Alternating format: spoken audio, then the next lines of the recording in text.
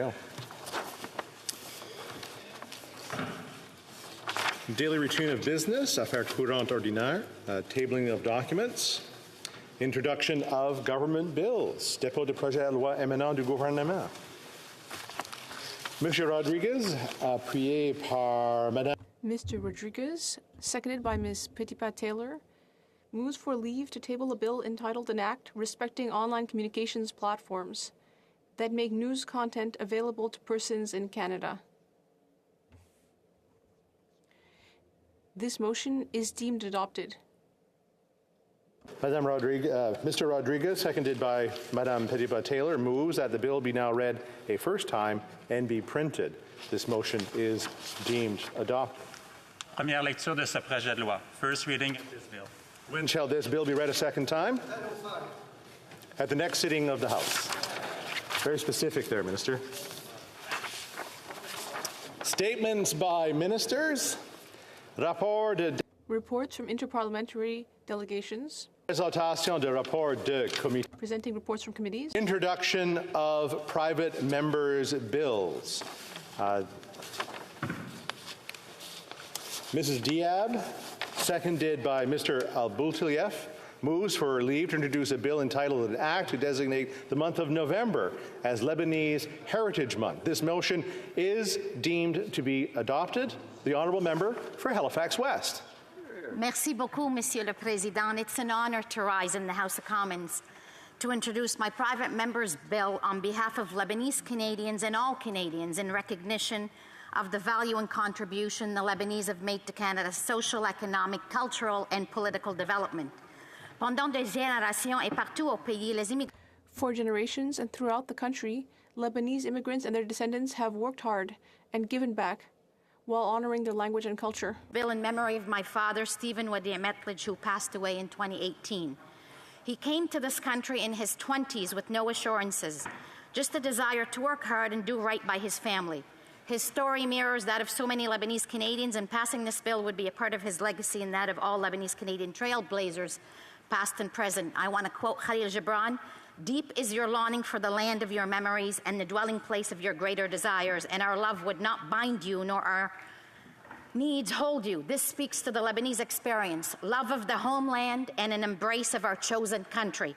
Sayabqa Lubnan fi qulubina wa sayadum. Let's all join in supporting the designation of November as Lebanese Heritage Month. Merci beaucoup. Madame Diab, seconded by Mr. Aboutiev, moves that the bill be now read a first time and be printed. This motion is deemed adopted. Première lecture de ce projet de loi. First reading of this bill. When shall this bill be read a second time? At the next sitting of the House.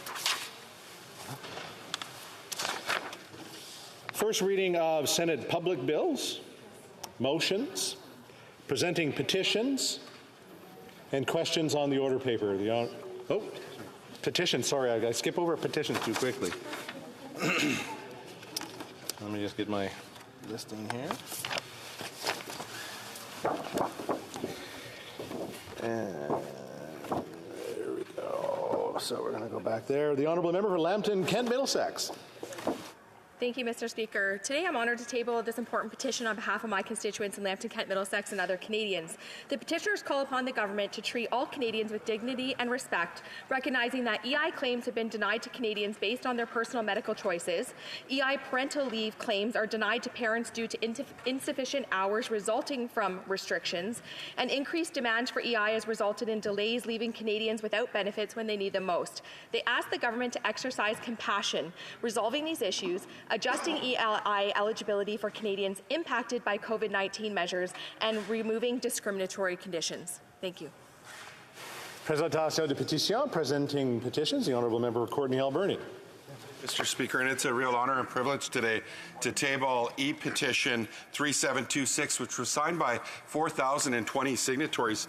Mr. Speaker, they cite that The deep sea plays a key role in the health of marine ecosystems and species, making it indispensable for the sustenance of the ocean. The International Seabed Authority is tasked with the protection of the international seabed area for the benefit of all humankind. And they cite that the International Seabed Authority is considering adopting rushed and inadequate regulations for deep seabed mining in the area. The draft regulations do not require full public consultations, nor will they effectively protect the marine environment, thereby undermining the mission of the International Seabed Authority. They cite that there is enormous scientific concern and technological uncertainty surrounding the deep sea mining authority, and with deep sea mining, with scientific consensus, it will cause to a net loss in biodiversity. So the undersigned Ocean North, Mining Watch Canada, the Canada Parks and Wilderness Society, Nature Canada, Northern Confluence, West Coast Environmental Law, and the citizens and residents of Canada call upon the government to support a moratorium on deep seabed mining in the area in line with the International Union for the Conservation of Nature's Resolution 122. And lastly, immediately halt the granting of exploration contracts and the development of regulations for exploration by the International Seabed Authority per the recommendations of the high-level panel for a sustainable ocean economy, of which Canada is a member. Thank you. Présentation de pétition. Presenting of petitions, the honourable member for Dauphin, Swan River, Neepawa. Mr. Speaker, I rise today to present a petition on behalf of many Canadians who are wanting their government to do more to support the people of Ukraine. They are calling on the Government of Canada to immediately implement a government-assisted refugee program to support fleeing Russia's war. Presenting the petitions, présentation de pétition, the honourable member for Winnipeg North. Mr. Speaker, over the last number of weeks, we've seen a great deal of goodwill coming from the province of Manitoba and a great deal of expressions in terms of interest in wanting parliamentarians to do what they can with respect to the war that's taking place in Ukraine. The Russian Federation has launched an unprovoked and unjust war against the people of Ukraine. The Russian President Putin has threatened all other nations, including Canada, that are assisting the people of Ukraine in their valiant defense of their country. And it's important to recognize that tens of thousands of children, mums, and others are leaving Ukraine every day to escape the horrors of war. Mr. Speaker, they're calling for a number of actions. Bottom line is for the national government to do what it can to support in solidarity the people of Ukraine. Presenting a petition, présentation de pétition. Very good. Questions on the order paper. The Honourable Parliamentary Secretary to the Government House Leader. Yes, thank you, Mr. Speaker. The following questions will be answered today. Question 338, 344, 346, 349, 352 to 354, and 356. Furthermore, Mr. Speaker, if the government's response to question numbers 337, 339 to 343, 345, 347 and 348, 350 and 351, and 355 could be made orders for return. These returns would be tabled immediately. Is it the pleasure of the House that the aforementioned questions be made orders for return and that they be tabled immediately? Agreed. Agreed and so ordered. The Honourable Parliamentary Secretary. Finally, Mr. Speaker, I would ask that all remaining questions be allowed to stand at this time, please.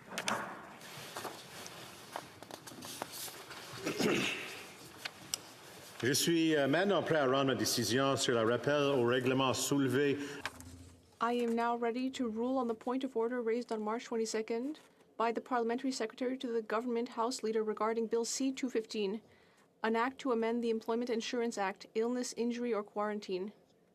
Standing on the order paper in the name of the member for Lévis-Lobinière.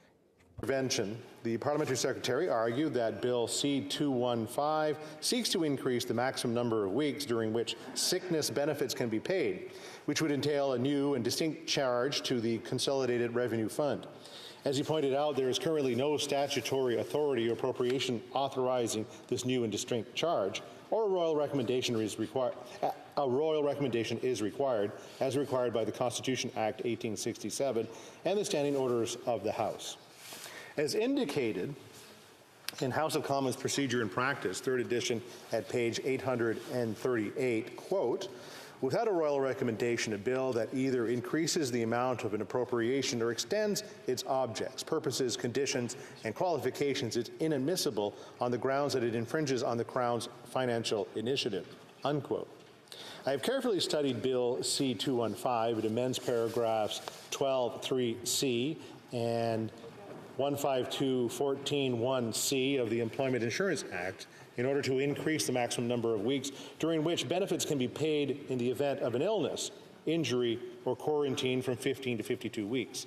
It seems clear, therefore, the bill seeks to increase the duration of the period of employment insurance benefits. La présidence s'est déjà prononcée sur les questions. The chair has already ruled on questions similar to the one that concerns us today. It was effectively the case in rulings on almost identical bills in 2006 and 2021. In the ruling of April 15, 2021 on Bill C-265, an act to amend the Employment Insurance Act, illness, injury, or quarantine found at page 5691 of debates, the chair also indicated that the bill had to be accompanied by a royal recommendation, since it sought to increase the maximum number of weeks during which benefits can be paid in the event of an illness, injury, or quarantine from 15 weeks to 50. In light of the analysis of the bill standing in the name of the member for Lévis-Lobinière and the precedents cited, the chair is of the opinion that by amending the Employment Insurance Act to increase the maximum number of weeks during which benefits can be paid in the event of an illness, injury, or quarantine from 15 weeks to 52, Bill C-215 would entail an increase in public spending, in a way and to an end that is not currently authorized. As a result, the chair concludes that it must be accompanied by a royal recommendation before it can proceed to a final vote in the House at the third reading stage. Meanwhile, however, the next time the House considers this bill, the debate will be on the motion for second reading, and that motion shall be put to a vote at the end of the second reading debate.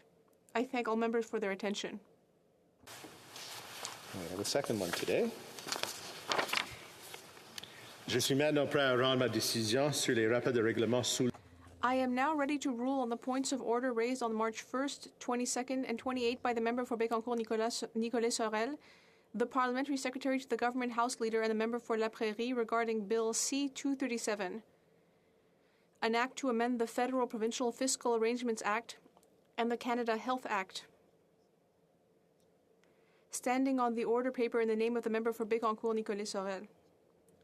During his intervention, the sponsor of Bill C-237 argued that it entails no new expense and does not change the transfer amounts or its purpose, nor does it change the beneficiaries or how the funding is allocated to them. He continued by saying that all C-237 does is reduce federal control over the management of provincial programs in the province's own jurisdictions.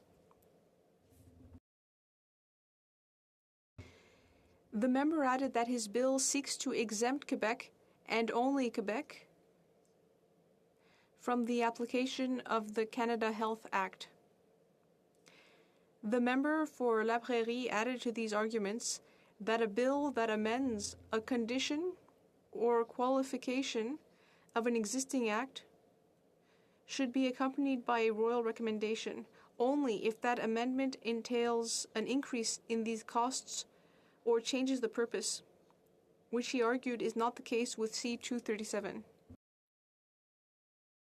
Secretary to the Government House Leader argued that the bill seeks to eliminate conditions and qualifications associated with the legislative spending power enacted by the Federal Provincial Fiscal Arrangement Act and the Canada Health Act.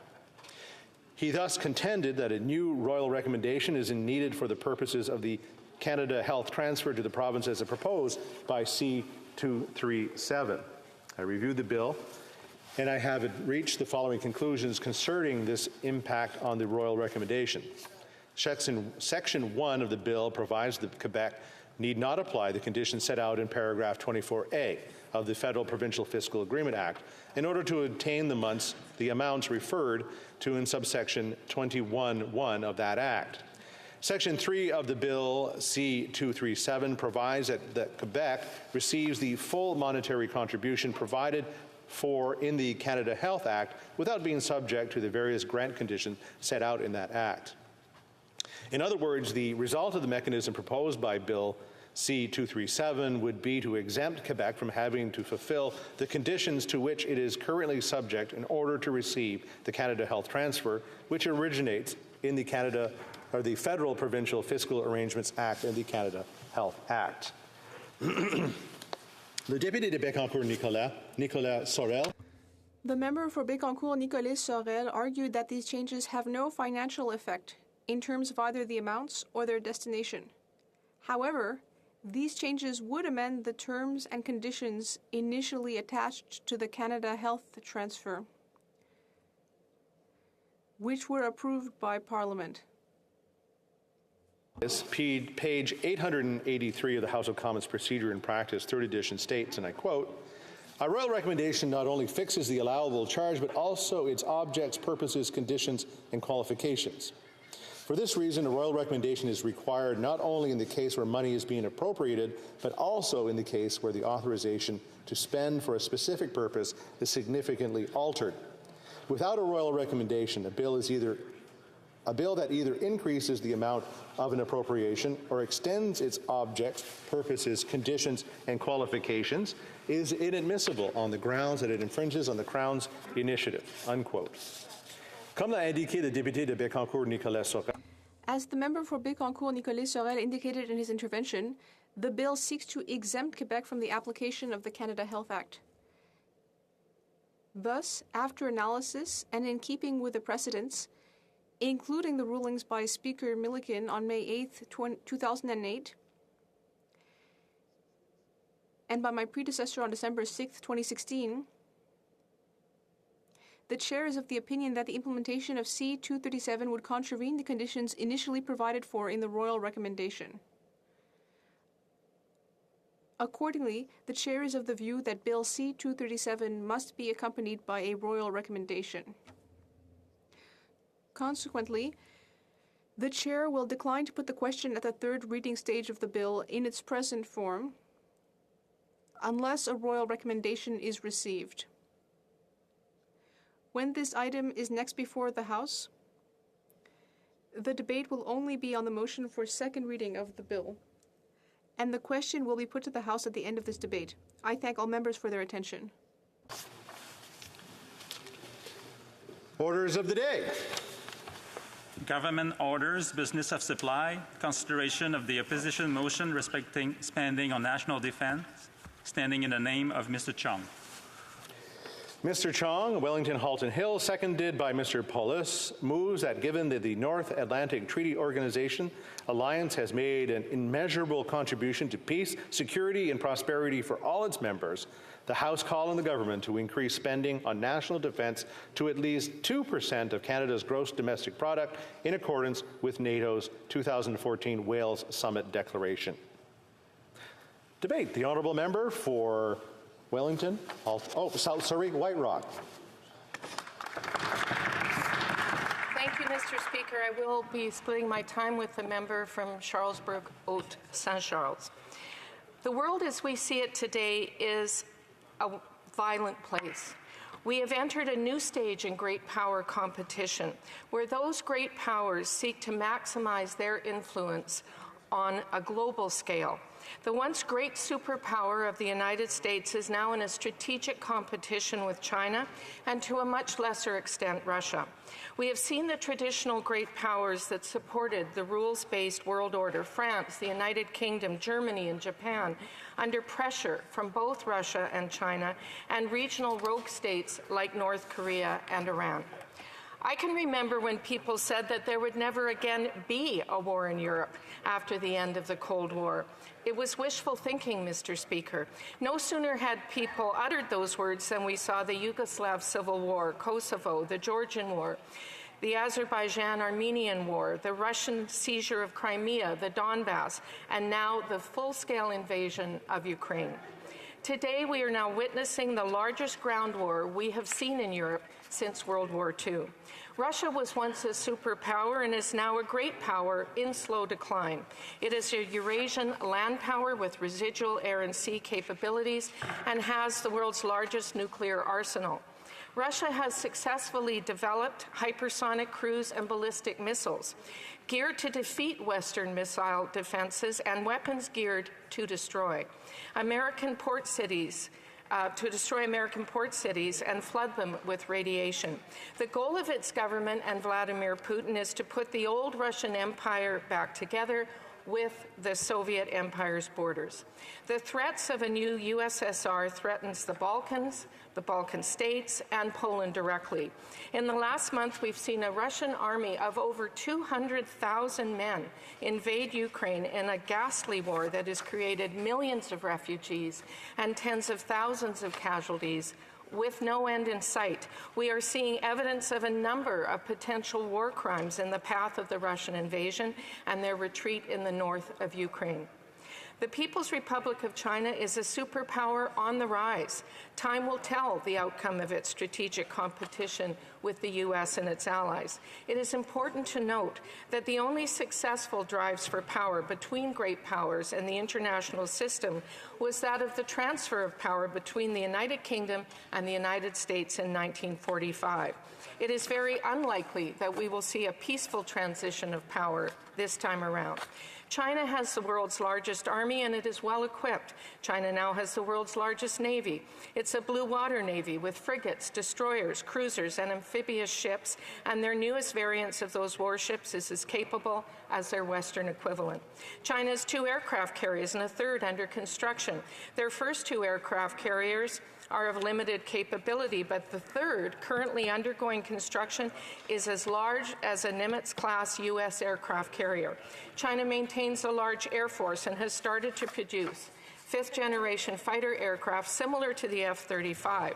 While China's strategic deterrent remains small, it is geared for deterrence, and there are signs that China has recently constructed 500 new silos to house new missiles. In the next few years, China could have one of the largest arsenals of nuclear weapons. China has also developed hypersonic cruise and ballistic missiles, anti-ship ballistic missiles, and air-launched ballistic missiles. It maintains one of the largest missile inventories in the world, if not the largest. Many are dual-purpose with either nuclear or conventional warheads geared to threaten and, if necessary, overwhelm and destroy their neighbors, while their strategic deterrent prevents the U.S. intervening on their behalf. We have watched China creep into the territory of their neighbors in the South China Sea, create artificial militarized islands, and seize the possessions of others. We have seen China threaten India, seize land that has been Indian territory since the 1940s, and set up communities on the territories of Bhutan and Nepal. It is engaged in genocide against the Uyghur people. This past summer, China conducted a test of a fractional orbit bombardment system where it launched an intercontinental ballistic missile to the south. The rocket popped out over South America, went into a fractional orbit, and flew north of the North Pole.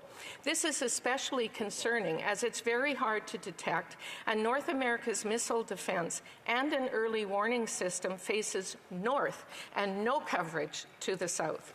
Rogue states like North Korea are building one of the largest inventories of missiles in the world.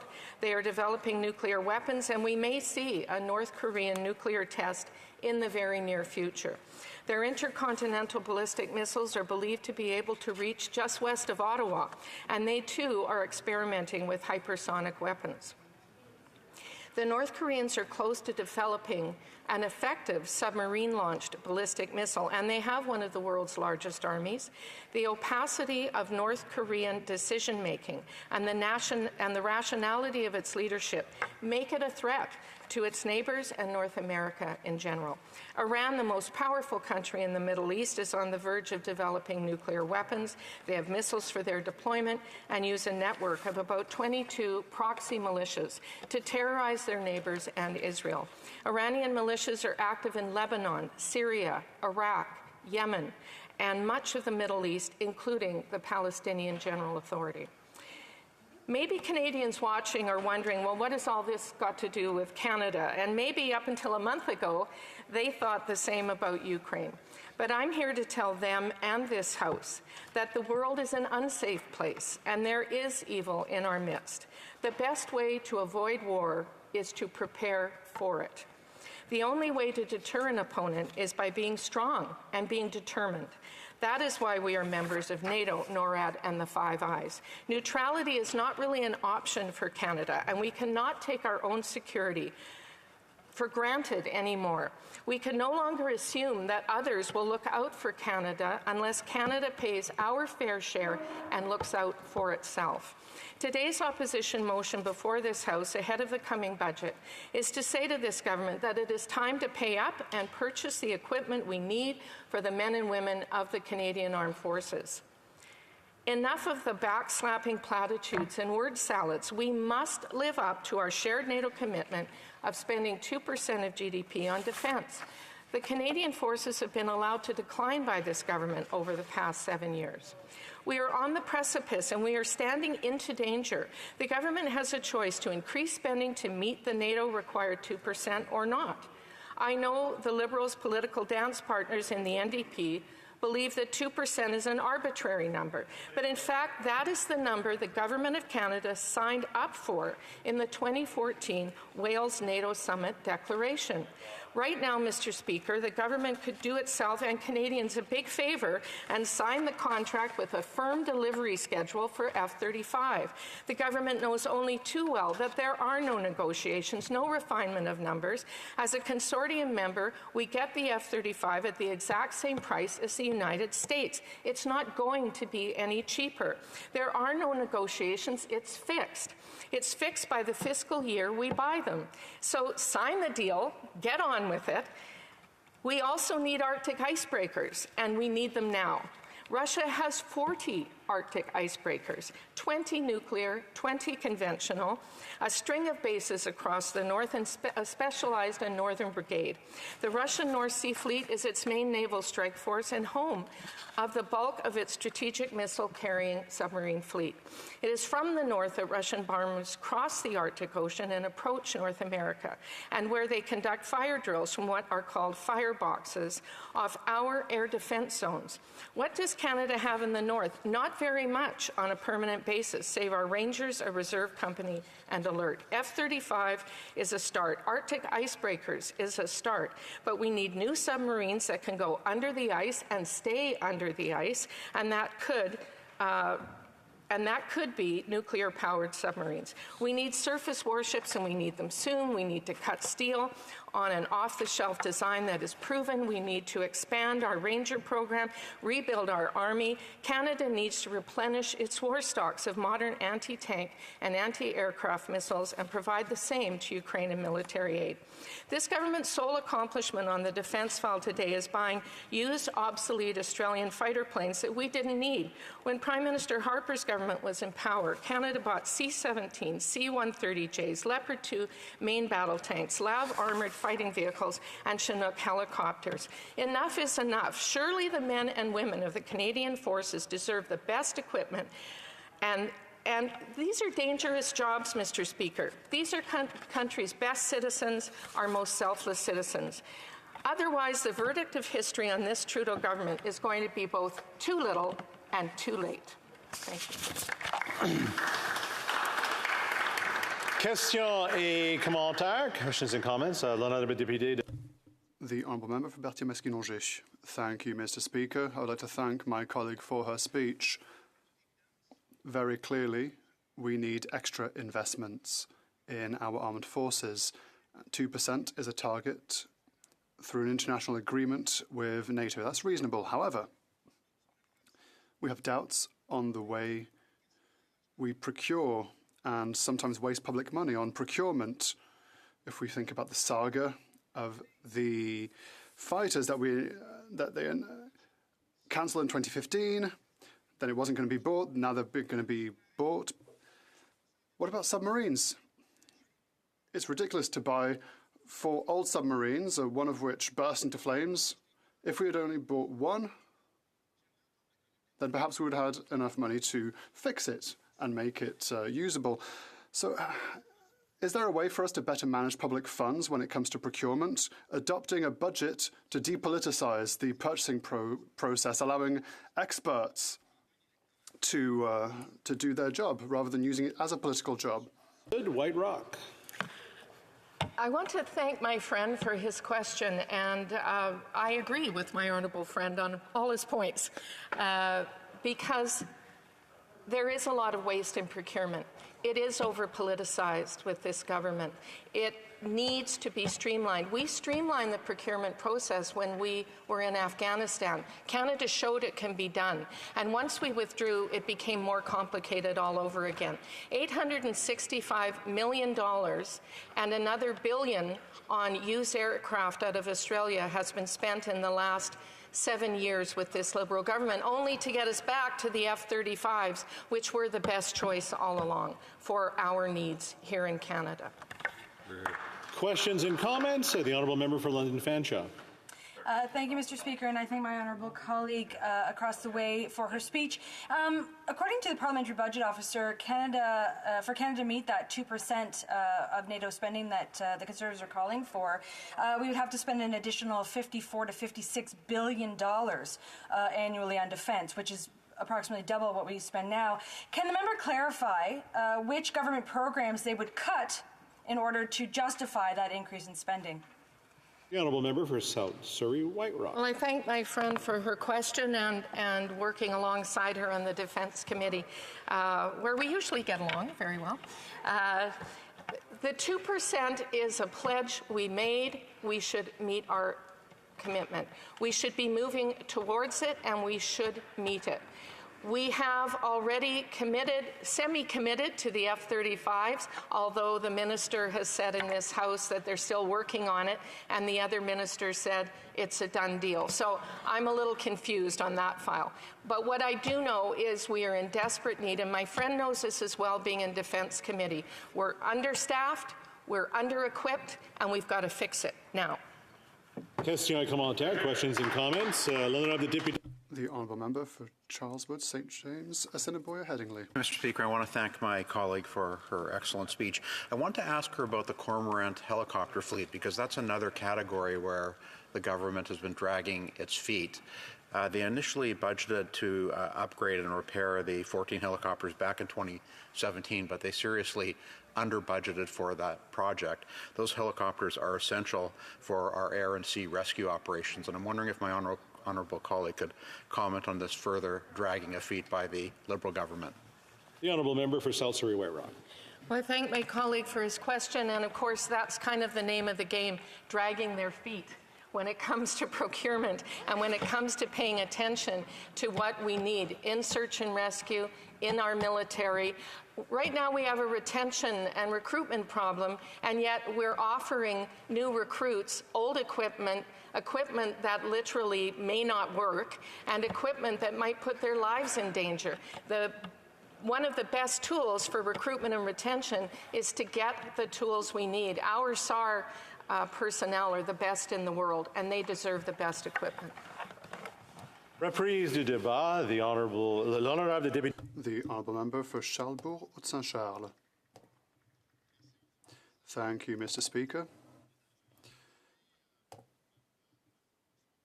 I was looking forward to adding my comments to this motion because as a former military man, I understand the importance of adequate funding for Canada's defence and the important role we play on the international stage. The purpose of the debate is to bring all parliamentarians together on a clear consensus on our defence posture. The subject of the motion is specifically about increasing defence budgets to meet the NATO target, and we will also have to find another time to talk about the state of our troops, the lack of troops. There are reasons for this, but we will come back to that another day. Right off the bat, I have to tell you that the Liberal rhetoric about military funding is never matched by action, and that's very disappointing. But more frightening is the recent partnership signed by the Liberal Party and the NDP Socialists. It is no secret that the NDP has never been in favour of a sound and well-funded Canadian military defence. Under an NDP government, the Canadian Forces budget would be cut outright. This romance between the Liberals and the NDP leaves our military at home and abroad with a sense of real uncertainty. With the Russian aggression in Ukraine, all NATO partners were again challenged to reach or maintain a funding level of 2% of GDP for their national defence budgets, including 20% of that money for military equipment. In fact, this renewed commitment was discussed at the 2014 Wales Summit in response to Russia's illegal annexation of Crimea and the ongoing unrest in the Middle East. NATO leaders agreed to reverse the downward trend in defence budgets. They agreed that allies meeting the 2% defence spending guideline would strive to continue to do so, and that allies whose current proportion of GDP spent on defence was below that level would aim to increase defence spending in real terms within 10 years. That was a commitment made in 2014, Mr. Speaker. But today, 8 years later, out of a total of 30 NATO member countries, Canada ranks 25th in terms of military spending. The latest annual report compiled by NATO recently released showed that Canada spent only 1.36% of its gross domestic product on military and new defence equipment in 2021. As for the Conservative Party of Canada, we stated in our policy statement that, and I quote, "A Conservative government will strive to spend at least the 2% of our GDP recommended by NATO on national defence." Furthermore, our most recent platform in 2021 stated that, and I quote, "Canada's Conservatives will renew Canada's commitment to NATO by increasing national defence spending to approach our aspiration of 2%. There is no doubt that the large-scale Russian invasion of Ukraine, in which evidence of war crimes continues to be uncovered and posted for all to see on social media, is prompting Canada to significantly increase its defence spending. Without doubt, the challenge for Canada has always been our procurement system, which involves too many departments and not enough political accountability. The system has essentially created a bottleneck situation that prevents even the current budget increase from being spent in an effective way. There is a serious lack of political leadership to move projects forward quickly. All the independent procurement experts who have testified in our various committees say the same. According to the most recent public accounts, $1.2 billion in defence spending in 2021 has not yet been invested. This is despite the fact that in 2015 the Liberal election platform explicitly stated, and I quote, "We will not leave the Canadian Armed Forces hanging and we will not delay military spending year after year." And yet, the Parliamentary Budget Officer released a report last month detailing how the Liberals consistently push spending to future years. In other words, Mr. Speaker, they have consistently broken their promise to the Canadian Armed Forces to invest in new equipment. Even the Liberal Defence White Paper, Protection, Security, Engagement, has changed, well, when it was published in 2017, impressed me at the time, to be honest. I asked questions to the National Defence Committee at the time, to the Minister for Defence, saying, well, listen, 80% of the content of this white paper seems very conservative in its approach. But I also asked questions, how will you fund it? The answer was, well, it's not my decision. So, make of that what you will. At the same time, what we saw in this document was the way that the Liberal calculates investments on defence in order to meet NATO criteria. So, any comparison in numbers when we compare the 1.34% with what the Liberals will say to everyone, well, the Conservatives, you had 1%, not even 1%. We have to compare apples and apples and oranges to oranges, Mr. Speaker. The way the Liberals added elements in their calculations, the kind of elements that were added, for example, payments to veterans, which wasn't part of the calculations for the Liberals. Peacekeeping humanitarian operations, centrally funded defence personnel costs and direct program support to defence. The Liberals had a look, and the second there was the word veteran or defence, they'll say, well, we're going to put that all in the same pile, and so our percentage will balloon. And then we'll say that everything's great and we're doing more. But that's the difference, major difference between what was done by the Conservatives at the time, which was to actually do real calculations, and the piecemeal approach, taking numbers here and there from the Liberals. We know that the Liberals are very clever when it comes to hiding their failures, but Canadians are not fooled. In fact, the only major project the Liberals can claim is the purchase of a bunch of rusty F-18s from Australia, which cost $360 million. En ce qui concerne l'Ukraine, le Canada peut et doit en faire plus. When it comes to Ukraine, Canada can and should do more. We have many surplus military vehicles that could be shipped around the clock to Poland with our CF-17s. We have no indication from the government that this action has been considered. We could also use third parties to purchase air defense equipment such as Stinger missiles and/or drones and send them to Ukraine again. Senior officials who testified at the Government Operations Committee repeatedly suggested that these ideas were not even being considered. Furthermore, all military purchases under this Liberal government are or have been delayed. For example, when are we going to sign a contract for the F-35s? We've been part of the consortium for decades. Why do we have to wait 7 months just to talk to Lockheed Martin? We've been talking to them for a long time. When will construction of the new polar icebreaker start? Why is Davy still not officially part of the national shipbuilding strategy? What is this government waiting for? How will we protect Canadian sovereignty in the Arctic? Our NORAD warning system is outdated. Has the government considered purchasing airborne warning and control systems, or AWACS, aircraft? What are we doing to speed up the procurement process? What is the status of our submarine replacement program? Furthermore, this partnership between the Liberals and the NDP leaves no one in any doubt as to the possibility of short-term increases in investments in the armed forces by this government. How many times have we heard NDP statements calling for Canada to completely withdraw from NATO? When we, the Conservatives, were in power, we finalized the acquisition of 5 CF-17 Globemaster transport planes, 17 C-130J Hercules transport aircraft, 15 Chinook helicopters, Leopard 2 tanks. We modernized the CP-140 Aurora surveillance aircraft. We modernized the Halifax-class frigates. We approved the construction of the auxiliary tanker Asterix, a contract the Liberals tried to cancel over the objections of Admiral Norman. We launched the National Shipbuilding Strategy, which, despite all its problems, is finally starting to see ships launched, like the Coast Guard's science ships and the Navy's Arctic offshore patrol ships. The Conservative government has always been serious about adequate funding for our military, while the Liberals have a reputation for making only grand speeches. In closing, I would say just one last thing. Let's do better on military procurement. Let's be efficient, and let's give ourselves the means to do so. Thank you, Mr. Speaker. Questions and comments. The Honourable Parliamentary Secretary to the Government House Leader.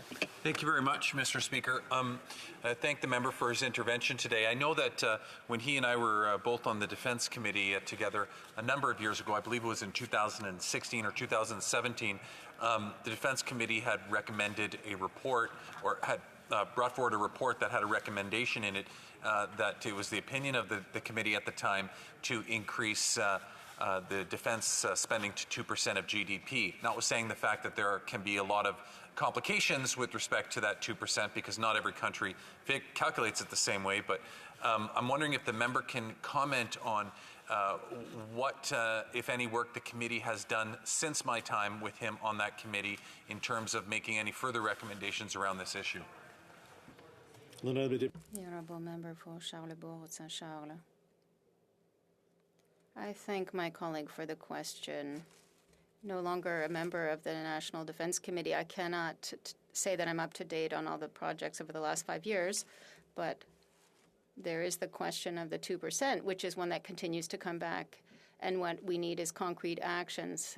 The recent budgets in recent years have never followed on the secure engagement plan, for example. The committee can say one thing, The committee often makes recommendations. In the reports, there's often very good recommendations, but the government never follows up. Questions and comments, the Honourable Member for Beauport-Limoilou. Thank you, Mr. Speaker.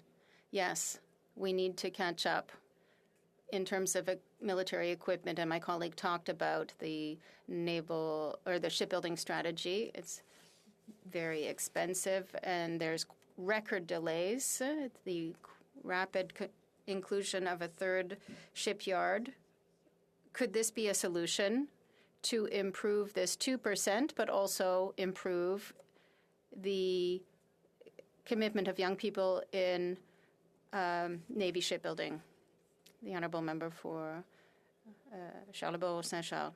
I want to thank my colleague for the question. It's a big circle when it comes to defense. In fact, having the resources, the operational resources, good modern equipment, encourages young people to want to enroll in the Canadian Forces and serve their country. Obviously, when there's 17 and 18-year-olds who are looking at what's happening, they're not even certain of what will happen with the planes, with the ships. And they say, well, I'm going to do something else with my life. There are others that have double nationality, like French and Canadian citizenship, and they look at France and Canada, and then they go to France so they can fly in the French jets. So we're not really motivating our young people, unfortunately. Questions and comments. The Honourable Member for Esquimalt-Saanich-Sooke. Thank you very much, Mr. Speaker. I think the Honourable Member for Charlebourg-Saint-Charles has missed a couple of things. I know he was only elected in 2015, so he missed the fact that the Conservatives let defence spending drop to its lowest level since the 1930s while they were government. And he also seems to have missed that the NDP voted for every increase in military spending since 2016. And he also seems to have missed that the NDP changed its policy nearly 30 years ago on NATO. So I wonder if the Honourable Member would actually like to explain how the Conservatives have gone from taking defence spending to its lowest level ever to now endorsing an arbitrary doubling of defence spending. The Honourable Member for Charlebourg-Saint-Charles. Thank you, Mr. Speaker. I want to thank the member for the question. Let's not forget that there was Afghanistan and expenses for missions in Afghanistan, and the Conservatives purchased equipment to meet urgent needs of the troops. Ask the people if they were ashamed of serving their country in those times. The Conservative government was there to support the troops to their utmost, and they had the operational equipment they needed on the ground. That's what's important beyond all the speeches that can be made. Questions and comments? The Honourable Member for Lévis-Lotbinière. Thank you, Mr. Speaker. I want to thank and congratulate my colleague for his excellent work, both when it comes to procurement and this file. I replaced my colleague once on a committee, and we learned in that committee that there were contracts with regard to updating the Canadian Arctic radar systems had not occurred. Are there concerns with this government's refusal to update the radar systems in the Canadian Arctic? The Honourable Member for Charlebourg-Saint-Charles. I want to thank my colleague from Lévis-Lotbinière. In fact, the Arctic is a vast, complex territory and needs to be under surveillance. We need an effective radar system. The current radar systems are outdated. Yes, the government said that it invested a couple $100 million, but there's nothing new. There's no new equipment. The Americans are concerned. They are asking us to do our share and to invest in this equipment in order so that we can monitor this Arctic airspace. Resuming debate. The Honourable Parliamentary Secretary to the Minister of National Defence. Thank you, Mr. Speaker. I will be splitting my time with the member from Don Valley West this morning. I rise in this House this morning to tell you, Mr. Speaker, about the progress we've made implementing Canada's defence policy, strong, secure, and engaged. When we first released SSE back in 2017, we provided a comprehensive list of capital projects, policies, and procedures to ensure our military can meet our biggest defense and security threats now and into the future. To help fund these items, SSE also forecasted a steady increase in defense spending from $18.9 billion in 2017 2018 to $32.7 billion in 2026-2027. That's an increase, Mr. Speaker, of 70% to our defense spending. Even prior to COVID-19 pandemic, prior to Russia's unprovoked war in Ukraine, and prior to the myriad of other defense and security challenges we've faced over the past 5 years. We were already on track to increase defense spending by more than 70%. While SSC remains our main guide for making sure CAF members are well supported and well equipped, the evolving global security environment has underscored just how important and urgent our investments in defense are. That's why, as both the Prime Minister and Minister of National Defense have indicated, we will be further increasing our investments in defense, including a comprehensive spending package going towards continental defense. With that in mind, Mr. Speaker, I want to give you an update on the progress that DND has made implementing this policy so far, and the work that we're doing to safeguard our country and our continent and support our allies and partners in good times and in bad. Key to these efforts is having a well-supported, resilient workforce that feels safer coming to work every day. When DND launched SSC in 2017, they included several critical initiatives aimed at supporting CAF members and their families throughout their entire careers. This includes developing a total health and wellness strategy with the goal of supporting defense team members' mental and physical well-being at all times. I'm pleased to note that National Defense launched this strategy earlier last month. Over the next several years, they will invest more than $950 million to enhance health and wellness programs and services for defense team members, including expanding the Office of Disability Management by adding more regional offices across the country, providing personalized support services to injured, ill, and impaired public service employees, and improving care for Canadian Armed Forces members who are recovering from an illness or an injury.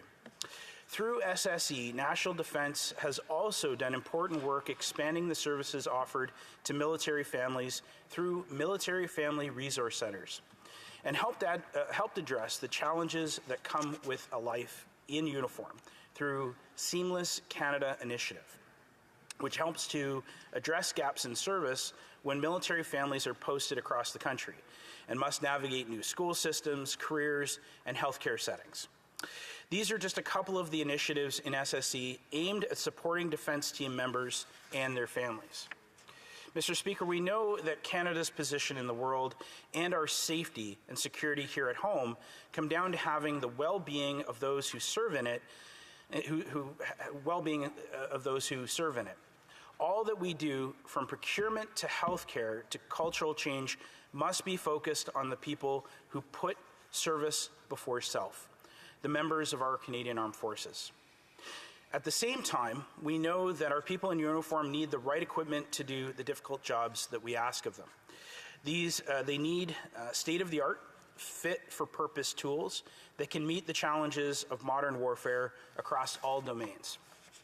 In SSE, National Defense outlined over 300 capital projects critical to our military success and our continued interoperability with allies and partners for decades to come.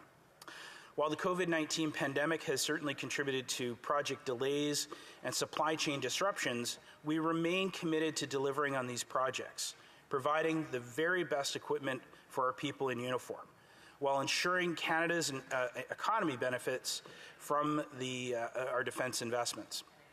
Despite the challenges of the past 2 years, we are making progress. In fact, since 2017, 75% of the policy's capital projects, that's 258 projects, Mr. Speaker, are in implementation phase, near completion, or completed.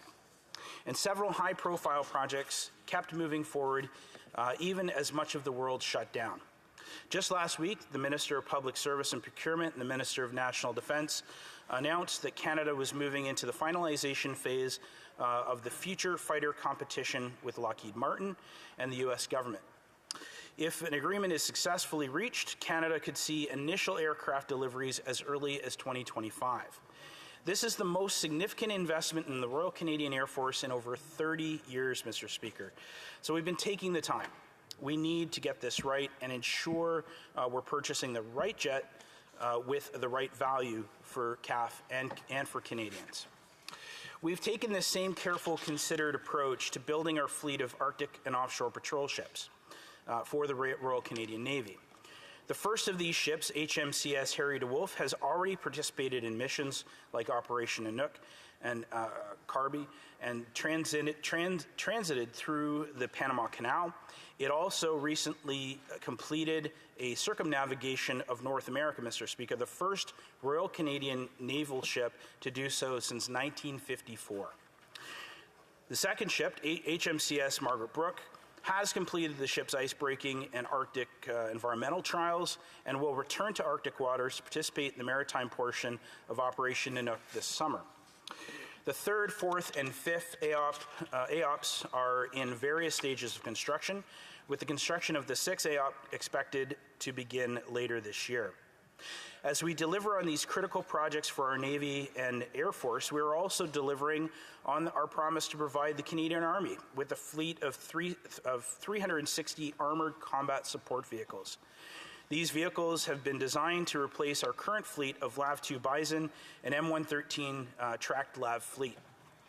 They are more mobile with longer operational range, better equipped to conduct operations at night and in bad weather, and safer for our people in uniform, offering improved protection against weapons and explosives.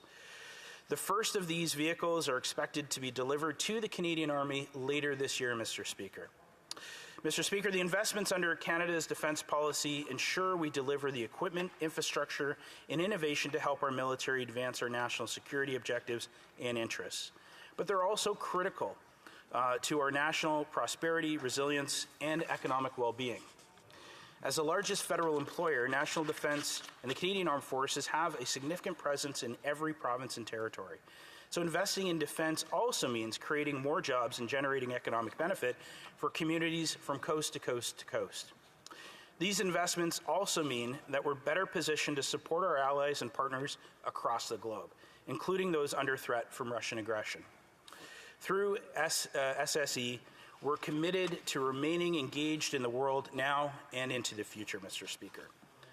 Supporting Ukraine in its fight for freedom and self-governance, standing shoulder to shoulder with our NATO allies on Operation Reassurance and Operation Impact, both of which we recently extended, and deploying wherever and whenever CAF support can make a difference.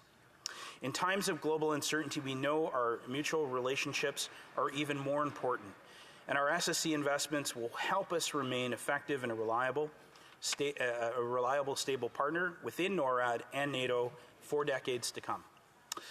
Mr. Speaker, when we launched Strong, Secure, and Engaged back in 2017, we made sure it was flexible enough to deal with a rapidly evolving defense and security environment. That means while there are certain challenges that DND and CAF could not have anticipated, chiefly the global pandemic, they've remained ready to respond and had the flexibility to adjust timelines accordingly.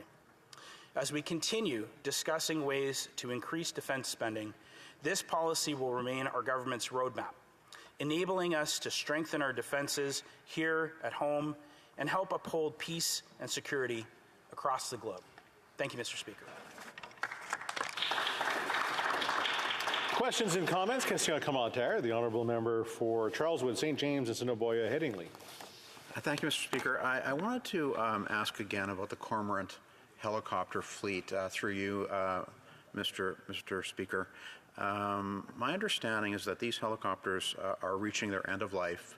They're actually having to cannibalize parts from other helicopters to keep them in the air. They were essential in the search and rescue operations during the floods in British Columbia last summer. They're a key factor in our air and sea search and rescue operations. 360 jobs would come from the upgrading and refurbishment of these helicopters, and yet they were budgeted for in 2017 and nothing has happened. fixing these helicopters would cost about $1.4 billion and would go a long way in helping us meet our NATO target of 2%. Could the member comment on that specific project? Parliamentary Secretary.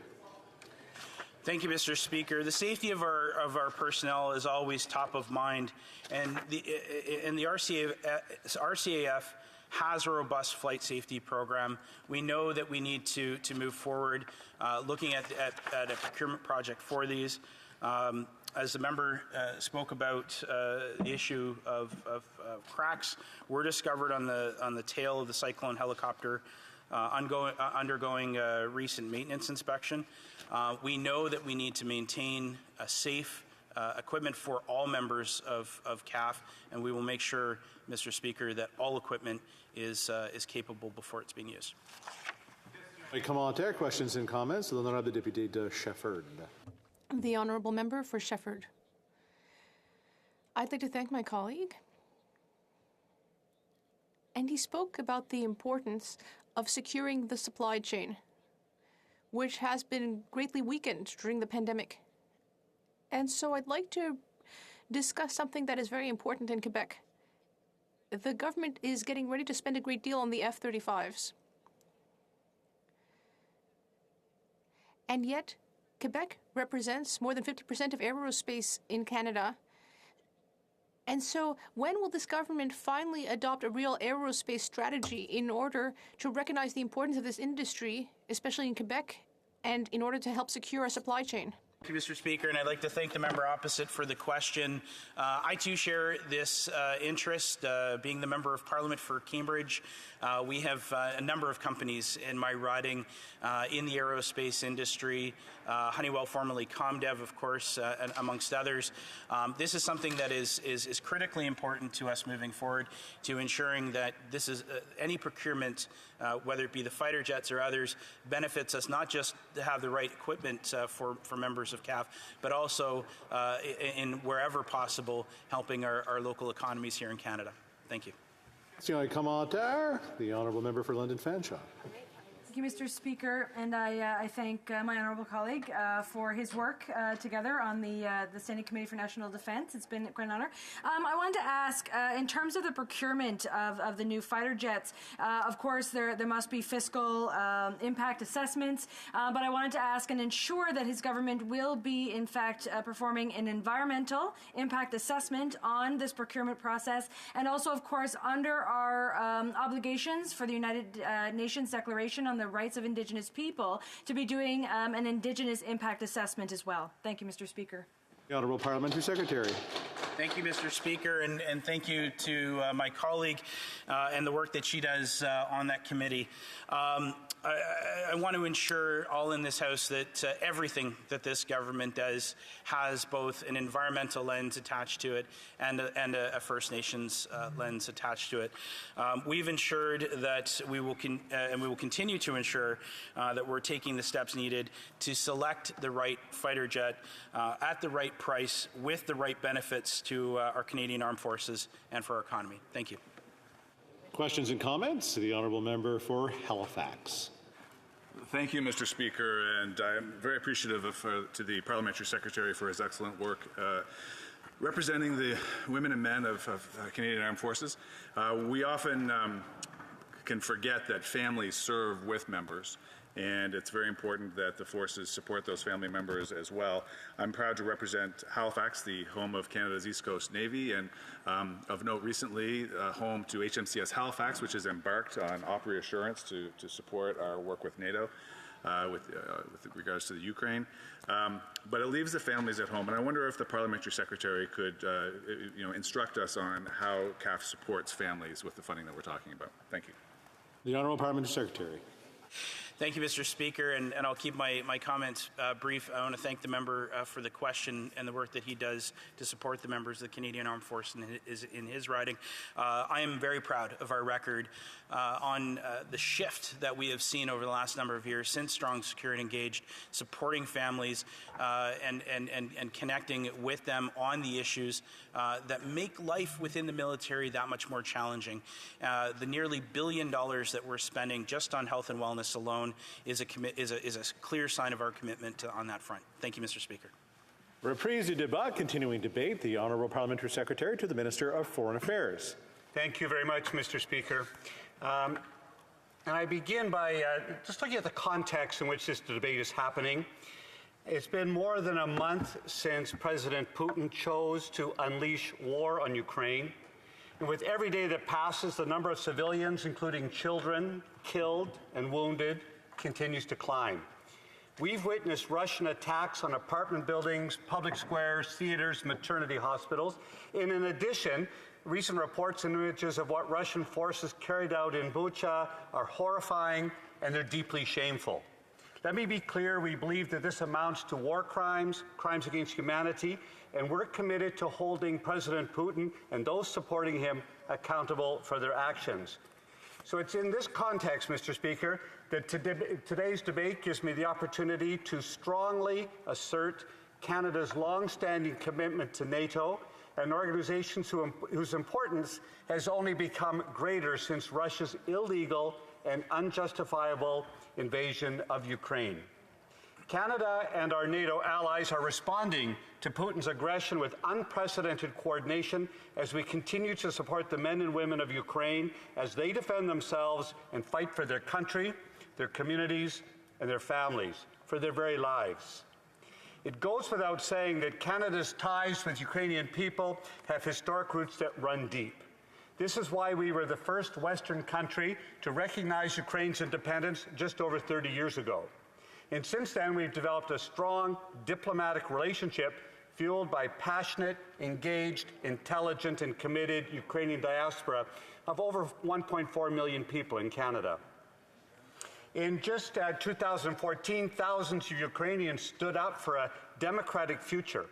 During the Revolution of Dignity, Canada supported activists, human rights defenders, and civil society organizations that fought intensely and tirelessly for a free and democratic future. And so today we continue in response to President Putin's brutality to defend, to help, to support, to coordinate. Mr. Speaker, Canada rejects President Putin's attempts to rob Ukraine of its history, identity, democracy, and independence. Putin's war is a blatant violation of international law, including the UN Charter, and threatens our shared security.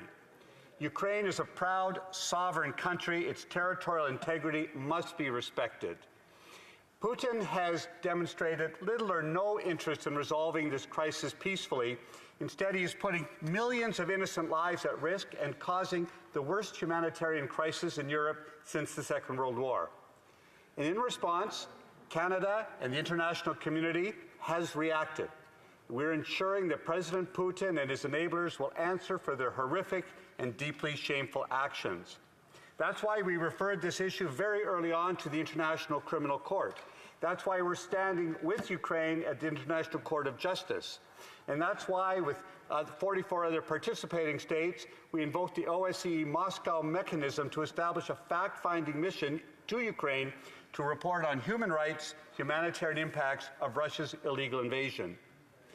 Importantly, Canada also co-sponsored and strongly advocated for the UN General Assembly resolution on Russian aggression against Ukraine. We're watching, but we're also acting. We're not waiting. We have been approaching our NATO allies, our OSCE allies, and those around the world to ensure a coordinated response to this unprecedented aggression. That's why we won't wait till the atrocities have been committed, but we have been helping Ukraine defend themselves. We've been doing that in a variety of ways. Since February, in close coordination with our allies, Canada has sanctioned over 700 individuals and entities in Russia, Belarus, and Ukraine. Senior members of the Russian government, military and business people, oligarchs, including President Putin and his inner circle. We're suffocating the Putin regime to disable their military network to help end this aggression. At the same time, Mr. Speaker, we're helping Ukraine and Ukrainians defend themselves. by supplying military support, lethal and non-lethal weapons. We're doing that with our NATO allies. And this is the natural extension of Operation Unifier, which has been one of our proudest moments as Canadians and as Canadian Armed Forces to ensure that Ukraine's military has not only the tools, but the techniques and the abilities to defend themselves. The Secretary General of NATO has commended Canada repeatedly for being a leader in our engagement with Ukraine to ensure that they have the capacity to defend themselves. But not only Unifier, we've also authorized $160 million in military aid to support the Ukrainian armed forces. More than $110 million has already been provided. Since 2015, as I said, we have operated in Operation Unifier, training over 35,000 Ukrainian military and security personnel in tactical and advanced military skills through this mission, and we're pleased to announce that that will be extended and will continue to March 2025. Mr. Speaker, NATO continues to be an important structure, alliance, and engagement for the Canadian military to operate at its best. Canada is unequivocally and totally supportive of NATO, and our commitment to the alliance will continue under Article 5 of the Washington Treaty. In the face of evolving threats, we understand the need to invest. Of course, we need to continue investing in our military. We continue under our defense policy of strong, secure, and engaged to reverse conservative spending cuts that happened during their decade in power, to bring it back up to a level where Canadians can be proud. That's why we have announced over 70% increase, and we are ensuring that the Canadian Armed Forces are prepared for a rapidly changing security environment. Our allies are also increasing their defense spending, and Canada must be ready to meet all the threats that we are perceiving at the same time as our NATO allies will be engaged. Our government's policy and our budgets generally align with the commitments laid out by the Wales Summit Declaration. Let's be clear, Conservatives who for a decade had big rhetoric about defense spending had the chance to step up, had the chance to invest in NATO, had the chance to invest in our armed forces, and instead they decided to step back. They decided to cut our contributions, to cut our spending. We will take no lessons, Mr. Speaker, from Conservatives who allowed military spending to drop below 1% of GDP in 2013. Mr. Speaker, they talk big. But when they had the opportunity to make a difference, to increase capacity, to increase engagement, they backed away. They stepped down, and after that decade, we are rebuilding the Canadian Armed Forces through a procurement strategy that is robust, that is intelligent, that is thoughtful. But we'll also be engaging in the world diplomatically and through development and humanitarian assistance. Just in Ukraine, for instance, we have provided already $145 million in humanitarian assistance, which has now been fully allocated to experienced agencies like the Red Cross, the UN, and other NGO partners. We're addressing gaps in the relief pipeline by delivering over 375,000 items from our stockpile. Humanitarian assistance and development is one of the building blocks for security. We will not abandon humanitarian assistance and development aid while we are at the same time increasing military spending. They do necessarily go hand in hand to build a secure world. But we're also looking at 21st century. This is a 21st century war that requires 21st century responses. And that's why we're attempting to deal with the disinformation, the propaganda, the lies from Russia in the face of this aggression. And that's why we have announced $13.4 million to the G7 Rapid Response Mechanism to counter Putin's disinformation. We'll continue to provide money, over $10 million per year in peace and security program, supporting fragile democracies, ensuring that we do this together. Mr. Speaker, in closing, we want to build our military capacity. We want to be a continued best spender. We're already number 6 in our NATO alliance in terms of spending, but we will also continue to provide necessary humanitarian and development assistance, necessary support for fragile democracies, necessary support for disinformation campaigns. We will continue to work. We're proud of our Canadian forces. We're proud of our NATO alliance. Thank you, Mr. Speaker. Question commentaire, questions and comments. The honourable member for Brandon Souris. Thank you, Mr. Speaker. I know I want to thank my colleague across the way for his speech, but I heard him say in regards to the strong, secure, engaged defense plan that they're continuing to spend, and I know that we're in a position right now where the rest of the world is trying to impress upon Canada the need to get back to 2% spending or get to 2% spending. But during the, as the government had promised that they wouldn't lapse spending, we've seen in the 3 years leading up to the end of the fiscal year of 2021 a $10 billion lapse in that spending by this government. Can he account for that, given that, it's like when COVID started, we were spending $5 billion a week or printing new money of $5 billion a week. Can he just put this into relevance in regards to where we're at today? Parliamentary Secretary. Mr. Speaker, to be very clear, it was the Conservatives who cut billions of dollars. In this government's very brief 6-year period, we're already finalizing a deal to acquire 88 new fighter jets for RCAF. We're delivering the first Canadian-built ship in 20 years to the Canadian Navy. We're acquiring 6 offshore patrol vessels. 2 have already been delivered to the Navy. We're beginning construction on a joint support ship that will provide at-sea replenishment as well as 4,000 jobs in Canada. We're delivering rifles to our Rangers. This is real procurement, real work. We're getting the job done. Question et commentaire, l'honorable député de Thérèse de Blainville. The honourable member for Thérèse de Blainville. Thank you very much, Mr. Speaker. We are, of course, in favor of the idea of increasing the spending and meeting the 2% threshold. But my question is not about investing the necessary money. We've been asking this government for more predictability from this government, not just in this area. When we look at how this government asks, we know that in the army, some people had to pay for their own boots. That's quite something, Mr. Speaker. Will we depoliticize this money and ensure that it actually meets real needs? That's my question. The Secretary Parlementaire. Thank you, Mr. Speaker. I commend the member for her comments. However, I want to draw her attention to our very important 2017 report, Strong, Secure, Engaged, and that shows our plan. It is transparent.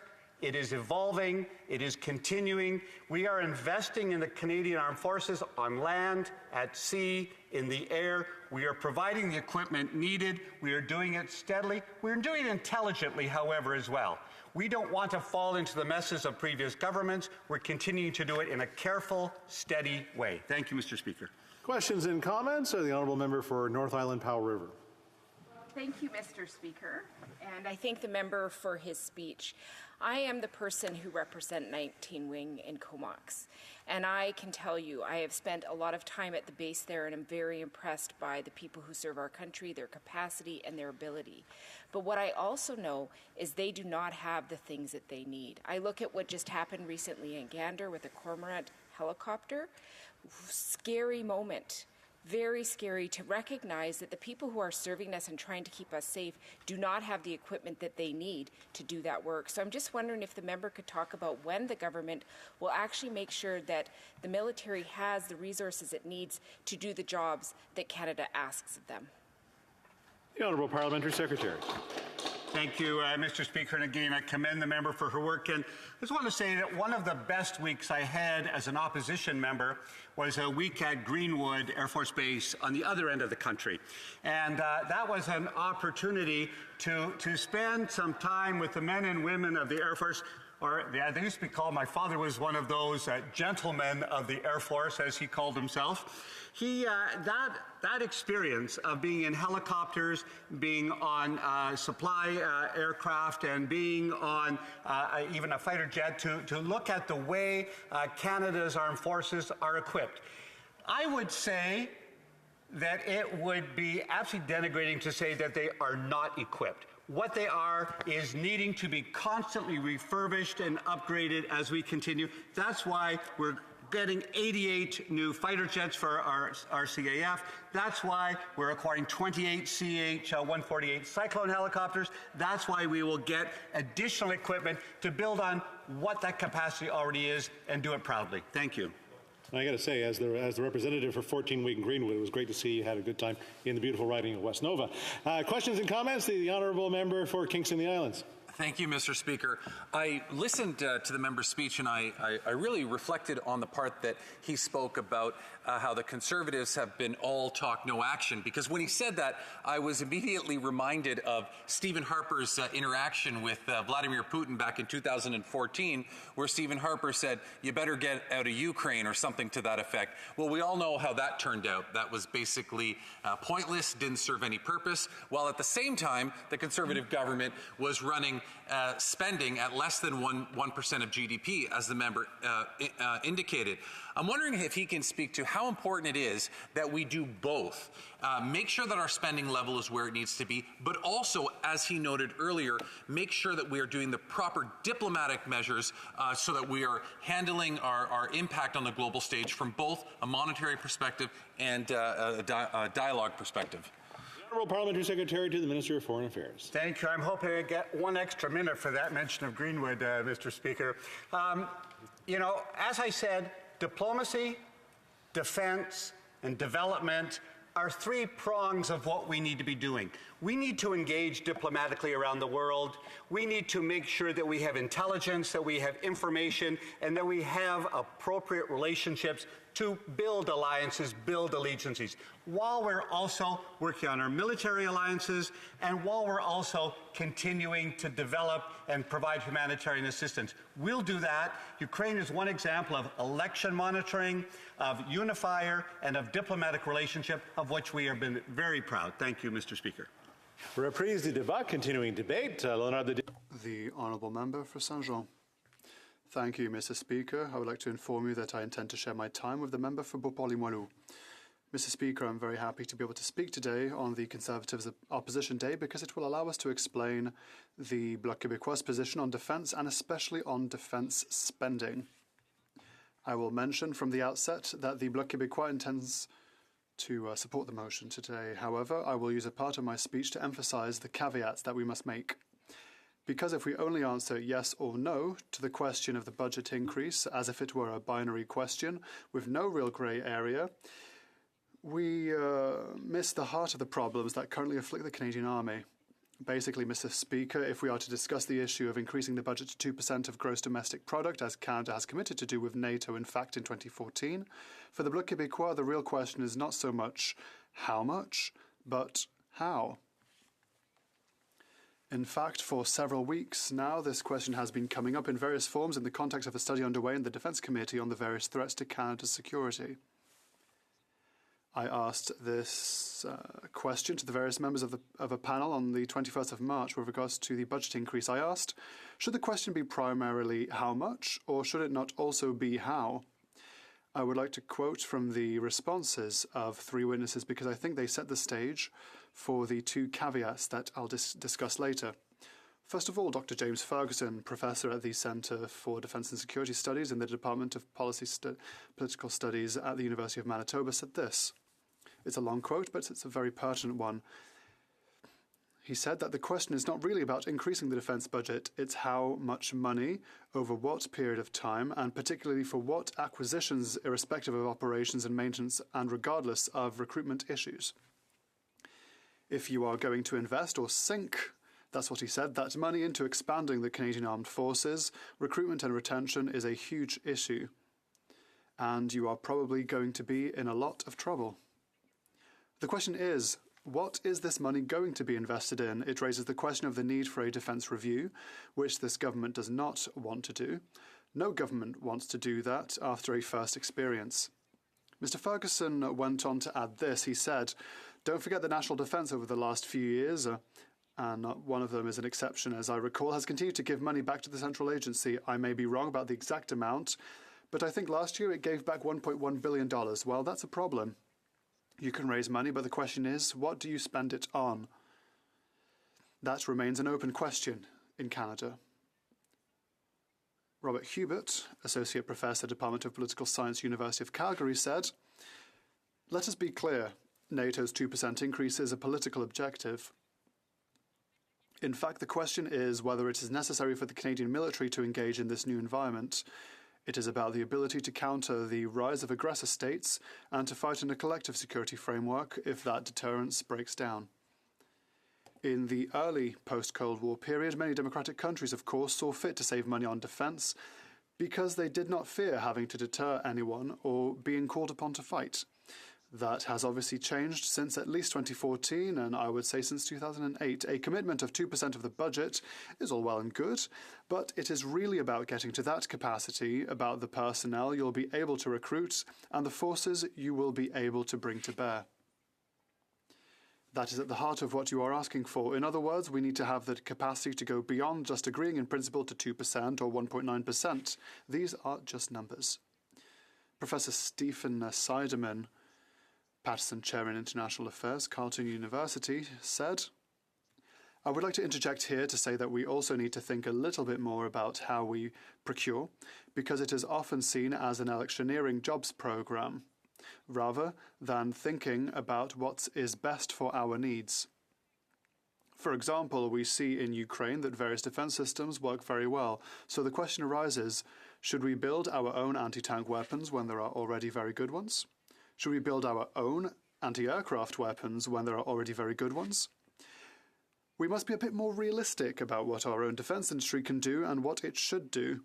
And this goes back to a problem that is not new. We have the impression that once we develop a defence industry, it has to stay busy with all sorts of projects like selling light armoured vehicles to Saudi Arabia. Let us think about our defence industry for a moment and ask ourselves whether it makes sense to have Canadian producers for everything. When it puts us in the difficult position of trying to keep them busy between our own major projects, we should be thinking a little bit more about buying elsewhere. Basically, when I asked the question during this panel, it is the only question yes or no. We should increase the budget, the defence budget rather, to 2% of GDP. The three witnesses were keen to modulate their answer so that it took into account two important aspects, namely the human resources issue, which includes both the glaring problems of recruitment and retention of personnel, and the issue of procurement problems that currently plague the forces. With regards to supply, as witness James Ferguson testified, in any given year, over $1 billion of the defence budget is returned as unspent. This is symptomatic of a cumbersome, slow, inefficient, and highly politicised procurement system. Basically, the Bloc is not too worried about the Liberal government's ability to spend, to simply throw money out of the windows at the problem. We don't want it to spend just for the sake of spending. A recent example of the government's ability to spend for the sake of spending is a dithering over the acquisition of the new fighter jets. After saying 7 years ago anything but the F-35, the government spent hundreds of millions to keep our old CF-18s alive longer, and in the meantime spent again to acquire, at great expense, the Australian F-18s that needed millions of dollars in upgrades, only to go back to the drawing board and announce the purchasing of F-35s. Beyond the problems of naval strategy, outdated military equipment, a lack of anti-aircraft capability, and the fact that the Army has long been unable to provide even something as simple as boots to its soldiers, asking them to buy them themselves and then get reimbursed, one of the questions that the government must be asked in the future of the various acquisition projects is whether the regional benefits have actually been maximised or not. In the context of the mid-2010s, the regional aspect of industrial and technological spin-off obligations was abolished, and insofar as more than 50% of aerospace production comes from Quebec, we can expect the Bloc to be very attentive to everything that concerns the acquisition of military drones, for example, especially since this is a booming industry here in Quebec. Now on to recruitment and retention. This is exactly the subject of a study underway at the Defence Committee, a study initiated by the Bloc Québécois. The question arises, what is the point of increasing the defence budget for acquisitions if there are not enough people to operate the whole thing in the first place? For example, the Royal Air Force is paying dearly for its poor retention. It lacks experienced pilots and technicians. Because of our old aircraft, each hour of flight takes more than 35 hours of maintenance. The Auditor General in 2018 released a devastating report on the state of the Air Force. It has only 64% of the qualified pilots for the CF-18s it needs, and 22% of the technician positions were vacant or filled by poorly qualified technicians. Now, the issue of personnel shortages is also crucial in terms of the support we can provide to our allies, and Canada is becoming less and less of a credible partner in this regard. For example, NATO member countries are currently participating in Operation Cold Response in Norway. There are 30,000 troops from allied countries taking part in the operation. Canada is sending a total of 10 people. I asked Major General Paul Prévost about this on the 9th of March. Not only did he confirm that sending only 10 people had nothing to do with the effort in Ukraine, since the decision on the number had been made long ago, but he also added something troubling. He said, right now in the Canadian Forces, some of the threats to our operational capability are related to the number of people we actually have. In short, increasing the defence budget cannot and must not be done without also attaching a review of procurement processes, and we cannot avoid working in depth on the issue of recruitment and retention. I would also like to make a small aside before I finish, since the question may arise in the long term as to how this increase in the defence budget is to be funded, since we are talking about an additional amount of $16 billion per year to reach the equivalent of 2% of GDP. I leave it to your imagination whether I can see a link between the two, but I would simply like to mention that, on average, the federal government funds fossil fuels to the tune of about $14 billion per year. In conclusion, Mr. Speaker, the Bloc Québécois is much more concerned with the how than the how much, and this how will invariably involve an in-depth examination of the Army's procurement methods and short and medium-term solutions to resolve the recruitment and retention problems. Thank you, Mr. Speaker.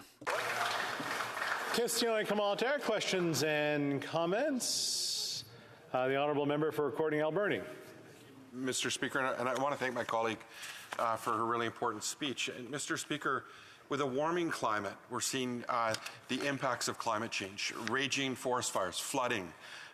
We've seen other types of natural disasters. And in fact, in my home province last year, over 350 military personnel had to show up in the interior to actually fight forest fires. And we saw what happened to Lytton, BC. Now, I really believe it's time that Canada provides not just the manpower to tackle climate emergencies, but also the proper equipment and technology. In the U.S., it's common practice for them to use C-130s, CH-47s, and Blackhawks to actually support aerial firefighting capacities, and we're not doing that here in Canada. We've got a company in my riding, Colson Air. They're supporting the Argentine military, Chilean, the Bolivian, and the Americans and the Australians. Yet Canada isn't doing that. Can maybe my colleague speak about, and does she believe that the Canadian Armed Forces are not well equipped to deal with these natural disasters here in Canada? And that there are going to be further demand with a warming climate? And what does she agree that there needs to be improvements that should be made so that the Canadian Armed Forces are able to respond to these incidents here in our own country? The Honourable Member for Saint-Jean. I'd like to thank my colleague for his question. It's a very interesting question that we should study because indeed there will be ever more extreme climate events in the future. And so we have to ask ourselves, well, who should respond and intervene? Is it systematically regular forces that are best equipped? Well, perhaps the answer is no, and perhaps we should think about an alternative model. For example, a natural disaster militia, if you will, that could work in a paramilitary way. People who are less interested in combat and the more martial side of the army to be more interested, just like the Rangers are, more interested in this kind of intervention. They could be trained for natural disaster response. This could be an idea for the future, and we will study this. The Honourable Member King Vaughan.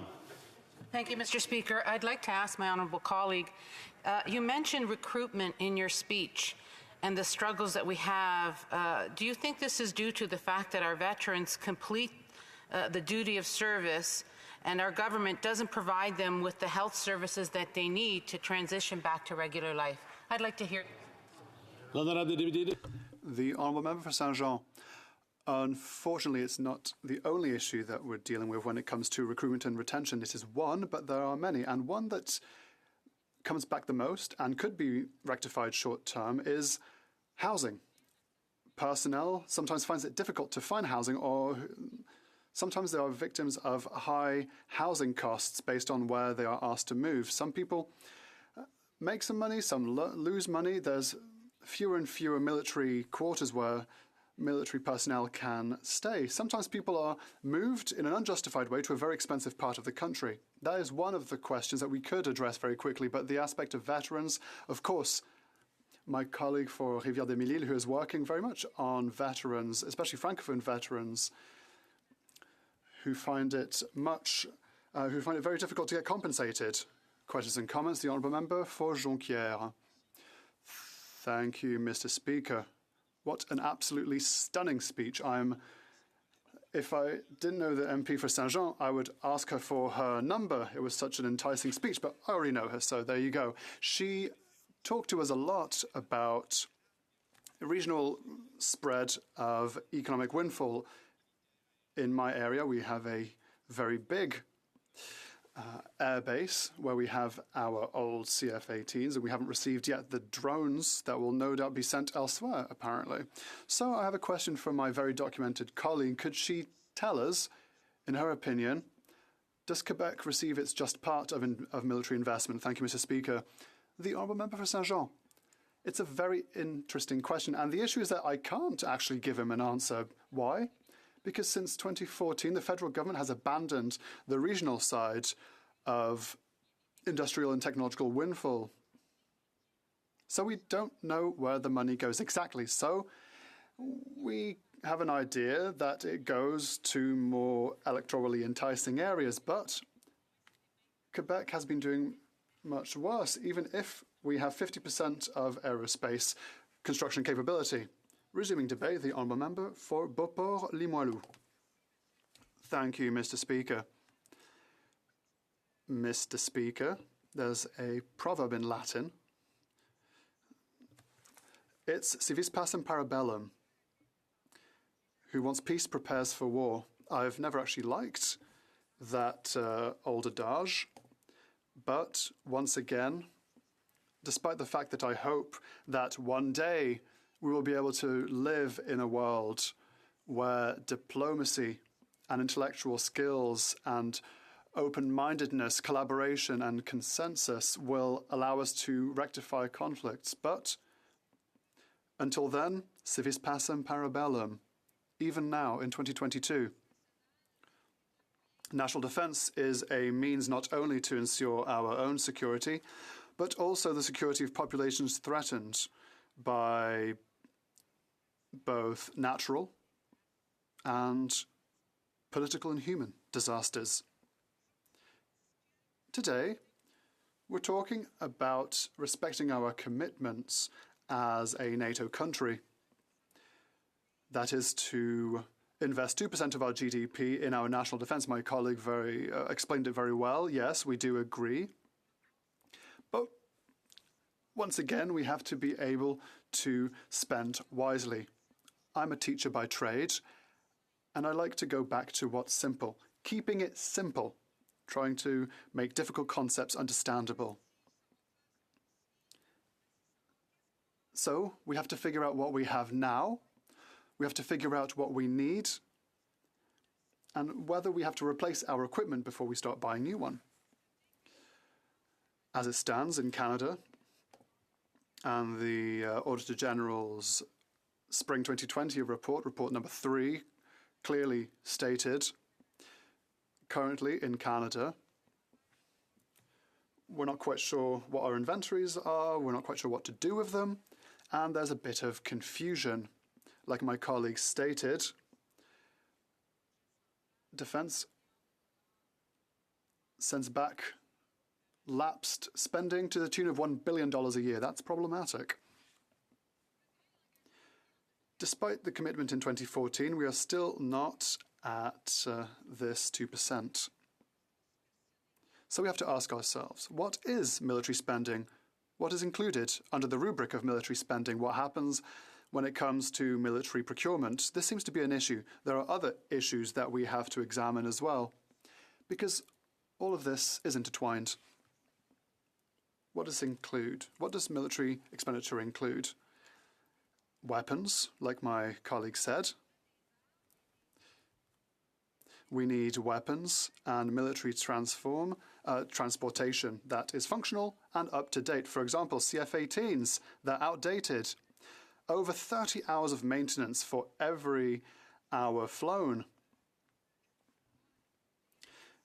Australian FA-18s, well, it was hard to get an answer. I asked a question many times at committee, and I simply could not get an answer. So I don't even know how many hours of maintenance are needed for every hour flown. We need helicopters that don't crash, preferably. That would be great. We need submarines. Submarines that are more at sea rather than docked for repairs. That would also be not too bad. And submarines also that don't just burst into flames.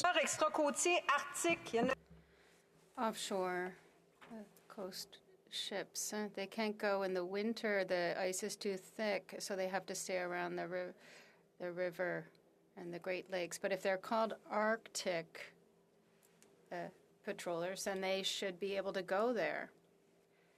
2 polar ships for all of Canada's north. Wow, that's not a lot. We have some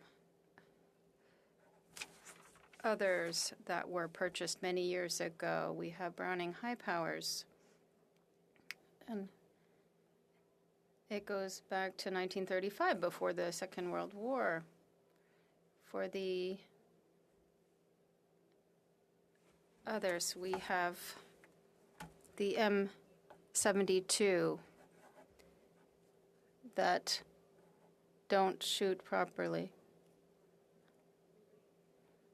And it hits where the tanks opposite are the most strongly protected. So we need something better.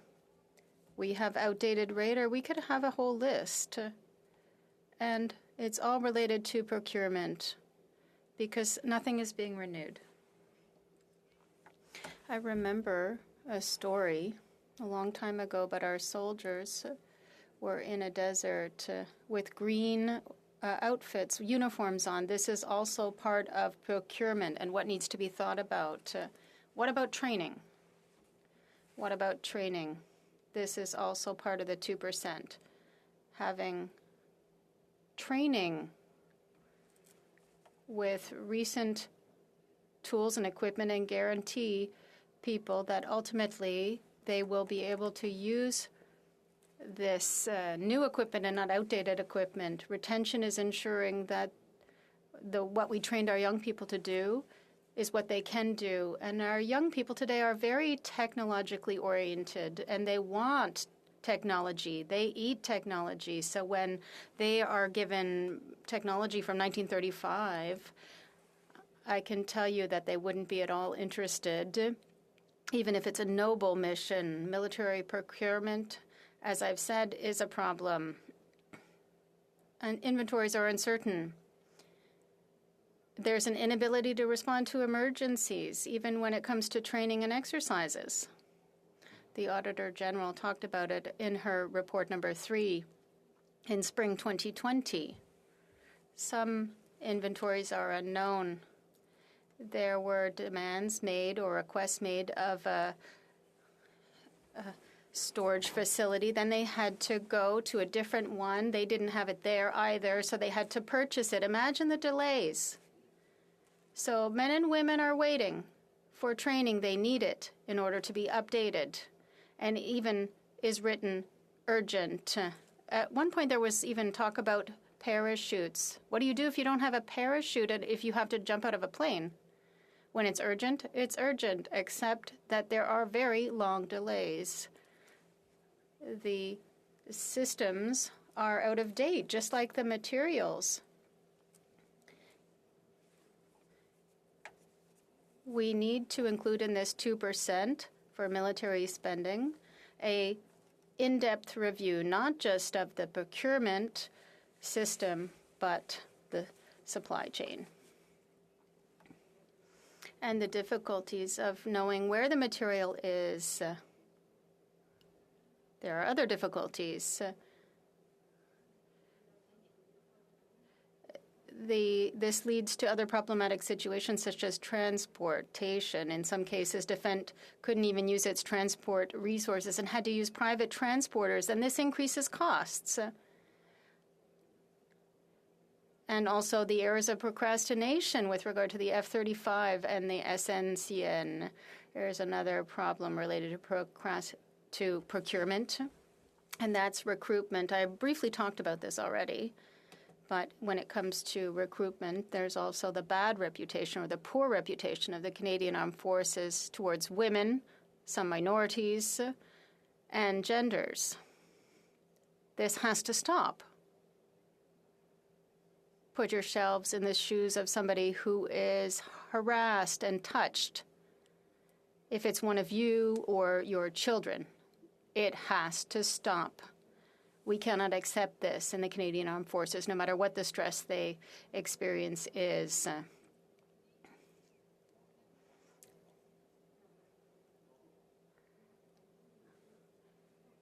I think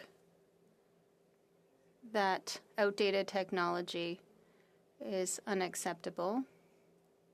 It means that not only are we unable to defend those who need to be defended, but we can't even defend ourselves. And all of these investments require investments in shipbuilding, building aircraft. We could add many other areas. These people are going to Silicon Valley. The brains that we need are going to Silicon Valley instead. We need to invest for ourselves and for others, and we need to improve our supply chain system. It goes back to the Middle Ages. Questions and comments? The honourable member for Calgary Signal Hill. Thank you, Mr. Speaker. I think it's no secret that tomorrow's, I guess Thursday's budget is going to give this Liberal government quite a windfall on the revenue side because of increased oil and gas revenues, increased corporate taxes, increased personal taxes, all from the oil and gas sector, which every member of this House outside of the Conservative opposition is trying to phase out. Now, I would like to ask this member is, because of this windfall that the government's going to be receiving, unexpected windfall, would this be the right time to meet the objective that has been laid out in this particular motion? The honourable member for Beauport-Limoilou. I cannot believe that the oil and gas industry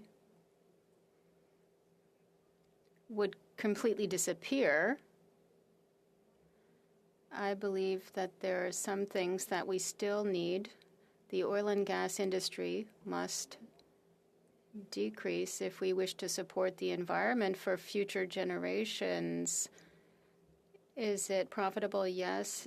Could some of that money be used to meet this 2%? Perhaps. It's up to us to decide as parliamentarians. That said, decreasing our use of oil and gas is important, perhaps not for us, but for our kids and our grandkids. A real man or woman of state would think of the future and the future generations and not of themselves and not the elections. Questions and comments? The Honourable Parliamentary Secretary to the Government House Leader. Yes, thank you.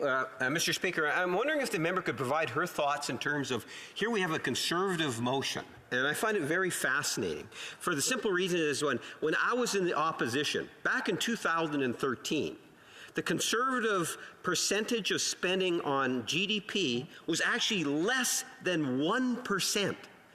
And that's back in 2013. Now, we have advanced considerably further than that, and we'll wait and see what takes place in the budget. But does the member not agree there's a little bit of irony there? that the Conservative Party today is saying 2%, yet back in 2013, when they were in government, when I sat in the opposition benches, they were actually less than 1% of the GDP. The Honourable Member for Beauport-Limoilou. Mr. Speaker, I started my speech with an adage, and I would like to say another one, that only people who are crazy don't change their minds. That said, when you make a decision at a certain time, be it a personal decision or a more general decision, a political decision, or any other decision, a government decision, at the moment that it's made, that decision, it's one of the best solutions. Perhaps not the best, but given the context, it's the best decision. And sometimes you say, okay, we've made a mistake and we have to fix things. Okay, then let's fix it. Commentaire, questions and comments. The Honourable Member for London Fanshawe. Thank you, Mr. Speaker, and thank you to my honourable colleague for her speech. She spoke and of course, addressed the sexual misconduct issue, crisis in the military. And I sat on Status of Women when we heard testimony from these incredibly brave, strong women coming forward. I would ask, 2% is a lot. It's a huge increase, but certainly there are increases to the military spending that can happen in terms of the support for women, for those survivors of sexual misconduct in the military. Where would she like to see some of those increases to military spending go for the supporting those women? Thank you, Mr. Speaker. The Honourable Member for Beauport-Limoilou.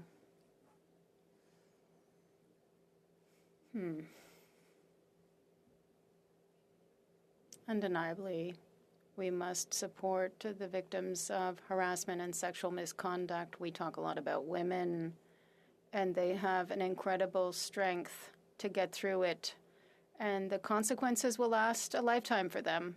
Their lifetime, with images that remain, with the startling response that will remain. We need to think of the other victims of harassment, intimidation, that we often don't talk about, because some men are also victims of that.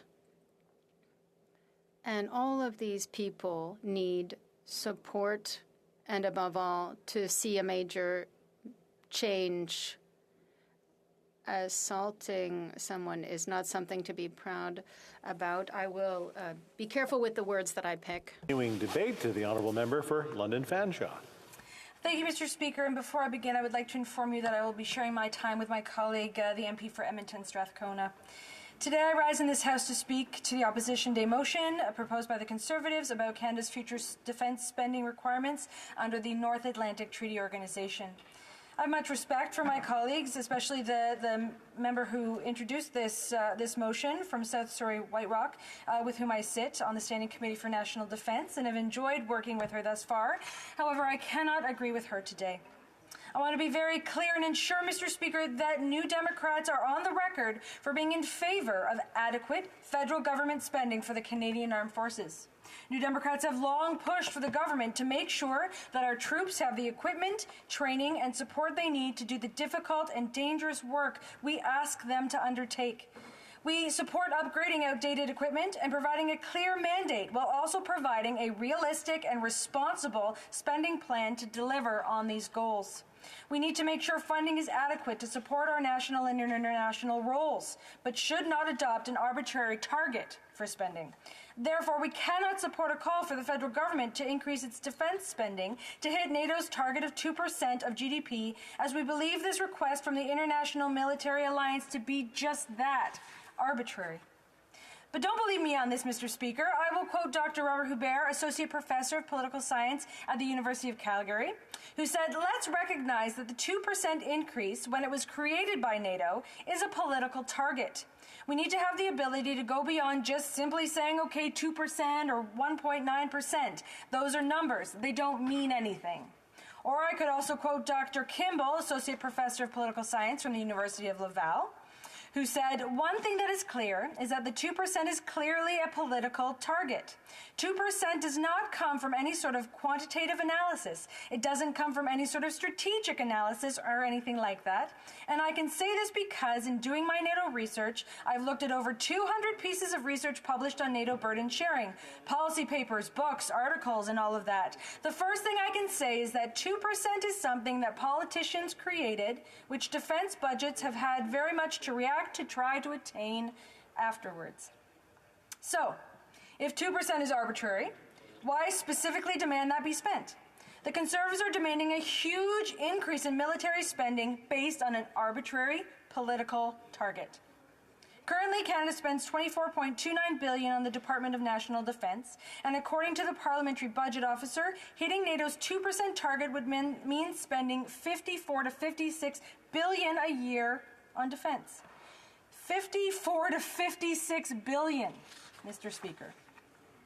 The PBO recently reported from that current allocation of $24 billion, the Department of Defense struggles with actually spending it, and it delays planned expenditures to later years.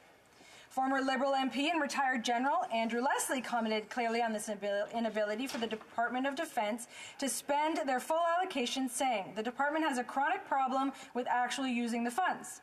You can promise the moon and the stars, and if you can't get the money out the door, then it's of no value. The department can't spend what they have now. So how can the Conservatives expect them to spend double like that?" I don't believe that we should be spending double our current budget, but there are reasons why we should increase defense spending. We in this House know that the Canadian Armed Forces have a significant recruitment and retention problem, and is absolutely something the federal government needs to address. Each year, the Canadian Armed Forces must select and train thousands of recruits and retain a substantial number of its trained personnel to maintain operational readiness. The CAFT is comprised of approximately 65,800 regular force members, 27 reserve force members, 5,200 Canadian Rangers, more than 27,000 civilian employees who support the CAFT. And at the end of February 2022, we were almost 4,000 people short of this 69,750 funded positions that will make up the CAF's authorized strength. At approximately 37%, the largest portion of DND's budget is allocated for personnel. But of course, if you don't have the personnel to pay, you're unable to spend that money that's allocated. A lack of inclusion is also a major barrier to both retention and recruitment. The CAFT must attract, recruit, and retain that talent that is representative of Canadian society. New Democrats have called on the government to create and fund a special program within the Canadian Armed Forces aimed at the recruitment of women and underrepresented groups, as recommended by the Auditor General in 2016.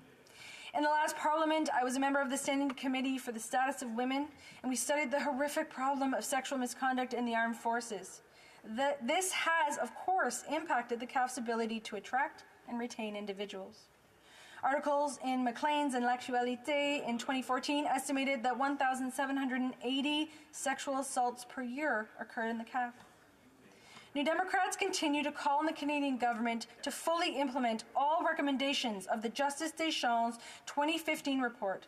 And despite having the Deschamps report and the Justice Fish report and two other reports from the Standing Committee for the Status of Women, this Liberal government has delayed action and stated they will wait yet again for another report from Justice Arbour. They continue to wait. They continue to make women in the CAF wait when the solutions are already known. All women, including women who serve, deserve much better from this government.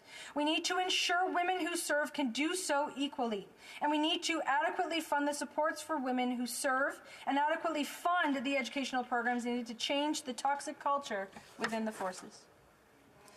I also want to add that the Canadian Armed Forces must do a better job responding to mental health issues amongst its members. This plays a huge role in retention as well, and is something the federal government must invest in for its members. On average, the Canadian Armed Forces still lose one serving member per month to death by suicide. My colleague from Esquimalt-Saint-Denis has a bill, C-206, which would remove self-harm from the military code of conduct as a disciplinary offense. By making this change, the government could show leadership and mark a major shift in attitude and policy on mental health, in addition to providing more funds for mental health supports to all forces members. It needs to start by recognizing that not all injuries are visible, but those invisible injuries are injuries all the same. So again, I say yes to responsible spending for the Canadian Armed Forces, but I return to the question of the arbitrary 2%, Mr. Speaker. If spending was increased to 2%, this would make military spending the largest expenditure of the Government of Canada, even compared to the Canada Health Transfer at $45 billion per year. I find this a bit strange, Mr. Speaker, for a party that touts fiscal responsibility. Why would they push so much for such an incredible increase? When the NDP calls for a national pharmacare program or a national child care program or a national dental care program, they scream bloody murder. When we call for the federal government to put money back into the pockets of taxpayers in the forms of services and programs, they say we are being unrealistic, irresponsible, and dare I say, socialist. This increase in spending that the Conservatives are calling for in today's motion is equivalent to a national pharmacare program and a national dental care program combined. New Democrats certainly agree Canada needs to spend more on defence to make sure we can meet our international obligations and to make sure the Canadian forces have the support, training, and equipment they need. The war in Ukraine and the growing tensions around the world demand we take a serious approach to upgrading and equipping our military. Our armed forces stationed in Latvia and protecting us at home certainly deserve it. Canada needs to be a force for stability in this increasingly unstable international climate, but I don't think we get there by choosing an arbitrary figure. We must plan efficiently, effectively, and reasonably. Canada can be this stabilizing force by increasing our funding to international humanitarian aid and increased resources to our diplomatic efforts. We can take leadership roles in fulfilling NATO's goals of creating the conditions for a world free of nuclear weapons. Canada can support the agenda of the NATO Secretary General's Special Representative for Women, Peace and Security and commitment of additional resources to that agenda, including measures to promote increased recruitment of women in peacekeeping. We can increase military spending wisely by streamlining our defense procurement system in order to ensure that we get better value for our money by ensuring that money is spent domestically. We can invest intelligently by stopping the outsourcing and privatization of Canadian Forces maintenance and repair work that has traditionally been done by either D&D employees or regular serving members. We can provide those stable public jobs as part of that domestic economic health. We can invest in the programs and services needed by members of the armed forces, supports the department used to provide for members to secure affordable housing, family, and medical services. All of this is necessary, Mr. Speaker, and is a valid argument for the responsible defense spending. But to double the budget based on an arbitrary political figure to simply appear as though you are contributing to the international defense community is unsound, and New Democrats will not support such fiscal folly. Thank you, Mr. Speaker. Questions and comments? Question et commentaire. The honourable member for Charleswood St. James Assiniboia Headingley. Thank you, Mr. Speaker. Russia has a population of about 145 million people and a GDP of $1.7 trillion. Canada's population is 38 million with a GDP of $2 trillion. Russia spends 4% of its GDP on its military, or about $68 billion. In that context, and in the context of what the brutal assault of Russia on Ukraine, does the member not agree that a 2% target is a reasonable target given the state of the world in which we currently live? The honourable member for London Fanshawe. So, throughout that entire speech of 10 minutes, I talked about the increase in funding. I talked about smart procurement. I talked about ensuring we had the equipment to fulfill our international role. 2% is an arbitrary political figure. I've said that repeatedly. It's said by experts repeatedly. So, yes to planning long term. Yes to ensuring that we have what we need to fulfill that international role. No to an arbitrary political figure. Thank you, Mr. Speaker. Question et commentaire. Questions and comments. L'honorable député de Abitibi, Bay James Nunavik. The honourable member for Abitibi, Bay James Nunavik EU. Thank you very much. We talked about the expense plan, the spending plan, and I think what we really need is to look at the 2% threshold to ensure that the Army can do something about gaps For example, when it comes to staff retention, when it comes to equipment, when it comes to meeting targets. So can I ask why my colleague does not accept the 2% threshold? Panshaw. So again, this is a political arbitrary figure that has been pulled out of the air in order to meet what we need to fulfill those international obligations, to ensure that we're keeping people safe around the world, to filling those gaps. We have to spend it in a smart, reasonable, responsible way. We need to absolutely invest in terms of that recruitment and retention. We need to ensure that the armed forces are moving ahead to provide the educational supports, the training supports, the equipment supports. But again, 2% is arbitrary, and it's up to $56 billion. That's a huge amount of money, and that needs to be done in a very smart, responsible way. Questions et commentaires, questions and comments. The Honourable Parliamentary Secretary to the Government House Leader. Thank you, Mr. Speaker. As the member somewhat indirectly, if not directly at times, references, that Canada does have an obligation to continue to play a strong leadership role. And when you think of NATO as an organization and the role that it's playing today in Europe, one can quickly understand why it's so critically important to have faith and support NATO countries, our allies. And I'm wondering if my friend could provide her thoughts in terms of when it comes to playing leadership. It talks more than just about us speaking, but also materializing. And that means supporting our military in the best way that we can, in contrast, comparing Canada to other nations. So yes, she doesn't want to talk about the hard 2%, but there is an obligation to increase from the low of 1% that it was back in 2013. Would she not agree? Honourable Member for London Fanshawe. Yes, and through my speech, I talked about increasing spending, doing it smartly, doing it in the ways that will have a significant impact for the people in the armed forces. I also talked about other ways that Canada can play a huge leadership role, and in terms of the ending of nuclear weapons. Canada could sign on to the treaty to prohibit nuclear weapons or increase nuclear disarmament. I don't have the exact terminology for that treaty, but these are key ways that we can show that leadership. Canada hasn't signed on yet, and it should. Reprise du débat, l'honorable député de Edmonton Strathcona. Thank you, Mr. Speaker, and I would like to thank my colleague, the member for London Fanshawe, for her excellent contribution to this debate. She has been a staunch supporter of our women and men in military for many years, and I have learned a great deal from her on this topic.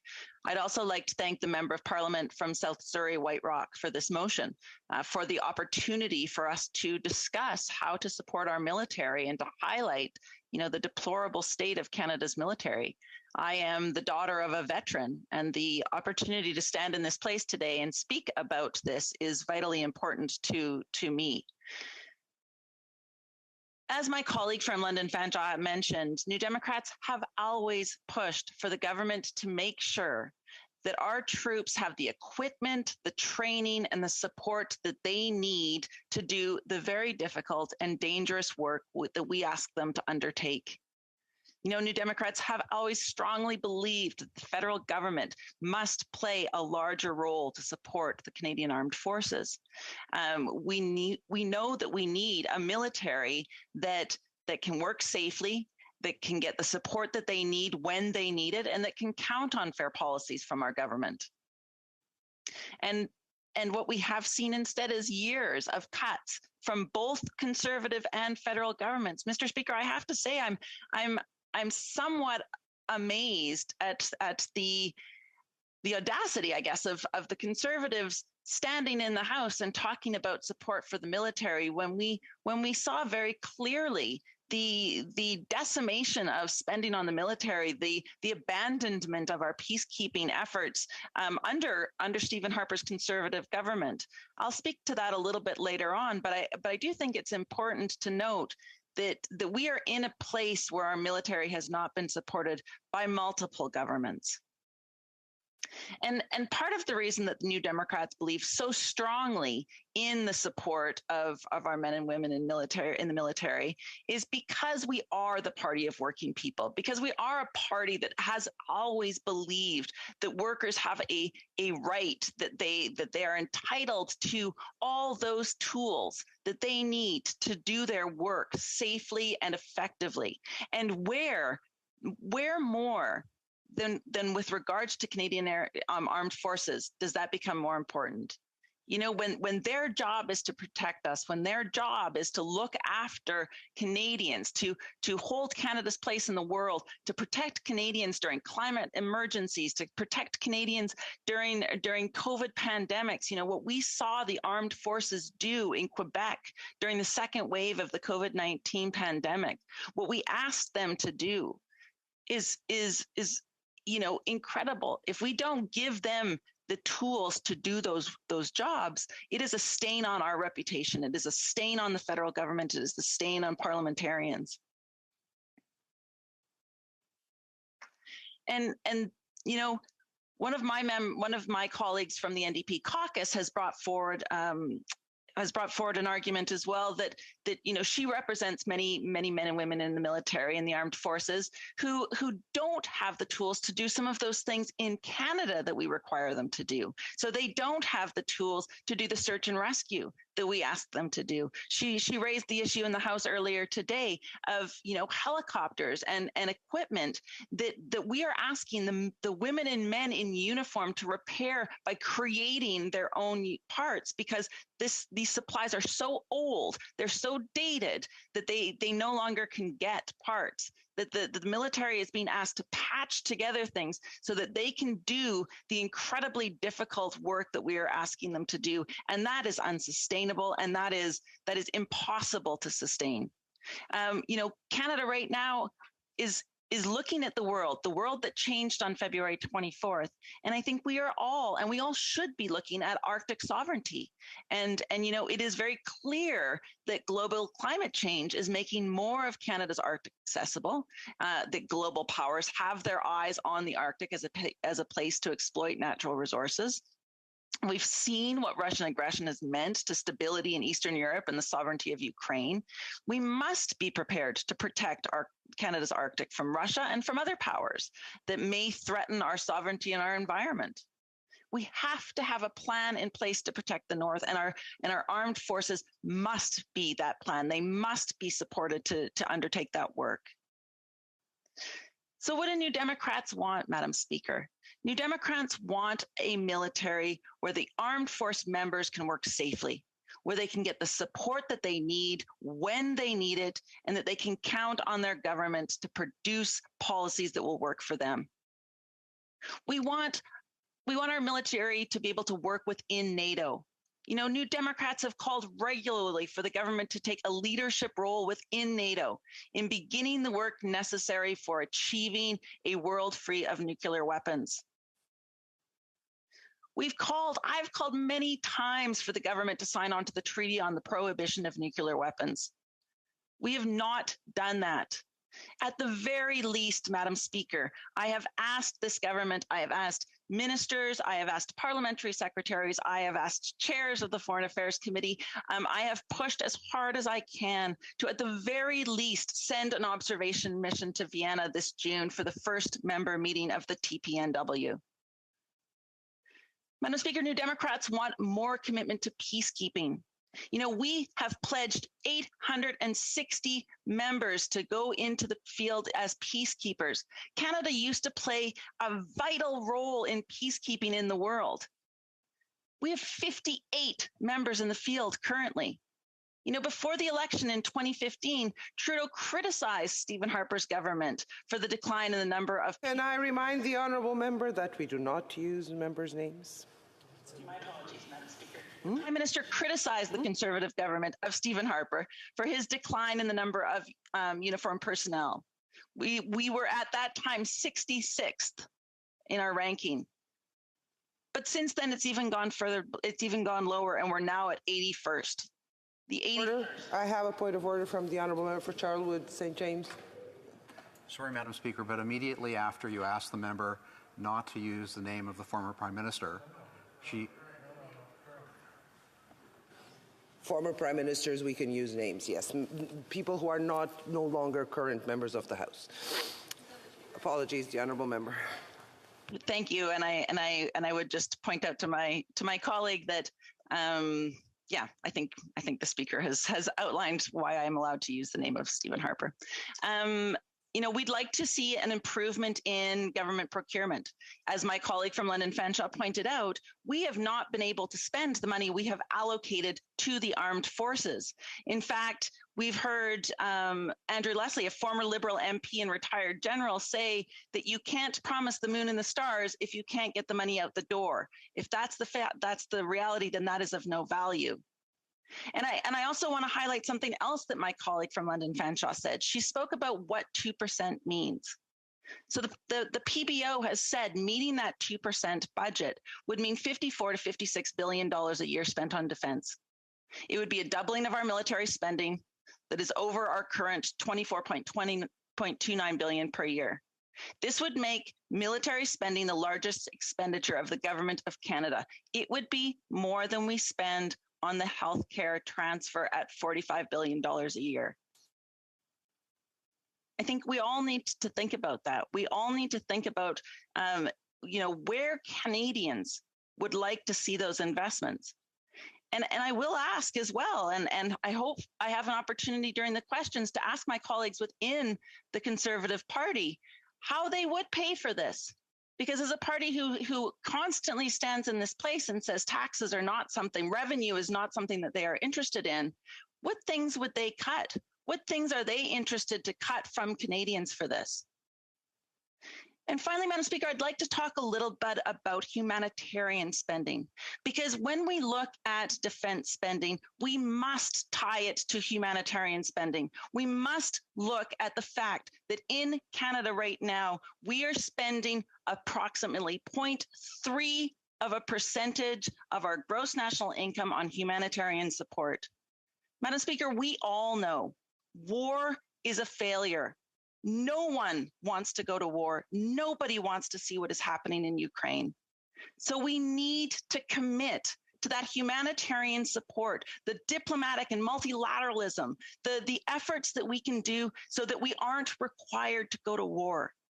You know, yesterday, David Beasley from the World Food Program came to the Committee for the International Human Rights Committee subcommittee, and he said, if we don't invest in food security, humanitarian aid, diplomacy, multilateralism, all of these things, we pay 1,000 times fold.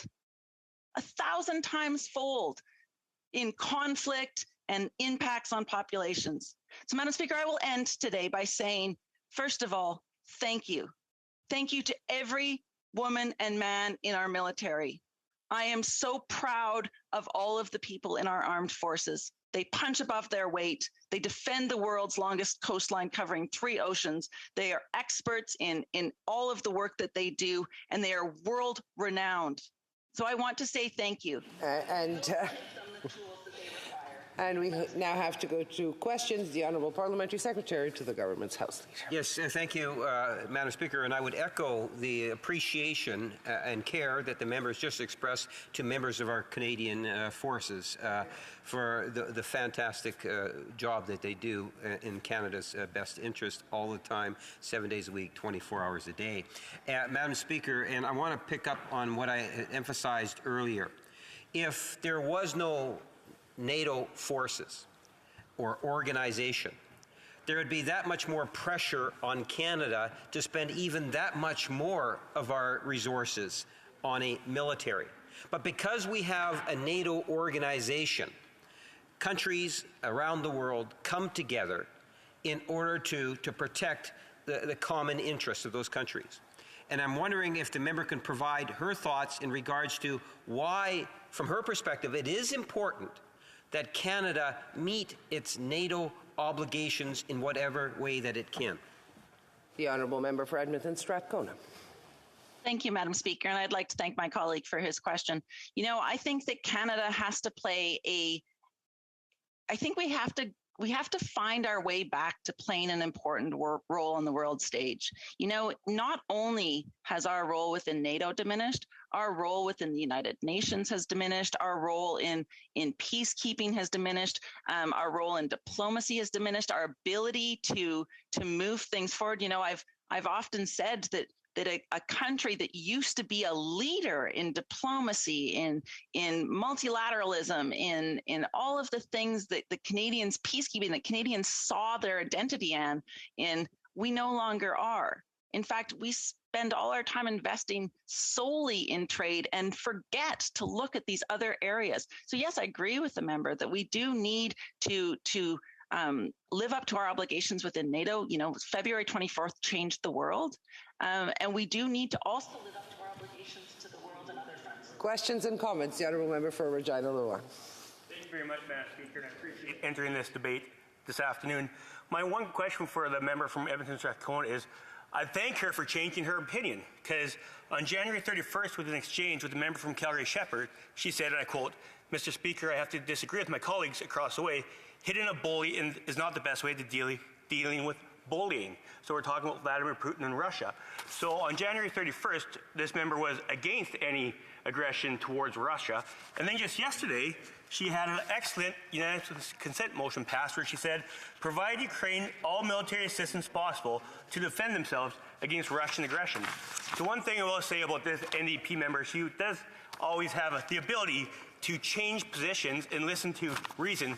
So I want to ask her, Madam Speaker, what made her change her mind in now supporting Ukraine and supporting Canada, sending military assistance there after she was so against it? The Honourable Member for Edmonton Strathcona. Thank you, Madam Speaker, and that's an excellent question. And I would like to point out that when the member, the member quoted me, we were in a very different world than we are now. Of course, in January, Ukraine had not been invaded to date, and in fact, in January, we were still trying to find ways to avoid a war. Yesterday, when I stood in the House, I was responding to the crimes against humanity and war crimes perpetrated by Putin. That had not happened on January 31st. I certainly hope every member of this House is able to adapt their opinion to the changing realities that we see on the ground. If we are not able to change our opinion when the world changes, what is the point of us being here?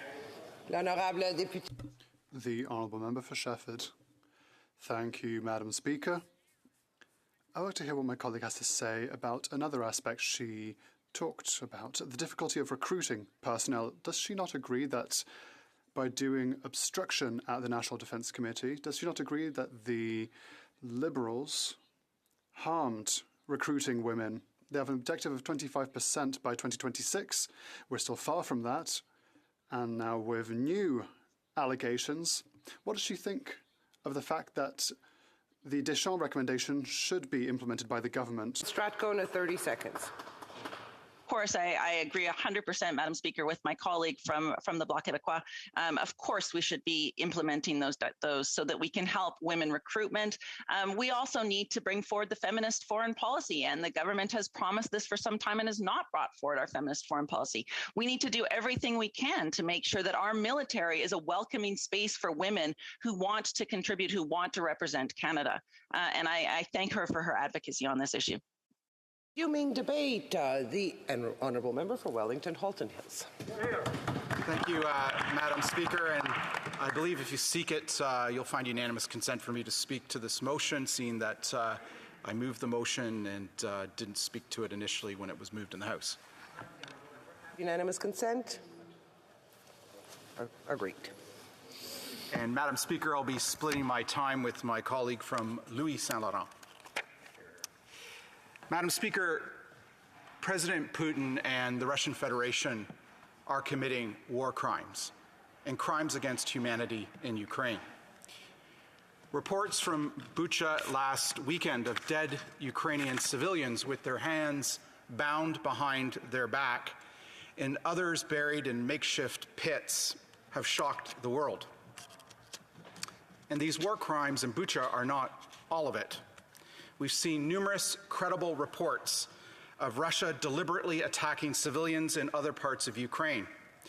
The UN has officially confirmed thousands of civilian casualties and no doubt the unofficial number is much higher. There are other atrocities as well. The Russian military has deliberately destroyed hospitals, schools, and apartment buildings. They've targeted Mariupol, a Mariupol theater full of civilians that was clearly marked visible from the air with the Russian word for children. The UN Office of the High Commissioner for Human Rights has concluded Russia deliberately attacked the Mariupol maternity hospital. And beyond these war crimes, day by day, week by week, for the last 5 weeks, we have been barraged by countless photographs, videos, and reports detailing Russia's indiscriminate shelling of civilian areas. Major Ukrainian cities are being leveled to the ground. In Mariupol, once home to some 500,000 people, is now 90% destroyed. In Kharkiv, a city once home to 1.4 million Ukrainians, some 600 buildings have been destroyed, and the list goes on. The data and images have come so fast and furious in the last 5 weeks, it is hard to process all of it. But one thing is abundantly clear. The world has changed, and Canada must change with it. The attack on Ukraine by President Putin and the Russian Federation is the first European war between states since 1945. This attack threatens not only Ukraine, but Canada. Our security has always been inextricably linked to that of Europe's. Since Samuel de Champlain founded Quebec City in 1608, the outbreak of major war in Europe has always affected Canada. The 7 Years' War, which some call the first major global conflict, a war in Europe between Great Britain and France, led to the conquest of Quebec in 1759. What we call the War of 1812 was part of a broader European war, the Napoleonic War. And Canadians know full well the high price paid in the First World War and the Second World War in Europe. Some 100,000 Canadian war dead can attest to that, most of them buried in northern France and in the Italian peninsula. It's clear that President Putin and the Russian Federation's unprovoked and illegal attack on Ukraine is a challenge to our peace and security here at home in Canada. This attack also threatens Canada in a second way, because it comes on the heels of an autocratic pact between the Russian Federation and the People's Republic of China, which threatens the rules-based order that has existed since 1945, an order that Canada was instrumental in establishing, an order that has ensured the longest period of relative peace and prosperity in modern times, an order that, if successfully challenged by the Russian Federation and the People's Republic of China, threatens our peace and security here at home and that of 38 million Canadians here at home. President Putin and President Xi's autocratic pact was signed just ahead of the invasion of Ukraine on February 4th of this year. It declared each other's support for their respective positions on Ukraine and Taiwan. And it stated that there are, quote, no forbidden areas and, quote, no limits between China and Russia. It is the most detailed and assertive alliance between the Russian Federation and the People's Republic of China ever. And it is a challenge to the international order that has existed since 1945. And it threatens our peace and security here at home. Madam Speaker, the world has changed, and Canada must change with it. The events of the last decade make clear something else. We can no longer live in splendid isolation on the north half of this vast continent, assuming that we are protected on 3 coasts by 3 oceans and on our southern border by a superpower. It is true that since the founding of Quebec in 1608, we have lived under the protection of one empire or another for over 400 years.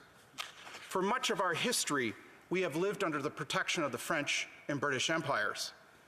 When the French Empire fell in North America on the north half of this continent in 1759, the Royal Navy and the British Empire provided protection until August 1940. In that month, during the early dark days of another war, a Canada-US Defense Pact was signed in upstate New York, in Ogdensburg, New York, that set in place the protection that we have enjoyed since 1940. And since then, we have lived under Pax Americana, but no longer. It's clear that the United States is no longer willing to shoulder the burden of Canada's defense and security and that of the NATO alliance. That was made clear by President Obama in 2014 during the Wales NATO summit, which resulted in the Wales Summit Declaration, which called on Canada and other NATO members to increase their defense spending to at least 2% of GDP by 2024. It was reiterated by President Obama in this very chamber in 2016 when he called on Parliament to meet the Wales Summit Declaration goal. It was reiterated by President Trump loudly on numerous occasions during his administration, and it's been reiterated by the current Biden administration. Madam Speaker, the world has changed, and Canada must change with it. We can no longer count on another country to take care of our own defense and security here at home. It's time for us to get serious about our defense and security and our contribution to the defense and security of the NATO alliance. And that is why we have introduced this motion in front of the House today. The government needs to increase defense spending in our budget.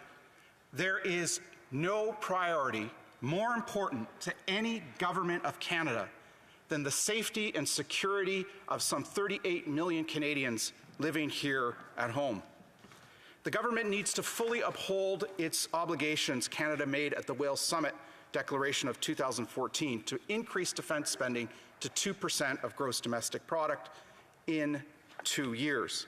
And while the government has been decreasing defense spending in recent years, there remains only 2 short years to fulfilling the Wales Summit Declaration. Madam Speaker, let me close by saying this. In fulfilling our obligation to the NATO alliance, we can not only contribute to the defense of Europe, but to our own defense and security here at home. Canada, like Ukraine, shares a border region with Russia, the Arctic Ocean. Russia considers the Arctic region its most important theater. It has spent considerable resources to strengthen its capabilities in the Arctic. And it's time that we took Canada's Arctic defense and security seriously. We need to modernize NORAD's early warning system. We need to fix our broken military procurement system and acquire new equipment for the Canadian military, as well as additional equipment for Ukraine's military. We need to accelerate the national shipbuilding program. We need to purchase the F-35 jets. We need to join ballistic missile defense in the face of Russian hypersonic missile technology. We need to work in closer cooperation with Scandinavian allies and the United States in Arctic peace and security. And if we do these things, we can provide Ukraine with lethal weapons and ensure a future Bucha, a future Kharkiv, a future Mariupol will not happen. If we don't do these things, we are weakening the democratic alliance and losing potentially our sovereignty in our own north. Madam Speaker, the world has changed and Canada must change with it. And if we rise to the task, like previous generations of Canadians, we can strengthen both our democracy here at home and abroad, and ensure that our children can continue to live in peace and security. And comments. The Honourable Parliamentary Secretary to the Government House Leader. Yes, thank you. Madam Speaker, the member made reference to President Obama's visit, where the President put a challenge to all members of Parliament of the 2%. And that's back in 2016. Now, we had acquired governance in 2015, late 2015.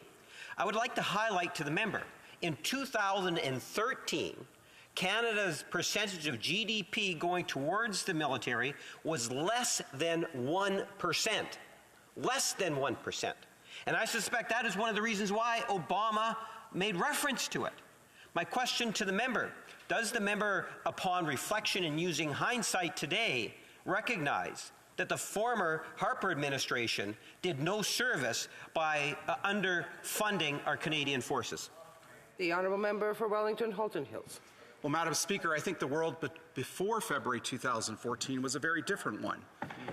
We had the peace dividend, a result of the fall of the Berlin Wall, where many NATO members significantly reduced defense budgets in the view that Russia no longer presented a threat to the safety and security of Europe. That changed after the Sochi Winter Olympics, when Russia invaded Ukraine. And the previous Prime Minister, Prime Minister Harper, understood the world had changed, which is why Canada agreed to the Wales Summit Declaration of 2014. And so we need to understand that the world has changed since then and since the invasion of February 24th of this year, and that now Russia presents a direct threat to the safety and security of this country, as does the People's Republic of China, and we need to respond accordingly with an increase in the defense budget. The Honourable Member for Beauport-Limoilou. Thank you, Madam Speaker. Beyond the material that we need and the equipment that we need to better recruit and to better retain our armed forces. One of the aspects that lead to a lack of retention in the army is with regards to sexual assault. There are sexual assaults in reservists that have no rights under martial law. Is it not high time to change this to support our reservists as well, who, if need be, serve Canada as well as the other armed forces? I would like to thank my honourable colleague for that question. I believe that she is right. Recruiting personnel for the armed forces is an issue. I believe that we have to help the armed forces and recruit a greater amount of personnel. If we look at the NATO report, what we also need to do is to increase our expenditures on equipment to ensure that they have the tools necessary to do their job, both here in Canada and over in Europe. West. Thank you, Madam Speaker, and I appreciate the intervention from my colleague. One of the things I haven't heard a lot of the discussion today about is cybersecurity. And I like my colleague who's been here for a while on previous administrations. We've known well the issues of cybersecurity, Ukraine and Russia in particular being very belligerent in the attacks on social society and also other targets, not only just in Ukraine, across the globe. But I wanted his thoughts about cybersecurity and where Canada's at right now. I feel that this is one of the things that we're missing out in terms of a country's response. I've been raising it at committee and other places because we can also help build back Ukraine differently than ever before with the type of technology that we have, the innovation that we have, and also being a leader. I'd like to hear his response to that, please, Madam Speaker. Member for Wellington Halton Hills. I'd like to thank my honourable colleague for the question. He raises a very good point. When one reads the Secretary General's annual report of 2021 from NATO, one sees that Canada has underspent in equipment for the Canadian Armed Forces. And I think part of what Canada needs to do is to ensure that our men and women in uniform have the latest and most encrypted and secure military communications available to them. Because as Russia has found out in Ukraine, when encrypted communications break down, it can lead to a disaster. It's apparent that Russia is using unencrypted cellular networks which make available to all its movements in the field, and we have to ensure that Canadian forces are never subject to that lack of cybersecurity in the field when it comes to protecting Canadians here at home or in Europe. Resuming debate, the Honourable Member for Louis Saint Laurent. Thank you very much, Madam Speaker. We are gathered here in the House of Commons in Ottawa to debate the defence funding, here to reach the 2% as NATO is asking for. All our thoughts are with the Ukrainian people who for 41 days have been suffering with great deal of pain but also courage. the terrible attack by Russia under Putin. And I want to say, Madam Speaker, that it's Putin's Russia because there's the Russian people and then there's Putin's Russia.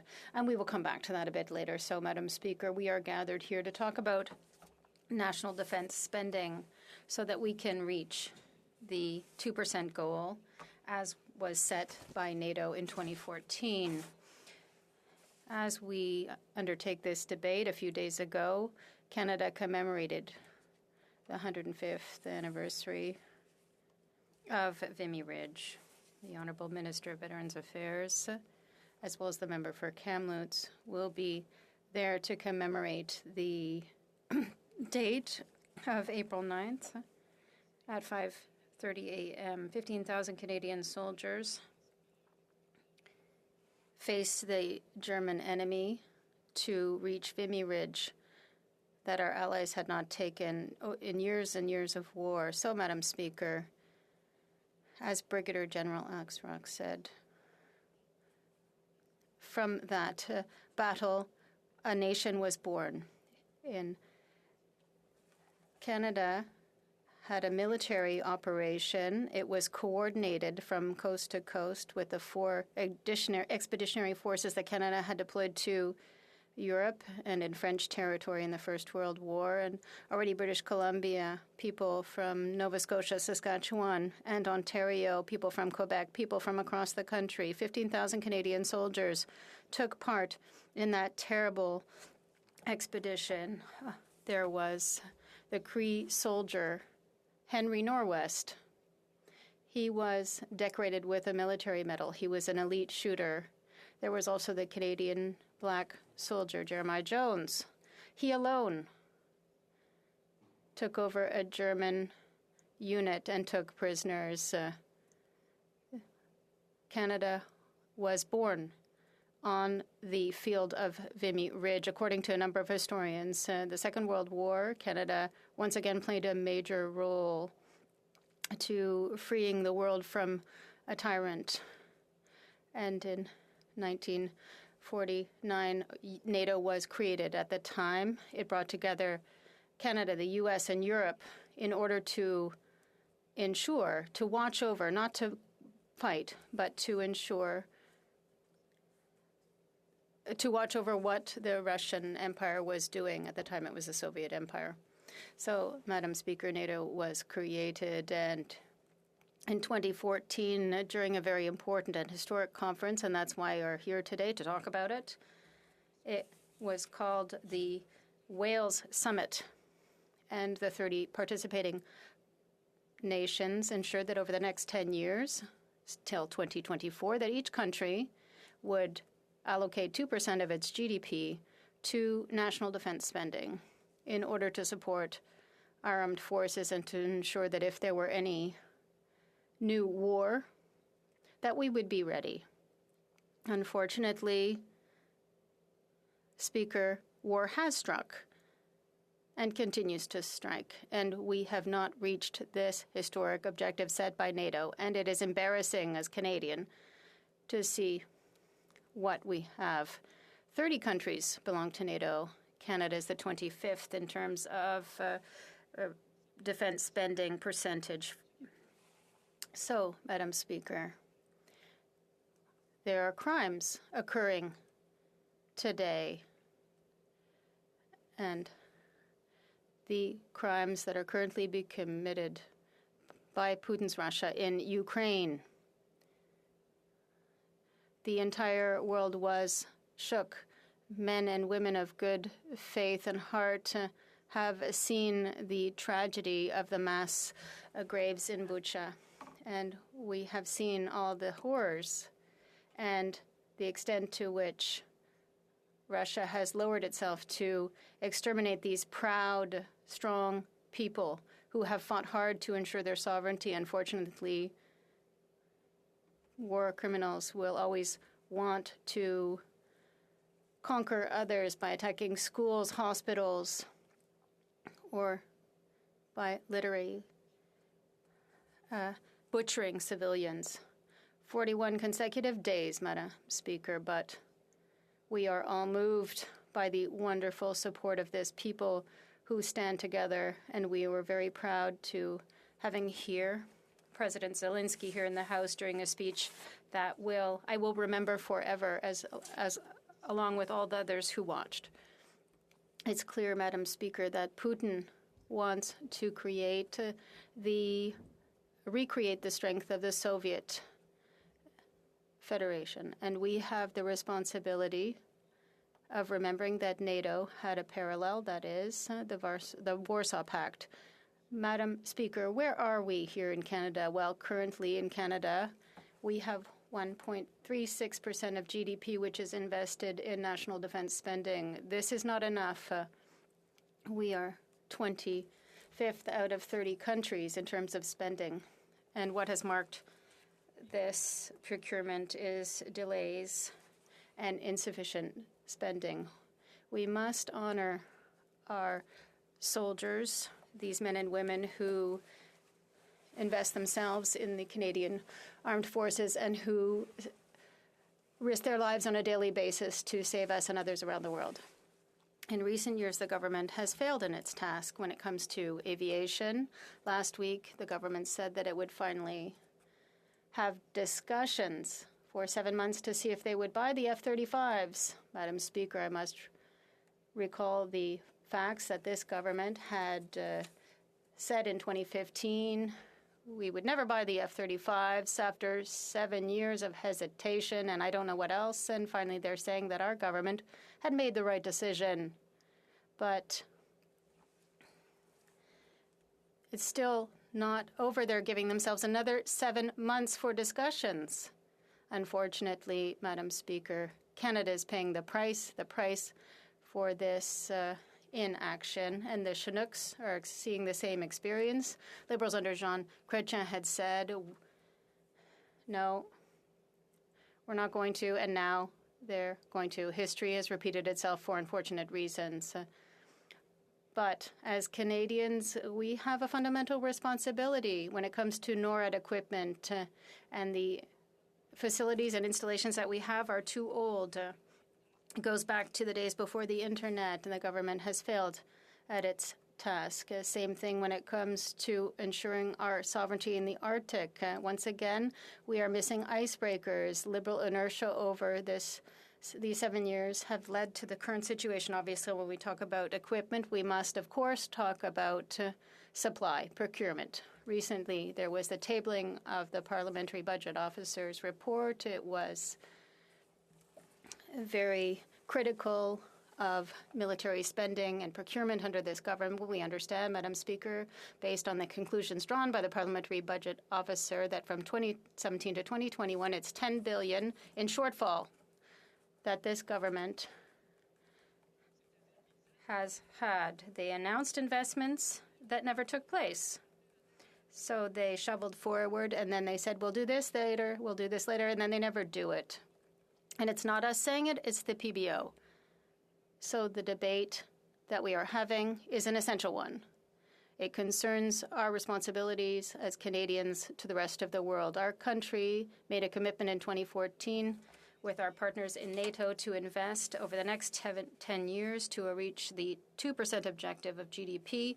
We are now 7 or 8 years later, and currently we're at 1.36% of GDP. Madam Speaker, this government failed to do its duty. It's never too late to do the right thing. Expenses must be made. There must be smart management, not just to please us, but to fully ensure that we can take care of our soldiers who for centuries have been fighting on the right side of history, and we must keep this proud Canadian military history. Thank you, Madam Speaker. Questions and comments? The Honourable Member for Berthier-Masconoget. Thank you very much, Madam Speaker. I want to thank my colleague for his speech. He's very eloquent and clear. I'd like to hear his comments. I was reading the record. I'm very embarrassed to read it, that we buy 4 old submarines that sink, that we cancel contracts for planes, and then we buy contracts and there's billions involved, and finally we're going to buy them after all. I would like to hear the member speak. It's very interesting to listen to him. I'd like to hear him and hear his opinion. What can we do? Let's go beyond partisanship. We know that they're going to say the Liberals cut, etc. But how can we depoliticize the procurement process to ensure that we have a minimum amount of respect for the men and women who risk their very lives for our safety? That's not nothing. I think this is a serious lack of respect for the people in the Canadian Armed Forces, and I would like to hear the member speak about this. The Honourable Member for Louis Saint-Laurent. Thank you very much, Madam Speaker. I want to thank my colleague from Saint-Hyacinthe, and I think this is very interesting. I don't always agree with him, but it's always interesting to listen. And he commands respect. Madam Speaker, I think that the approach deployed is the right one. When it comes to a national health crisis, we have to put aside partisan politics. There are 1,000 ways to lead a good political campaign, and I'm sure the colleague opposite knows this too. But there are areas where there is no place for partisan politics, and we understand that, and we have to remember, we Canadians, we Quebecers, we people who live in this world, unfortunately, we have been seized by aggression committed by Putin's Russia. Yes, we sounded the alarm when it happened in the Crimea and in Donbass. But did we ever think that we would see the return of traditional war like we saw before? No. We want to keep in mind, however, as the member said so well, that these men and women who wear the uniform at the risk of their very lives are the ones we need to think about. We need to think about humanity, and let's fight about other things. Questions and comments?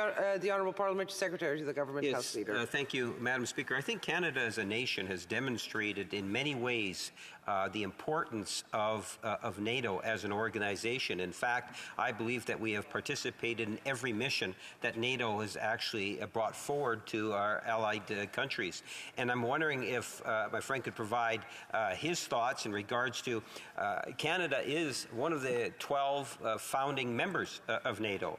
So I think it's one of the reasons why I think we stand pretty high in terms of, based on our population and resources, in terms of showing strong leadership on the file. And if he can just provide his thoughts in terms of why it's so critically important that Canada be there to support NATO as it has in the past and no doubt will continue into the future.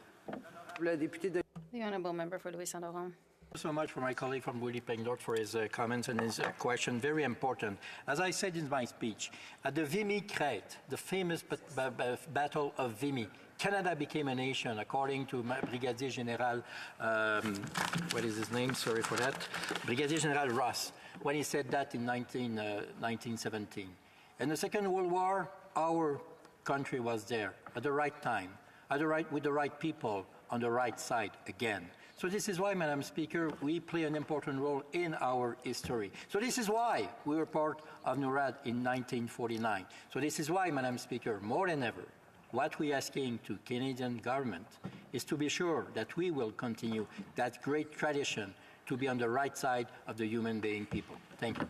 The Honourable Member for Windsor West. Thank you, Madam Speaker, and thanks to my colleague for his intervention.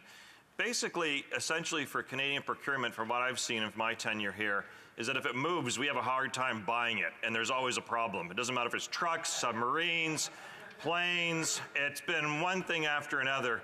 But I know that a lot of countries use procurement for defense, also for reindustrialization. And a quick question to my colleague about that is that most recently, we turned down an aircraft that would have had more procurement in Canada domestically for the F-35, which has less procurement domestically for that. And if they're asking for an increase in budgetary amount, shouldn't we have a connection to actually buying Canadian? The Honourable Member for Louis Saint-Laurent, 15 seconds. We have to be very careful on that because the government money is not the government money, it's the taxpayer money, and we have to be very responsible with that. Resuming debate, the Honourable Parliamentary Secretary to the Government House Leader. Yes, thank you, Madam Speaker. And if I can start it off by emphasizing that you're splitting your, if I may Madam Speaker, I'd like to split my time with the member from Mount Royal, which limits me to 10 minutes, so if you can start the watch now, I'd appreciate that. Madam Speaker, I'd like to start off by commenting in regards to what's happening in Ukraine today. Because I think Ukraine today and what we see on the nightly news throughout the day, in fact, the horrific pictures, the horrors of war clearly demonstrated in terms of what's happening in Europe today. If you reflect on that, I think you get a better understanding and an appreciation of why NATO as an organization is so incredibly important to world peace. Wouldn't it be wonderful if we didn't have to spend any dollars, whether it's here in Canada or any other country in the world, to have to deal with military buildups and equipment and machinery? But we need to be realistic, Madam Speaker. There is an obligation to provide citizens around the world, and for us here in Canada, a sense of security. And more than just a sense, it has to be tangible.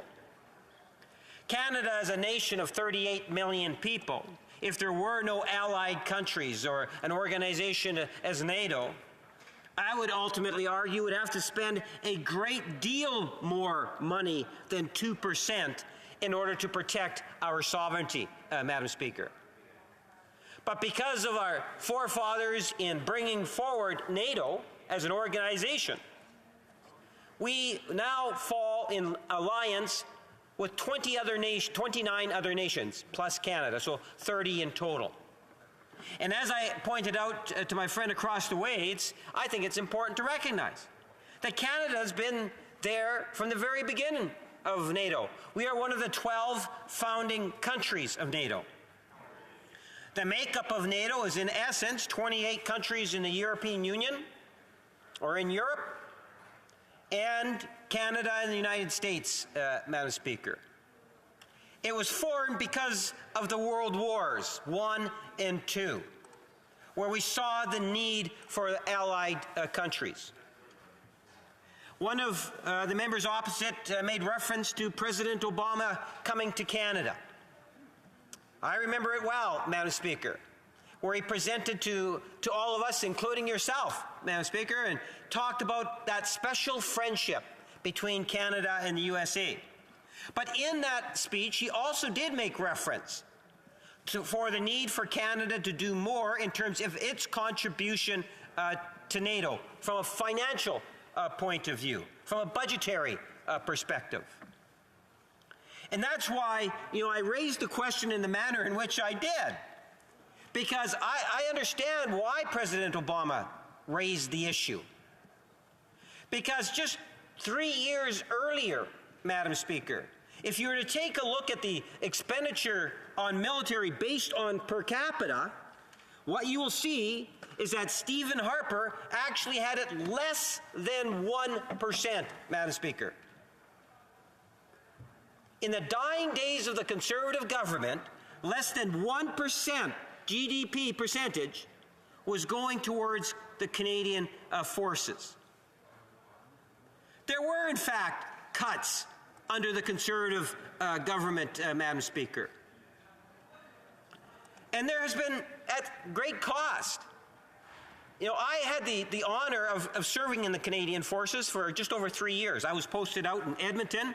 I was associated with 435 Squadron, which was search and rescue, Madam Speaker.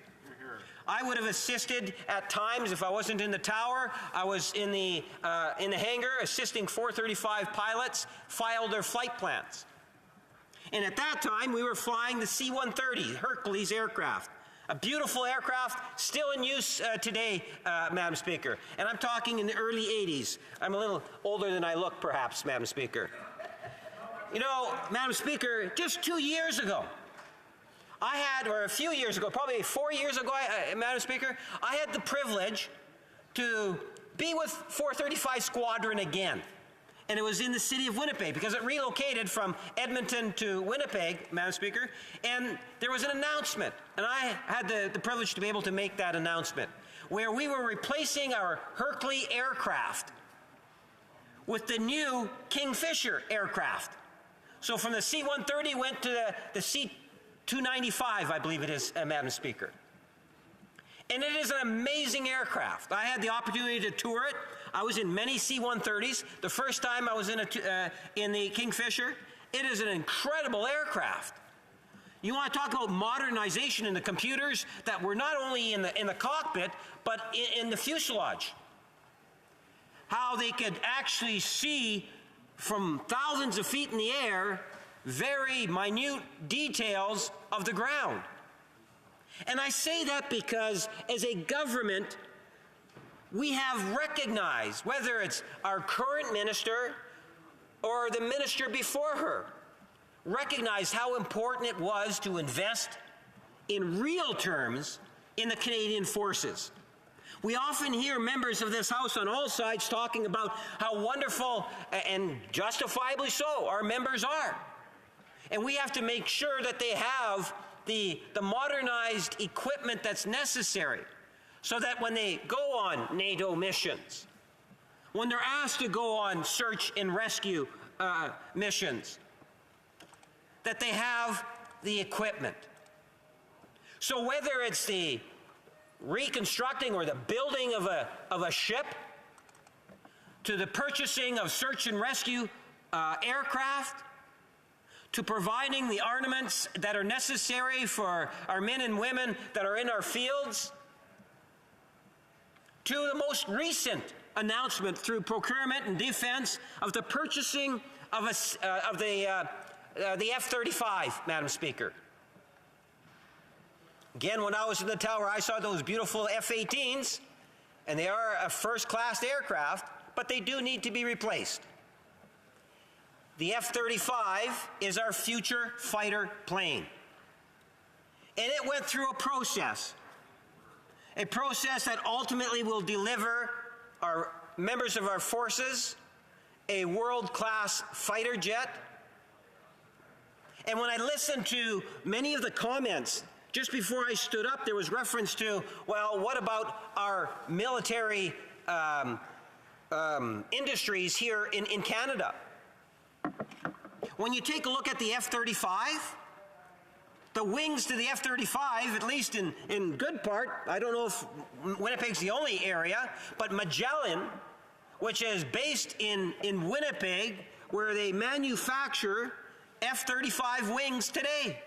And they've been doing that for years, Madam Speaker, under an international agreement that allows for that industry to continue to grow here in Canada, Madam Speaker.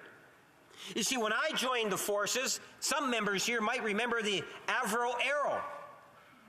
The Avro Arrow was an aircraft that never materialized because the then Conservative government killed the program.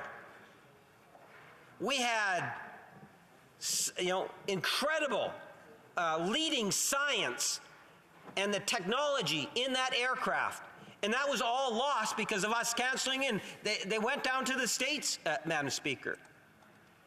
So when I talk about the F-35 and the procurement process and ensuring, because we value our aerospace industry, whether it's in the province of Quebec, Manitoba, Ontario, somewhat in BC, but in other jurisdictions also. We understand the relation between building up our military and supporting that technology being developed here in Canada. And there is ample examples of that. Best sniper weapons in the world manufactured arguably right here in Canada, Madam Speaker. All sorts of armaments that actually come from Canada. So when we talk about the expenditures, we have consistently been investing more in our forces. We have substantial commitments going forward. And in a couple days, we'll even hear some more tangible numbers coming from the Minister of Finance. But to Canadians as a whole, I would assure them that the Government of Canada understands the importance of NATO and the leadership role that we need to play and understand the industry that's here in Canada. Thank you, Madam Speaker. The honourable member for Bruce Grey-Owen and Sound. Thanks, Madam Speaker, and I do want to thank my colleague on the other side for his interjection. For the most part, it was really good, other than the partisan aspects of it. And I actually do think well, I won't get into the personal side of the House.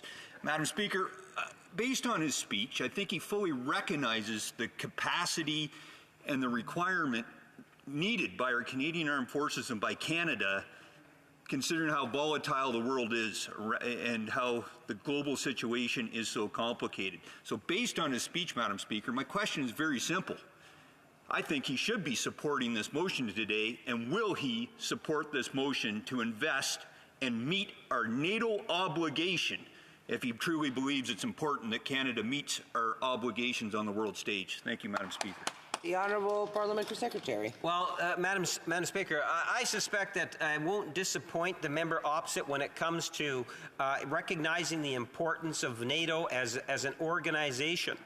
And, you know, one of his colleagues made reference to Russia earlier this morning and talked about the military contribution from their treasury, which is immense. If you take a look at the equipment that they have, population base and so forth, that is one of the reasons why, as a democratic free country and a part of the alliance, we're not prepared to commit that, because it would be a huge social cost. But collectively, as a group of 30 nations, we are able to protect through solidarity that group of people against the greatest threats, potential threats in the world, which could be from a country like China.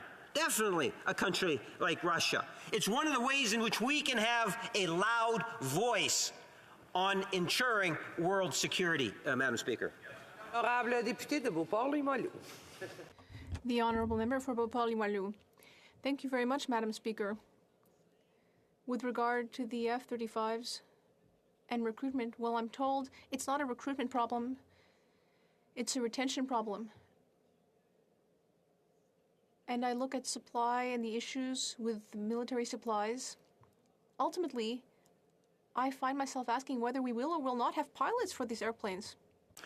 Well, Madam Speaker, I sure hope we will. I believe we will. In fact, Canada, in my home province of Manitoba, a lot of pilots are actually trained that will ultimately go and fly our future F-35s. One of the nice things about Canada, Madam Speaker, is around the world we are often recognized for our expertise in training pilots, jet pilots. In fact, and when you take a look at some of our incredible bases, whether it's Bagotville in Quebec, where the Voodoo was the supreme aircraft at one point, Madam Speaker, or it's Cold Lake in the F-18s. You take a look at the war games that are played, and it's Canadian pilots that often get the recognition as world-class pilots. And you will see that even during the World Wars, Madam Speaker, that Canada, because of our airspaces and our training, we train the very best, Madam Speaker. And not only will we train Canadian pilots, we will be training pilots to serve in NATO allied countries around the world. At least I would hope we'll continue to do so.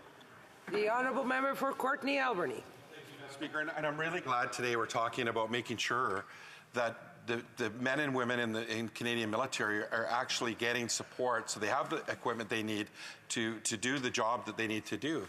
But, Madam Speaker, what we're not talking enough about today is the most important piece of equipment we have, and that is the men and women in the Canadian military. And I want to thank every one of them for their service and sacrifice to this country.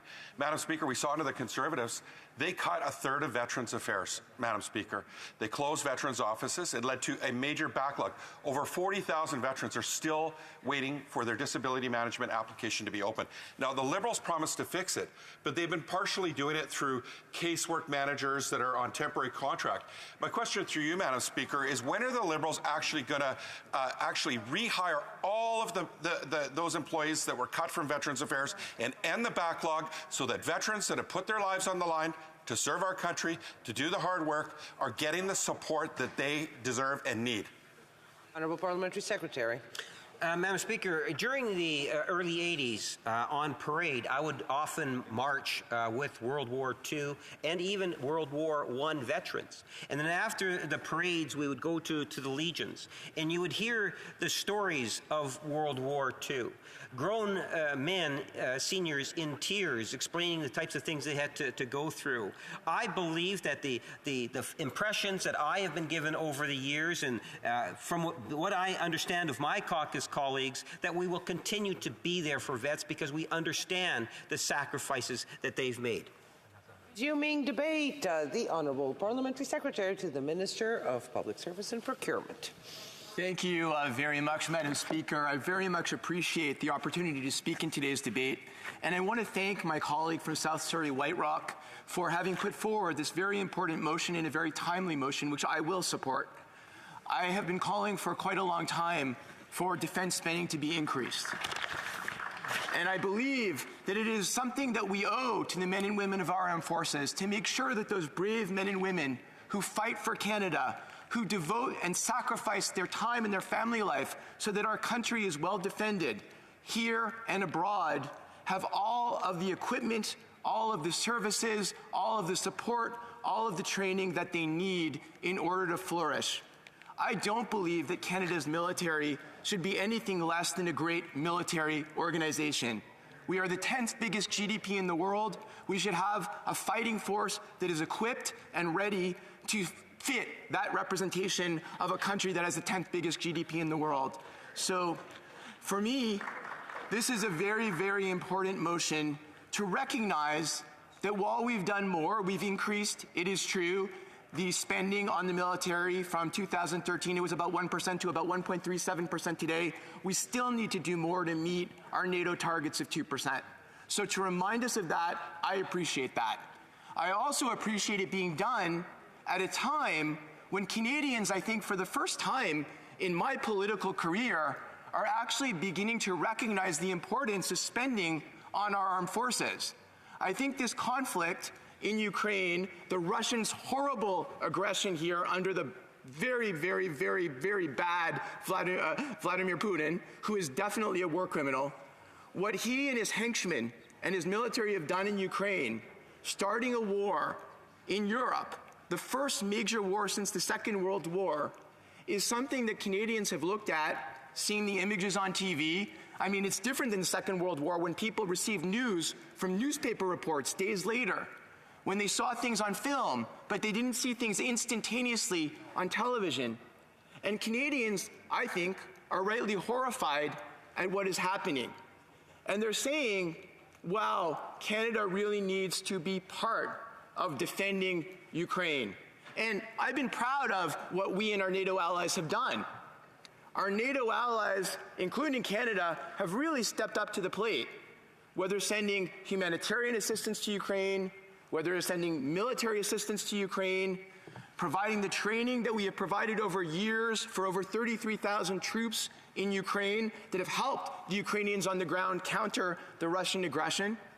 With respect to the assistance we're going to be providing to those Ukrainians who want to come to Canada, whether temporarily or permanently, I think Canada has really, really stepped up. And I think that the fact that we are sending a second frigate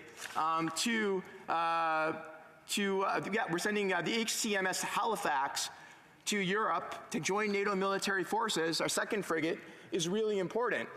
What we're doing in Latvia is really important.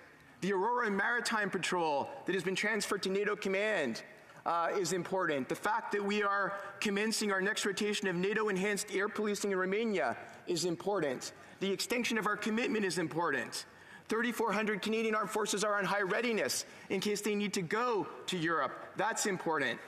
And I want to just, again, thank those men and women of our armed forces for all of the incredible work we do. Et je veux aussi remercier nos anciens combattants. I'd also like to thank our veterans. The veterans that I met for the first time when I was 23, when I was a counselor. We had a legion there with a lot of people who were veterans of World War II. And they're the ones who came back to build the communities in our ridings. I was in the various towns where there are these veterans, Hampstead, Mont-Royal, Côte-Saint-Luc, where I was mayor, we have so many people who were veterans who were extremely courageous, people who left when they were maybe as early as 18. They went and they fought, and then they came back, and with their strong spirit of volunteering and community, they built so much, and every year there were parades with a great many veterans. Now today there are very few of these World War II veterans in these parades who are able to participate. We have to remember what they've been through. And I'd also like to seize this opportunity to say that we absolutely need to offer veteran services in both official languages with real equality. We need to ensure that documents or complaints in French need to be processed in the same amount of time as ones in English. That is something I will continue to fight for. Speaker, what I also want to have a chance to say is that I want to appreciate the way this House has treated this topic in a nonpartisan way. Because there's a lot of things we can argue about, and I heard the member for Louis Saint Laurent say that before. There's a lot of things we can argue about, but the defending our country is not one of them. The support for our armed forces is not one of them. The support for our veterans is not one of them. And I have been so heartened to see this House's unanimous support for Ukraine, and the fact that we didn't have any dissenting voices in imposing sanctions on Russia, in all of the actions we've taken to support Ukrainians in this terrible battle that Russia and Vladimir Putin have started. And I think also, Madam Speaker, this motion also importantly reflects the new geopolitical realities in the world. We are now at a time where Russia, although it has been for a long time, is finally seen to be the true threat that it is, whether cybersecurity, whether our Arctic, where we are a neighbor of Russia. We need to be prepared for that Russian threat. Russia is pushing China as well in this regard. They're watching carefully in terms of Taiwan, what Russia is doing in Ukraine to see if they can get away with something. We need to be prepared as NATO allies, as Canadians, to stand true. And the final thing that I want to say on that point, Madam Speaker, is that when it comes time to looking at our geopolitical realities, we also have to look at whether or not we can always depend on the United States and NORAD to defend us. Now, with our current president, I want to particularly thank President Biden, because the United States is the world's strongest democracy. They have the strongest armed forces in the world. We rely, as do our NATO allies, on U.S. leadership when it comes time to taking on a worldwide nuclear power like Russia. And the United States, Secretary Blinken, President Biden have consulted with us, have consulted with NATO allies, have done all kinds of things to show that leadership that was missing in the previous Trump administration. But what I saw during the Trump administration was we couldn't necessarily rely, if we have a president like Donald Trump, on the United States to step up and defend Canada in every single way. And so Canada needs to be prepared more than we have been to defend ourselves. We hope we'll always have our best friend and ally, the United States, in our corner. But we need to make sure that we not only step up to the plate to share the responsibility with the United States to defend our continent, we need to be prepared even if they're not there for us. So this motion saying we should increase the percentage of defense spending to meet those NATO targets, although we're on track to improve, and I do want to say that, it is so important to keep doing that, to keep getting up to that 2%, and to make sure that we are properly equipped, properly trained, and that all the men and women who have given so much to Canada, whether in the past or today, get exactly what they deserve, the best support possible from the Canadian Parliament of all parties. Thank you, Madam Speaker. The honourable member for Bruce Grey Owen Sound. Thank you, Madam Speaker, and my thanks to the Parliamentary Secretary. That was a terrific speech, and I appreciate him being upfront in his support of our Canadian Armed Forces and this motion.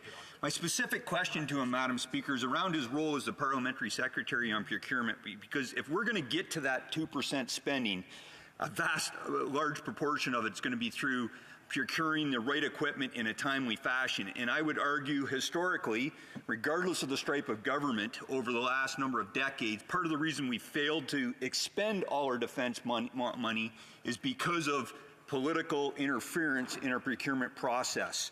What is the member specifically going to do in his role as the parliamentary secretary to speed up and facilitate our procurement process for the Canadian Armed Forces? The Honourable Parliamentary Secretary. Thank you, Madam Speaker. I really appreciate that question. Let's be very clear, there should be no politicization of the procurement process. We've heard that from every side, and there should not be. No party should take credit for procurements. We should all be working together as best as possible across party lines to make sure procurement happens with all the different trade-offs that we agree on, right? There are things that we could buy faster if we didn't buy them here in Canada, or if we didn't insist on Canadian industrial participation. There are things we might be able to buy off the shelf that otherwise we customize. We all need to work together to make sure we get procurement right, and I think we have a minister who, I have to say, working with her every day is a pleasure, and I know that's her biggest priority, to make sure the men and women of Canadian Armed Forces are properly bought, get equipment that they need as quickly as they can, and according to the process set by this House, and to work with everyone to do that. Thank you for the question. L'honorable député de Thérèse de Blainville. Merci. Thank you very much, Madam Speaker. I'm sorry I'm just sorting out the cord here. I'd like to thank the member for Mount Royal for his excellent speech. And I can see that he cares greatly about workers as well. Now, when it comes to the national defense budget,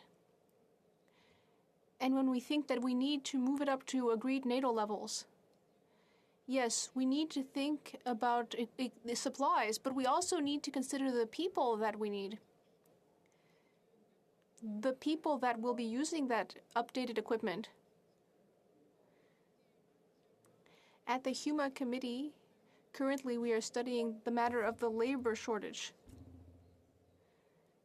To my surprise, we received the RCMP at the committee yesterday, and they spoke about the labor shortage in that sector. And now we're seeing the same thing. I'm just going to give the parliamentary secretary to answer the question. Merci, Madame la Présidente, et je remercie un de mes favoris députés de ce côté-là de... Thank you. I'd like to thank my colleague for having asked that question. I do agree that the labour shortage is an issue not only in Quebec but throughout Canada. We have to find the way to engage staff. This is an excellent way to do so. Training people is an excellent way to do so as well. And a part of this budget should also go to employees so that we have staff necessary to for all functions, including to better process veteran affairs. Honourable Member for London Fanshawe. Thank you, Madam Speaker. We were discussing, and my honourable colleague across the way discussed the procurement difficulties in streamlining that process. And one of the things that has been put forward, the Prime Minister has mandate letters to the Minister of Defence, to procurement, Fisheries and Oceans, directing them to establish a centralised procurement process under a new department called Defence Procurement Canada. This is yet to be fulfilled. Can the honourable Parliamentary Secretary indicate and tell us when this may be expected? The Honourable Parliamentary Secretary.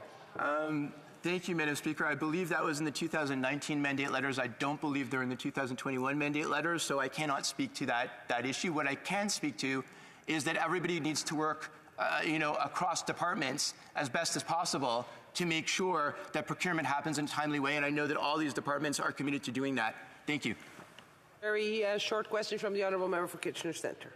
Thank you, Madam Speaker, and thank you to the member for Mount Royal, particularly for the passion and heart with it he gave his speech as opposed to talking points. Other members have called out that this motion speaks to an increase of $28 billion. And some, including the member for London Fanshawe, have shared that that seems like a fairly arbitrary amount. Can the member share why that amount specifically is necessary? Thank you. Honourable Parliamentary Secretary, 15 seconds or less. 15 seconds. Well, I'll refer to the Wales Summit Declaration, which doesn't exactly give it 2%, but it targets 2%, and I think that the Wales Summit Declaration is self-explanatory, and I encourage the member to read it. Thank you. Resuming debate, the Honourable Member for Battle River Crowfoot.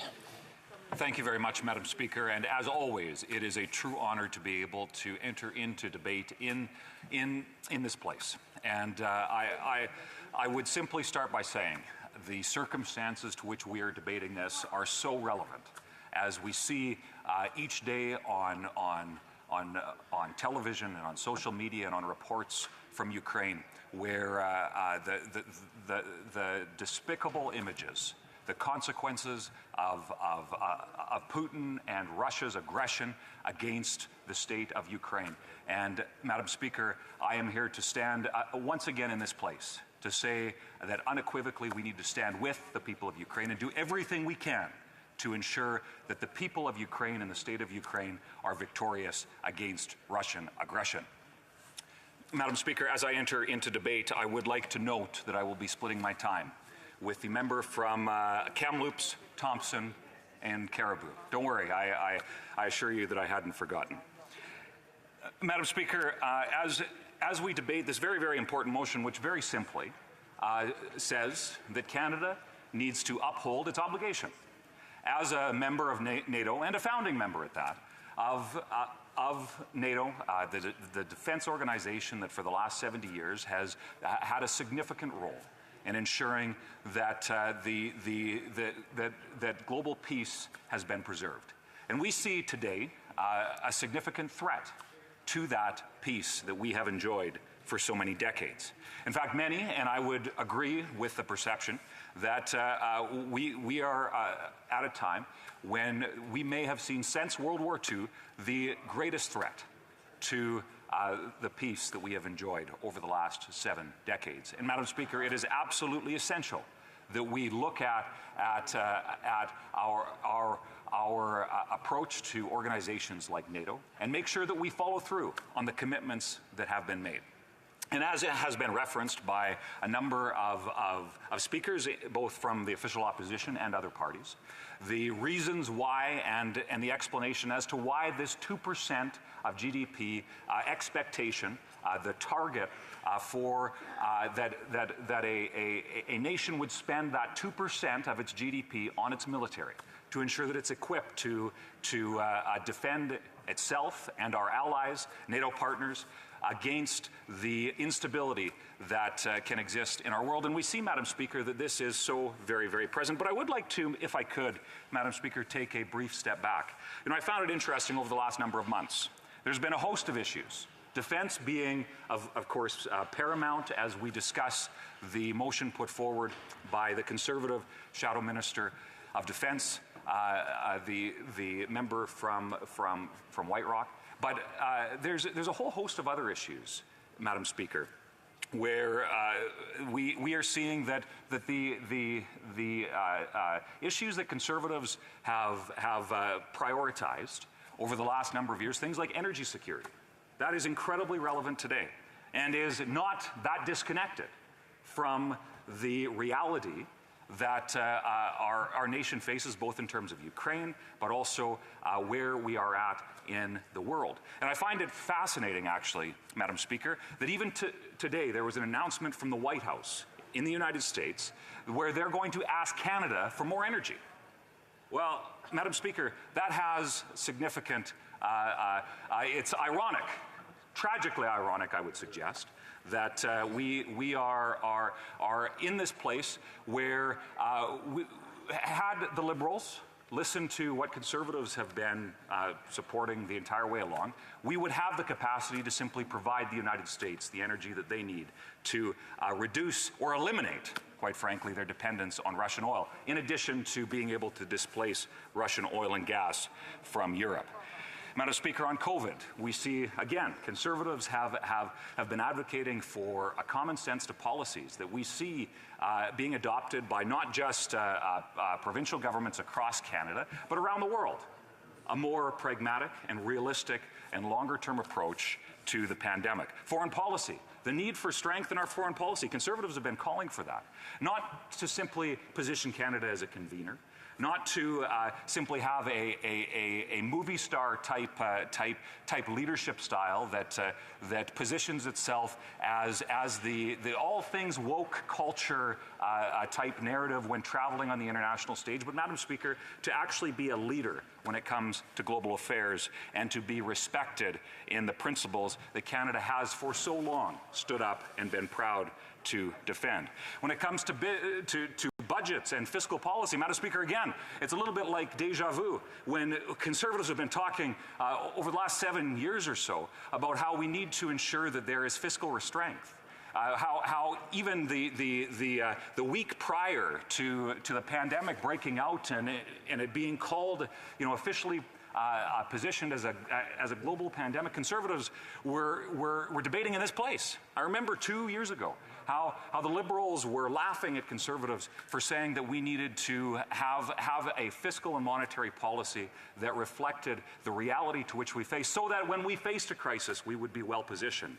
So, Madam Speaker, I can't help but think, whether it be on the very important issue we're debating today or the host of issues that our nation is facing, Madam Speaker, had the Liberals listened to what Conservatives have been saying over the last 6 or 7 years, we might be in a very, very different position. And, Madam Speaker, I would suggest that the clearest example that we see of today, specifically related to the motion regarding NATO, is two very, very closely connected issues. Number one, the fact that we need to have a modern, equipped military. I am pleased that the Liberals finally, 7 years too late albeit, have finally committed to ensure that Canada's Air Force is equipped with the best modern technology. Madam Speaker, I'm not sure if the Liberals remember, but they actually promised that they wouldn't do that. And it's unfortunate that they're flip-flopping and flip-flopping again, and the misleading rhetoric that has existed over the last 6 or so years has led to now Canada being 6 or 7 years behind when it comes to Canada's Air Force having the equipment required to do its job. Closely related to that, and if I could note, Madam Speaker, I believe it's important for me to acknowledge in this House that although the government made an announcement saying they were going to acquire the F-35 in a great press conference where they were boasting about having come to this decision and whatnot, refusing to acknowledge that we had actually invested hundreds of millions of dollars over the last couple of decades in the Joint Fighter Task Force and all of the things which both Liberals and Conservatives had supported. They, of course, didn't want to give Stephen Harper any credit for that. But when it comes to the reality that we're facing, they haven't even committed to purchase the F-35s. I would love to hear in this place today a commitment, not just a commitment to negotiate, but a commitment to actually see these aircraft purchased. Madam Speaker, when it comes to our northern sovereignty, it is a sad state of affairs that we have, over the last 6 or 7 years, seen a significant diminishment in our national efforts to see that our north is strong and secure, that there is economic development to ensure that our military installations have everything that they need. Madam Speaker, I hear often from constituents, and I come from a resource-rich area of our country, and I hear often from constituents who say, when talking about resources and the potential that exists in our country, they look not only at East Central Alberta, although I would suggest is one of the most beautiful, if not the most beautiful, regions in not just our country but the world, but they look across north, east, south, and west.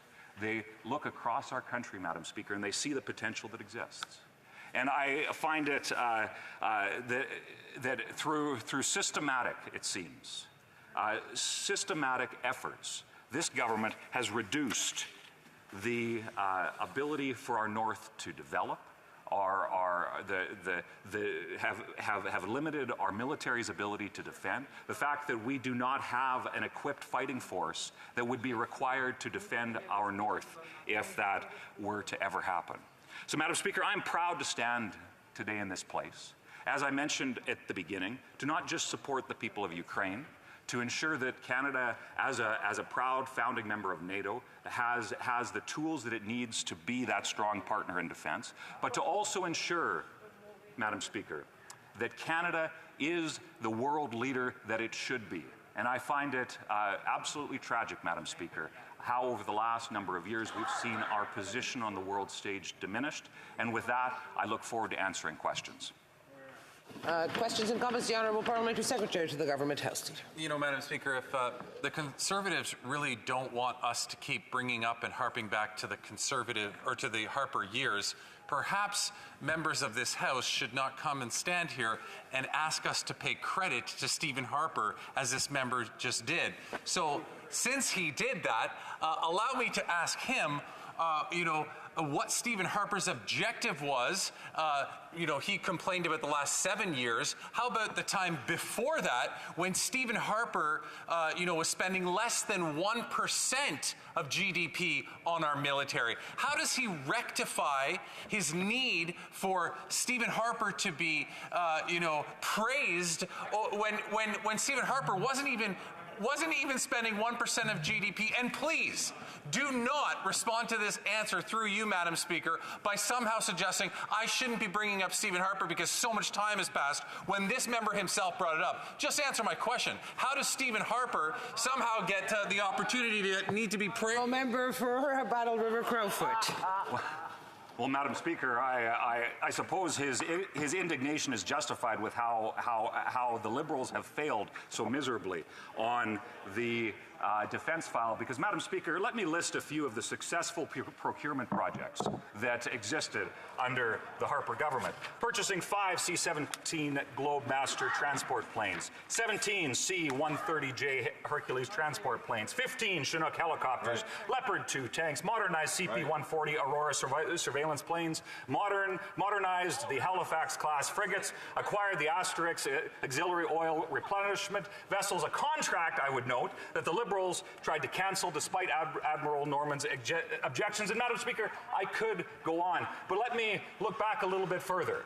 The amount of work that Stephen Harper did to rebuild our military after the decade of darkness that I hear from every single time. The Honourable Member for Berthier-Masquinongé. Thank you, Madam Speaker. I'd like to thank my colleague for his speech. I would like the Honourable Member to give me a bit of hope. I understand all the opposition ideas. The MP has a riding that doesn't necessarily produce oil. People are asking him to extract oil and send it. But does he not agree that we should finally move towards a climate transition?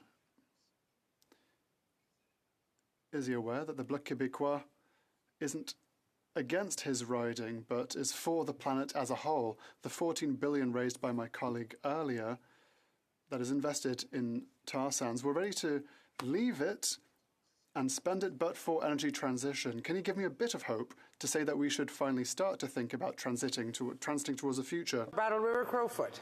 Thank you, Madam Speaker. With respect to the member, I would say two things. One,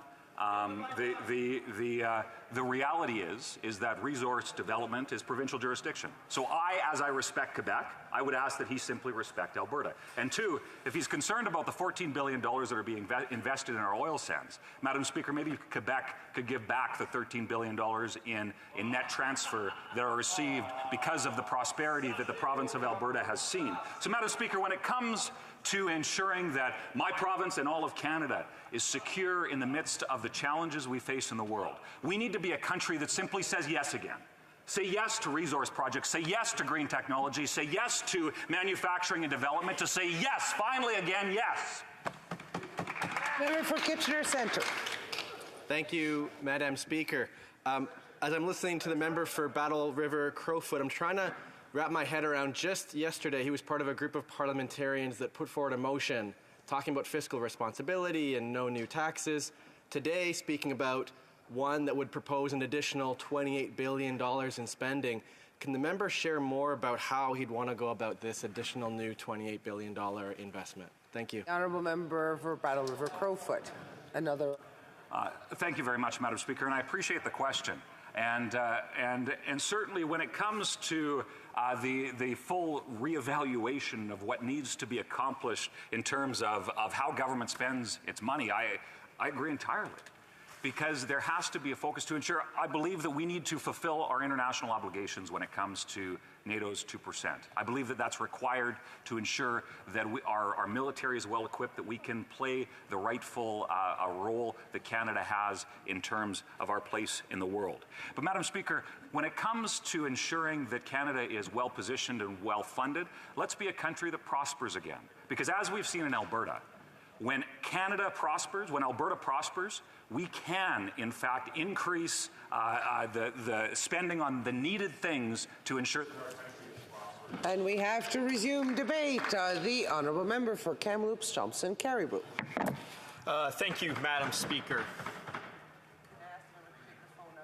Oh, I'm so sorry. Just keeping my time. Thank you, Madam. I'll begin again. Thank you, Madam Speaker. It's always a pleasure to rise on behalf of the people of Kamloops, Thompson, Caribou, especially on such an important issue as this one. Madam Speaker, I'm going to be speaking in favor of this motion. This is an important issue, not just generally, but because we are in a different world. The world changed in 2014. The world also changed again a couple of months ago. We are debating here today an issue that should cross party lines. I'd like to thank the member from Mount Royal for his speech, and I see him speaking with the member from Bruce Grey Owen Sound, a veteran, and I'd like to thank him for his service. I learned in the speech from the member for Winnipeg North that he was also a veteran. I thank him for his service, as I thank also the member for Cumberland Colchester who's here. I thank them all for their service. Before I really get into the speech, I also want to recognize a member of my riding, that is Master Corporal Aaron Doyle, with whom I went to high school. I have fond memories of him shouting my last name as we walked down the hallways. He was a veteran who was killed in Afghanistan, and I'm going to take a moment of silence to remember his life. I want to point out, Madam Speaker, as well, the excellent work done by the Rocky Mountain Rangers, what I consider to be one of the crown jewels of my riding. They are led by Lieutenant Colonel Amadeo Vecchio. He is quite a leader, somebody who has given himself to this country, both as a police officer, but in his lifelong service to the armed forces. I also want to recognize my friend, Corporal Michael Bosa. I am, Madam Speaker, admittedly fairly new to the House of Commons. I may not have the institutional knowledge that some of the people here do have. That being said, despite still learning, I have tremendous pride as a Canadian, just as most people in this House have a lot of pride. I have pride in the military. One of the first places I visited, Madam Speaker, as a parliamentarian was the Room of Remembrance. It's one of my favorite places to go when I'm in West Block. But where I'd like to see improvements, Madam Speaker, is on our military spending. Canada has a proud history. We have a history of intervening, of peacekeeping, of making a difference, of more than just convening. And when I think about our achievements, our interventions as a military, I think about Juno Beach, where right now it's being contemplated that condominiums will be built on what should otherwise be a sacrosanct space. I think about Vimy Ridge, which in just a few days will be celebrating its 105th anniversary. I'm going to be proud to be present there to commemorate that with the Minister of Veterans Affairs and other parliamentarians. The Battle of Vimy Ridge stands out in this nation's history. That is a time when we were obviously proud of our military and we're proud of our history, and I want to restore that pride, and that is one reason I am in favor of this motion. Simply put, Madam Speaker, we need greater political leadership, a will when it comes to the military, when it comes to meeting our NATO commitments. But we shouldn't be seeking to meet the NATO commitments for the sake of meeting them. Yes, it's important that we meet our international commitments, Madam Speaker. That's an obvious no-brainer. When we commit to something, we should do it. And too frequently, we slough our commitments aside once they fade from the public eye.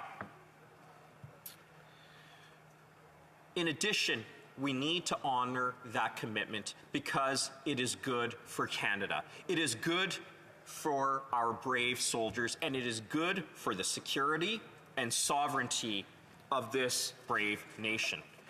That is why, Madam Speaker, I am so pleased that we are buying the F-35 jets. Our F-18s are an aging fleet, a fleet that should have been replaced many years ago. So while I'm pleased that we are buying the F-35s, I'm disheartened that we took 7 years to do so. Those 7 years, Madam Speaker, involve years of lost training, years of waiting for procurement, paying for outdated Australian jets, and once we got those Australian jets, paying for the necessary upgrades in our own military and for the new jets that we got. We need to give our soldiers the best equipment. Let us not forget, Madam Speaker, that these people who don our uniform are prepared each and every day they put on that uniform to make the ultimate sacrifice. And the least we could do is give them the best equipment possible, regardless of the cost. I note, Madam Speaker, that Canada ranks at 25 when it comes to NATO countries in spending out of 30. This may have been acceptable in the past, but as I said at the outset, Madam Speaker, the world has changed. We are in a different world, and with a different world comes different military spending. We have Arctic sovereignty that worries me and worries other people in this House and should worry other people in this House. The Russia that has invaded Ukraine, that has committed war crimes against Ukraine, is perilously close to the Canadian Arctic, and that's something we often forget. My understanding, Madam Speaker, is that Russia has over 40 armed icebreakers. Canada has 1. That is a statistic that should alarm all Canadians. Our Arctic is not that far. Our Arctic is also an area that Russia has asserted its sovereignty. The international community is not ad idem when it comes to Canada's land boundaries, and while it may be very clear to us as Canadians that our land extends well into the Arctic, into what has always been recognized as Canadian land, may not be recognized by our allies, and certainly will not be recognized by the Russia that seeks the natural resources in that area and that invaded Ukraine and is currently perpetuating war crimes against innocent civilians and further children in Ukraine. I do not presume, Madam Speaker, that Putin will be rational. And we have him essentially on our doorstep in the Arctic.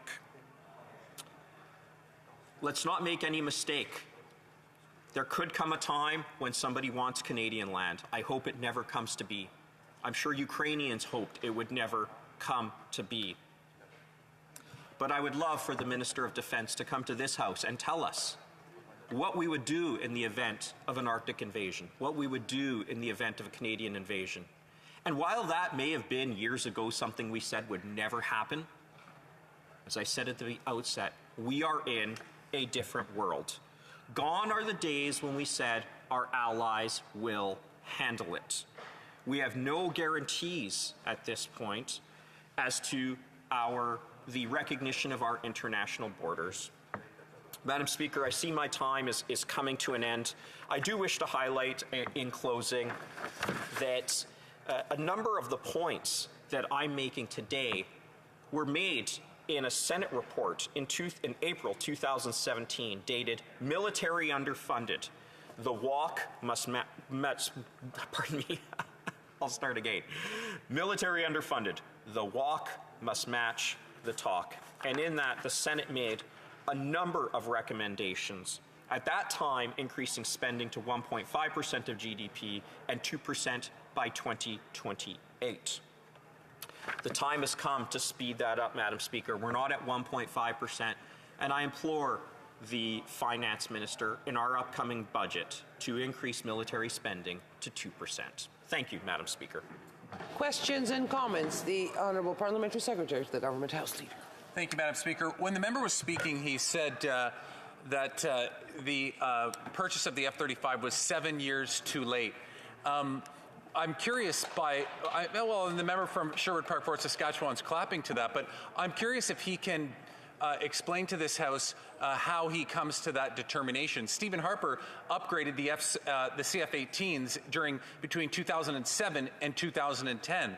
So when he says that it's 7 years too late, what was magic about 7 years ago? Didn't these planes just get upgraded between 2007 and 2010 by Stephen Harper? What happened in 2015, 7 years ago? Or was it just an election and therefore that's when it should have happened? Member for Kamloops, Thompson, Caribou. What happened is that the member's government said they wouldn't buy the jets rather than entertaining buying the jets. It's a decision that should have been made.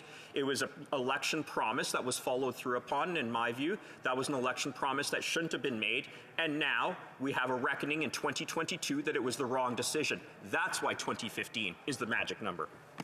Questions et commentaires? Questions and comments? What's the Honourable Member for Nunavut? I would like to ask the member about investments in the Arctic and what importance he would place in engaging Inuit in the Arctic and ensuring that it is the Inuit who are able to invest in protecting their own lands. As we know, Arctic sovereignty has been the greatest initiative in Canada. What would he do to make improvements so that Arctic sovereignty actually includes Inuit in the Arctic? The Honourable Member for Kamloops, Thompson, Caribou. Thank you, and I thank my honourable colleague for her question. It's been a pleasure getting to know her over the past few months, and I look forward to hearing more. Reconciliation applies here too. Part of what we have to do is involve our stakeholders, rights holders in the Arctic. So when it comes to maintaining Arctic sovereignty with the Inuit, they should have not only a seat at the table, but the primary seat at the table, because let's face it, they have a key voice, likely the most key voice, that should be present. And I would love to hear from them in that. Thank you. Questions and comments. L'honorable député. The Honourable Member for Shefford. Thank you, Madam Speaker. I want to thank my colleague for his speech. I would like to hear his comments. He talked a lot about the importance of ensuring a proper procurement to protect the Arctic. But without the staff, it doesn't mean anything. We need to ensure retention, recruitment, training in the Canadian Forces, the importance of changing the image of the Canadian Armed Forces. I studied the issue of sexual misconduct on the Standing Committee on the Status of Women in the last session, which allowed me to discover, and I'd like to hear the member talk about this, and I'd like him to take a position because we will have to talk about this. They appointed General Vance, and there were allegations that existed for a long time, and now it's important to act. We need solutions. So what does he think about stop appointing people like that who think they're above everything? And this perpetuates the culture of toxic masculinity in the Canadian Armed Forces. Thompson, Caribou. Thank you, Madam Speaker. I'd like to thank my colleague for raising a very important point. I, too, was disheartened when I not only learned about the allegations, but also saw that there was that General Vance received a conditional discharge, I believe, in relation to a finding of obstruction of justice. I will not disparage the brave women and men who put on the uniform each and every day. I agree with the honourable member that we need to have a culture in the military that embraces vitality, it embraces diversity, and it embraces safety. And whatever can be done to make that culture all the better so that all people feel comfortable in the armed forces and all people feel comfortable coming forward to serve their country, I will give my full support to that. Thank you. Questions and comments? The Honourable Parliamentary Secretary to the Government House Leader, very brief question.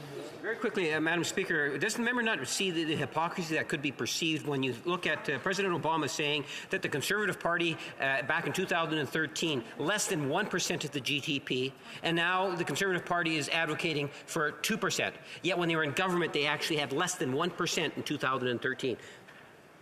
The Honourable Member for Kamloops, Thompson, Caribou. Well, in 10 2009, seconds. we had 1.37%. Let's talk about 2022, not 2014, not 2013. For one moment, can we please just park the partisan sanctimony? Thank you. Resuming debate, the Honourable Member for Davenport. Madam Speaker, I'll be sharing my time with the member for Kingston and the Islands. Madam Speaker, I rise in the House today on behalf of the residents of my riding of Davenport, as well as a proud Ukrainian Canadian and as the chair of the Canada-NATO Parliamentary Association. At the outset, let me condemn in the strongest possible terms Russia's unjustifiable and unprovoked invasion of Ukraine and the enormous human suffering and destruction it has caused, where thousands of Ukrainians have died and entire cities have been destroyed. Together with many partners, Canada referred Russia's illegal and unprovoked invasion of Ukraine to the International Criminal Court in early March as a result of numerous allegations of serious international crimes by Russian forces, including war crimes and crimes against humanity. Reports of atrocities carried out by Russian forces has become more numerous and serious since the referral. Just these past few days, we have seen images of hundreds of innocent civilians brutally murdered in cold blood in Bucha. These are horrifying acts, and Russia needs to be held accountable and brought to justice. Madam Speaker, Putin's actions are an assault on the rules-based international order and have shattered Euro-Atlantic security. Canada and our NATO allies and partners are responding to Putin's aggression with unprecedented sanctions as we continue to arm Ukrainians and provide them with the support they need to defend themselves. The Minister of Foreign Affairs will attend the upcoming NATO foreign ministerial meetings to coordinate Canada's support to Ukraine with our NATO allies. Foreign ministers will also look to collectively respond to global challenges with global partners while supporting regional ones in countering malign Russian influence and interference. The ministerial meeting follows the extraordinary NATO Leaders Summit on March 24, attended by our Prime Minister. At that summit, NATO leaders agreed to provide further support to Ukraine, and they agreed on the need to reset NATO's deterrence and defense policy for the longer term to face a new security environment. Madam Speaker, NATO is a defensive alliance founded on the principles of democracy, individual liberty, and the rule of law. Its primary task is to guarantee the security of the Euro-Atlantic area and the 1 billion citizens of its 30 members. NATO has been a cornerstone of Canada's defense and security policy for the last 73 years, and we remain committed to the foundational principles that underpin European and global security. As such, we have contributed to nearly every major NATO military operation since 1949. We continue to provide a significant number of personnel to various organizations within the alliance, and we are the 6th largest financial contributor among allies to NATO's common budget. For years, Madam Speaker, NATO allies and our partners have provided extensive bilateral support to Ukraine to strengthen its military capabilities and capacities and to enhance its resilience. In the immediate lead-up and since Russia's invasion, NATO allies and partners significantly expanded that assistance and continue to provide Ukraine with the lethal and other critical military assistance it needs to defend itself. NATO allies have stepped up in other ways, as well by also providing financial and humanitarian aid, and that includes hosting millions of Ukrainian refugees. Madam Speaker, let me also recall the fact that Canada was the first Western country to recognize Ukraine's independence 30 years ago. Since then, we have been resolute in our support for Ukraine and a strong advocate for their Euro-Atlantic integration. Canada has invested significantly in bilateral and defense relations with Ukraine. We strongly supported granting Ukraine NATO Enhanced Opportunities Partner status in 2020 in order to deepen NATO-Ukraine relations. In addition, Madam Speaker, Canada has also provided multifaceted assistance to support Ukraine's security, prosperity, and reform objectives, including through the authorization of $160 million in military aid. Canada's Operation Unifier has trained nearly 35,000 members of the Ukrainian military and security forces to date. The operation was recently extended and expanded. However, as a result of the current situation, the Canadian Armed Forces has temporarily moved its mission. In response to Canada's action against Ukraine, NATO has deployed troops from both sides of the Atlantic and increased its readiness to protect Allied territory and guard against any spillover of the conflict. Madam Speaker, for the first time, the Alliance has deployed the NATO Response Force for collective defense and deterrence. There are now hundreds of thousands of forces at heightened alert, as well as around 40,000 troops under direct NATO command, mostly in the eastern part of the Alliance. This is backed up by major air and naval power, as well as air defense. NATO is establishing 4 multinational battle groups in Bulgaria, Hungary, Romania, and Slovakia, as well as strengthening battle groups already in the battle states and Poland. Further steps are being taken to ensure the security and defense of allies across all domains with a 360-degree approach. While these measures are preventative, proportionate, and non-escalatory, there must be no doubt that our commitment to Article 5 of the Washington Treaty is ironclad. We will protect and defend every inch of NATO territory. Madam Speaker, following the deployment of an additional 460 soldiers to Operation Reassurance, Canada currently contributes approximately 1,375 troops to deterrence and assurance measures on NATO's eastern flank. These additional forces include ground troops for the Canada-led Enhanced Forward Presence Battle Group in Latvia and an additional frigate and patrol airbase. Aircraft. As well, approximately 3,400 Canadian Armed Forces personnel across all branches of the service are authorized to deploy to the NATO Response Force if they are required.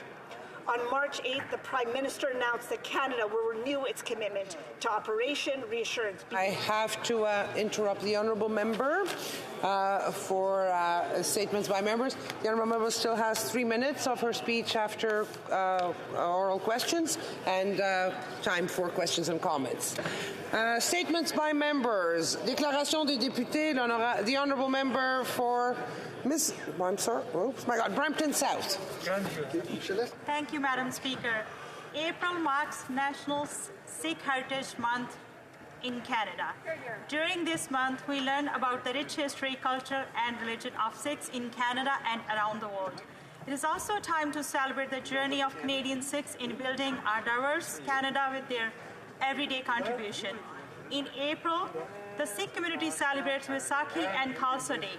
This joyful day marks the start of a vibrant harvest season and signifies the founding of Khalsa Panth in 1699 by Guru Gobind Singh Ji, including his teachings of the oneness of humanity, equality, social justice, compassion, and seva, selfless service.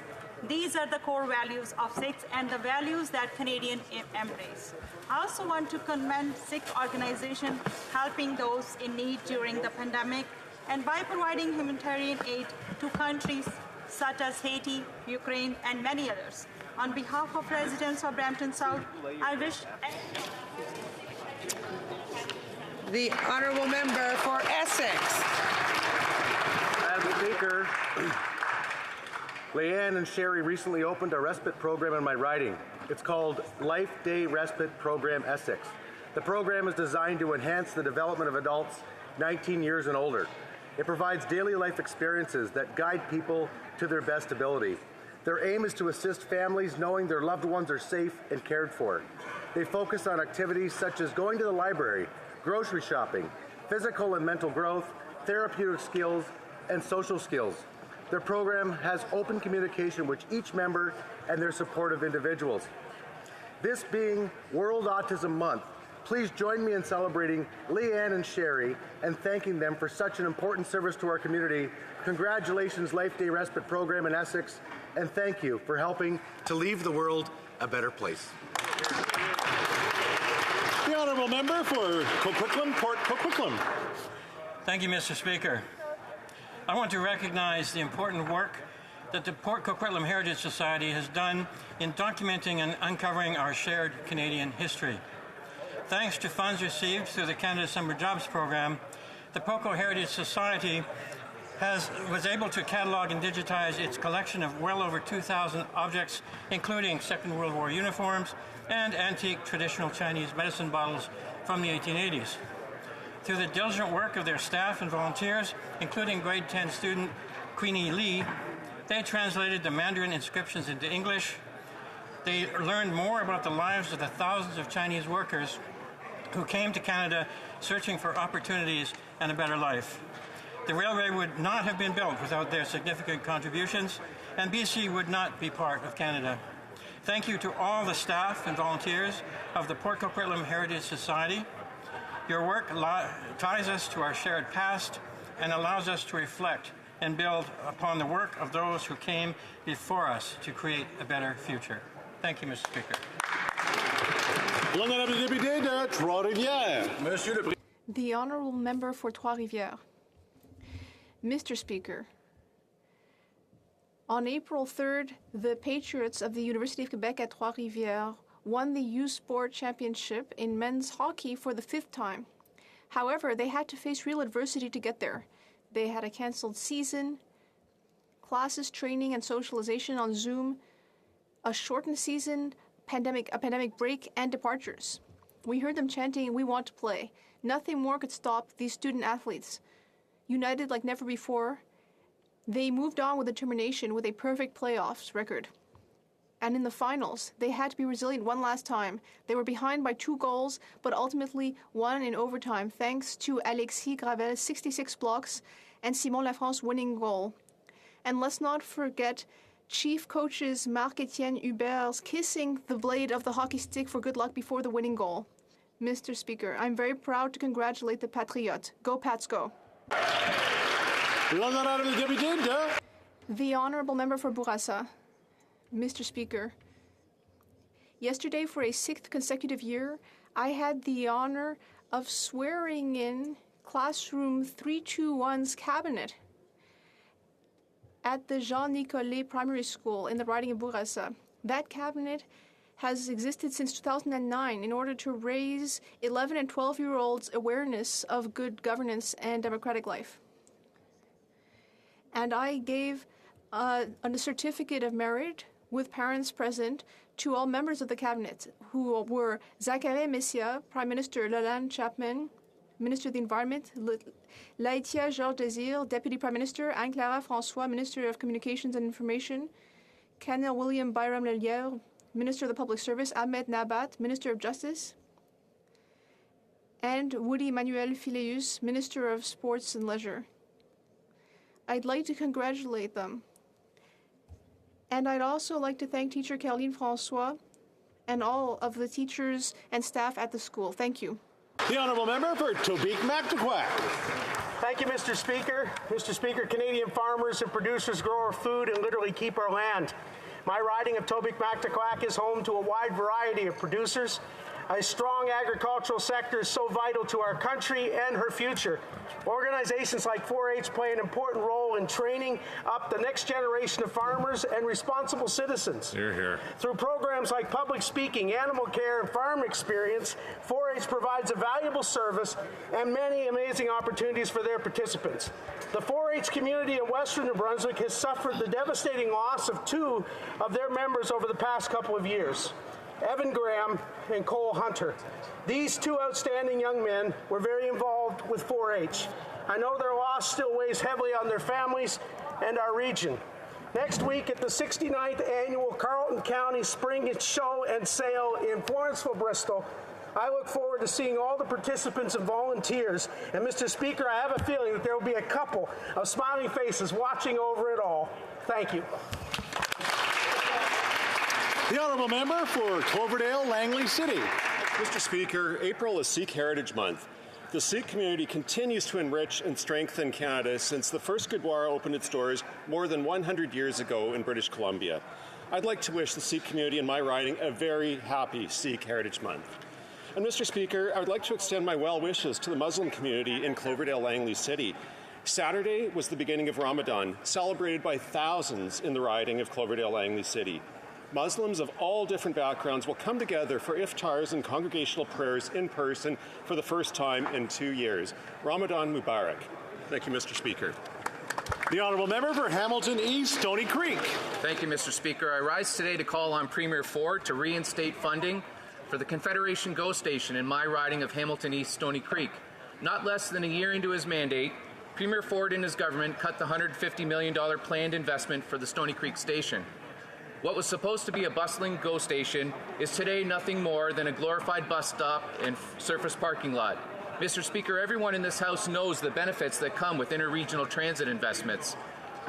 It helps reduce greenhouse gas emissions by taking thousands of vehicles off our congested highways. It spurs residential and commercial investments, creating new jobs and new tax revenues for municipalities and other levels of government. It facilitates sustainable growth by encouraging development in our established urban boundaries. Eerily similar to the investment strategy adopted by the former Harper government, Premier Ford has created a system of the haves and the have-nots. It's time for Ontario's Premier to realize the importance of the Confederation GO Station and reinstate the investment he and his government cut in 2019. The Honourable Member for Mission Masqueam, Fraser Canyon. Mr. Speaker, Vancouver Rogues are Canada's first gay and inclusive rugby club, originally active from 2001 to 2009. The club has been revived for the 2021-2022 BC Rugby Union season, sponsored by the Mariloma Rugby Club. The Rogues plan on being a permanent team with a mission to support underrepresented communities in sport and fight homophobic and transphobic behaviors both in sport and society. Last weekend's 52-10 win against Abbotsford Rugby Football Club is the Rogues' first victory of the season and first win ever in club history. As a member of the opposing team, a huge congratulations to the Rogues on their victory. This August, the Rogues will represent BC at the Bingham Cup in Ottawa, the largest biannual amateur rugby tournament in the world. It brings together over 2,500 like-minded players from 60 countries to celebrate diversity and inclusivity and to show the world that rugby truly is a sport for everyone. So I look forward to seeing the Rogues kick and drop goals, rucking hard, and tackling barriers in the years to come. Thank you, Mr. Speaker. The Honourable Member for Vimy. Thank you, Mr. Speaker. It's with great pleasure that I rise to talk about the Autism Month, which just started. Yesterday in my riding of Vimy, I was pleased to participate in an event with people dedicated to this cause. I'd like to thank Laval's Autism Society for all their hard work. As an ambassador of Autism Month, I would like to raise awareness about autism. The conference organized at the Autism Center highlighted critical facilities for care and support to this community. I would like to strongly encourage this model, which could become a reference throughout municipalities in the country. Person with autism is an individual, and people with autism have a lot to offer and teach us. They see the world from a different perspective, and this brings many strengths that make the world a better place. Merci, thank you. The Honourable Member for Beauce. Mr. Speaker, 2 athletes from my riding shone at the Olympic Games in Beijing this winter, Elliot Grondin from Sainte-Marie and Marie-Philippe Poulin from Beauceville. After going to Pyeongchang in 2018 at the age of 16, Elliot has since refined his talent in snowboard cross, and he literally flew above the competition and reached the podium twice with a big smile. He was already an inspiration for youth in Beauce, and now he has become a legend. What about Marie-Philippe? She is the captain clutch of the Canadian women's hockey team. Not only was she a flag bearer, but she brought her team to victory with a gold medal. And now that the Olympics have barely ended, she's already thinking about Italy in 2026. When you have been crowned best women's hockey player in the world and you have 4 Olympic medals, along with many others, and you're still thinking of the future, well, that's an example of determination. I'd like to also say that I'm thinking about your respective families and all of their sacrifices through the years to help you shine. Marie-Philippe and Elliot, Beauce is so proud of you. Thank you. L'honorable député de Calgary Shepherd. The federal vaccine mandates are hurting real people. In my riding, an aspiring young astronomer, Chloe, can't go to the NASA space camp. She's not vaccinated, but the camp has no vaccine requirement. Another is Patrick, who followed public advice and got the very first vaccine available in Kazakhstan, the Russian Sputnik vaccine. He's confirmed he has antibodies, and the best medical advice he's obtained is not to get another 2 rounds of the Pfizer vaccine. Now he can't return to Kazakhstan to get back to work. And several constituents have come to me with heartbreaking stories of being unable to fly to funerals for family members in Canada. Some were forced to drive thousands of kilometers in order to attend this end-of-life celebration. Conservatives have been asking the NDP Liberals for a plan on when these unjust federal mandates will end. They voted against it. We've asked for the data used to justify these measures. The Transport Minister hasn't provided it. The Health Minister promised to give us the documents he based his decisions on. We're still waiting for them. All the provinces have either ended the mandates or given public the path to end these restrictions. End the confusion, hurt, and frustration. The answer is easy. End these punitive federal vaccine mandates. The honourable member for Yukon. Vibrant, engaged, diverse, and growing. Did you know that Yukon has the 3rd biggest per capita proportion of francophones in Canada? The Francophone Renaissance in Yukon started in the 70s, after the Official Languages Act was passed. Thanks to federal participation in supporting the Francophone community in Yukon, the community has since grown a great deal, and soon there will be a bilingual health center in the territory, as well as a 3rd primary French language school in Dawson City, opening shortly. And in addition, French immersion schools are seeing an increasing support. You can hear French throughout Yukon, and as a Francophile, I'm very proud to see the progress that has occurred. With C13, we can go even farther. We can support our minority language communities. The honourable member for Victoria. Mr. Speaker, today I want to highlight the amazing work of an organization in my riding. Rise Together was started in January 2021 by Holly Smith and Trishna Gill. They are best friends and students at Oak Bay High, and they help connect our community to support local organizations doing vital work. Rise Together partners with local businesses to place donation jars at storefronts, creating an easy and accessible way for community members to donate. Each month, they bring attention to a new local initiative in need of support. Past organizations featured include the Rainbow Kitchen Society, One Up Single Parent Resource Center, and the Victoria Women's Transition House. They also bring the community together for charitable events. And Rise Together's most recent collaboration is an art exhibit and silent auction in support of Ukraine. It's at Fortune Gallery from May 11th to May 13th, and 100% of the proceeds will be donated to the Canada-Ukraine Foundation. Thank you, Holly and Trishna, for exemplifying the drive, passion, and contributions of today's youth. I do want to remind everyone that there's some great statements by members going on right now, and I'm going to keep the tone down a little bit so we can get through these. L'honorable député de Shepherd. The honourable member for Shepherd. Thank you, Mr. Speaker.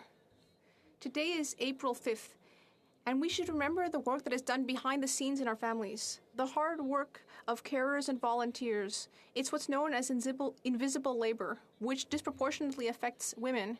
For 22 years, the FAS organization has been leading the fight to take a day to reflect on what our society would be like without this invisible labor, without all those hours spent taking care of others, with too little gratitude in return.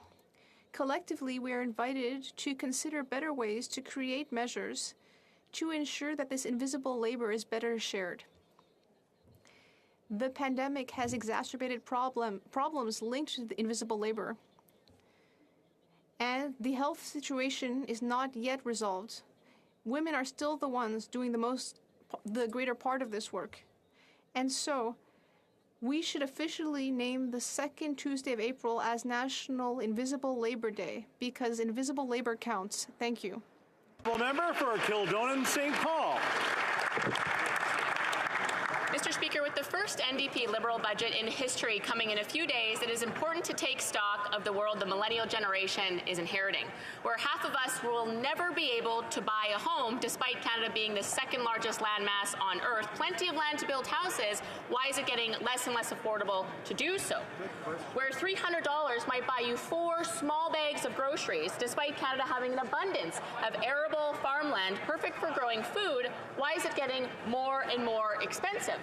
Where $100 barely fills the tank of a small car, despite Canada having some of the largest carbon energy reserves in the world. Gas and transportation should be cheap, and yet it's never been more costly. This is the everyday life Canadian millennials are inheriting after 6 years of Liberal governance and their inflationary policies. Canadians cannot afford any more of this, Mr. Speaker, and certainly cannot afford the upcoming Liberal NDP budget. That's right. The honourable member for Mississauga Malton. Mr. Speaker, many people have made the trek from the villages of Punjab to Canada to build a life. Baldev Singh Sidhu went back to Punjab so that he could build the lives of others. With a passion for fighting, he started a boxing academy in his native village of Chukkar. One day, a young boy, a village-born child, showed up at his door wanting to fight, to prove himself after being at odds with a fighter from the academy. Mr. Sidhu saw something in that boy, trained him, and eventually adopted him as his own. Today, that boy stands in our midst, now a grown man and a champion. Sukhdeep Singh Chakriya, whose last name bears witness to the village from where he hails, reigns 10-0 as the Canadian middleweight champion.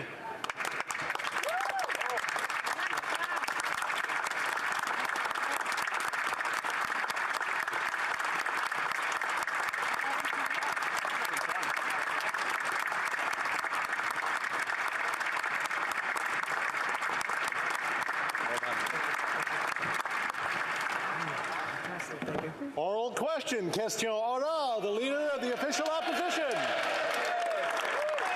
Mr. Speaker, Thursday is fast approaching, and with it we will see our first ever NDP Liberal budget. A budget that promises a hard veer to the left with big spending and fiscal irresponsibility. Gone are the days when these Liberals followed the advice of their moderate colleagues like John Manley and Anne McClellan. Instead, their inspiration for the budget will come from the fringes of the NDP movement. Isn't it true that this budget will ignore the need to address inflation and the cost of living and instead give in to the extreme demands of the NDP? The Right Honourable Prime Minister. Speaker, 2 years ago, our government put in place an economic response plan to meet the unprecedented challenge of COVID-19. We positioned our economy to come roaring back faster and recover stronger. As of February 2022, we've recovered 112% of the jobs lost at the peak of the pandemic, and we must continue now to focus on our work to create jobs and continue building a Canada where nobody gets left behind. I look forward to the tabling of the Budget 2022 and presenting our plan for moving forward for all Canadians. The Honourable Leader of the Official Opposition. Speaker, the fact is, out-of-control spending leads to out-of-control prices. Over the last 6 years, and with increasingly irresponsible budgets this government delivers, the more Canadians are suffering and being left behind. Right. Canadians are much worse off today than they were 6 years ago. They can't afford a house, gas, or groceries. This continued irresponsible and out-of-control spending will result in more and more Canadians unable to pay their bills. Still, the Prime Minister is doing it. Why? The Right Honourable Prime Minister. Speaker, over the past 6 years, we saw the economy grow. We saw hundreds of thousands of Canadians, including kids, lifted out of poverty. We've seen investments that demonstrate that every step of the way, including through this pandemic, we had people's backs. We entered this pandemic with a strong fiscal position, and we're using that fiscal firepower to support Canadians through and beyond COVID-19. Our choice, contrary to Conservatives, was to make sure families didn't have to choose between putting food on the table, keeping a roof over their head. We will always have Canadians' backs. We will always do it responsibly in a fiscal way. The Honourable Leader of the Official Opposition. Speaker, the fact is this Prime Minister continues to wedge, divide, and stigmatize Canadians. On this side of the House, we believe the greatest thing we can do to unify Canadians is make their life more affordable. We believe we should empower people so they can buy a home, fill their gas tank, and put food on their table. Will the Prime Minister admit that with every budget he delivers, Canadians have become worse off? Will he listen not just to Conservatives, but to moderate Liberals in his own party, say no to the NDP extreme demands, and deliver a responsible budget? Right Honourable Prime Minister. Mr. Speaker, I think Canadians are grateful we don't listen to Conservatives on matter of supporting Canadians. The first thing we did was lower taxes for the middle class or raise them for the wealthiest 1%. Conservatives were opposed. We increased the Canada Child Benefit to match the cost of living. Conservatives were opposed. We moved forward with $10 a day childcare for families across the country. Federal Conservatives opposed. We boosted the GIS for vulnerable seniors, more support to students, investments in affordable housing. The Conservatives oppose each one. Mr. Speaker, we will be there for Canadians.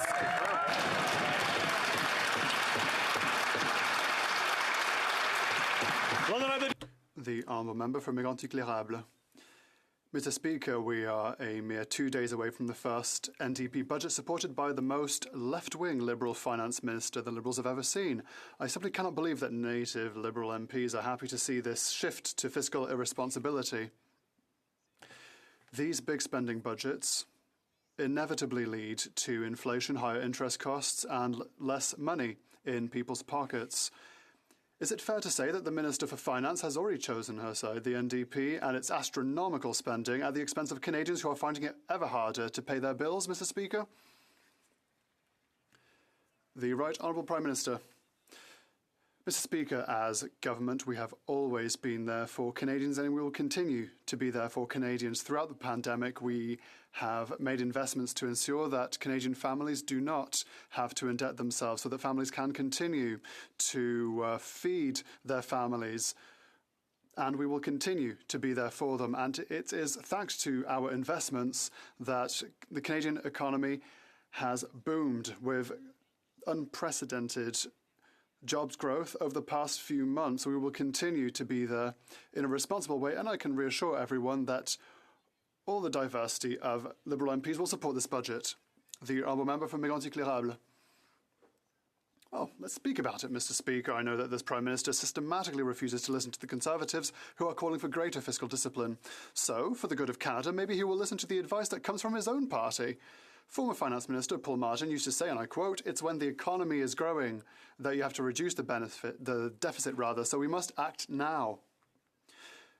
The economy has generated huge revenues for the government because of inflation. Will the Prime Minister continue to take this money out from the pockets of Canadians, or will he continue to spend lavishly as he has done since 2015? The Right Honourable Prime Minister. Contrary to the Conservatives, Mr. Speaker, we have committed ourselves to always being here for Canadians, and we understand that rising cost of living and pressures are real, and that is the reason for which we continue to be there to support them with investments in housing, with help for seniors, with help for workers. Conservatives, however, want to go back to austerity that will harm Canadians. We, on our side, will continue to invest in a responsible way, in a prudent way, and we will continue to be here for Canadians because that is what Canadians need right now. The Honourable Member for Belleuil-Chambly. Thank you, Mr. Speaker. no one believes in the greenhouse gas emission reduction plan from the Liberal government. Everyone has doubts about this plan. The minister has tried. I honestly believe that the minister tried, but the government has tried to erect obstacles. The IPCC has said that it's impossible to meet objectives by increasing production. Can the Prime Minister admit that his plan is failed? The Right Honourable Prime Minister. Mr. Speaker, we have implemented a responsible plan, one of the most ambitious. The Bloc should understand the importance of working with Quebecers in order to create new economic opportunities and sustainable jobs. That is the reason for which we are encouraging our Bloc colleagues to speak, for example, to Mayor Bruno Marchand in Quebec City, with Valérie Plante in Montreal, and the Union of Quebec Municipalities that have all commended our plan. Our priority is to work with Quebecers, not creating issues, so that we can offer them a healthy economy and a healthy air to breathe. The Honourable Member for Bailleul-Chambly. Well, I don't have to commend his plan. I'm not asking him. Mr. Speaker, the plan is scientifically unacceptable. The government isn't even trying to meet its objectives in the first place. The proof? They're subsidising oil and gas. They're increasing production. Can he at least commit to refusing the Baie du Nord project once and for all? The Right Honourable Prime Minister. Mr. Speaker, we often highlight that the Bloc Québécois is looking for issues, but to insult the very integrity of the Mayor of Montreal, the Mayor of Quebec City, people who are honest in their desire to have a cleaner environment, a cleaner and more prosperous future for their people and for our country, we are here to work in partnership, hand in hand with all Quebecers, even with the Bloc Québécois, on issues that are important for Quebecers and Canadians as a whole, and that will continue. We will continue to be a constructive government and an ambitious and bold government for climate change and to help commit Canadians throughout the country. The Honourable Member for Burnaby South. Mr. Speaker, the cost of everything is going up. Canadians are hurting. They're having a hard time putting food on the table, finding a home they can afford. That's why we want, in this budget, clear steps, clear actions taken to make sure Canadians get the help they need in this difficult time. So, will the government commit to making sure people can have support so they can find a home to call their own? Will they commit to movement on dental care starting with children under 12? Will the government commit to these priorities in this budget? Hear, hear. The Right Honourable Prime Minister. Mr. Speaker, over the past 6 years, we've been there to support Canadians, to support families, to support elders, to support students. During these 2 years of the pandemic, we made it an explicit promise to have Canadians' backs. And we did that not just because it's a value we believe in, that to support Canadians, but also because we know it's the best way to ensure that our economy comes roaring back, that we have small businesses flourishing, that we have job creation, that we have prosperity created and shared across this country. That's why we're investing to support Canadians. That's why we're investing to grow the economy. That's why we're continuing to have Canadians' backs. The Honourable Member for Burnaby South. People are going through a difficult time. The pandemic is hitting hard. The cost of living is rising. While people are suffering, big business and the ultra-rich are making record profits. Is the government ready to make the ultra-rich pay their fair share, starting with the big banks, to invest in programs, in social programs to help families in these difficult times? The Right Honourable Prime Minister. Mr. Speaker, since the very beginning of the pandemic, we have promised to continue to be there for Canadians and to support them with everything that is necessary for as long as necessary. And not only has this allowed Canadians to be supported during the pandemic, at the same time, it has ensured a stronger economic recovery as compared to other countries, and we will continue to be there to invest and to make sure that vulnerable people have the necessary support whilst creating growth, economic growth, whilst creating jobs, whilst making sure that we have a good family a good life for families. Well, Canadians are trying to balance their budgets. They're trying to feed their families. They're trying to put a roof over their heads. Yet every step, this Prime Minister has abandoned them, as the skyrocketing cost of living leave millions of Canadians behind. This is the Prime Minister who promised to help the middle class and those wanting to join it. Remember that? Yet under this left-leaning NDP Liberal government, that dream is now dead for millions of Canadians. Will the upcoming budget finally include help for Canadians who are no longer part of the middle class? The Honourable Minister of Tourism and Associate Minister of Finance. Mr. Speaker, while the other side continues to undersell what Canadians have accomplished, there is genuine good news to share across the land. Our GDP grew for 8 consecutive months. We've recovered 3.4 million jobs lost to the pandemic. We have the lowest debt-to-GDP ratio in the G7. Mr. Speaker, the Canadian economy is resilient. Canadians are resilient. The economy is getting back on track. The other side might not like economic growth, Mr. Speaker, but the government certainly does, and so do Canadians. The Honourable Member for Abbotsford. Well, as the NDP Liberal government lurches further to the left, millions of Canadians have been left behind. The skyrocketing cost of living means families can't pay for groceries or gas to get their kids to school. The housing affordability crisis means countless Canadians have lost their dream of home ownership. It was this Prime Minister who promised to stand up for the middle class. "I've got your back," he said. Instead, millions of Canadians are falling behind and out of the middle class.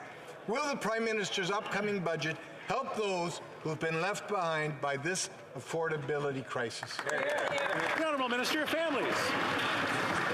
In contrast to what the member opposite said, it was actually this government that helped millions of Canadians. In fact, when we brought in the Canada Child Benefit that helped 9 out of 10 Canadian families who have seen hundreds or thousands of dollars each year to support putting food on the tables. That's real money for real Canadians, Mr. Speaker, and they know that this government, whether it was before the pandemic, during the pandemic, or after we recover, will be there for them every single step of the way. Thank you, Mr. Speaker. The Honourable Member for Central Okanagan, Similkameen Nicola. Mr. Speaker, too many millennials make good money but are stuck in their parents' basements. They lose all hope when they see home prices up 36% in Toronto. A committee, a GTA Liberal Member of Parliament, said Canada has a healthy housing market. Yet witness after witness said the opposite. The Minister of Housing has access to the best housing information in the country.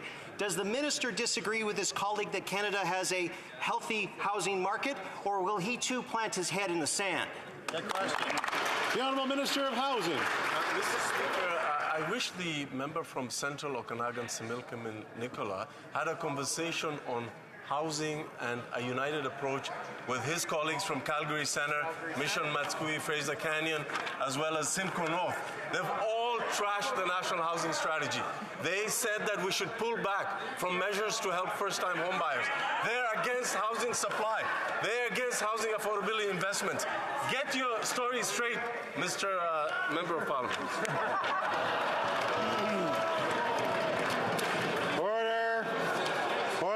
We did so well right up to there. The Honourable Member for Central Okanagan, Similkameen Nicola. I don't think he meant you, Mr. Speaker, but the only thing dropping in this housing market is the Liberals' credibility on affordability. Now, at committee, Statistics Canada said we haven't seen gains this large in 30 years. The price increases are broad-based, with the biggest drivers being gasoline, food, supply chains, and a heated housing market. Will the minister admit to his failures, or will he continue to blame Conservatives for his mistakes?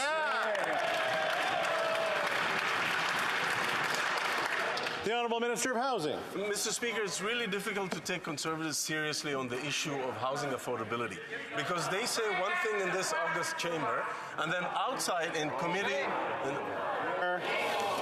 Order. I don't know who that was.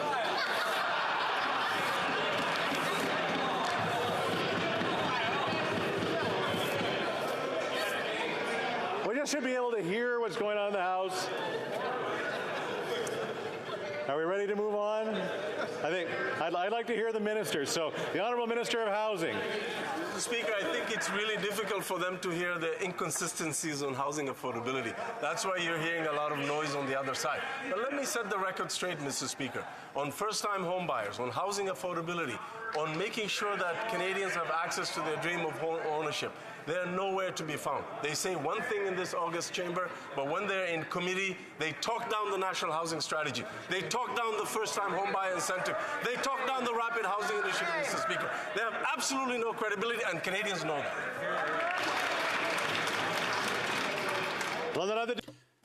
The Honourable Member for Louis Saint Laurent.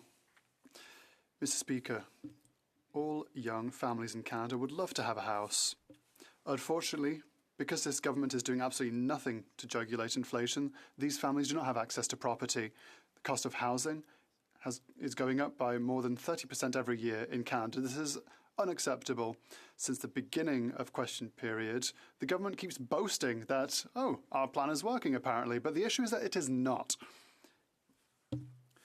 Why does this plan apparently work when it's clearly not working at all? The Honourable Minister for Housing.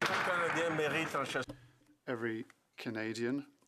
Listen to me. Perhaps they will listen to the former Conservative Minister and current Mayor of London, Ed Holder, who, with regard to our investments through the Rapid Housing Initiative, said this, quote, "This funding will save lives and ultimately improve the lives of those who come to occupy these desperately needed homes."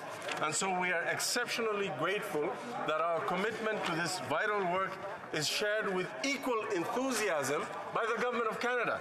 So the Conservatives voted against that, Mr. Speaker, so they voted against every other affordable housing measure that we introduced. The Honourable Member for Louis Saint Laurent. Mr. Speaker, I'd like to commend the Minister for his sentence in French, which is great, but I would like to remind him of the truth of the matter. The reality is that housing costs are going up by 30% as we speak. This has led to this 5.7% interest, which means that food is more expensive, gas is more expensive, and so taxes are higher. In effect, for Canadians last week, the government had the opportunity to not increase the carbon tax, but the federal tax went up on Friday once again. Can the government commit to at least stop increasing taxes in the next budget in 2 days? The Honourable Minister for Tourism. Mr. Speaker, let's talk about the economy and the good news that this means for Canadians. 8 consecutive months of growth. A 6.7% GDP increase, the biggest trade surplus since 2008. $6.6 billion. This autumn, S&P and Moody's confirmed our AAA rating. That is leadership. That is affordability. On the other side, they don't like the economy, but here we do. The Honourable Member for Repentigny. Greenpeace, Équiterre, the David Suzuki Foundation and the Sierra Club are all unanimous. The Baie du Nord oil project is a no. Yesterday's IPCC report concluded the same thing. I quote UN Secretary General Antonio Guterres, who says, "The real dangerous radicals are the countries that are increasing fossil fuel production." Mr. Speaker, he perfectly describes what the minister would do with Baie du Nord, increase oil production by 1 billion barrels. Will the minister say no to Baie du Nord? The Honourable Minister for the Environment. Thank you, Mr. Speaker. I'd like to thank my colleague for her question and her work. We recognise the importance of the decision with regards to developing Baie du Nord. We follow a process that is based on the best scientific evidence available. That's why we've extended the deadline so that we can truly examine the complex information we have received so we can make a good decision. Thank you, Mr. Speaker. The Honourable Member for Avignon-la-Métis-Matapédia. Mr. Speaker, the Minister's credibility is at stake. He cannot table a plan to reduce greenhouse gases and then a week later even think about approving a billion-barrel oil project. That would negate all of his efforts, and it would make him just another environment minister in a Canada that has tabled 11 plans since 1988 and has never even come close to meeting its targets. Mr. Speaker, the Baie du Nord decision is the minister's first big test. In the name of the plan that he himself has just tabled, will he say no to Baie du Nord? The Honourable Minister for the Environment. Thank you, Mr. Speaker. I'd like to thank as well my colleague for her question. I would like to quote what people have had to say about our plan. Cadre Vio from Équiterre. We want to say finally, because it's the first time that we have a very detailed strategy, such a detailed strategy to reach our objectives. I'd like to remind my colleague that our plan is based on scientific data, and that our plan clearly shows, black on white, how we will tackle pollution and meet our objectives to reduce greenhouse gas emissions by 2030. Thank you, Mr. Speaker.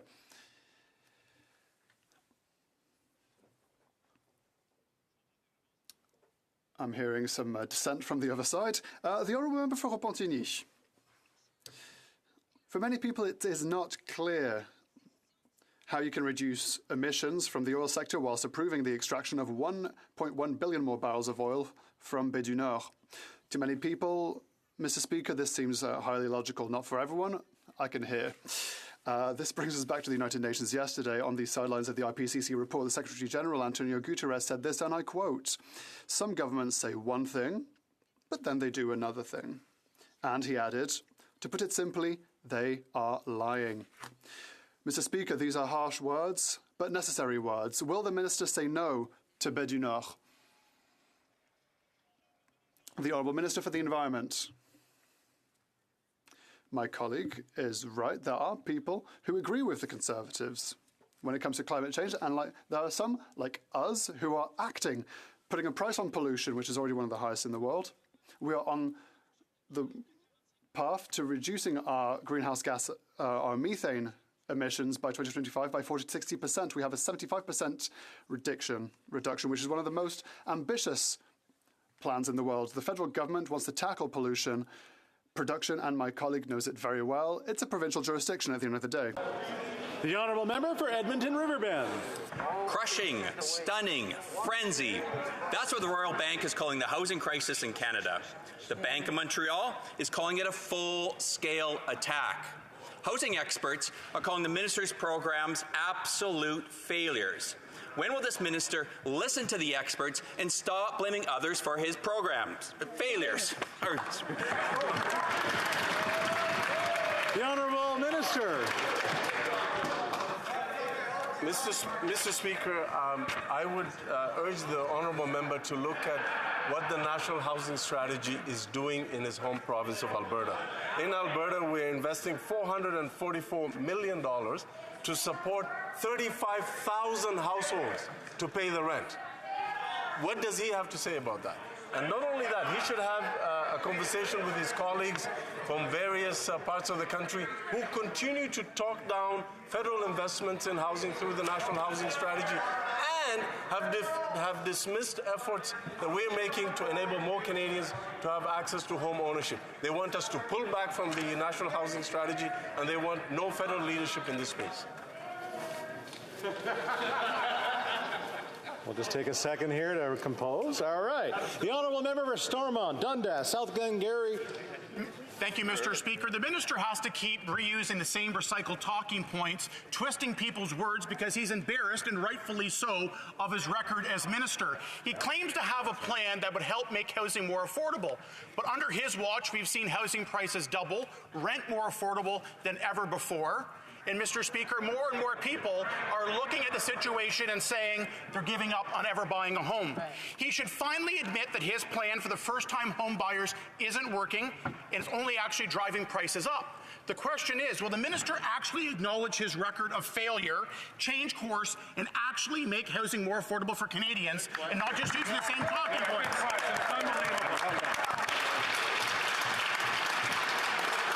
The Honourable Minister of Housing. Mr. Speaker, I wish the Honourable Member would look at the federal housing investments through just one program in the National Housing Strategy in his home province of Ontario.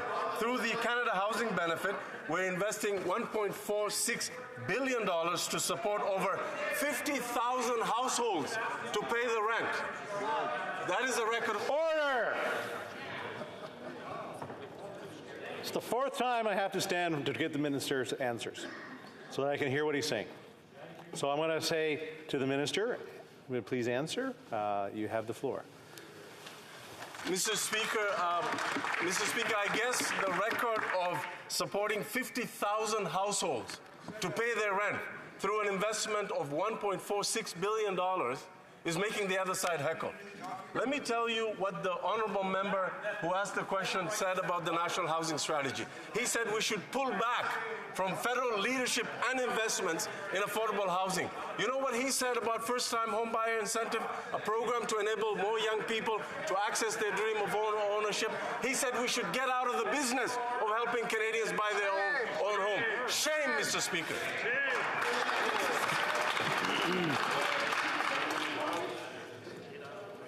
The honourable member for Kildonan St. Paul. You know what, Mr. Speaker? We really don't appreciate the tone, the arrogant tone coming from that housing minister day after day, especially after 6 years of their government. Housing prices have effectively doubled. Half of my generation will never be able to afford a home as a result of their failed policies. A little humility would be welcome from that Minister of Housing. When will this government abandon their failed housing strategy, Mr. Speaker?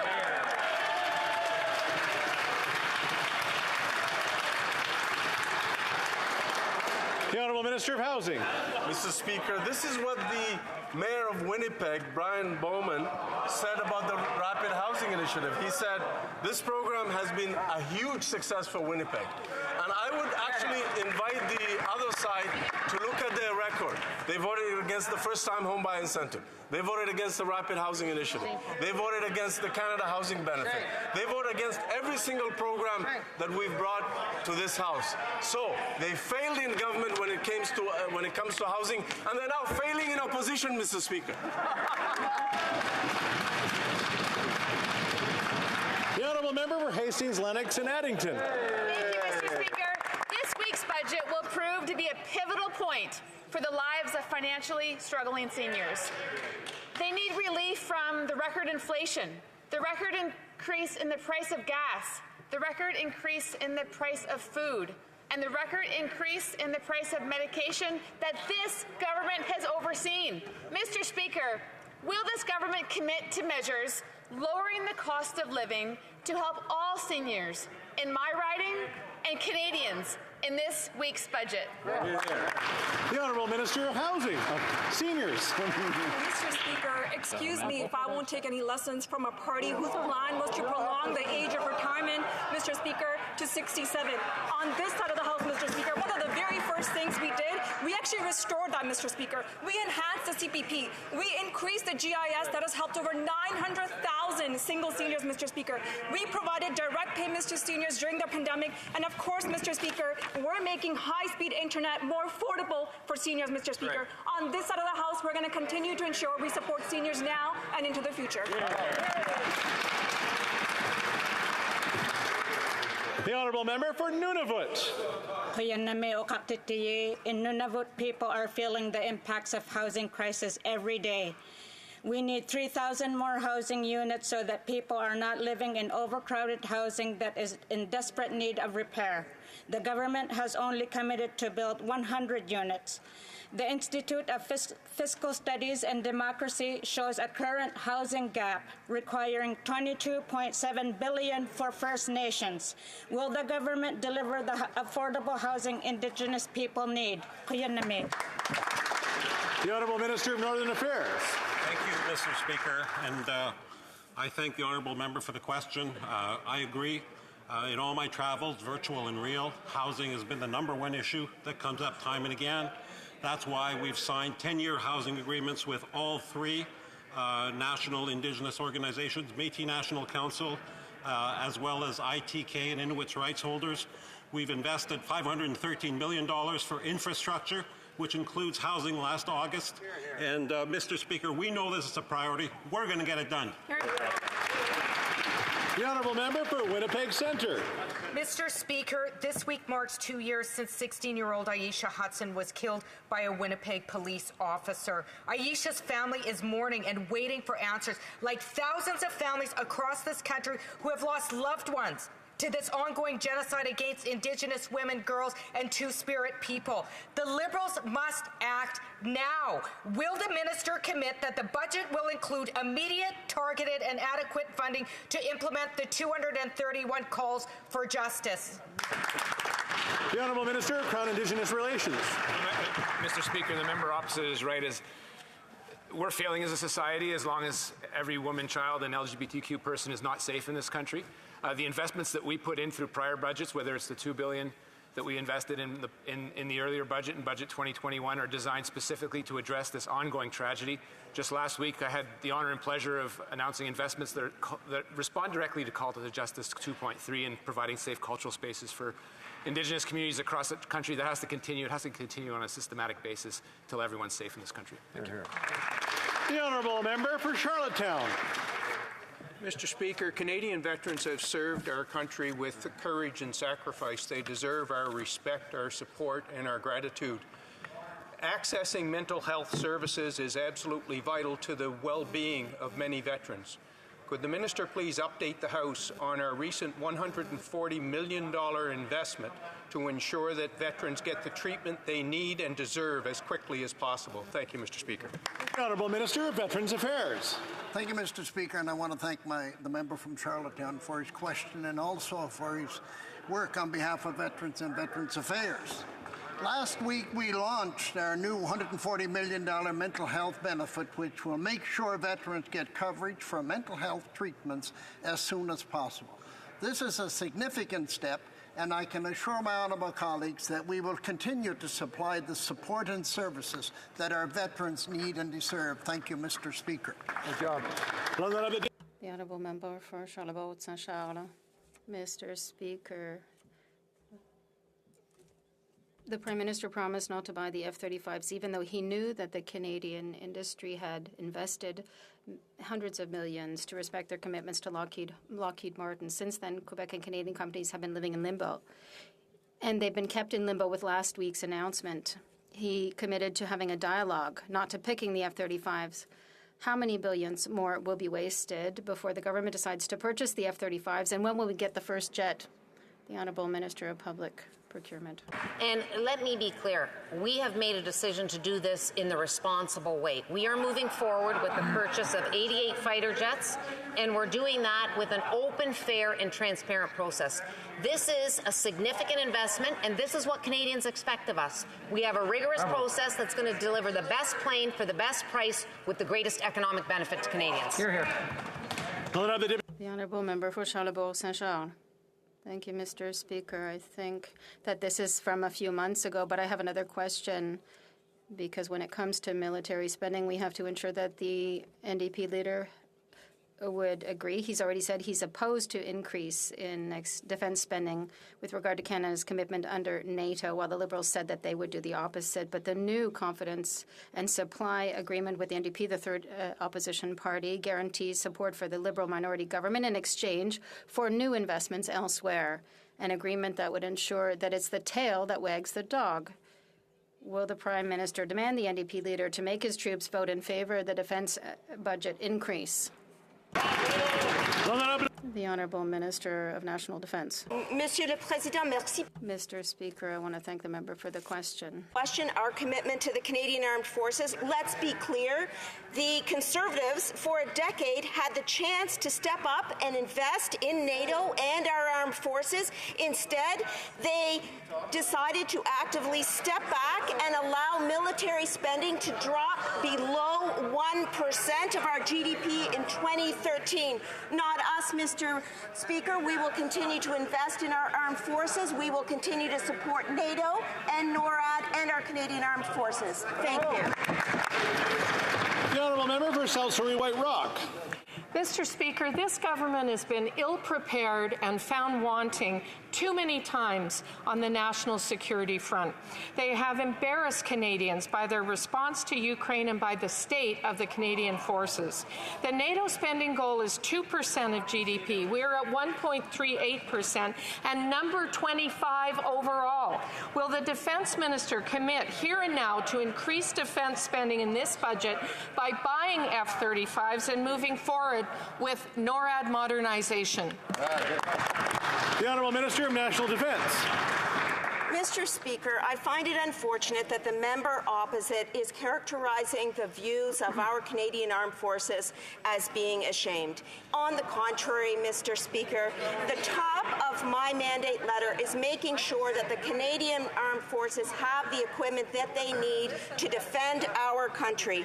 I am focused on delivering results for the Canadian Armed Forces. We are increasing defense spending by 70% over the 9-year period beginning in 2017, including NORAD modernization and including our commitments to NATO. Thank you, Mr. Speaker. The honourable member for South Surrey White Rock. Mr. Speaker, when Conservatives were in government, we bought Leopard 2 main battle tanks, C-17s, C-130Js, Chinook helicopters, and LAV armoured fighting vehicles. After 6.5 years in power, almost $2 billion wasted on obsolete F-18s and upgrades, Canadians and the CAF need certainty, and our national sovereignty must be defended. Hear, hear. How many more billions will the NDP Liberals waste before Canada gets F-35s and announces the contract date and the delivery schedule? The Honourable Minister of National Defence.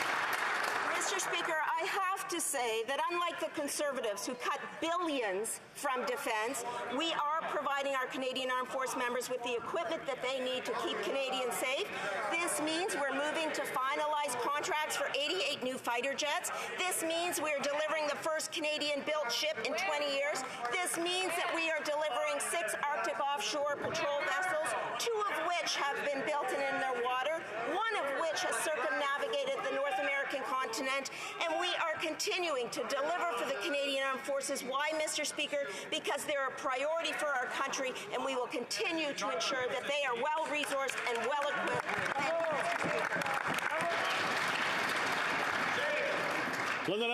The Honourable Member for Shefford.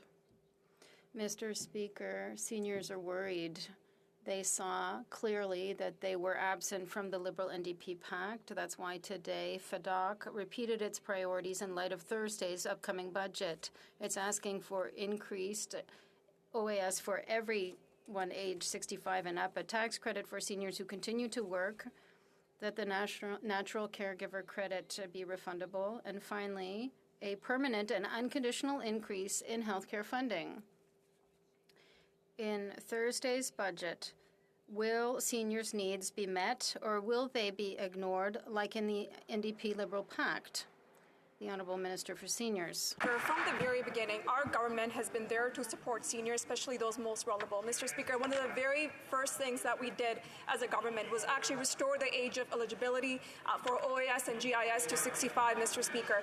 Mr. Speaker, we enhanced the GIS for the most vulnerable seniors. That has actually helped 900,000 single seniors, Mr. Speaker. We, of course, Mr. Speaker, are moving forward this year by increasing the OAS by 10% for those 75 and over. Mr. Speaker, we're also making high-speed internet more affordable for the most vulnerable seniors. Mr. Speaker, on this side of the House, we're going to make sure we continue to deliver for seniors. Thank you. The Honourable Member for Shefford. Mr. Speaker, the seniors have been the first to suffer from inflation, especially those 75 and under, because the federal government has abandoned them. The cost of living has exploded, but old age security has not gone up. Cost of groceries and rent are breaking records. The feds have nothing better to propose to those under 74 years of age except to go back to work as if they were lazy. Mr. Speaker, it's embarrassing. We encourage seniors to work when it's their choice to do so, but not to make up for them being abandoned by the federal government. When will the government increase the pension for 75 and under?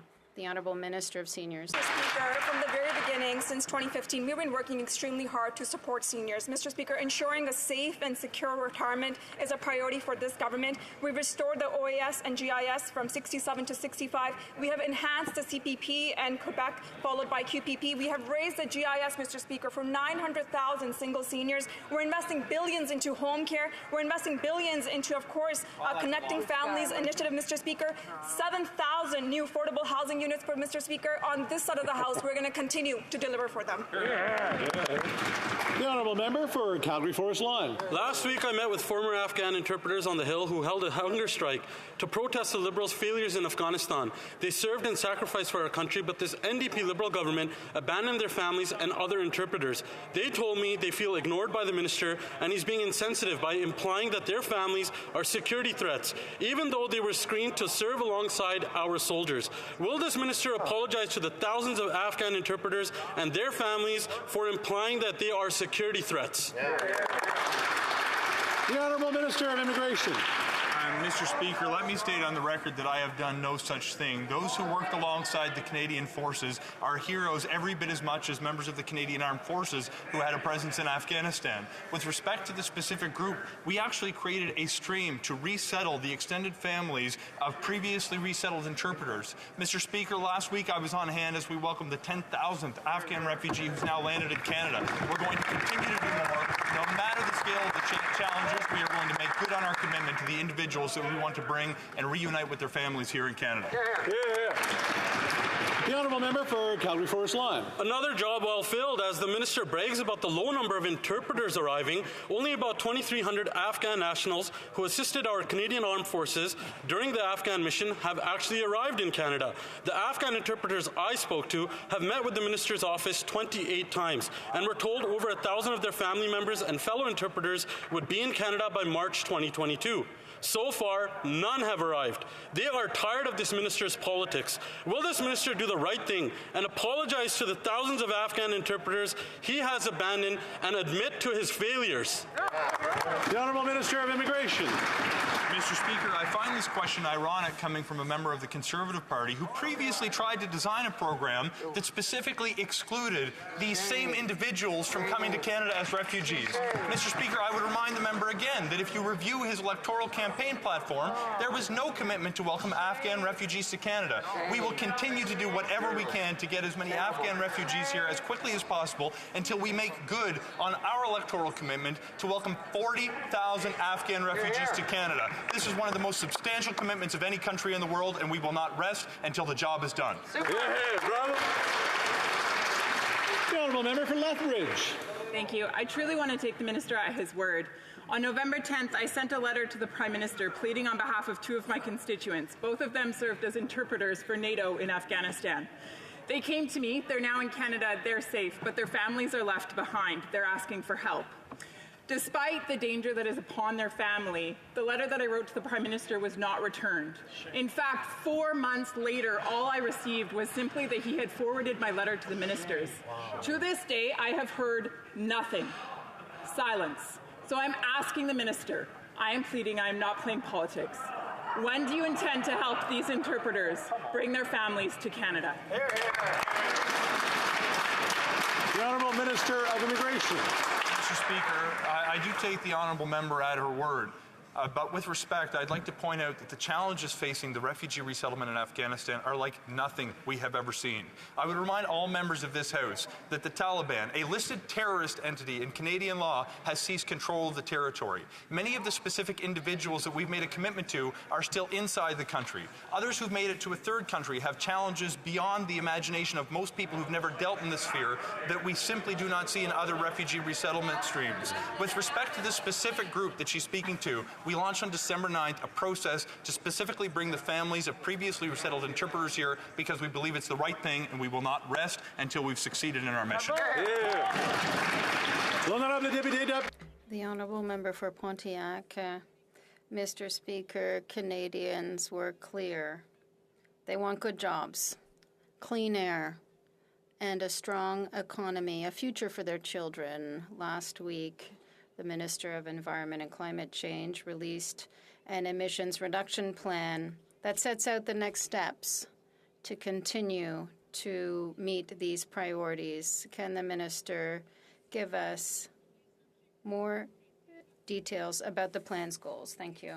The Honourable Minister of the Environment and Climate Change. Thank you, Mr. Speaker. I want to thank the member for Pontiac for the question.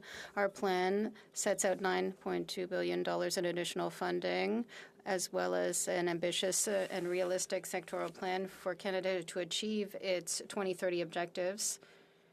The plan has been in development for months and is based on comments from over 30,000 Canadians. And let me tell you, Mr. Speaker, that we got broad-based support from different sectors across the country, mayors of Quebec and Montreal, and a number of companies. Our government is here to meet the climate change crisis with ambition, stimulate a clean economy, create jobs, and we are here for Canadians. Thank you, Mr. Speaker. Calgary Rocky Ridge. Mr. Speaker, raising taxes on Canadians should be a test of government confidence. But this Liberal government ignored 800 years of parliamentary tradition by giving itself and future governments an automatic tax increase when it passed the excise escalator on wine, beer, and spirits. Governments should have to ask Parliament every time they raise taxes. Will this government repeal the automatic tax increase and give power to raise taxes back to Parliament where it belongs? The Honourable Minister. Mr. Speaker, I thank the honourable member for his question. And in this particular case, like other taxes and benefits, the alcohol excise duty rate is automatically adjusted every year to inflation, as requested by the industry for predictability and stability. It allows the industry to predict the prices in the future years. And Mr. Speaker, this increase is less than 1/5 of a penny per can of beer, and there are specific measures that we take into account for other alcohol substances. Mr. Speaker, these industries are important for tourism, and the tax that is part of it is important for the Treasury. Thank you, Mr. Speaker. The honourable member for Costa Bay Central Notre Dame. Mr. Speaker, my constituents and folks throughout Newfoundland and Labrador are dealing with a healthcare disaster. Emergency rooms in remote areas are forced to close. Patients face long wait times just for routine surgeries and procedures. Doctors and healthcare professionals are at an all-time low. 20% of our population is without a family doctor. This is not the Medicare system that Tommy Douglas dreamed of. Will the NDP Liberal minister commit to predictable and stable transfer payments in this Thursday's budget to fix Medicare in Newfoundland and Labrador? Yes or no? The Honourable Minister of Health. Thank you, Mr. Speaker. I'm so glad to hear this question because it points to our great collaboration with the Government of Newfoundland and the great Minister of Health that we have in Newfoundland. We have worked extremely well together over the last few months. I want to congratulate Newfoundlanders in particular for having some of the highest vaccination rates across Canada for children and for adults, including boosters. They are doing an extremely good job. We're going to keep working with them.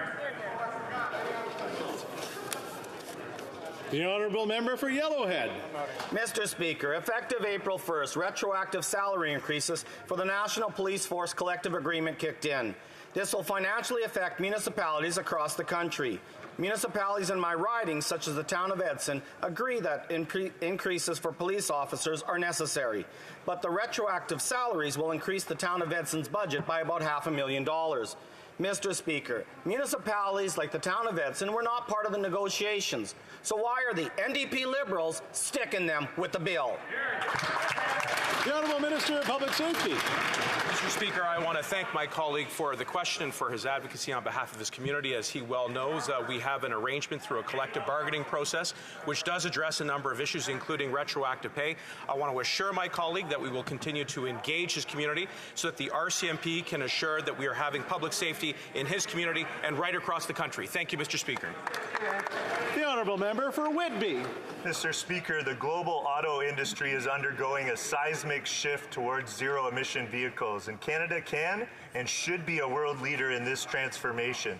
Canada's automotive sector plays a crucial role in our economy. It supports hundreds of thousands of well-paying jobs, including hundreds in my riding of Whitby and thousands across Durham region. And this industry is driving the development and adoption of clean technologies which will help us rapidly decarbonize on the path to net zero. Yesterday, I was honored to join the Minister of Innovation, Science and Industry as he announced a landmark investment in General Motors. Could the Minister update this House on this investment and what it means for building a sustainable economy across Canada? The Honourable Minister of Innovation. Mr. Speaker, I'd like to thank the member for Whitby for his excellent question and his advocacy for the auto sector, Mr. Speaker. He did a fabulous job yesterday. Mr. Speaker, yesterday we secured a $2 billion investment by GM in their facility in Ingersoll in Oshawa, Mr. Speaker, creating 2,600 new jobs and the very first full-scale commercial EV plant in Canada, Mr. Speaker. It's good news for workers, good news for Ontario, and good news for the Canada auto sector, Mr. Speaker.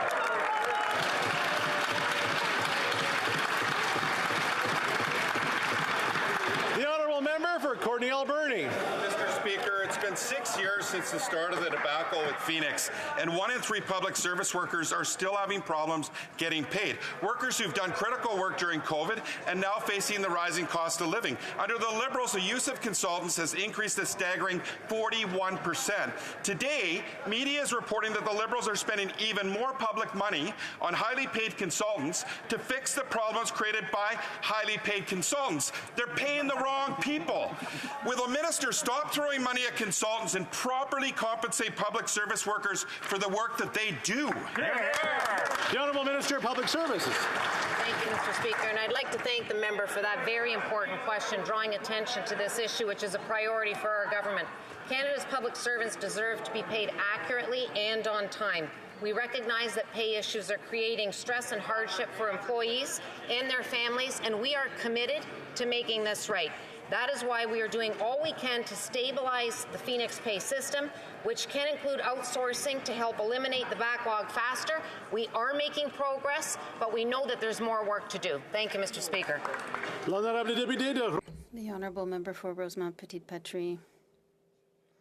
Mr. Speaker, across the country, the housing crisis is hitting people hard, and the Liberals' national housing strategy is flawed. People are living in motels, their car, even on the streets. The Liberals are telling us that they have built more affordable housing units, but their definition of affordable means something more higher or more expensive than the market price.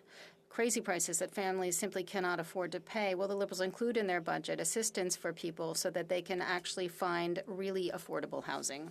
The Honourable Minister of Housing. Mr. Speaker, each Canadian deserves safe and affordable housing. Since 2015, we have invested more than $30 billion for affordable housing, and we have introduced the first national housing strategy in Canada. We have a plan that has helped many Canadian families to obtain the housing they need. We know that there is still work to be done. That is why we will move forward. Now, that's all the time we have for, but I do have one comment for the record, if I can, is that someone's going to ask a question of the member for Timmins James Bay before he bursts. Because I can tell you.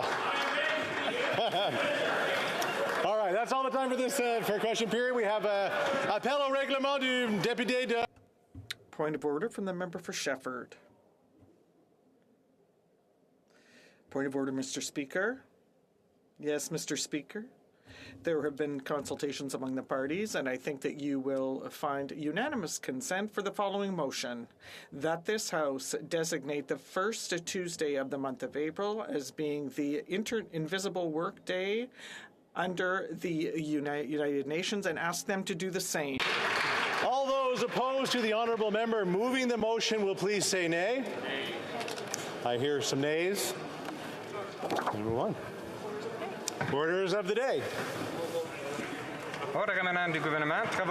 Government orders. Opposition day. Opposition motion on spending on national defense, standing in the name of Mr. Chong.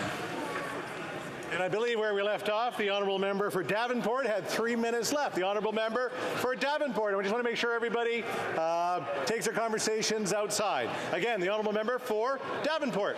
Okay, hold on. Yes. Mr. Speaker, NATO allies' response to Russia's aggression has also accelerated NATO's transformation as it adjusts to a more dangerous strategic reality, including through the adoption of the next strategic concept at the NATO Leaders Summit in June. Canada is unwavering in its commitment to the NATO alliance, to the defense of the Euro-Atlantic security, and to the rules rules-based international order. Mr. Speaker, I'd also say that we, as Canada, we understand the need to invest in defense, to be agile and adaptable in the face of evolving threats. In 2017, Canada released its current defense policy, Strong, Secure, Engaged, which considerably increased defense spending and put in place... Point of order from the... Sorry to interrupt. Folks, if we can take our conversations outside, that would be wonderful. The Honourable, is that what you wanted for a point of order? Awesome. Point of order from the Honourable Member for Kingston Islands. Thank you, Mr. Speaker. I was the one that had shouted that out. It's almost impossible to hear the member speak. She's trying to conclude her speech. Perhaps you can ask members to leave the chamber if they want to have conversations so that we can hear what the member is saying. Thanks for that. And I did forget to do one thing after question period to remind people not to introduce people in the gallery when they are doing their orders or questions or what have you. That's against the rules of the House of Commons. I would say we're going to go back to the member for Davenport, and I'm going to give her 3 minutes back because it's hard to sort of get started back. So the Honourable Member for Davenport. Thank you, Mr. Speaker. NATO allies' response to Russia's aggression has also accelerated NATO's transformation as it adjusts to a more dangerous strategic reality, including through the adoption of the next strategic concept at the NATO Leaders Summit in June. NATO will further develop the full range of ready forces and capabilities necessary to maintain credible deterrence and defense. These steps will be supported by enhanced exercises with an increased focus on collective defense and interoperability. Canada is unwavering in its commitment to the NATO alliance, to the defense of Euro-Atlantic security, and to the rules-based international order. Mr. Speaker, we also understand the need to invest in defense to be agile and adaptable in the face of evolving threats. In 2017, Canada released its current defense policy, Strong, Secure, Engaged, which considerably increased defense spending and put in place a plan to equip the Canadian Armed Forces for the rapidly changing security environment. Canada will exceed the aspirational guideline of spending 20% of defense budgets on major equipment. This does not include expenditures associated with NORAD modernization and continental defense or the planned purchase of 88 next-generation fighter aircraft. The steps we are taking to ensure the security of our alliance and of the Euro-Atlantic area will require adequate resourcing. Canada is substantially increasing our defense expenditures, and we continue our efforts to fulfill commitments to the Defense Investment Pledge. Mr. Speaker, Canada is also clear-eyed about the potential threats in the Arctic and has committed to enhancing situational awareness in this domain. We will increase training and joint exercises with our Arctic allies and partners while promoting intelligence sharing in the Arctic, including with NATO. Our contributions to NATO demonstrate Canada's unwavering commitment to the alliance and strengthen allied capacity to respond to the evolving security environment. They maintain and strengthen the transatlantic bond. Mr. Speaker, in conclusion, Canada, Europe, and NATO, the entire transatlantic community, is speaking with one voice. We will continue to engage the broader international community to maintain strong condemnation and pressure on Putin. The Russian leadership will answer for Russia's horrifying attacks on Ukraine. We will continue to work with our allies and partners in NATO, G7, OECE, UN, the EU, and the international community to support Ukraine as it fights for its country, democracy, and freedom. We call on Russia to withdraw all of its troops from Ukraine and its illegal invasion and turn to fact-based diplomacy and dialogue. Ukraine has the right to be free and secure, and every Ukrainian deserves the right to dignity and peace. Thank you, Mr. Speaker. Questions and comments? Question commentaire. The Honourable Member for Wellington Halton Hills. Thank you, Mr. Speaker. I listened to my honourable colleague's speech and with great interest, and if I heard her correctly, I think she said that the government is committed to meeting the NATO commitment of spending at least 20% of defense expenditures on equipment, and that would not include NATO modernization or the acquisition of F-35 jets. And so maybe she could tell this House if where she thinks that additional equipment spending should be allocated to and what types of equipment the Canadian Forces are in need of, in addition to the F-35 jets, the modernization of NATO that she already outlined. The honourable member for Davenport. Thank you so much, Madam Speaker, and I want to thank the honourable member for his question.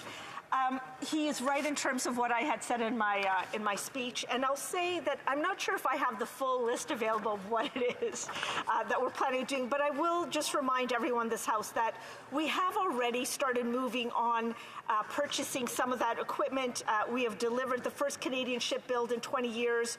We've acquired 6 Arctic offshore patrol boats. And 2 have already been delivered.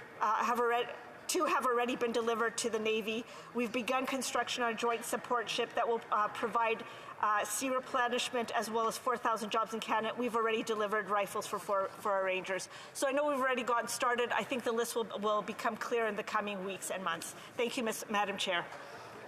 Questions et commentaires. Questions and comments? For Kingsway.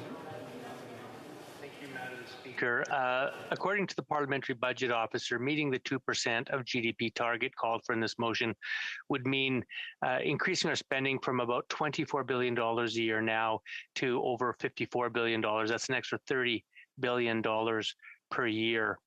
While I think all Canadians want to make sure that our military is well equipped and properly funded, I want to get my honourable colleagues' take on this quote of President Eisenhower, where he said, "Every gun that is made, every warship launched, every rocket fired signifies, in the final sense, a theft from those who hunger and are not fed, those who are cold and are not clothed."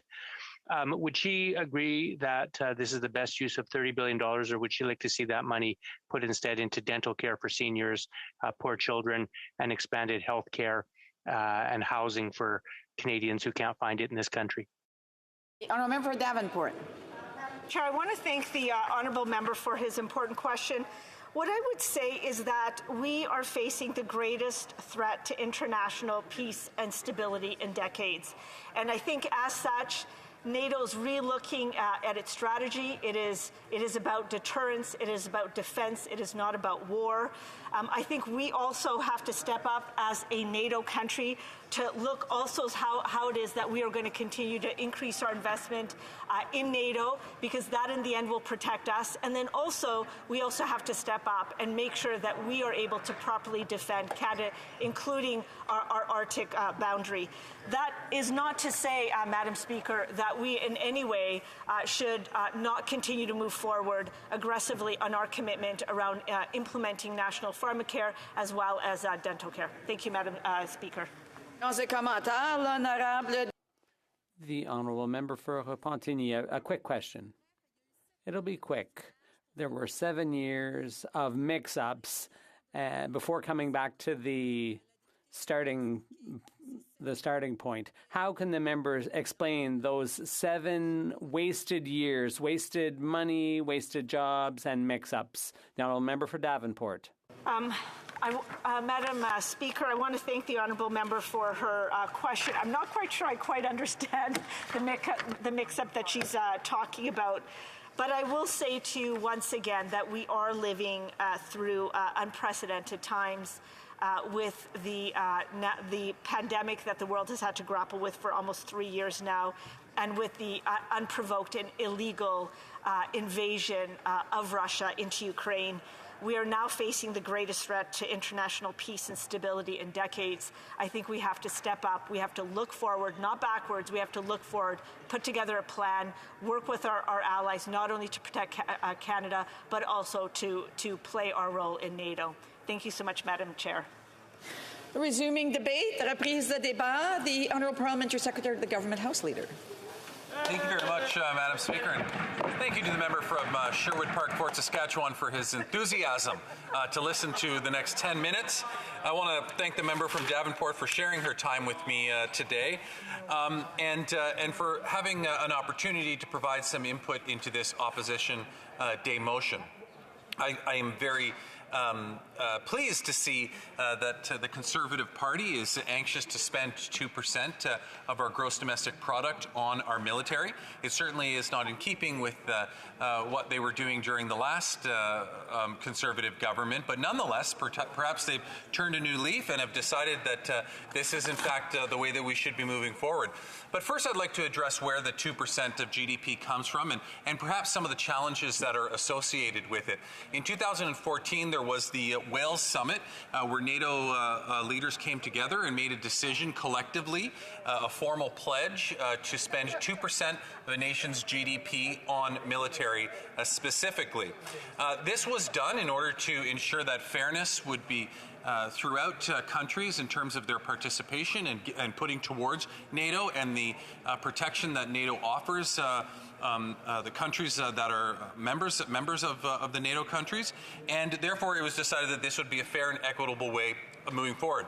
Some of the problems with that 2% figure, Madam Speaker, is that different countries, at least in the beginning, were calculating their 2% differently. For example, some countries were including pensions that were being paid to veterans, whereas others weren't.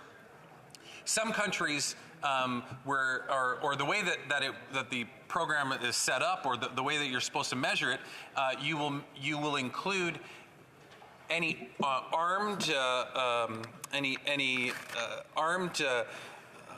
you would include any armed service that you have. And so one of the problems that Canada would face in that scenario is that our Coast Guard is not considered, it's considered a civilian service, whereas in the U.S., their Coast Guard is considered an armed service. And as a result, the U.S. would include in their 2% calculation their Coast Guard, but whereas in Canada, we wouldn't necessarily do that. And so I was pleased at least to see in 2018, after my time on the Defense Committee, and we had an opportunity to study this 2% issue and the NATO contributions of Canada specifically, I was pleased to see that NATO did update some of its manners in which it recommended to countries to calculate that 2%, particularly that it did indicate that pensions, for example, would be included. I think it's important just to establish a baseline and to be consistent across various different countries. Canada, of course, was one of the founding partners of NATO that we've heard in this House throughout the day. Canada has been there in every mission that NATO has participated in as a partner with our allied countries, because we see the value in making sure that NATO has the proper resources in order to keep its member countries safe. I will say that, as I indicated earlier, I'm very pleased to see the Conservatives supporting this. However, the problem is that as the member from Selkirk Interlake Eastman just heckled me, he said that we're supporting them. But the irony is, hey, I'm happy to tell the member that I support his motion today. So if the member is looking for me to say that, I thought he could read between the lines in what I had said so far. But when he said, and he heckled me a few moments ago and said that we're supporting them, well, that member was part of the former government. I believe he was the parliamentary secretary to defense in the former Harper government, when we saw year after year the GDP, the percentage of GDP spent on military continue to decrease. As a matter of fact, Madam Speaker, I know I can't use a prop in the House, but I'm looking at my notes right now, and I have an actual graph of the percentage of GDP. The member from Sherwood Park, Fort Saskatchewan, wants me to table it. Perhaps, no, now he's saying he won't. Oh, okay, because I was willing to do that. And this graph, Madam Speaker, it's very interesting to look at it, because if you go back over the last 10 years, you see a continual decrease in the percentage of GDP until it bottoms out in 2013 at less than 1%. That was the climax, so to speak, of Stephen Harper's contribution to in ensuring that he was properly funding or properly living up to our commitment that we pledged to in that Wales summit. Bottoming out at less than 1% of GDP. And what does that graph do afterwards, Madam Speaker? It does the exact opposite. Since this government, this Liberal government, came into power in 2015, every year the amount goes up. and the trend line is pushing up, and indeed, in my opinion, towards that 2%. I am a big supporter of making sure that we hit that 2% mark. The member from Selkirk Interlake Eastman earlier on kind of heckled and laughed at the fact, or he was surprised that I would support that. I have no idea why he's surprised by that. He and I sat on the Defense Committee together for 4 years, and we unanimously approved a report from the Defense Committee calling on the government to spend 2%. I think it should have been very, very clear to the member from Selkirk Interlake Eastman exactly where I stood on it. I hope I was memorable enough for him to remember me being on the committee with him when we both spoke in favor of that. We traveled together to Ukraine and Latvia to study the work that NATO was doing abroad in terms of operations Reassurance and Unifier. He would know that I very much support this, and that's why I plan to vote in favor of this motion, Mr. Speaker. But for the member from Selkirk Interlake Eastman to sit on it or try to project himself from a position of being a strong advocate for spending 2% of GDP on our military. He certainly didn't do that when he was the parliamentary secretary to the Minister of Defense during his time in government. That was, albeit quite a while ago. And if there's any indication from what's happening within the Conservative Party right now, it'll probably be quite a while until that happens again. But nonetheless, Madam Speaker, I think that this motion and what is being called upon is the right thing to do. I think that it's important that we spend. I even remember going even a step further, suggesting that when I was on the committee, suggesting that Canada should actually be part of the ballistic missile defense program in North America. Within NORAD, the member from Selkirk Interlake Eastman and I both visited the NORAD facility in Cheyenne Mountain, and we both saw the awkward situation in which U.S. and Canadians worked incredibly well together in 95% of the room, but then there's 5% of the room where the Canadians basically weren't allowed to be part to go into, and that was the part of the room that specifically looked over ballistic missile defense. So I'm on the record as having said that, in my opinion, it's something that we should be doing. Now, I can understand the fact that prime ministers of the past have not been interested in that and have shied away from doing that, and I respect that. It's not my position, but nonetheless, I can appreciate the fact that positions have been taken over the years. So, Madam Speaker, I see that my time is running out. You've given me that signal, but I do want to say that I do plan to support this motion. I will vote in favor of it because I think it's the right thing to do. But more importantly, if you just look at the trajectory since this government came into power, you will see that we are on our way to getting us to a point where we're spending 2% of our GDP on national defense. Thank you. The questions and comments, the honourable member for Selkirk Interlake Eastman. Well, thank you, Madam Speaker, and I didn't realize that the member from Kingston and the Islands had such an obsession with me and referred to me so often through his speech, and I'm not sure if I should be flattered or concerned, but regardless, I want to just point out that we are the ones that brought forward the motion. And when I heckled him, it was because he said it was his motion. No, this is the Conservative Party of Canada's motion to make sure that the government is committed to spending 2% in the upcoming federal budget. Now, the Liberals talk the game, but really they don't play it. And the only thing that they've delivered on time and on budget is 17 used F-18 fighter jets.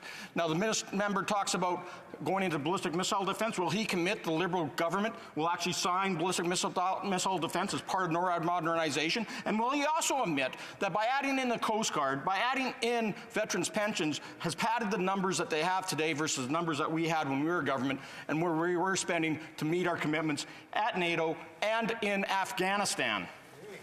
Honourable Parliamentary Secretary. I was very clear in my speech that my position on ballistic missile defense is my own position. This member wants me to commit the government on behalf of something. I'm certainly not going to do that, nor am I in the position to do that, and he knows that. But more importantly, the rhetoric that we just heard there. He said that the Conservatives will actually do what they said they were going to do. They walked the walk as well as talk the talk. Yeah?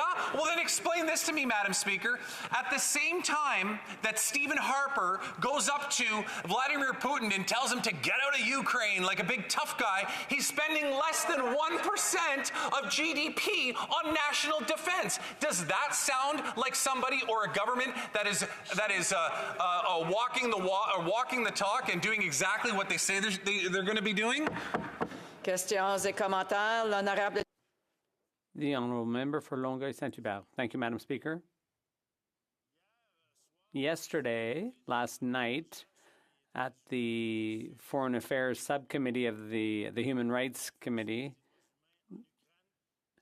there were people, witnesses from Ukraine. It was the middle of the night. It was quite an unusual hearing because it was like they were in bunkers, and there are very dramatic events unfolding there. Alexandra Mavichuk from the Human Rights Center, and who's been an advocate for years, made a number of requests, and one of those very specific requests, and she's a lawyer, and it was so dramatic, and she, as a champion of human rights, called on Western countries to send more weapons. What does my colleague think of that? It was ironic to have a human rights advocate asking for arms. Continue to do everything within our power to support those that are in Ukraine right now. But more importantly, I think what is happening on the other side of the world is giving us a perfect illustration as to why it is so incredibly important that we live up to our 2% commitments that we established in the 2014 Wales Summit. By doing that, we will have the proper deterrence in place in order to prevent countries from acting like we've seen them act lately, in particular Russia. But more importantly, we will have the resources all ready to go because we will have built up the resources and the assets that we need so that we can utilize them in time of need. Commentaire. The honourable member from Nanaimo, Ladysmith. In light of us talking about increasing spending to national defence, I'm wondering if the member could speak to the Liberals and their continued expensive trend of contracting out the work to repair Canadian ships and planes, resulting in greater expenses to the military and Canadians. In light of this motion, does the member believe that their government is doing enough to fully understand the impacts of contracting out work? The Honourable Parliamentary Secretary has about 50 seconds to respond. Well, there are certainly different, when it comes to contracting out work, there are certainly going to be different opinions and different, different things to weigh in terms of when making those decisions. I can understand, and I certainly feel as though from time to time we need to focus on making sure that Canadian providers and Canadian service providers can do work on behalf of Canadians. It makes the most sense, but I can also appreciate the fact that in times that might not be the case. We cannot, I don't think any government or any responsible government can ever commit to 100% never contracting out, but I also think that any government needs to focus as much as it can on making sure to keep doing things within our country. Resuming debate, the honourable member for Selkirk Interlake Eastman. Well, thank you, Madam Chair, and I'm honored to be able to stand today and discuss increasing NATO spending to 2% of GDP here in Canada as part of our national defence. And I would just also like to say that I'll be splitting my time with the member from Bruce Grey Owen Sound, someone who has served our country with valor and integrity, someone I respect incredibly, and I know that his comments later on will be something that we should all be paying attention to. Now, it's also the first time that I've had a chance to get on my feet since we witnessed the atrocities that are being committed in Ukraine, the war crimes that are being uncovered north of Kiev as the Russian forces have retreated back to Belarus. And when you look at the images from Bucha, from Irpin, Motisyan, you know that what we're witnessing is some very sickening war crimes that have been committed by Russian forces in Ukraine. And we don't even know the extent of the atrocities that have been already carried out in Kharkiv. or in Mariupol. We witnessed in Kharkiv the bombing of the maternity hospital, where women and children and infants, we're talking babies, were killed and maimed. In Mariupol, when the Russians dropped a large bomb on the theater where so many were seeking refuge, and they had clearly marked out in the parking lot that there was children there, and the Russians still bombed that theater, killing hundreds by some accounts. And we all have to be concerned with what Russia's intent is in Ukraine. And there was an article that came out of one of the newspapers, RIA, Novestia in Moscow, that said that they had to de-Ukrainianize, de-Ukrainization of Ukraine, and trying to associate that with denazification. That sends, I think, a clear message to where the Kremlin is sitting, where Putin is taking this war, and what his entire intent is, which would result in a genocide. As the person who sponsored in this House, along with Reinal Anderchuk, former senator who sponsored over in the Senate back in 2008, the Holodomor Memorial Bill, to recognize it as a genocide, I would never thought that we would be talking about genocide in Ukraine, not in a historical term of the famine that happened in 1932-33 that was created by Joseph Stalin and his communist thugs, but would be actually happening in modern times right now here in Ukraine in this year of 2022. This clearly demonstrates that our world has changed, that the security threat that is facing Western democracies is in flux and in peril. The Cold War peace dividends that we were able to collect on after the fall of the Berlin Wall, and the move of former Soviet states to turn into be free, liberated, democratic, and independent countries like Ukraine, like Poland, like Romania, like Moldova, like the Baltics states, like Lithuania, Estonia, and Latvia, amongst others. We thought we were on to a new world peace, only having to worry about small state actors and terrorist organizations and transnational criminal organizations to deal with from a standpoint of national security.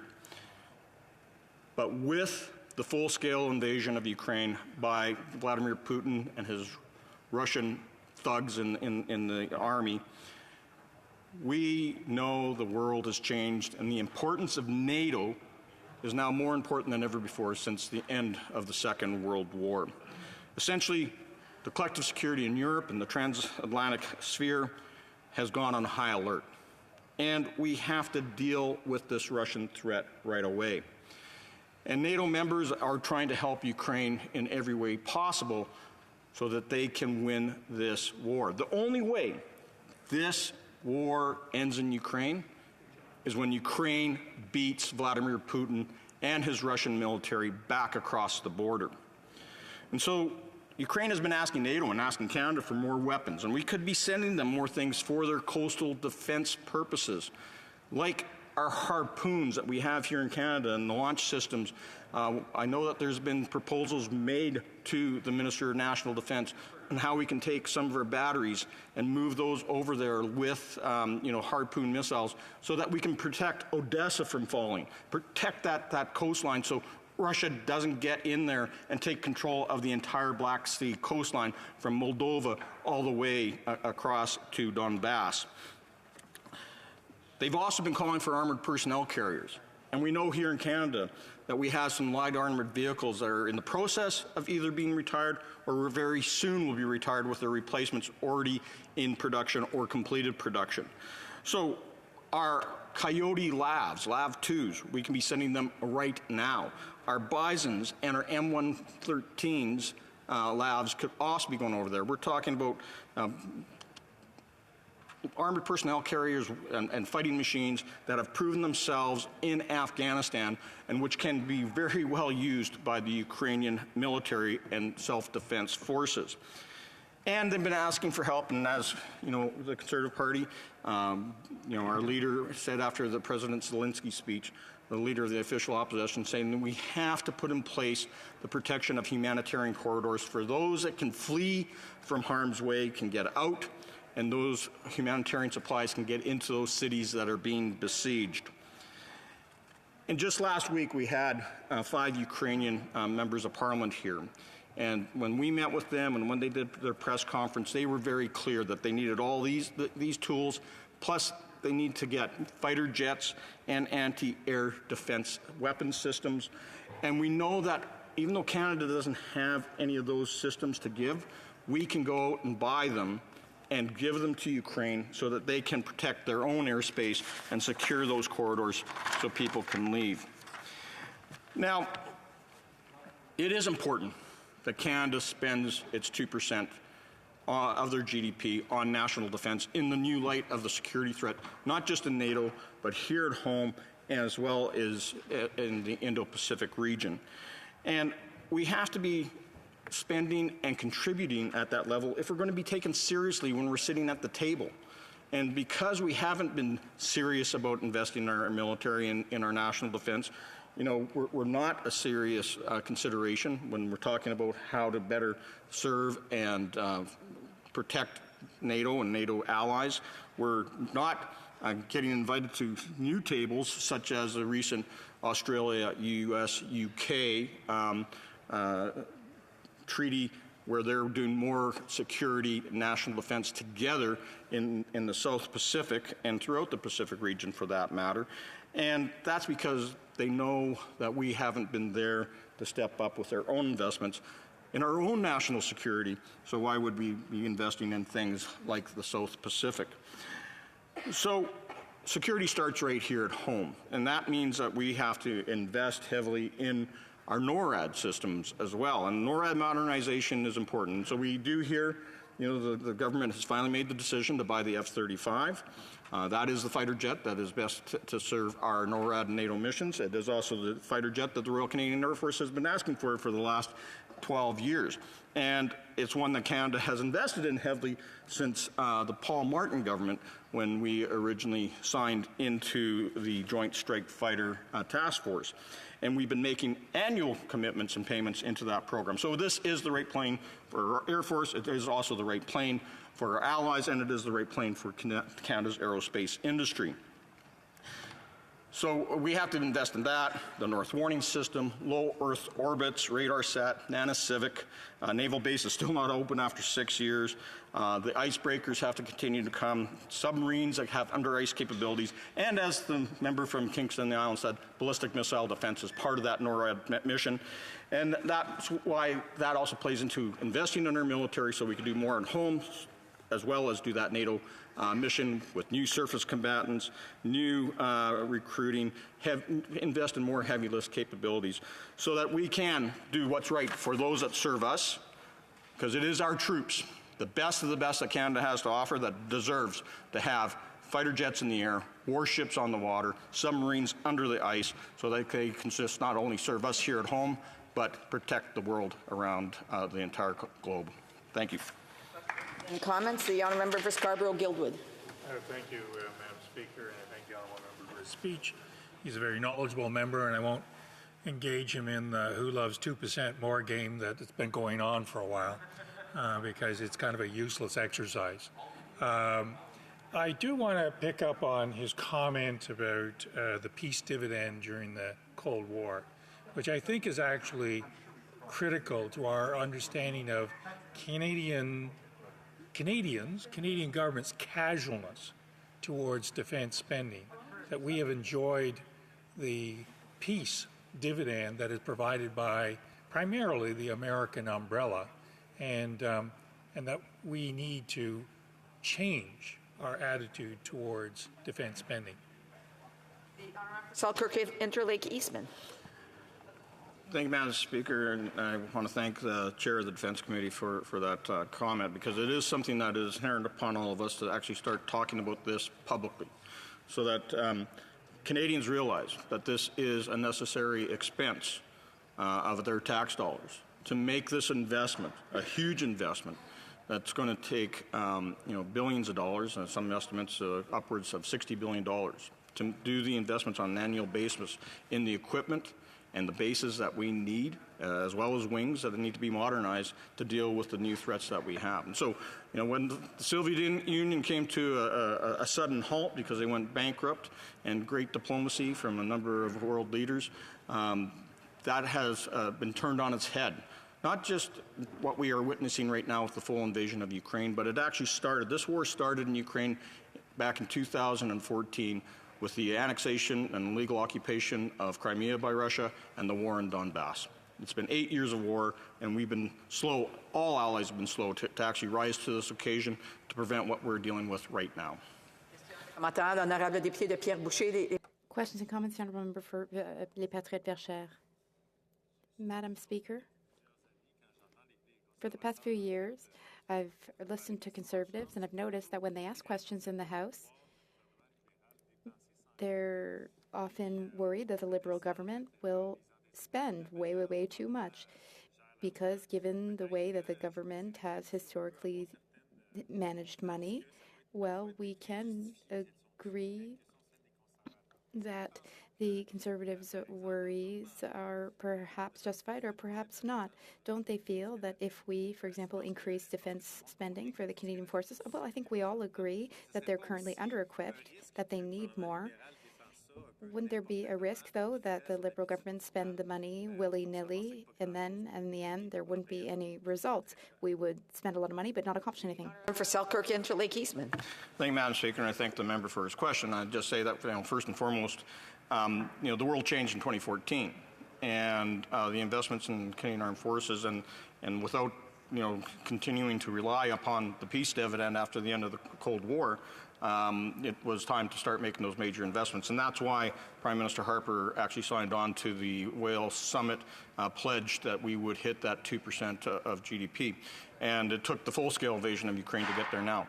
We have to fix the procurement system, and that's the only way that we can ensure that we get equipment delivered faster, that we can get the kit that's required, that we need to use the Defence Production Act as much as possible, and to ensure that there isn't a misappropriation of dollars in things like defence procurement. And a lot of the things that we are talking about, including NORAD modernization, Madam Speaker, is going to require us to buy off the shelf. There's a lot of companies around the world that make it, and that's the way that we're going to get the best kit for our troops. For a brief question, the Honourable Member for Timmins, James Bay. I think it's the issue of the massacre of civilians in Bucha, the allegations of mass rape. This has shocked the world, but it really is just an escalation of the war of terror that the Putin regime has been running against the people of Ukraine. And it really is a line in the sand for us in Canada, for the world. I'd like to ask my honourable colleague, I have enormous respect for his expertise on this. The number one obligation of getting international war crimes investigators in there so that we can document, because we're dealing with a disinformation terror regime. And secondly, getting the materials on the ground to help the people of Ukraine defend their skies, defend their communities, and stop the killings and the torture of their people by the Putin gang. Answer from the member for Selkirk, Interlake Eastman. Well, thank you, Madam Speaker. And, we need to continue to isolate Putin and the Russian regime on the world stage, including taking them off the UN Human Rights Council. We do need to get Putin and everyone that's responsible for using rape as a weapon, for committing the atrocities against civilians in Ukraine, which are being documented, to make sure they're all pulled in front of the Hague and face the International Criminal Court for committing these atrocities. Who would think that, again, here we are talking about, the definition of human rights and war crimes in our modern age, but here it is in our generation. It's sickening. Resuming debate, the honourable member for Bruce Grey, Owen Sound. Thank you, Madam Speaker. As always, it's an honour to rise here in this House, not only on behalf of my constituents of Bruce Grey, Owen Sound, but on an issue of such fundamental importance to all Canadians, that of supporting our Canadian Armed Forces and the need to meet our NATO commitment of 2% of our GDP. I plan on taking a slightly different tack in my speech than likely many of the previous speeches, Madam Speaker, that we've heard so far today, in order to provide maybe a more wholesome perspective from someone with over 25 years in the Canadian Armed Forces.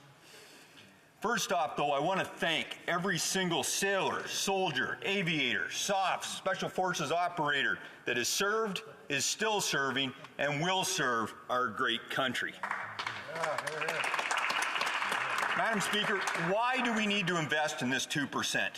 As it's been clearly laid out in a number of the speeches, the world has changed, but I would argue it's actually been very volatile for a number of years now, at least in my military career, and I'd say in my lifetime, and it's going to continue to be that volatile and ever-changing situation.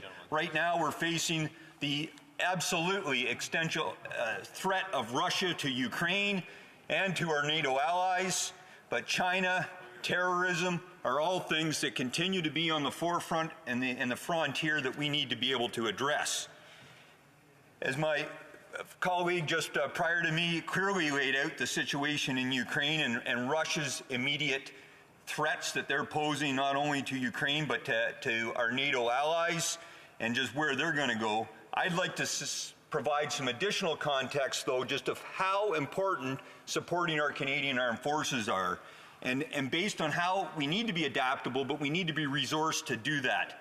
When I first joined, Madam Speaker, one of the first operations I did was the domestic operation here in Canada, being the ice storm in 1998. Again, not something prepared and trained for in traditional sense, but due to the phenomenal training that our Canadian Armed Forces and our Canadian Army delivers, something that my soldiers were well prepared for. I then got on to my overseas missions that were all NATO lit under the NATO umbrella, with the exception of my final mission in Iraq, but I'll get to that because there was a NATO connection there as well.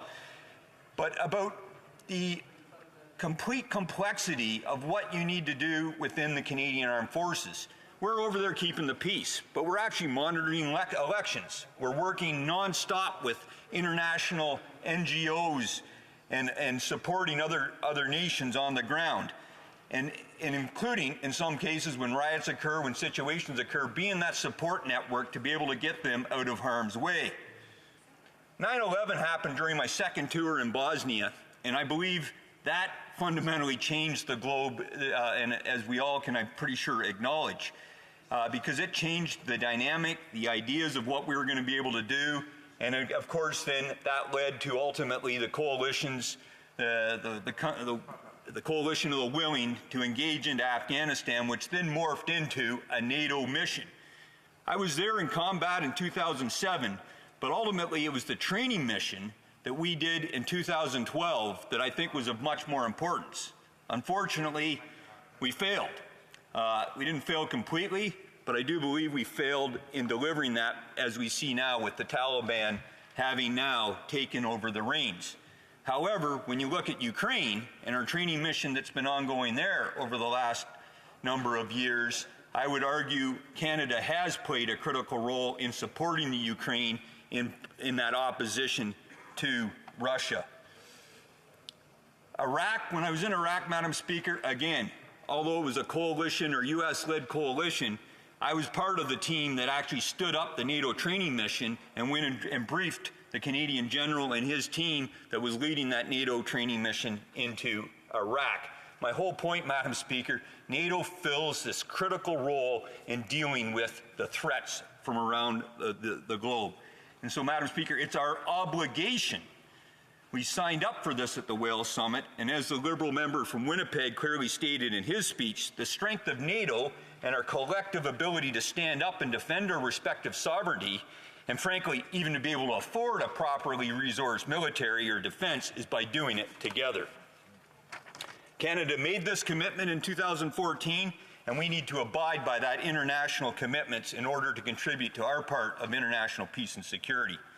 So what does this 2% mean? Well, it essentially means, as some of the other members have said here in the House, Madam Speaker, it's pretty much doubling our current expenditures.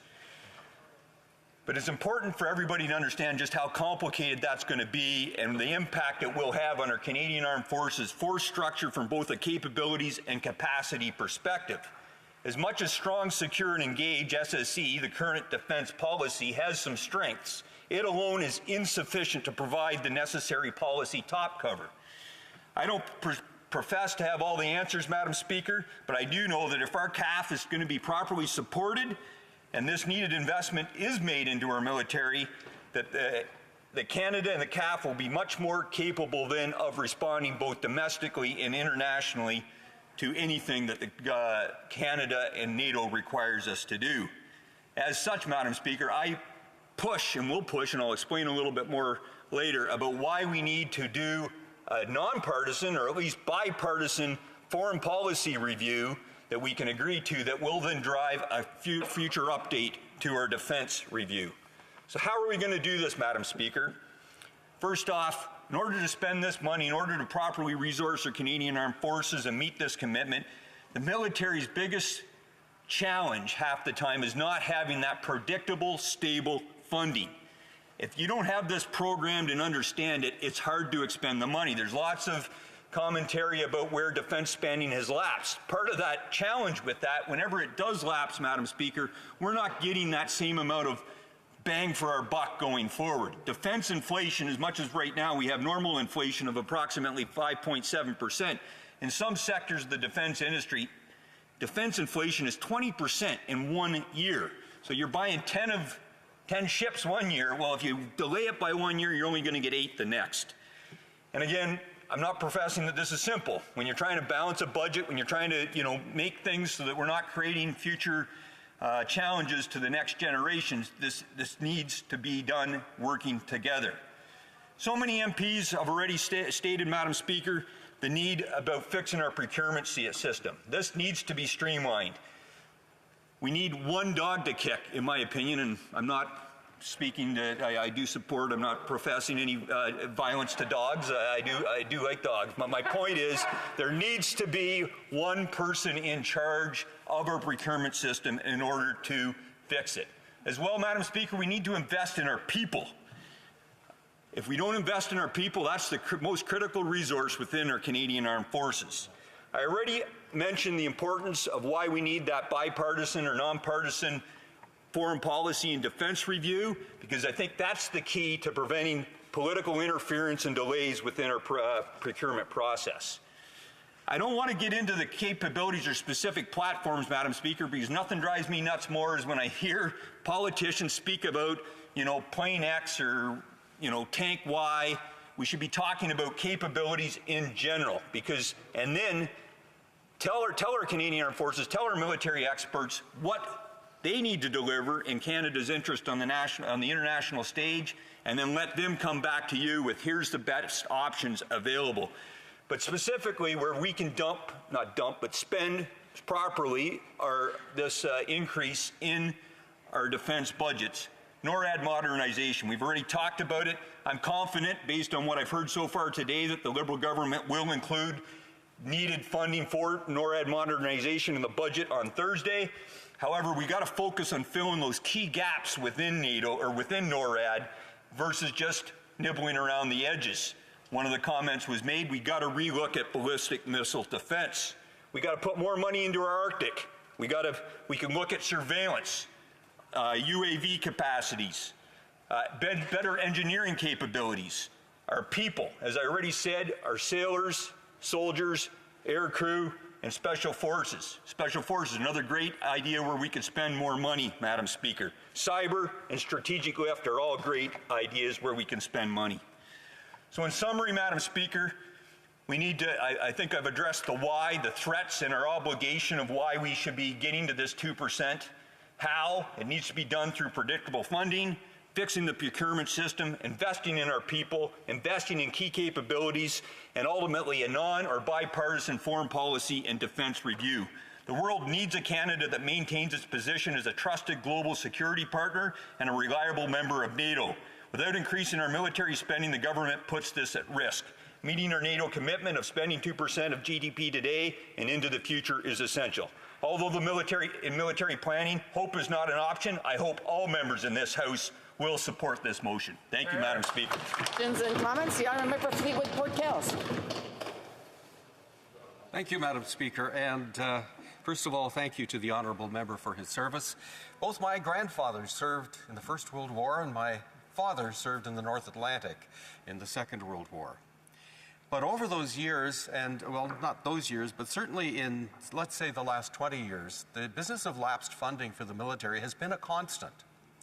And yeah, you can throw political stuff around, but I'm wondering if, and perhaps maybe the member for Selkirk Interlake Eastman could, also chime in on this, if it's more having the infrastructure in the military to actually, take this lapse funding, most of which is carried forward, and treat it as though it is a consistent revenue source that can be used, properly managed by the military to get the things we need.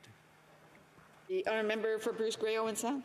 Thank you, Madam Speaker. In a brief response, I can't even pretend to get into all the nuances and complexity of what the member's asking. I spent a year-long Army Defense Management, Defense Procurement project. My experience throughout my military career, the biggest challenge we have, and I think it actually exists in a lot of departments, is a lot of departments feel that if they don't spend it, they lose it. So your idea of carry forward, it doesn't truly work. Definitely not within D&D. And so the challenge is, and when it comes to these defense procurement projects in particular, because that's where the real challenge is it is the political interference. It's why I believe so much, and I don't mean like on purpose, but it's because we get into this ideas of why this project is, we can look at previous parties on different elections, different campaigns of how they've ran on certain things, but ultimately they need to get out of that. That's why I believe in this nonpartisan or bipartisan defense policy and foreign policy. The honourable member for Lac Saint Jean. Thank you, Madam Speaker.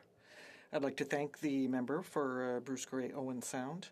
I listened closely to his speech because when this member speaks on this file in particular, we must listen to him. He knows what he's talking about.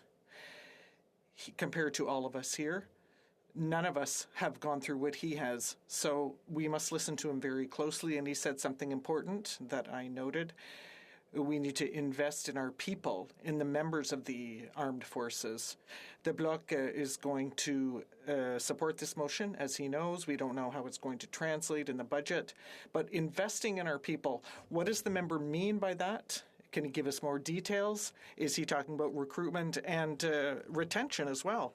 Again, it's not an easy answer, but it's all of the above. We need to invest in our recruiting. I tried to write a master's paper, failed miserably at that too, almost a decade ago, on specifically about why we need to invest our best people within the Canadian Armed Forces into the recruiting system, so we have that flexibility to recruit the best. And as we all know, the huge labor shortages the country's facing, it's a shortage across most of the Western world, so to get those right people. But the other key aspect that the government could do to help fix, how do we get there on the procurement side, is one of the things that we are actually lacking within the government, in my opinion, is enough expertise within defense procurement alone. So if we can invest more to get those quality people into that, it would actually allow the procurement cycle to improve. But investing in training, investing in support for our families, and investing in our members, you can never go wrong. Question, the honourable member for Nanaimo, Lady Smith. Thank you, Madam Speaker, and thank you to the member both for your service and your speech today.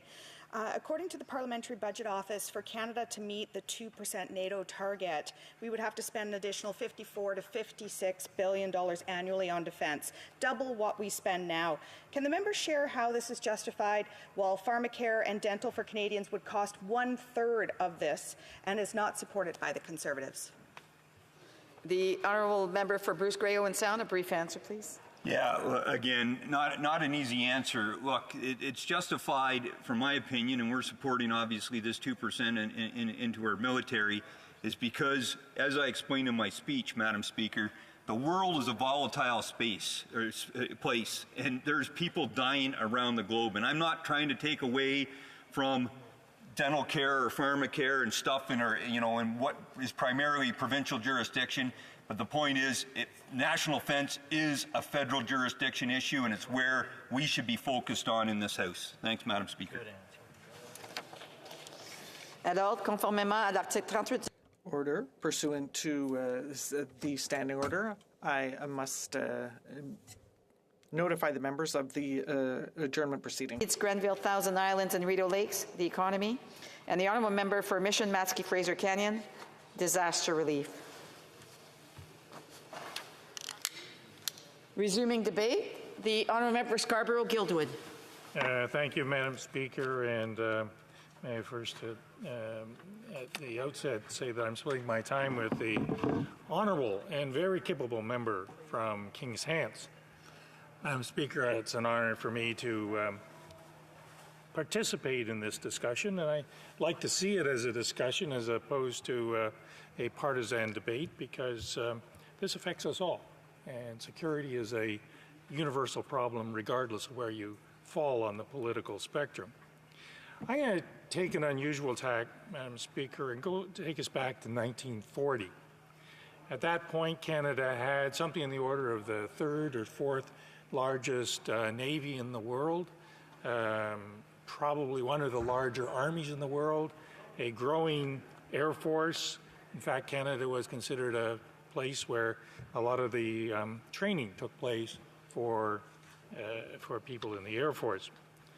It was not a good time for the Allies. The Germans were making really good progress right across Europe, literally taking over quite a number of countries, and the British were rightly concerned. There was even talk that, well, actually the British gold reserves had been moved to Canada. There's talk that the royal family might have to be moved to Canada, and the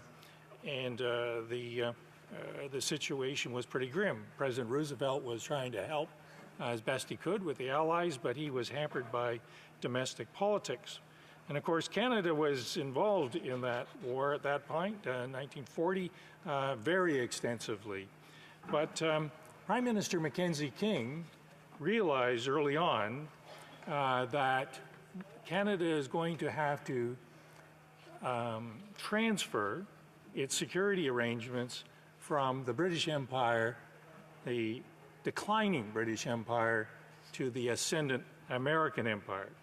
And to that end, he met with President Roosevelt in Ogdensburg, New York, in a railway car, and he negotiated with President Roosevelt that transfer of those security arrangements.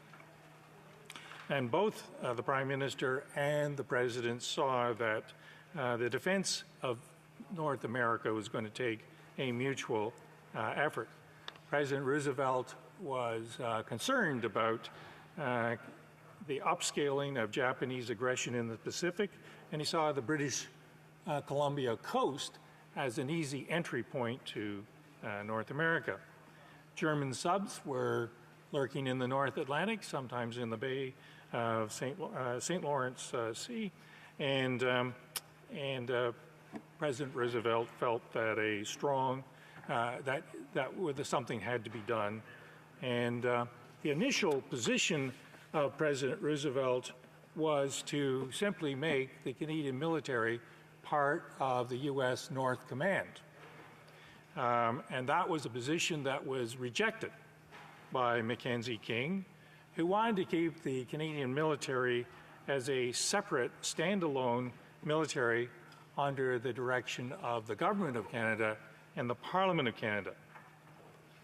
Out of the Ogdensburg Agreement came the Permanent Joint Board of Defense, and it was, and has been, and still is, the senior advisory body to develop defense architecture for North America during the past 80 years. The working presumption, however, has been that Canada would have a fully functioning, standalone military capable of defending Canada and contributing significantly to the defense of North America. 80 years ago, that was very true. And for a long time, it continued to be true. Canadians liked the idea of being independent of the American military adventures. What they don't like, however, is paying for it.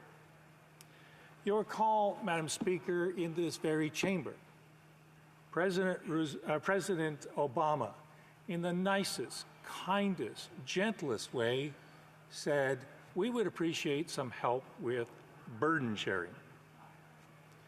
You'll also recall, Madam Speaker, that President Trump, in his own irritating way, said much the same thing. And you'll take note, Madam Speaker, that Secretary General Stoltenberg has also said much the same thing when he has taken note of our contributions to NATO. Yet the entire premise of Mackenzie King's argument with President Roosevelt was that Canada would have an independent military capable of defending Canada and contributing significantly to the defense of North America. NORAD was the most significant outcome of the Permanent Joint Board of Defense, and it has been a valuable point of collaboration between the two militaries. Canada has been a huge beneficiary of that treaty. That was then, however, and now is now. Over the years, through all Canadian governments, military capabilities have declined along with our percentage of GDP spent on military spending. We have, as the previous member said, have enjoyed a prolonged peace dividend. What he didn't add, and I do add here, has been at the expense of our American cousins. As John Manley, the former Foreign Affairs Minister, once said, you can't always go to the bathroom when the bill arrives. We have spent too much time in the bathroom, and the bill has arrived. Strong, Secure, and Engage contemplated $163 billion of additional spending over 20 years.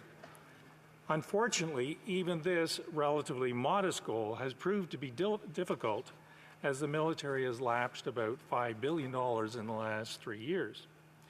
The military's own readiness report makes for some depressing reading. And then it comes along February 24th. And as others have said, everything changed. And our entire threat assessment accelerated the timeline way beyond anyone's previous expectations.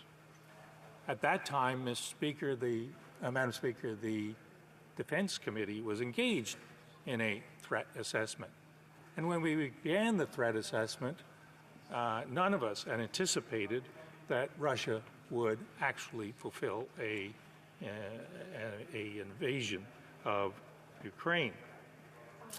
If we are to defend our own sovereignty, and as importantly, contribute to the sovereignty of others, we have to step up with real fiscal firepower.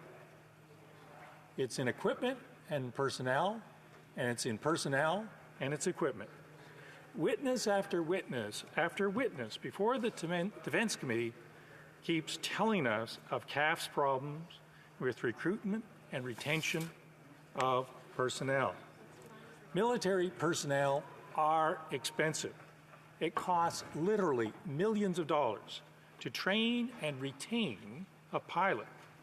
Retaining a pilot is as difficult as training a pilot. Cyber specialists are a hot commodity, and private companies can offer generous salaries and benefits that are very attractive. Witness after witness tells us of a procurement system that is broken. To quote the Gwynne Dyer, the journalist, once said that the next war will be a come-as-you-are war. There won't be any time to fix anything. There won't be any time to buy new stuff. And the bills will be huge because, in part, we kept kicking the decisions down the road.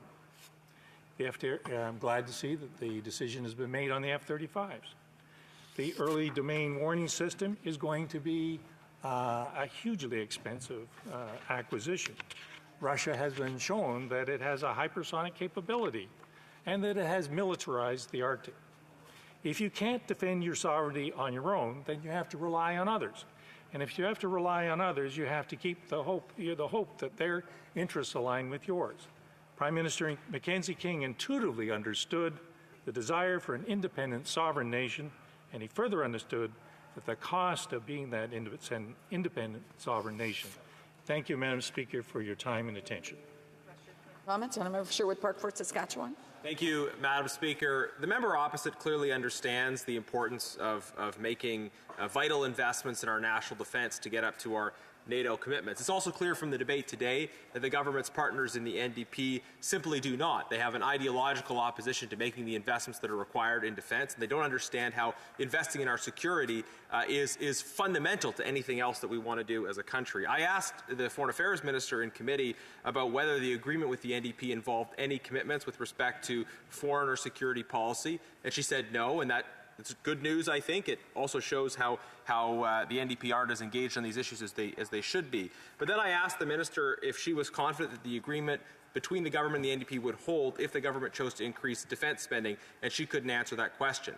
I'm concerned that the NDP agreement with the government will limit our capacity to invest in defence spending and will hold the government back from doing the things that they need to do. Does the member share my concerns that the partners the government has with the NDP are going to put those required investments at risk? The honourable member for Scarborough-Guildwood. The short answer is no.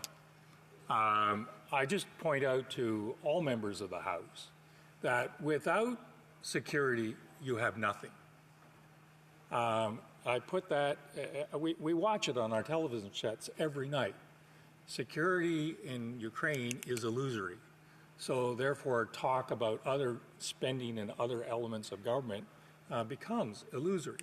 So I make the core point that a government needs to provide the security for its nation before it can talk about anything else. Questions et commentaires. L'honorable député. The honourable member for La Pointe de l'Île.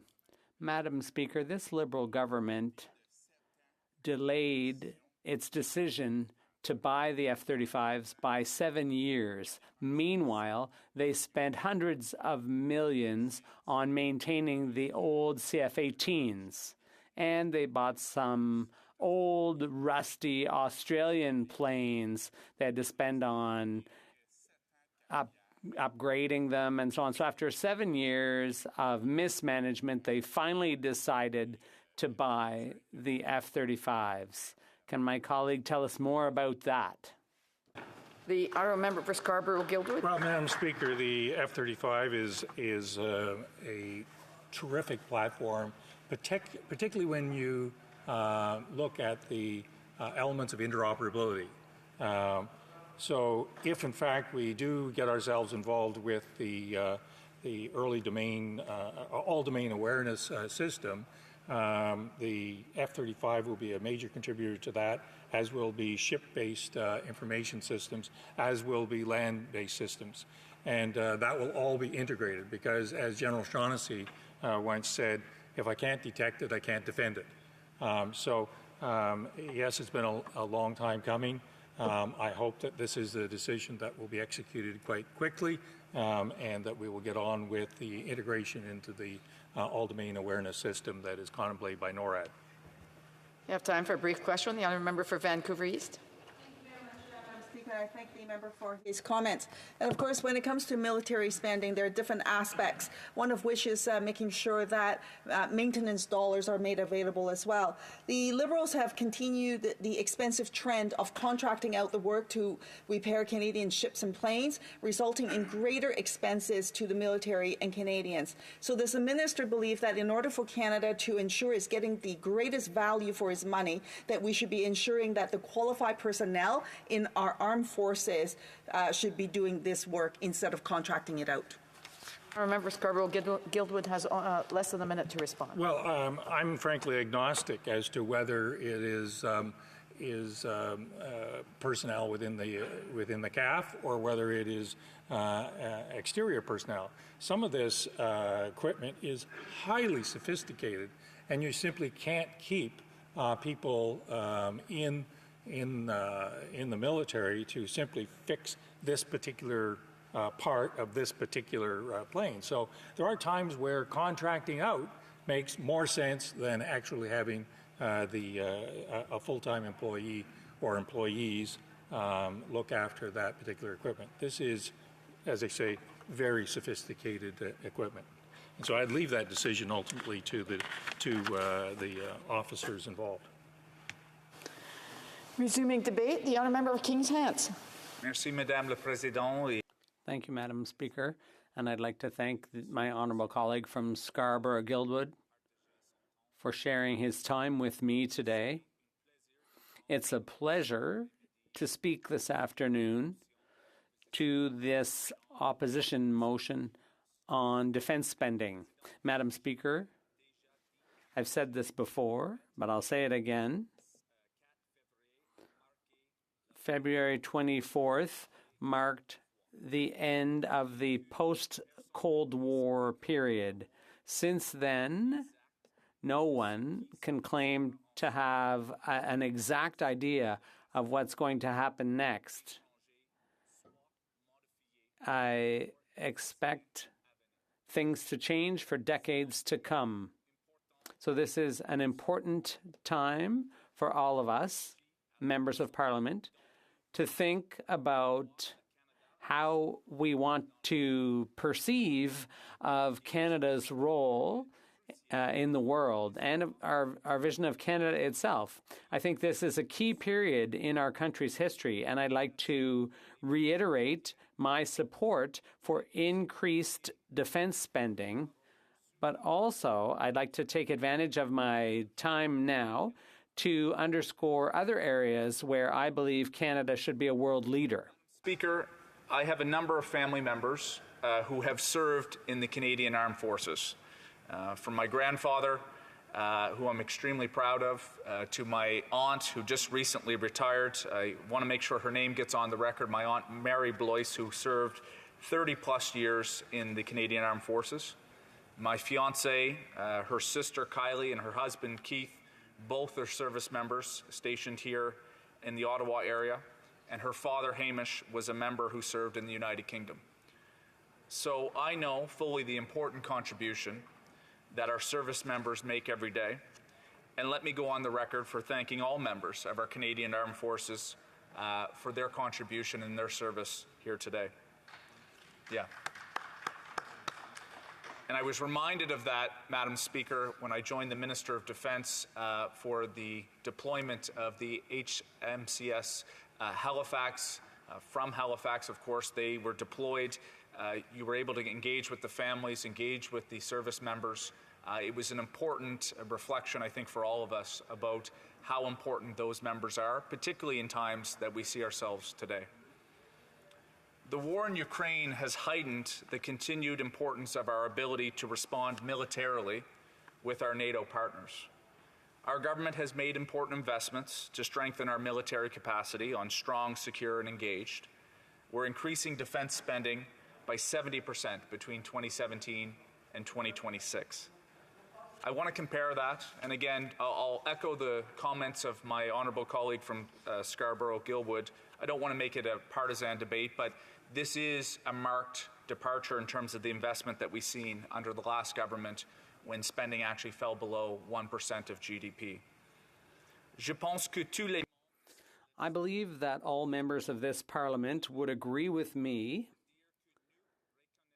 that we recognize the importance of our men and women in uniform. And if that's the case, I would say that we should all be concerned about providing them with the equipment and supplies they need to do their job properly and to protect them to the fullest extent possible. I had the opportunity, as I said, to visit the Irving shipyards and the Atlantic Naval Forces in Halifax to see the major procurement that's going on for our Coast Guard and Navy with the Canadian Surface Combatant, which will replace our frigate-class ships. The importance of reinvesting and renewing our military assets cannot be understated. Beyond our immediate military needs, continued partnership with the United States on continental security will and should be a top priority.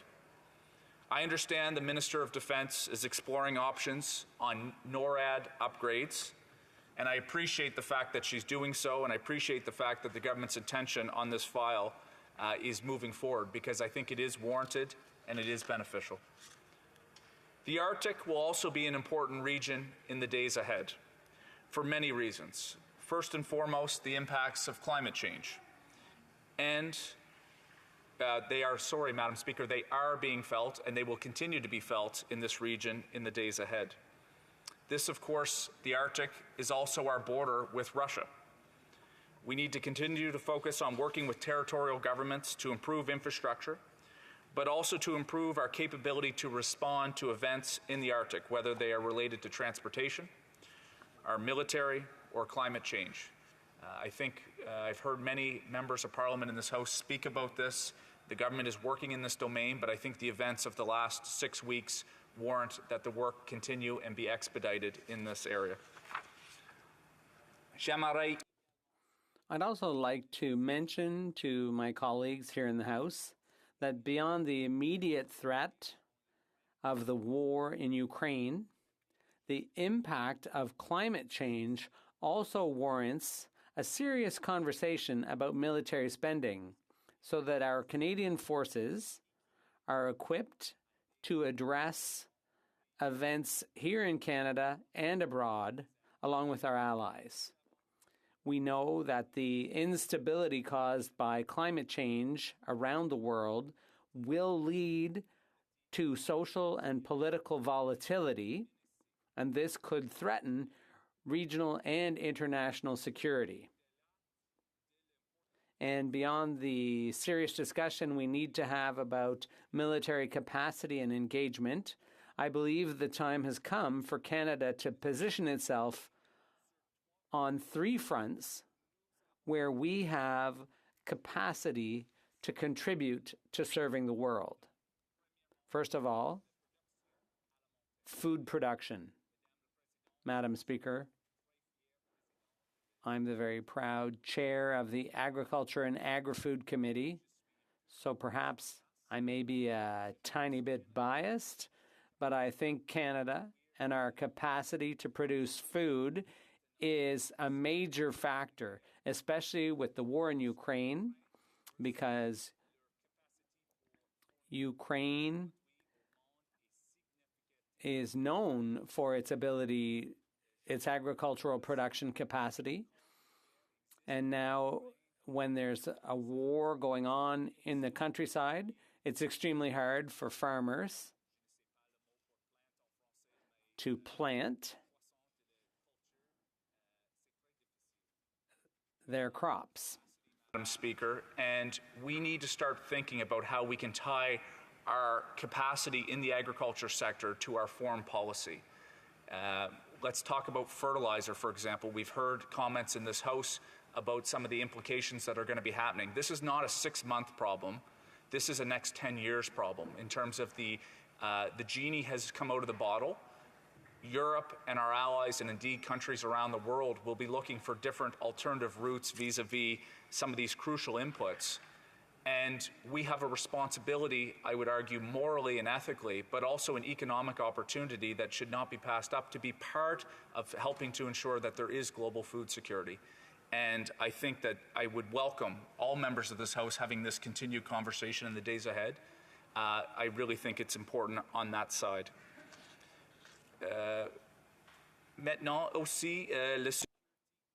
There's also energy security, because Russia and natural gas and oil are... Oh, I have 1 minute left. Energy security, Canada has a lot to offer. I know that some members in this House, there will be a contention between fossil fuels and looking to the future. I think the world is not black and white, it is gray. We have to do both at the same time. I would argue that we have a responsibility to look at ways that we can respond on the natural gas and oil side. It will not be easy, by the way, to turn something overnight, but is there an ability there?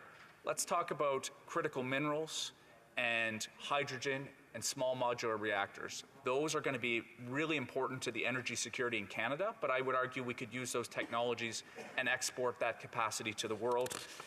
And finally, again, on critical minerals, we're making really important investments in the automotive sector, but we have to have the critical minerals to be those key inputs to make sure that we have capacity in the country. I wish I had more time, Madam Speaker. I look forward to hearing from my honourable colleagues. Questions et commentaires. The honourable member for Kildonan St. Paul.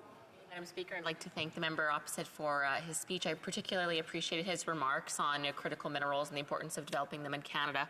I wanted to get his thoughts on the importance, or if he feels it's important for national defence spending on upgrading our early north warning system, in particular expanding it to include coastal surveillance, maritime and underwater surveillance, and even space surveillance. Does he feel it's important, and does he feel this would be a good use of taxpayer dollars in the upcoming budget? Member for King Hants. Thank you, Madam Speaker. I'd like to thank my honourable colleague for the question. Look, I don't pretend to be a policy expert in the domain that she just asked the question. But yes, on the principle of working particularly with the United States in a continental approach, in terms of whether it be approaches on coastal elements, I think cybersecurity is an element that we also have to be focused on. I do believe that now is the time to be looking at these investments. We have to still maintain fiscal balance. I've said that before in this House. But these investments, to my member in Scarborough-Guildwood, are crucial to the underpinning of our success in this country and rules-based international order. The honourable member for questions et commentaires, l'honorable député. The honourable member for Repentigny. Thank you, Madam Speaker. First of all, I'd like to congratulate my colleague from King's Hants on his French. I think it was great to hear. Then he said that investment began in 2017, but there are three major problems with the armed forces: retention, training, and recruitment. Some soldiers have been asked to buy their own boots because the armed forces couldn't even provide them with boots. And with all the sexual assault files, which the government attempted to cover up, it's not going to be very easy to recruit, especially women. And finally, retention. Well, the family unit has changed, and they're under a constant state of flux. So it's not very attractive joining the army with a young family. So that will require investment too. Has my colleague thought about those three major problems and about the investment that will be needed? The honourable member.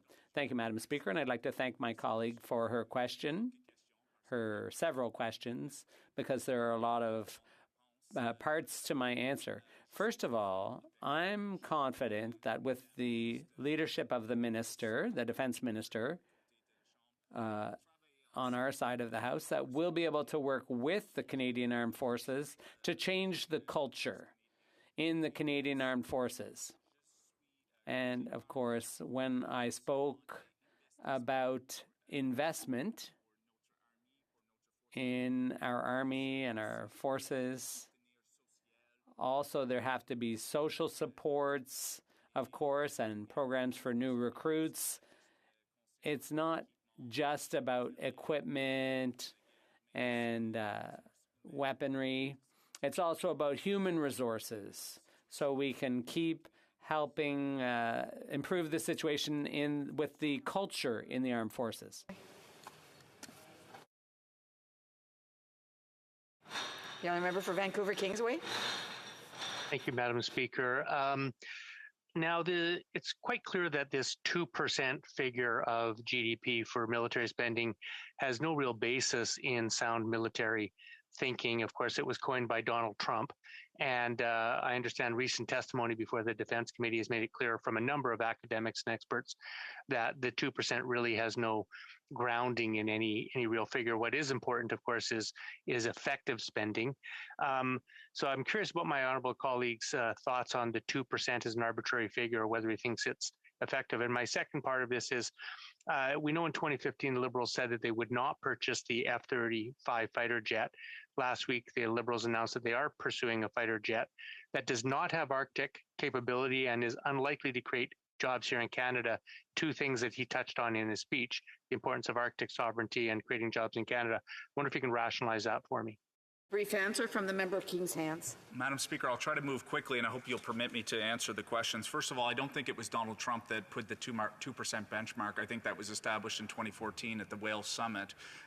So, look, I think to the member's question, whether or not it's 2%, I think it's a benchmark for governments and countries that are involved in NATO to aspire and to continue to support that type of investment in our security. And on that principle, I do agree with. He mentioned, of course, about the F-35s. Well, look, my point to him is it's 7 years later. The world changes. And I'm a little bit disappointed in some of the principles from the NDP that they don't understand that the foreign policy landscape has changed. Canada has a role in the international community. We need to be there with these critical investments. And I think at the end of the day, I believe in what Procurement Canada has done in terms of the pathway on this jet. Thank you. Resuming debate, the honourable member for Moose Jaw, Lake Centre, Lanigan. Thank you, Madam Speaker. I'll be splitting my time with the member from Prince George, Peace River, Northern Rockies. It is an honor today to speak to this important motion on behalf of my riding of Moose Jaw, Lake Centre, Lanigan. And for anyone that's just tuning in, the motion reads that given that the NATO alliance has made an immeasurable contribution to peace, security, and prosperity for all its members, the House call on the government to increase spending on national defence to at least 2% of Canada's gross domestic product in accordance with NATO's 2014 Wales Summit Declaration. I think it would be useful to start by discussing how much Canada spends on defence compared to other members of NATO.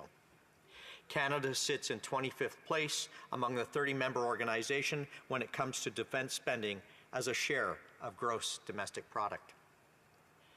We spend 1.36%, which is more than Slovenia, Belgium, Spain, and Luxembourg.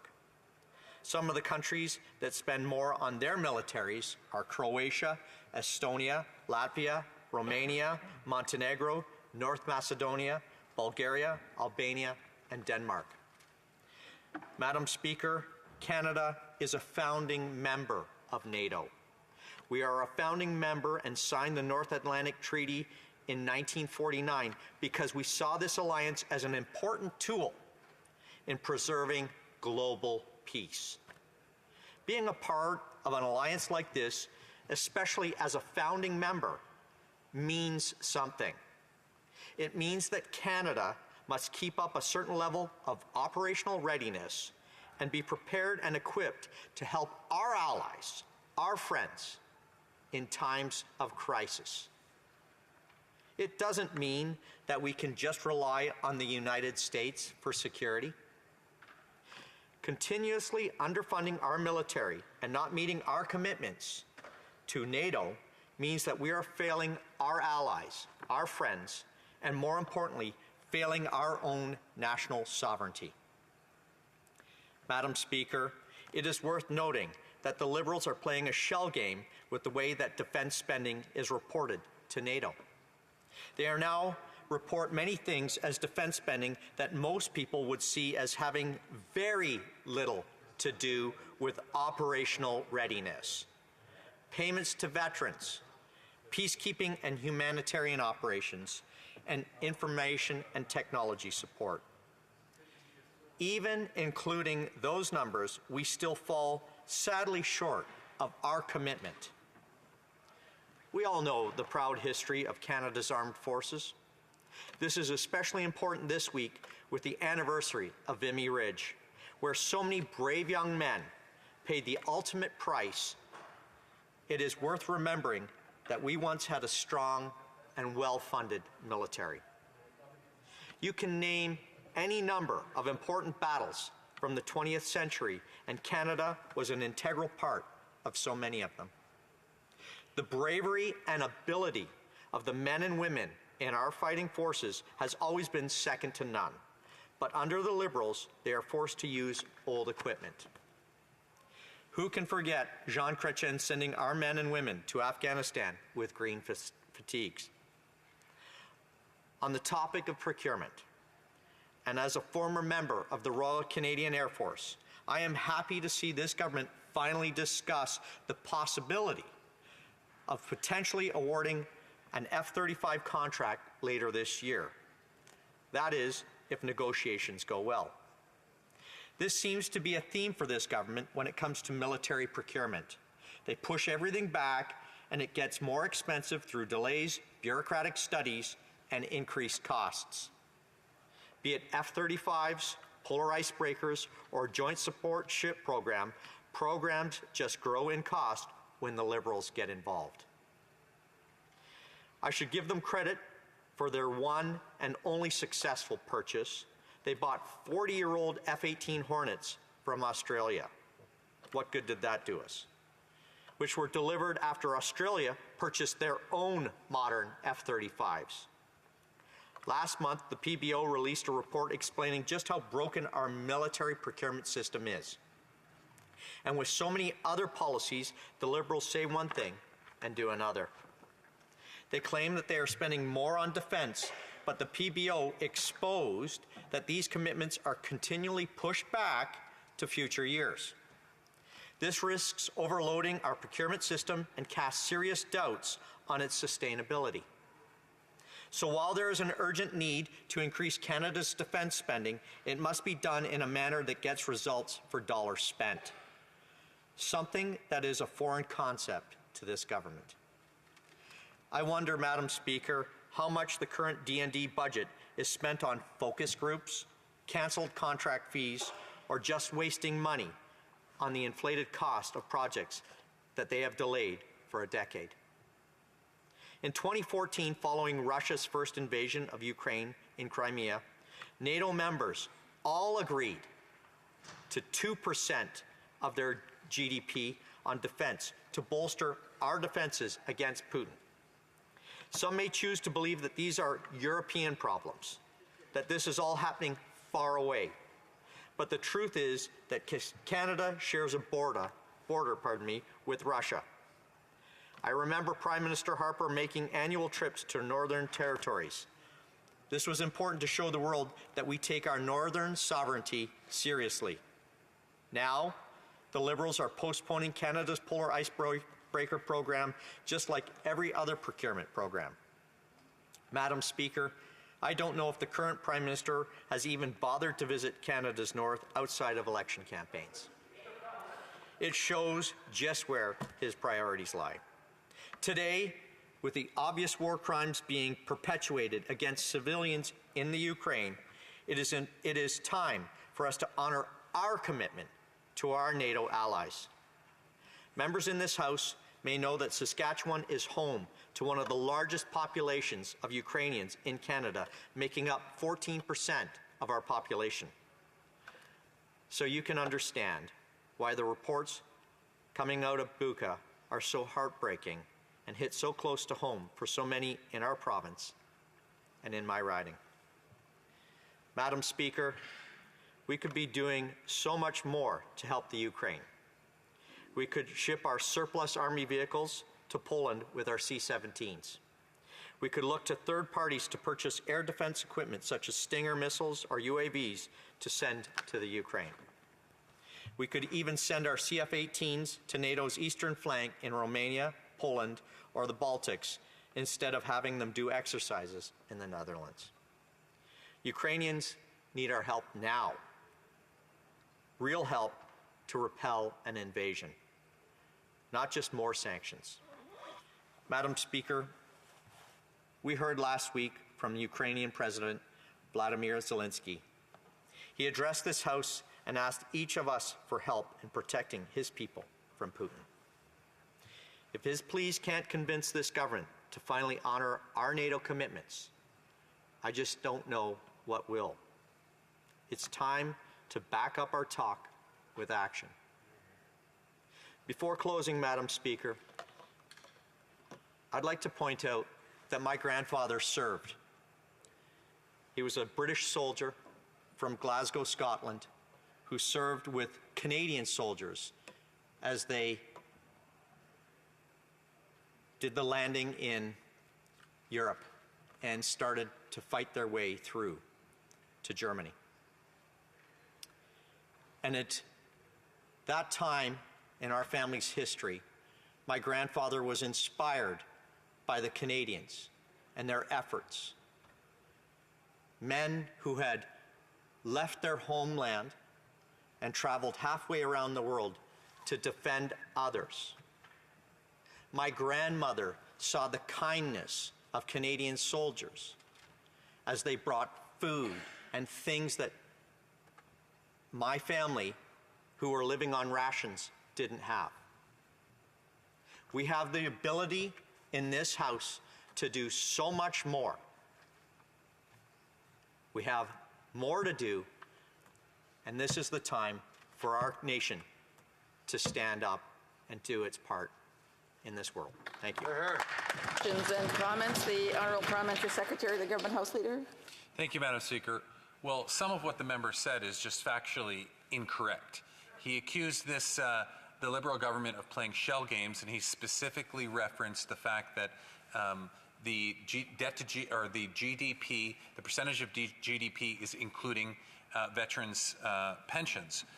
Is he aware that in 2018, NATO amended its definition of the 2% to actually include those veterans' pensions? They're part of the calculation now, despite the fact that he uses that as an example to suggest that there's some kind of shell game, quote unquote, going on. But more importantly, to address one of the comments right towards the end of his speech, he said that we need to back up our talk with actions. So what's that? Is he referring to when Stephen Harper was all, tough guy with Vladimir Putin and he told him to get out of Ukraine?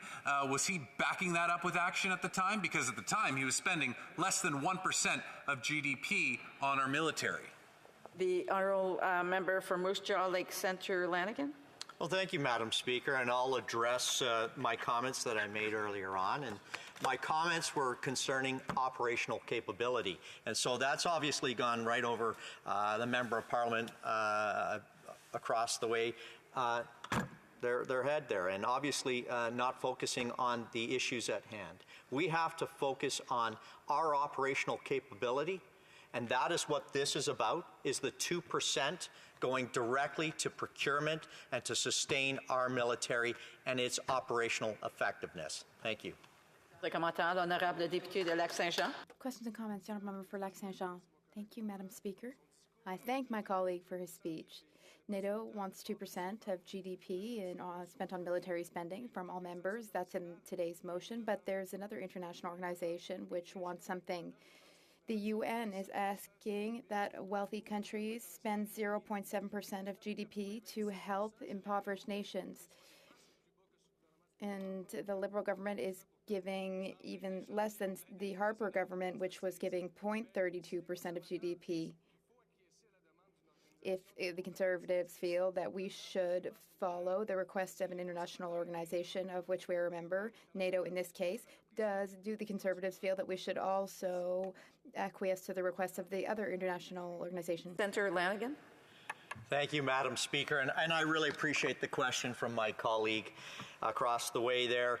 As I spoke earlier on, and I shared about my family's values and the generosity that my family received from Canadians, it is disheartening to see that our government is not focusing on other things and thinking beyond our own borders. And the whole point about this discussion is that we do have a role and a responsibility as the nation of Canada to not only stand up and protect our neighbors, but also to look after those that are facing challenges and economic austerity. So thank you.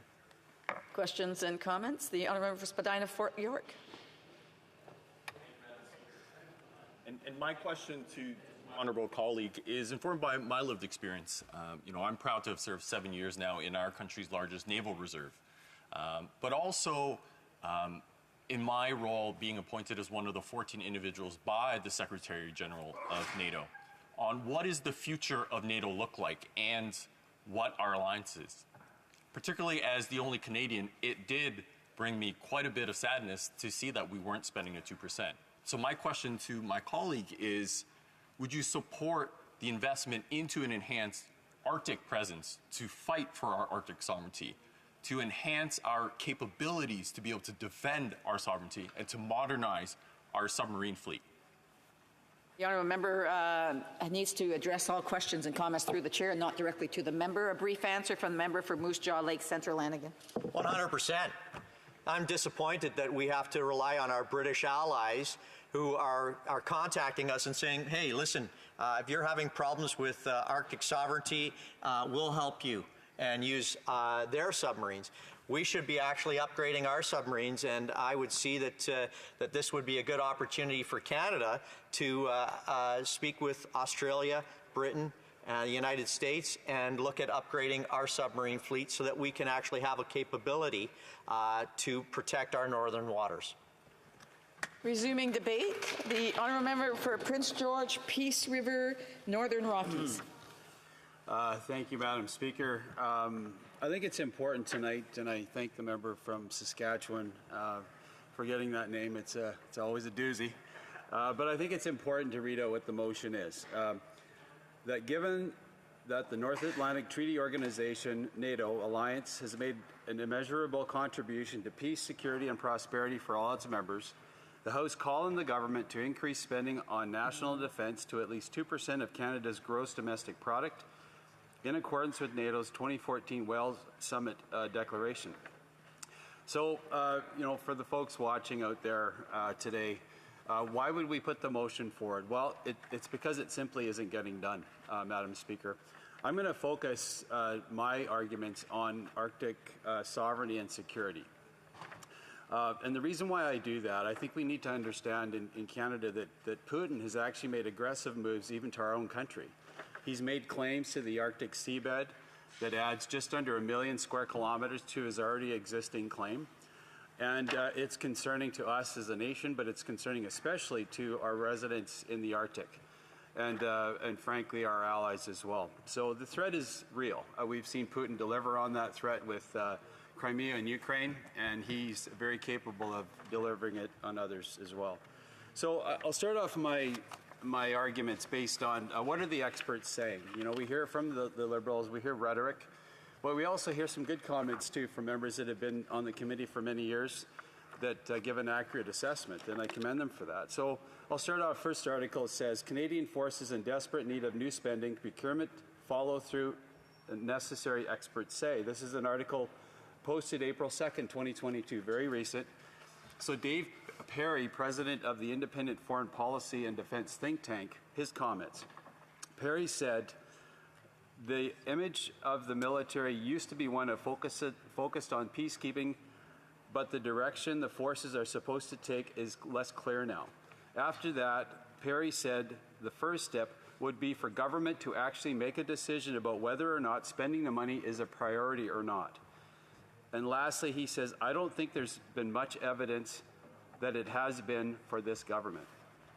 And so, Madam Speaker, that's all we're asking tonight or this afternoon is to bring that spending up to that 2% commitment, that promise, especially considering that threat that's very real in our north, especially in the Arctic.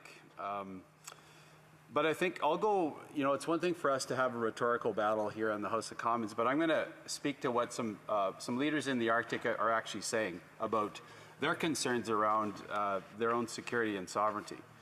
So Northwest Territory Premier Carolyn Cochrane said, this is another article recently, March 24th of 2022, said Russia's aggressive action should serve as a wake-up call to shore up safety and resiliency in the north. Quote, now with Russia invading Ukraine, it does show that we are vulnerable, she said. We need to make sure that we have the structures, the infrastructure in place, the services in place, so that our people can not only thrive, but that we can maintain Arctic sovereignty. So here's a leader of one of our territories very concerned about this. I'll go to a mayor up in the Arctic as well, Clarence Wood, who's the mayor of Inuvik. He says he's not worried for the safety of the people living in Inuvik right now, but he also thinks locals should be foolish not to be worried about Arctic sovereignty in light of current events. Quote, Russia has ambitions, he said. They've always had ambitions in the Arctic. and with the expansion of their military to the Arctic regions, it puts us even closer. So yeah, I'd say we have concerns. We have very limited military presence, and I don't think it would take the Russians very long to go through here if they put their mind to it. So again, here's a mayor on the front lines in the Arctic having concerns, and obviously represents the people of his region. I've heard it. I've been at several Arctic conferences now, and that's a common comment that I hear from residents, is that, again, this is their front yard, and they're seeing that potential threat coming across the Arctic and across the North Pole. I'm going to go on, and I know time's limited, Madam Speaker. It always is in this place. But I think, speaking to the motion and what's actually being done, I think 2% is an aspirational goal. Obviously, it's something that it's been aspired to by previous governments. But it's something, it's one thing to aspire to it in word, but to aspire to it in actual delivery. So, it's one thing to say and make big promises, is what I'm getting at, Madam Speaker. It's one thing to make big promises that, hey, we're going to do this, but not deliver. So an example of that is in the estimates around Arctic sovereignty. We see comments from this government, again, talking big. And I will say about what the member from Saskatchewan had said before. It was accused that, our former Prime Minister Harper had talked to Putin and really hadn't done anything either. But at least we had a Prime Minister that would stand up to him, and aggressively so. And he understood the threats to Ukraine and other nations around Russia, and spoke to Putin in a way that he needed to be spoken to. And I think our country wishes that our Prime Minister would be similar, but that just isn't happening. So, again, getting back to what the delivery is. So getting back to the estimates I had mentioned. So we had looked about what is this government actually spending on this. And we know the commitments of NORAD. We've heard from many experts, billions are necessary to upgrade our northern defense system. Well, this government's only committed $163 million as of last year to even try an attempt to fix the system. So we hear General Van Herk as an example, leader of NORAD, when he says that billions are necessary to upgrade the system in the north to get it to the standards of 2022 and beyond. To me, it's just not delivering. So I'm going to go to speak to.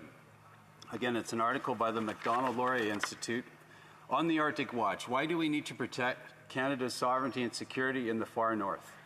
That's the article. So, quote, the Liberal government, right before 2021 federal election, issued a joint statement with the Biden administration on the need to modernize NORAD, but there are no timelines, financial commitments, or shopping list of desired capabilities. The statement acknowledges Arctic geopolitical competition, the impact of climate change and advances in conventional missile threats, the Russian hypersonic missiles is the example, and leaves it open to both parties what those capabilities can be. But the whole premise of why we're here tonight, Madam Speaker, is it's necessary, but it's simply not being delivered. And I think we can agree, probably members from both sides, all we want to see is this stuff delivered. We want to see boats in water. We want to see defensive capabilities actually purchased and acquired and the procurement process fixed. We want to I think we want to get this thing fixed. We just don't want to have an argument where we poke each other in the eye. I think we really do want to get this across the line. So I hope the budget is coming up this week, Madam Speaker. This is a call deliberately ahead of that so they can make some good decisions, so the money is put into the budget. And our wish list, Madam Speaker, is that it actually gets done. Thank you, Madam Speaker. Questions and comments? The honourable member for Scarborough-Guildwood. Thank you, Madam Speaker, and I agree almost entirely with the member's speech. I'm also also eye poking. Generally, people end up blind when they're eye poking, and in this particular file, it's not a good idea to be blind. The early warning system is massively expensive. It also has yet to be invented. Bits and pieces are invented, and it's extremely difficult to see where this is going. All I do know is that this is going to cost literally billions of dollars, and as General O'Shaughnessy would say, I can't defend what I can't see. So I'm asking the honourable member to cut the government a little slack on this. I think he shouldn't be cutting the government a little slack on some of the other procurements, though. So I'd be interested in his thoughts as to where we move first, because we need to up the game. The honourable member for Prince George, Peace River, Northern Rockies. Yeah, thank you, Madam Speaker. Thanks to the member across the way for the question. I think, it's that whole fail to plan to fail analogy, but I'd say even going back to a former president, President Kennedy, there wasn't the infrastructure to go to the moon at the time where he made the call to say we're going to get there. But he made the call to say we're going to get there. And I think we need to at least have the leadership, really from the entire House, to say that we need to get there. Let's find out what we need, in terms of procurement. I've heard firsthand the problems with some procurement, some of the never-ending plan changes that a shipbuilder can never keep up to the changes from the bureaucracy and different ministries around that stuff. But I think we need to set the course to get there and set a timeline to do it too, rather than just pontificate in the clouds about some aspirational goal that we'll get there someday. I think we need to set a timeline, back it up with the funds that are expected, that 2% being part of that, and then we'll get there. Thanks. Questions and comments. The Honourable Member Longueuil-Saint-Hubert. Thank you, Madam Speaker. I agree with the substance of what my colleague said, but I'm a little bit worried about the spending, because we've been here for weeks and the Conservative government, or rather the Conservatives have said that the Liberal government is spending too much. But now they want to go to 2%, whereas we need funding for seniors, for health transfers. We should invest in housing. So where are we going to get the money? Because money doesn't grow on trees. So what does my colleague think is more important, tanks or social housing? Yeah, thank you from member from Quebec for that question. Money doesn't grow on trees in Quebec, nor does it anywhere else in our country or anywhere for that matter. We know it's a very expensive endeavor to do this, but I think what's an accurate response, the government is spending a lot of money, indeed it is, but is it spending it in the right direction? I think that's a huge question mark, and we would disagree on how they're spending money. It's one thing to throw the money at a problem, but to do it in the proper way to get things done, that needs to be done efficiently with a proper procurement process and with the right targets set and the right timelines. And that's where I think we differ from the government across the way. And for a brief question, the honourable member for Elmwood Transcona. Well, thank you very much, Madam Speaker. Just following up in that vein, I mean, we did hear just last week, I think it was, we were debating a Conservative motion that called for no new taxes and a return to balance. And today we're talking about a motion that would represent about $30 billion, give or take, in new spending. So I'm just wondering, we often hear from Conservatives, I know he says we'd spend differently, but I mean, where is the $30 billion worth of spending that he thinks ought to be cut in order to make room for these priorities? I would just mention while I'm on my feet, Madam Chair, I was part of a foreign affairs study in 2019 of Canadian sovereignty in the North. I know some members have been looking for examples of where New Democrats think we could spend on military spending. That report, which was a unanimous report, is a great place to start. A brief answer from the member for Prince George, Peace River, Northern Rockies. Yeah, thank you to the member for the question. I have read that report, and it's 28 recommendations, and it's a great report, a place to start and to really build our defenses. But I'll go back to the NDP premise. I think today has been all about, there's priorities for money, and other things are important. And I do agree with the member. Things are important, but I can tell you one thing: if we can't defend our own borders and our own country and our own people, and where premiers are asking to be defended in the North, if we can't do that starting, I think then the rest, the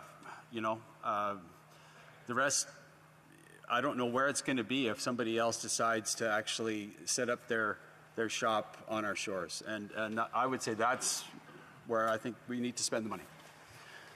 On voit à reprise de débat, mais... Resuming debate, but I'm sorry. I'm going to have to disallow the speech, or rather, I would like just to let him know that he'll only have 7 minutes. Thank you, Madam Speaker. So I'm going to speak directly. I'm very pleased to be able to speak to the Conservatives' motion. Knowing that the devil is in the details, I would like to take advantage of this speech to better understand this proposal, because I think it deserves some consideration, although I don't agree. So it says that the member countries of NATO need to increase spending by at least 2%. So that's a number, it's a symbol. And we know that Conservatives like symbols. In fact, it's often based on images, on symbols that often don't make any sense at all. Madam Speaker, sense is the road that we should follow. And without sense, well, it's nonsense. Over the past years, we've seen that in terms of foreign affairs and national defense, Canada has gotten lost. It's difficult to believe, but, among the 30 member countries of NATO, only 4 of them spend less than Canada on defense. Madam Speaker, Canada is trying to lecture other people on the war in Ukraine, but it spends less than Belgium, than Spain, than Luxembourg and Slovenia. Slovenia, Madam Speaker, on defense. It's shameful. Slovenia's main resource is comedians. In fact, Gaspar Pust, who is a comedian who says, "I am a Cartesian, but I'm cynical." So what should we think of Canada in terms of defense? So let's come back to sense and symbols. What would Canada do if it decided to spend 2% of its GDP on defense? Would he just say, well, I'm going to do it to say that I've done it? To contribute to peace in the world? Why would it do so? But spending is one thing, but spending wisely is another. We know that the Liberal government loves to spend, but to contribute effectively to peace in the world is something else. Because the Canadian Armed Forces is understaffed. The government is having trouble recruit new members of the armed forces. They're looking for They were looking for 6,000, but they recruited not nearly that number. Even though the ads say that it's a wonderful life, but it seems to discourage people who want to make a real contribution to the country. Recruitment does not deliver. There is equipment that is not used because there is not enough labor. Because there's a labor shortage in the armed forces as well. So in 2018, there was a report that said that the Air Force only had 64% of the qualified pilots they needed to operate the equipment. The Navy has ships, but hardly any sailors. And so the men and women of the Navy are overworked, and that is why people become disinterested. The fact that there is not as much enthusiasm for the training operations, it's boring. It doesn't correspond to what people are looking for when they join the armed forces. They go through 6 months of intensive training, basic training, and then they just keep on training. So it's not interesting. And it's worse for the reserve members who barely have any deployments at all. And they have no guarantee that they will be deployed, in fact. And especially with the pandemic, there were courses that were canceled, training was given online. The members of the military had to quarantine as well, and there were problems in the upper ranks. And yet there are solutions. We need to reform the system. We've said it for many years, but we have to do it. And so we have to encourage military members and fund them and give them decent housing. Inflation affects the members of the armed forces as well. And we in the Bloc want to allow Francophones to remain in Francophone settings. Sending Quebecers to Anglophone provinces makes it hard for the families who don't necessarily speak English and all of a sudden have to learn to do so. And so many Francophone parents have to send their children to Anglophone schools. As you see, Madam Speaker, spending without a proper basis, without ensuring that there will be a pilot on the plane, is very imprudent. There is a NATO exercise that's called Cold Response. It's happening right now in Norway, where there are over 30,000 members of the armed forces who are participating, including 10 Canadians. So I think you can see where I'm going here. I will close by saying that we'll be supporting the Conservatives' motion by remaining very distrustful of the Liberal government who prefers empty rhetoric to actions. I urge the Liberal government to stop repeating the fact that they are there, we have been there, and I would urge them to act for real, to ensure that the armed forces are not just a name on the list of the people who are missing in action from NATO. Thank you. It being 5:15 p.m., it is my duty to interrupt the proceedings and put forthwith every question necessary to dispose of the business of supply. The question is as follows. Mr. Chong, seconded by Mr. Paulus, move that given that the North Atlantic Treaty Organization, NATO, alliance has made an immeasurable contribution to peace, security, and prosperity for all its members. Should I dispense? No. No? The House call on the government to increase spending on national defence to at least 2% of Canada's gross domestic product in accordance with NATO's 2014 Wells Summit Declaration. Si un député d'un parti reconnu... If a member of a recognized party in the House wishes to call for a recorded division or on division, I would urge them to rise and to indicate it to the Speaker. Thousand Islands, Rideau Lakes. Madam Chair, I'd like to request a recorded division. Okay.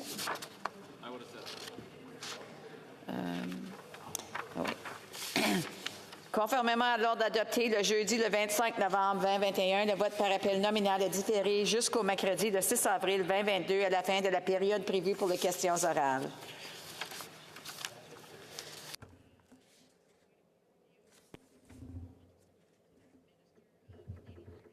Very much, Madam Speaker. We're going to attempt time travel again. It's improbable for a place like this, but if you seek it, I believe you will find unanimous consent to see the clock at 5:30.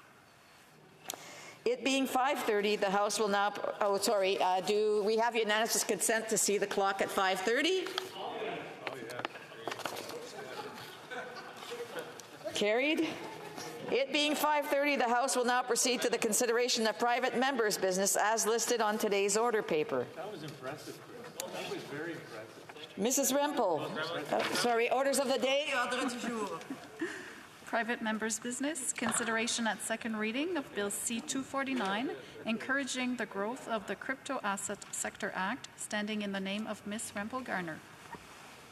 Ms. Rempel Garner, seconded by Mr. Lobb, moves that Bill C-249, an act respecting the encouragement of the growth of the crypto asset sector, be now read a second time and referred to the Standing Committee on Finance. Debate. The Honourable Member for Calgary-Nose Hill.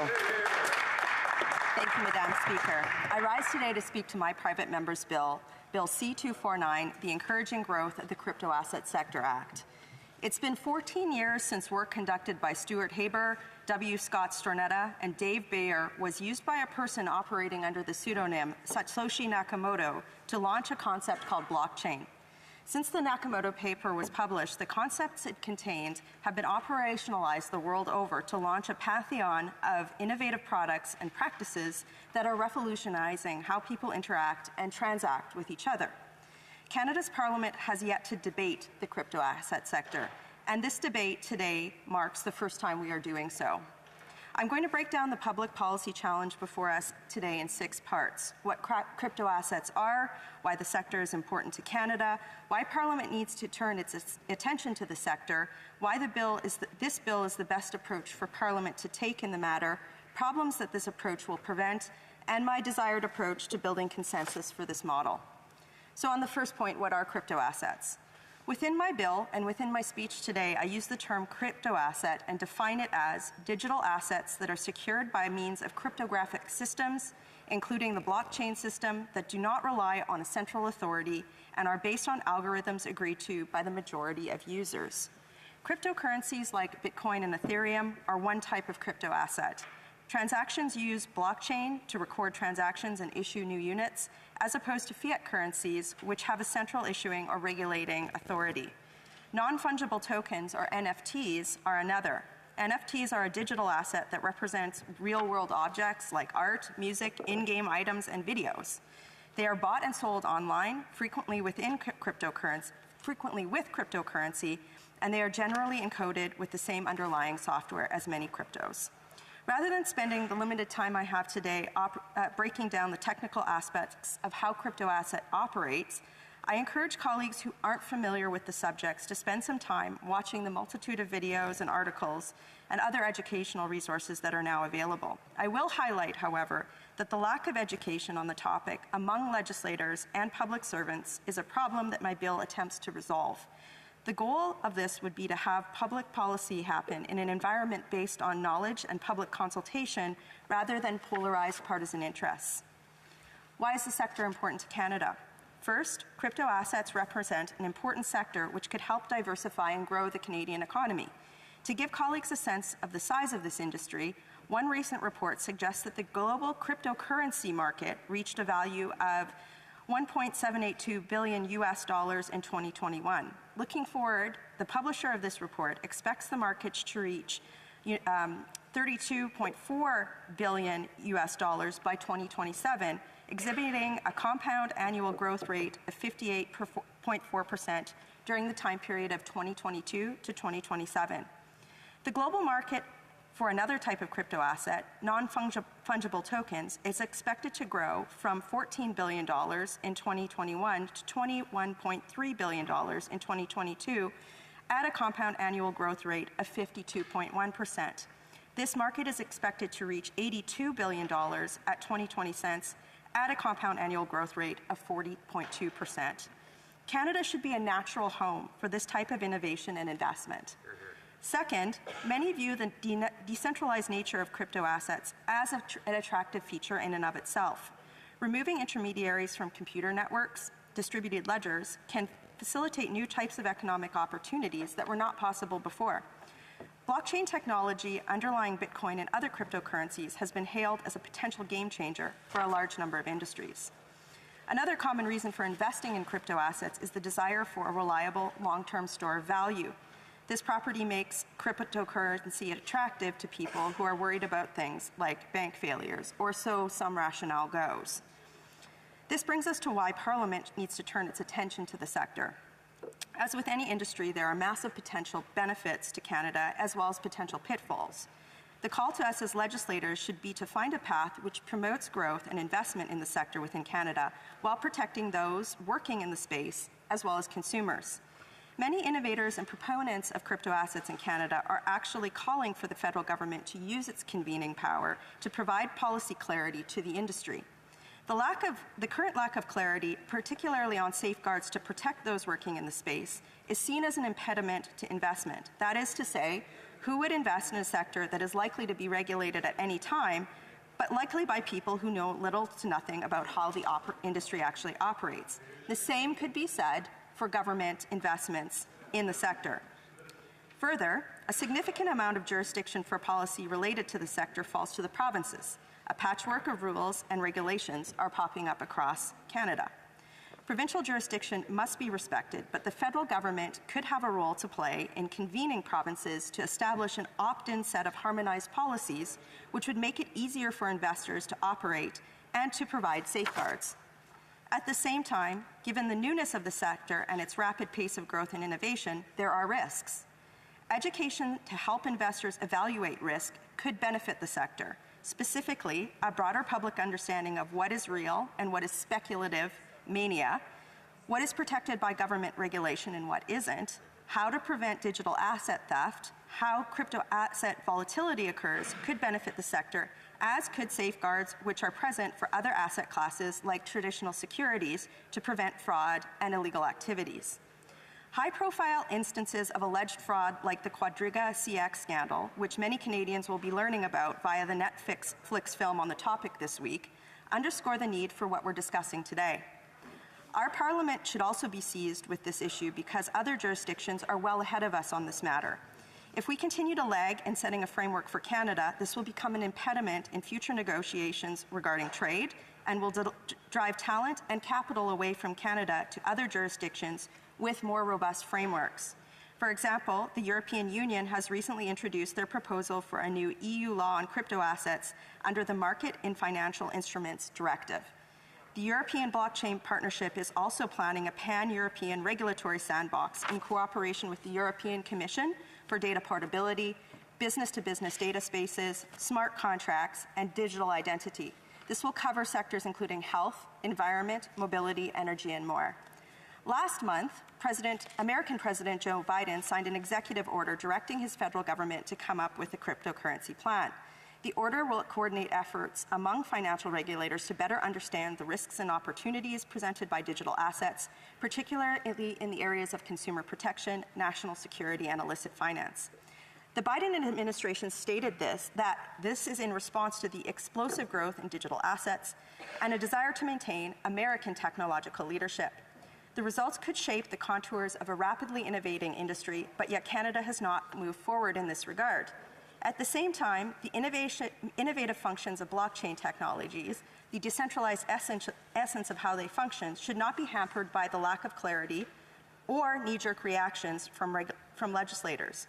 Those who believe that crypto assets are the means to all sorts of evils are missing the point as much as those who might profess that crypto assets without any attached policy is the magic wand to all of our ills. This is exactly what's happening here in Canada. The political debate on crypto asset is already becoming polarized before we have even begun to discuss it in the space. Some in Canada are advocating for policies that would lead to bans on many types of crypto assets, which would be a colossal blow to a potential enormous economic boon to our country.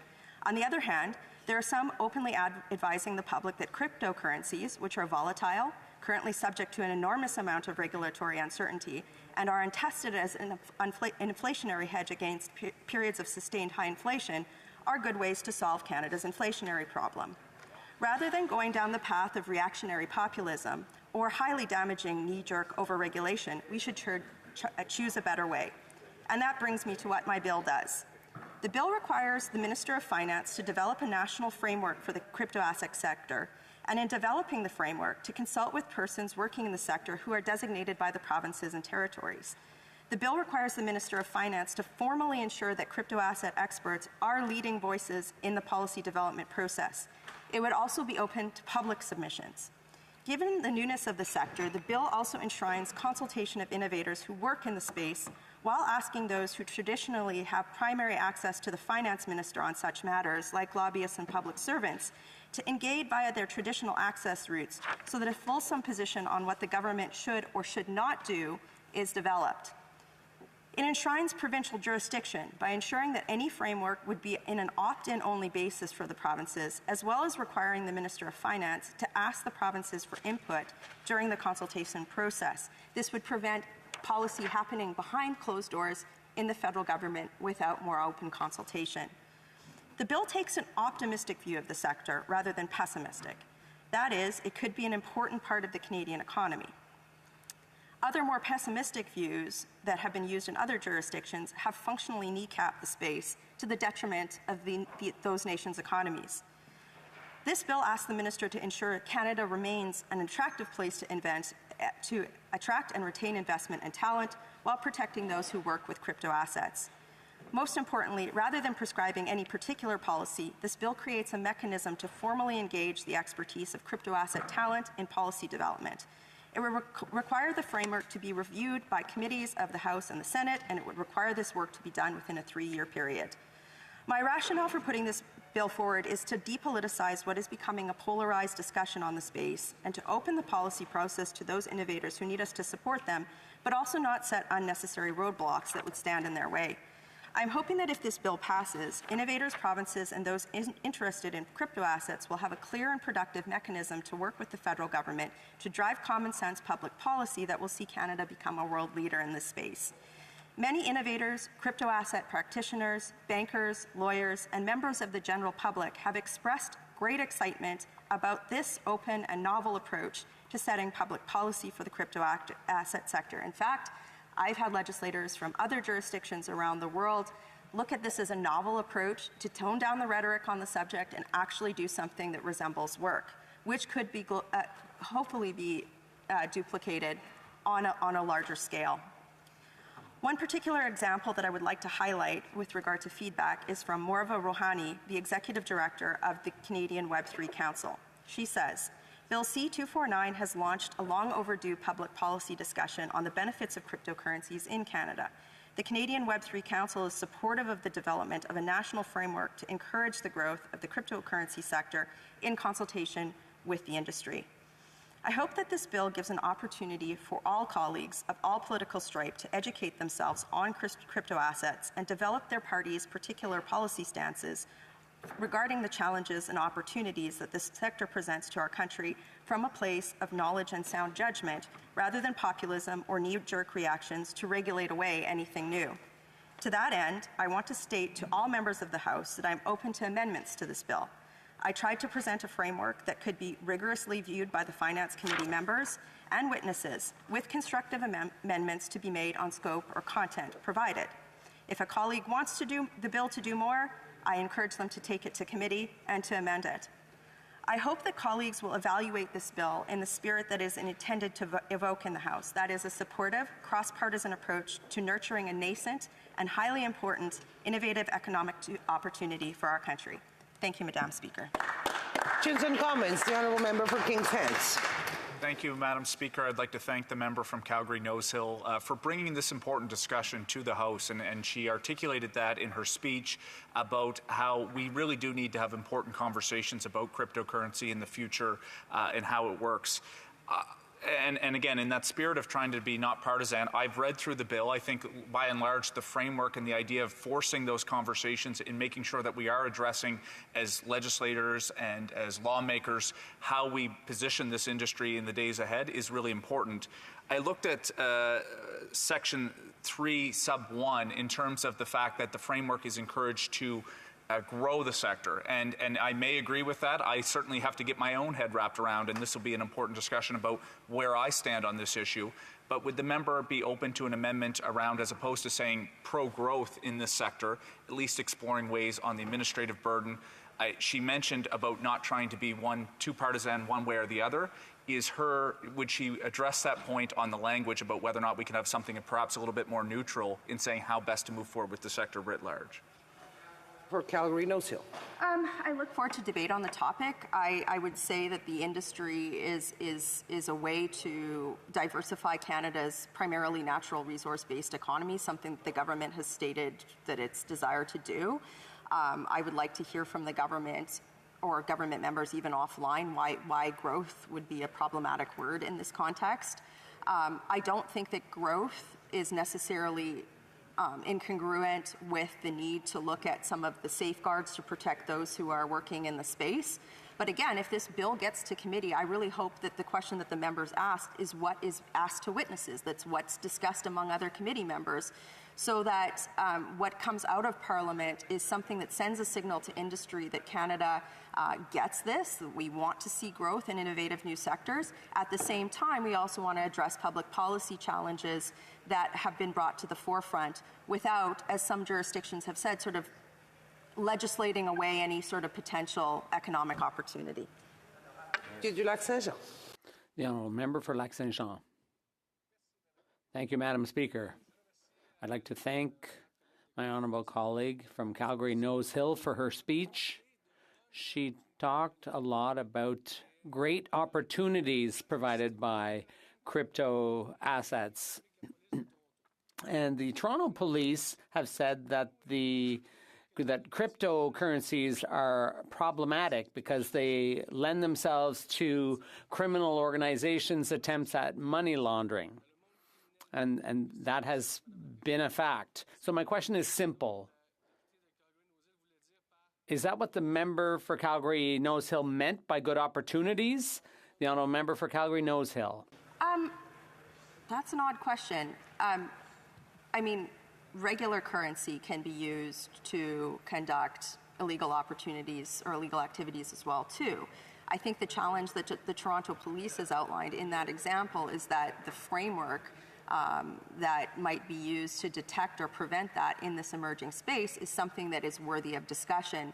And the federal government, as I've outlined in this bill, likely has a convening role in that regard. So rather than, what I worry about, Madam Speaker, is that the industry itself is becoming polarized, like as per that question.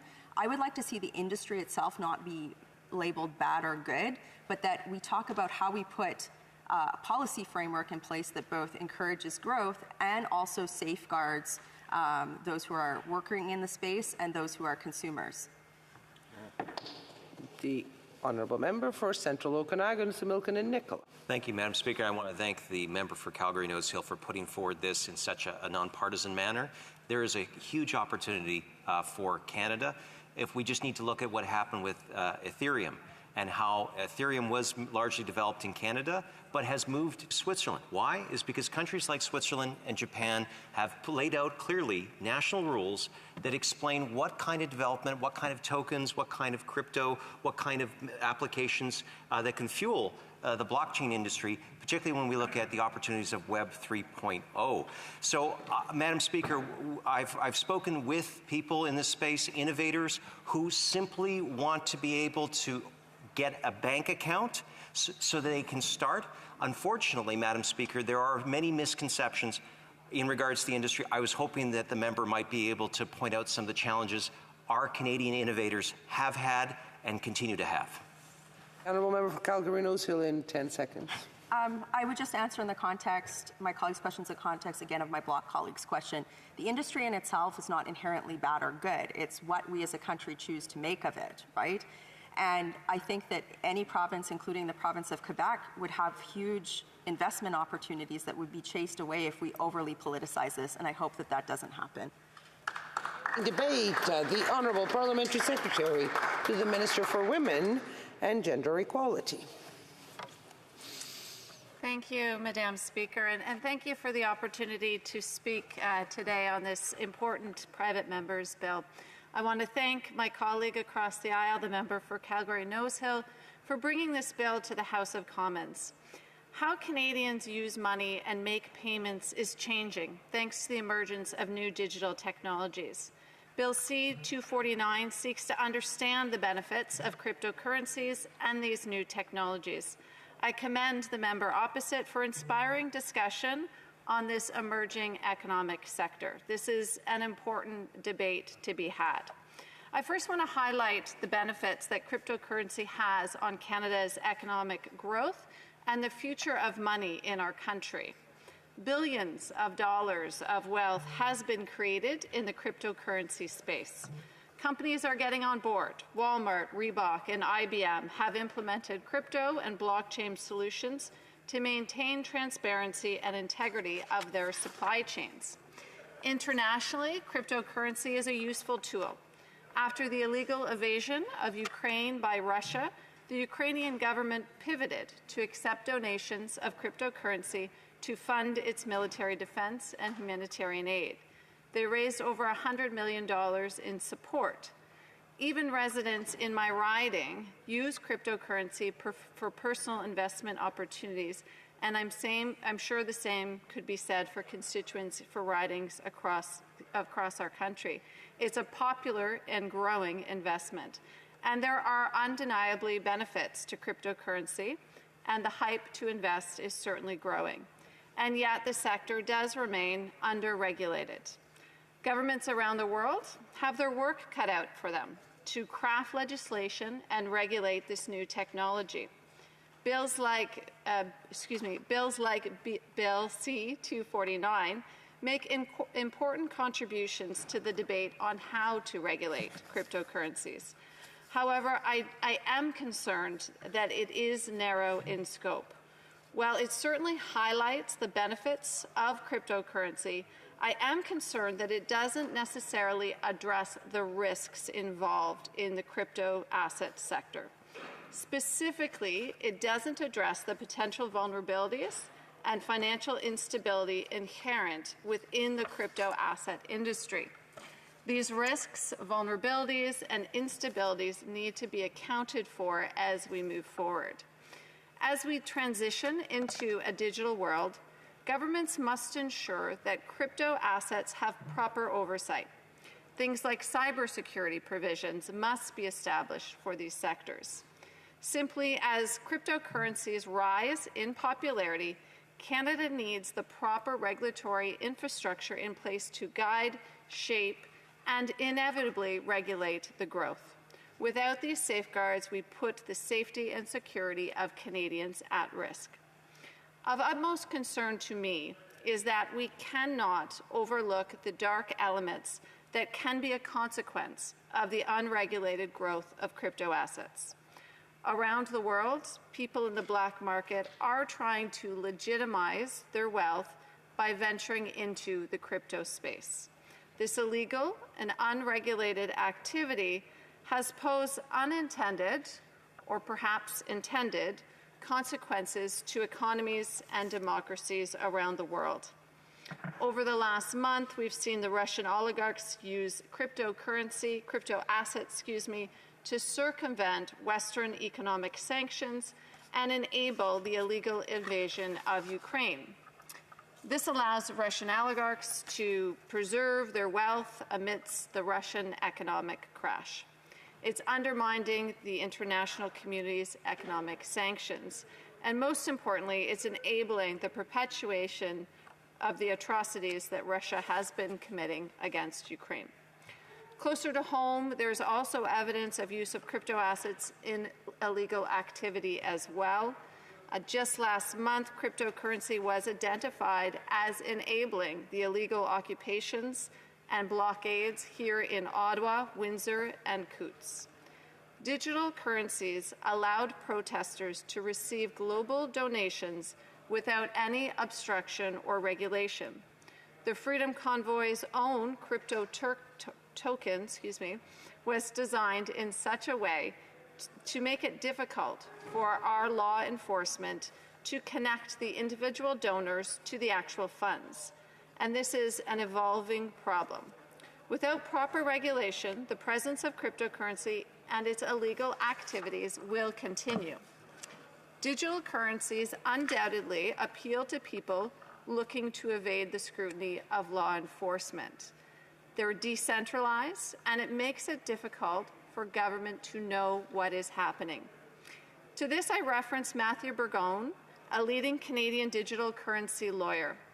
He stated that when faced with scrutiny, crypto can simply be transferred to another wallet address.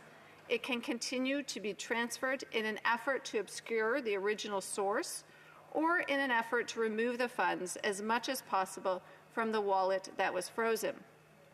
As digital currency moves from wallet to wallet, it gets harder to track by law enforcement. Without proper regulation at the federal, provincial, and territorial levels, cryptocurrency could become a vehicle for abusive transactions, facilitating money laundering, terrorist financing, criminal activity, and tax evasion. Transactions involving crypto assets are also vulnerable to fraud. There is currently adequate investor and consumer protection for these activities. The safety and security of Canadians' financial activities, of course, are always of central concern to our government. So as we move forward and we craft policy and crypto legislation, our legislation must ensure that we adequately address these risks. It can't simply focus on promoting unbridled growth of the crypto asset. And I fear that this is what we are doing with the current version of Bill C-249. Our policies must also clearly delineate the shared jurisdictions of this file. Under our constitutional conventions, the federal government must consult with the provinces and their securities regulators on possible regulations to SIP cryptocurrencies. At current, I don't believe that this bill does that. In addition, international institutions and partners also play a key role in our policymaking. Crypto assets are a transnational asset. Regulating them requires cooperation amongst countries. We should ensure that international experts from other jurisdictions are included in our policymaking as we move forward. Madam Speaker, we must understand the risks of digital currencies just as much as we understand and promote the benefits of them. Cryptocurrencies have numerous benefits, locally, federally, internationally. There's no doubt to that. But without thorough regulations being implemented, these benefits may be outweighed by the risks. There are real conversations that I think need to be had as citizens, as members of parliament, and as governments on what the future of money is going to look like. And those conversations must happen sooner rather than later as more and more Canadians invest in cryptocurrency. Although I don't believe in its current state that this bill adequately addresses those risks, I thank the member from Calgary-Nose Hill for bringing this important discussion forward and being open to how it evolves as it moves through the House. Thank you very much, Madam Speaker. Honorable député de Mirabel. The Honourable Member for Mirabel. Thank you, Madam Speaker. First, allow me to thank the member for Calgary-Nose Hill for this bill, which is about a very interesting topic. It's about cryptocurrency, and it's very fascinating. There is some incredibly innovative technology, Madam Speaker. Technology which is being integrated into the economy in a more formal sense. As you know, cryptocurrency is based on blockchain authentified transactions. So these can be transactions between individuals conducted online without any intermediary, Madam Speaker. So it's easy to understand why those who love technology, especially in the banking sector, are very interested in this.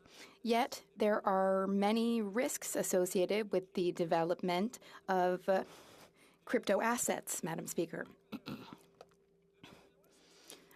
So this bill, in my opinion, is a bill which promotes cryptocurrency. So if we look at the major elements of the bill, first is ensuring the growth of cryptocurrency. And, Madam Speaker, this is one of the fastest growing sectors. The market itself is already doing the work. This isn't like oil in Alberta. It doesn't need public funding, Madam Speaker. The industry is self-sufficient and growing on its own. Second element, it says that we need to reduce obstacles to the growth of this sector, but there are no obstacles. This here would be to regulate. This bill is missing some elements. We can already see some missing elements.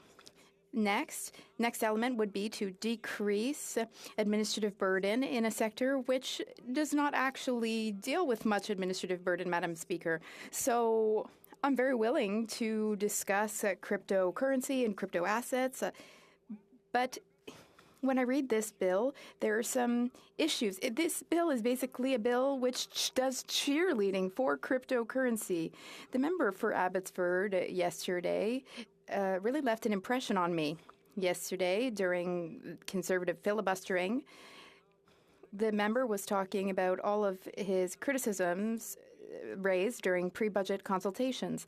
And I was rather surprised by the member from Abbotsford's comments yesterday because I was there in the Finance Committee when we were talking about pre-budget consultations, and he did not put forward any suggestions, and the Conservatives did not make any suggestions. We were making suggestions. For example, we heard from representatives of Davy Shipbuilding in Quebec they still haven't gotten their contract. We were hearing from businesses which made excellent suggestions to ensure greater stability in our supply chains. We made serious proposals. Meanwhile, the Conservatives didn't suggest anything. 0 pages worth of suggestions. The member from Abbotsford, though, yesterday said something related to that. He said that during pre-budget consultations, and they didn't have any, it didn't seem, they didn't do any consulting, but he said that it's important to start with what is most important.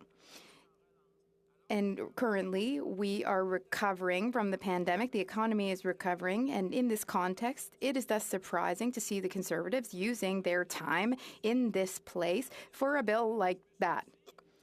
But back to the idea of prioritizing. So I said to myself, okay, let's go really out and talk to people on the ground who are living with the impacts of cryptocurrency. Some people are experiencing a lot of negative consequences, and I wanted to hear from them. I find that very interesting, Madam Speaker, especially in a context where we do need to regulate a little bit, but the bill is incomplete. So the Vancouver Police, they are really on the ground. You don't get more on the ground than that. They said that when it comes to cryptocurrency, they said that it can be a way to flow money from crime, dirty money. So that worries me. And the member for Saint-Jean, my colleague, said earlier that cryptocurrency can be problematic, and they have been recognized as a money laundering tool which can assist in the traffic of drugs and firearms, which is, of course, very negative.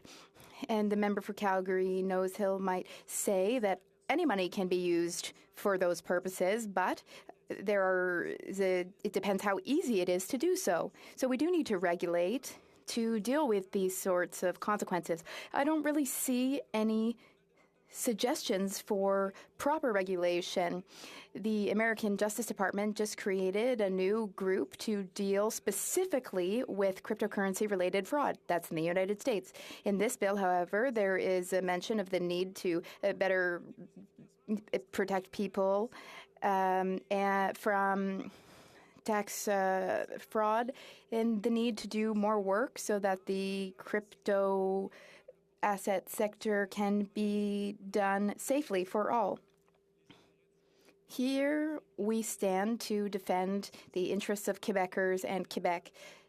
The International Monetary Fund, they ensure financial stability and economic stability. They say that crypto assets are intrinsically linked with other factors, and people are unable to fully understand the risks that deal with this sector, which is growing very quickly and mostly without any regulation. In fact, risks to financial stability from crypto could become systemic. That's what the IMF is saying. I think that this bill really just promotes an industry that's already doing well. There are many risks. There's a whole plethora of risks for consumers. It's interesting. In the title of the bill, it's being called crypto assets rather than cryptocurrency. It isn't a currency. It is not money. It doesn't do the same as money. And, Madam Speaker, it will not replace money. First of all, money is a way to keep value, to store value. Money and these assets, in fact, fluctuate enormously. There's a lot of speculation, and it makes investors who are ill-advised or misinformed, don't understand, it really puts them at risk.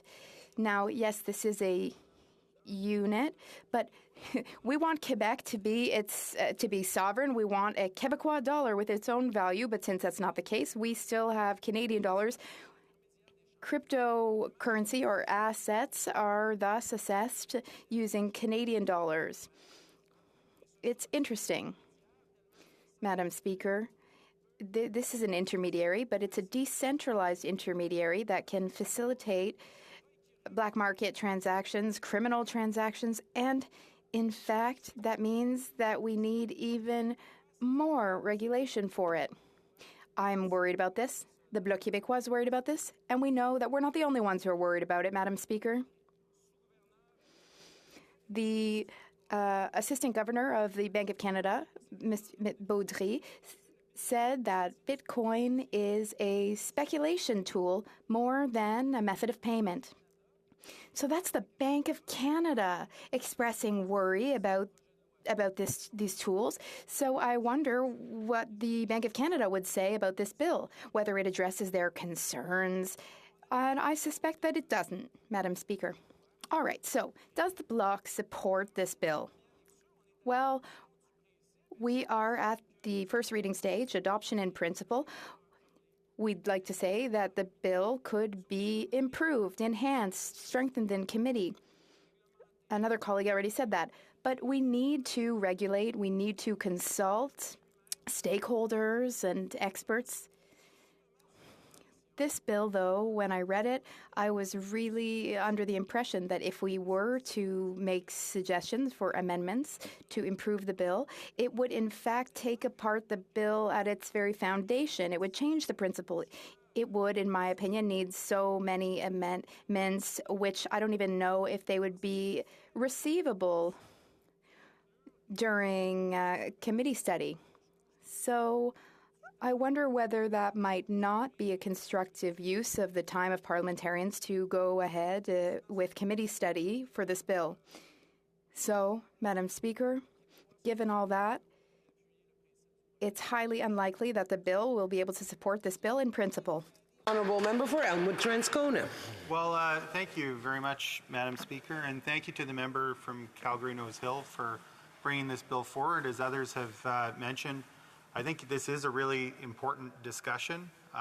You know, whether we would like it or not, whether people want to be boosters of the industry or critics of the industry, there's no doubt that that this industry is growing, that it's significant, and that it's beginning to play a significant role in a number of different financial affairs in a number of different ways. And I do think it makes sense to begin having conversations about how we can regulate that space in the public interest. So I appreciate some of the points that have been made about what I might call the aesthetic of the bill, the language that's chosen, and the way that it speaks about the industry. But I'm going to present a little bit of a different view, I think, in saying that I don't think we should let that get in the way of trying to continue the conversation that was just started by this bill already today. I think we've heard some really important concerns. They're not new. We've heard them out and about, so to speak, about cryptocurrency. We've heard concerns about the way in which it can be used to launder money and the way in which criminal organizations appear to be using cryptocurrency in order to advance their own illegal agendas. We've also heard concerns elsewhere outside the debate tonight about the speculative nature of cryptocurrency and the way it acts for some, apparently, in the way that a gambling addiction does, where people get addicted to trying to make money quick off cryptocurrency and exhibit a lot of patterns that are similar to folks who have gambling addictions. I also want to raise an emerging area of concern in respect of cryptocurrency that has to do with the environment. The amount of real-world energy and the real-world cost to the cryptocurrency industry for something that may prove to be fundamentally speculative in value. We're hearing of coal plants and gas plants, for instance, in the United States that had been heading towards decommissioning, that have been given new life and are producing new emissions in order to satisfy the needs of these industries. But what I would say is that I think that is all the more reason why it's imperative that legislators take on this task sooner rather than later. It's not like this bill is the gateway to launching the cryptocurrency industry. It's here, it's already active, it's growing exponentially, and it's having real effects. And, you know, oftentimes in this place, we're stuck talking about industries that have been carrying on without any form of regulation, as this particular industry is right now. It is operating, and there are no rules. It's the Wild West.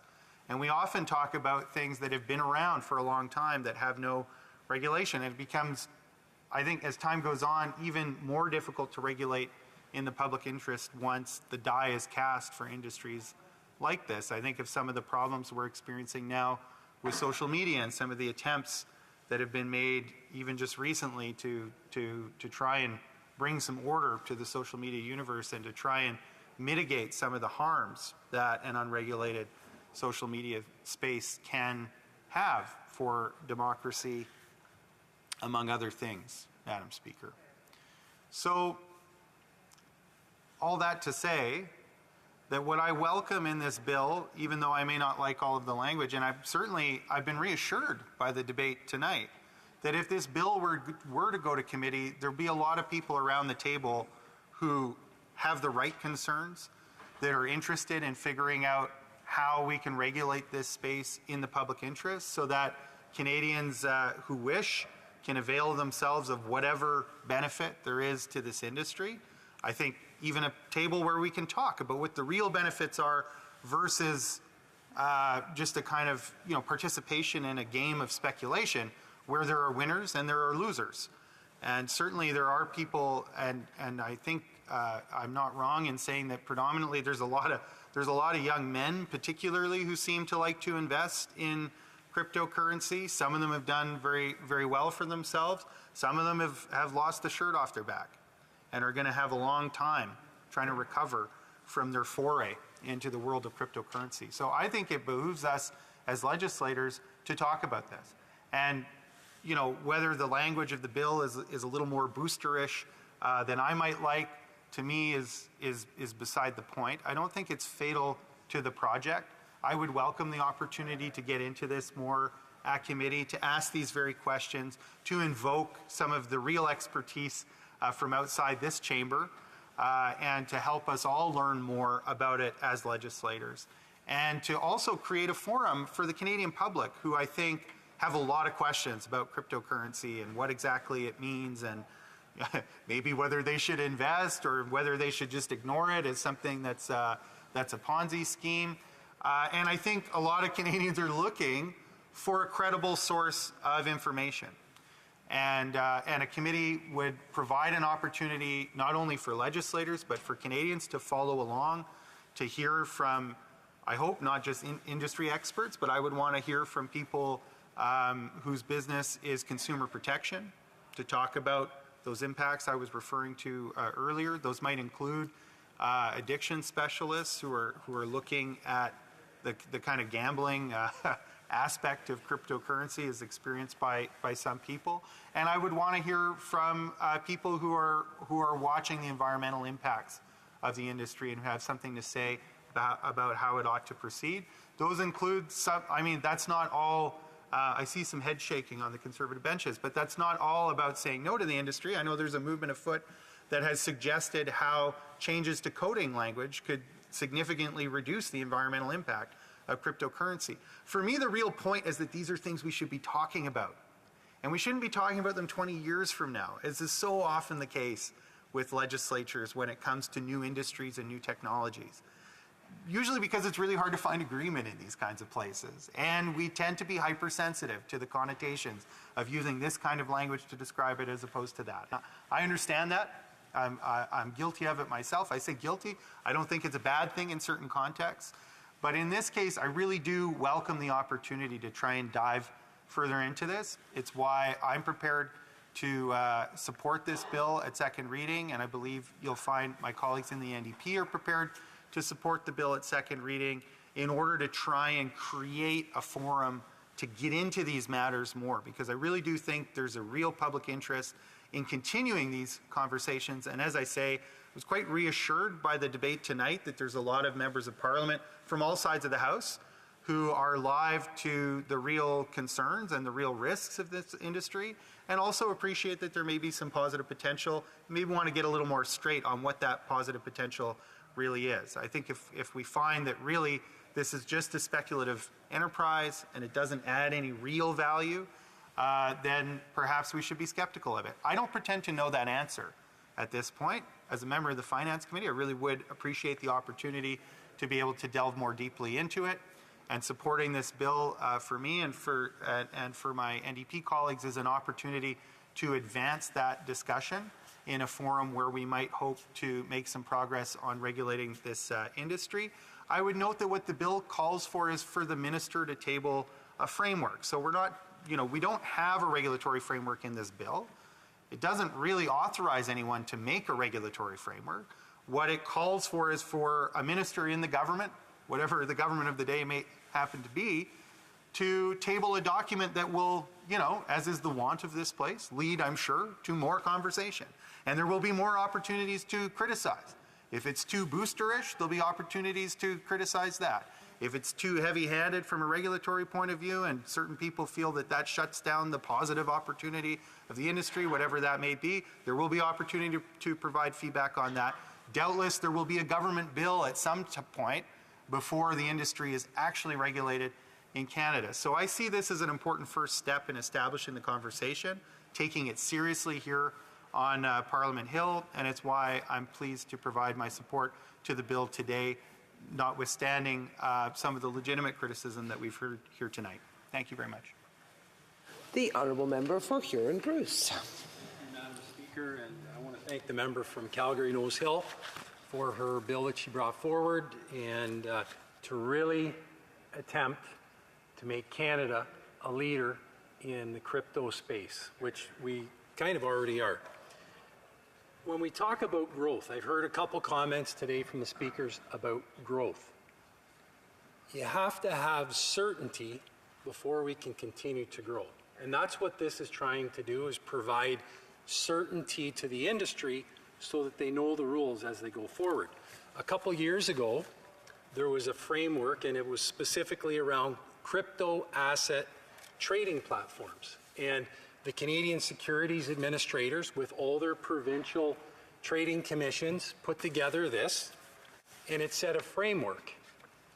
Very public document, worked in collaboration, and what it established is for exchanges who wanted to be exchanges in this country, a path to that goal. And in Ontario, my home province, we have had a number of spot exchange traded funds in this province, okay, which is significant. The United States don't even have those yet. They only have future exchange traded funds. In addition to that, BitBuy, just in the last quarter of 2021, worked with the OSC, IROC, to be a market maker, to be an exchange and a marketplace for crypto assets to be traded. Why? Because this framework was done 3 years ago, okay? Just like the member from Calgary-Nose Hill provides. Get the experts, get the industry to come together so we can get this moving forward. The United States only wishes that they had a spot ETF in the U.S. So don't get mixed up on the growth. What the member from Calgary-Nose Hill is trying to say is, let's not get in the way of growth. Let's make sure that industry has certainty so that they want to come here, invest their billions of dollars. The market cap of the crypto assets is $2 billion. That's in 13 years. The market cap of gold is 10 trillion. So you have 2 trillion. If I said billion before, excuse me, it's 2 trillion for crypto. It's 10 trillion in gold. And how long has gold been around? Forever. Since the earth was established. 100 trillion in real estate. Okay, so there's huge, huge opportunities here. We have to continue to push forward. That's what they want. To give you an example, when you look at all the different entities that business has to deal with, I made a list. You got to deal with the securities administrations and all their provincial, OSC and all the ones in all the provinces. IROC's one you have to deal with. CRA, how you're going to be taxed. The Department of Finance, potentially. Bank of Canada, potentially. On and on and on and on and on. So when we say Wild West and it's not regulated, that really isn't the case, in my opinion. Obviously, people are transferring money into an investment account to invest, and it's monitored many different ways. How it's backed, how it's secured, where the assets are held. So it isn't really the Wild West. And I would say, and I'm sure the chair of the OSC, the executive director, the presidents, they would all love to have a comment on that. So there is regulation, but we need more certainty because of the investment. I'll give you one example. Bitcoin mining or miners in general, how they are taxed at the CRA. Where is GST applied? Where is HST applied? When is the actual tax triggered? Well, there's a dispute right now with CRA as to where and when that occurs.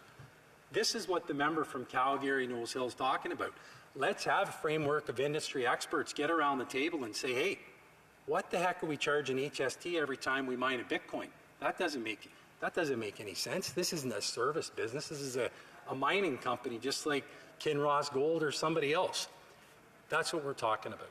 That's what we're talking about.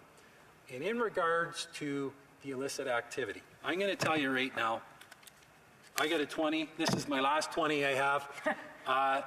There's more crime done with 20s than there will ever be done with cryptocurrency. And what I will tell you is, it is my last one, and what I will tell you is the amount of crypto crime is decreasing. I think from 20 to 2021, it increased almost 60%. Why? Only a stupid criminal would do a crime with crypto. Why? Because it's a public ledger. And that wallet has an address. So there was a case where a couple defrauded billions of, it was thousands of Bitcoin, and they held on to it for 6 years, 5 years. The minute they tried to transfer that money in the fall of 2021, guess what? The FBI picked them both up and charged them.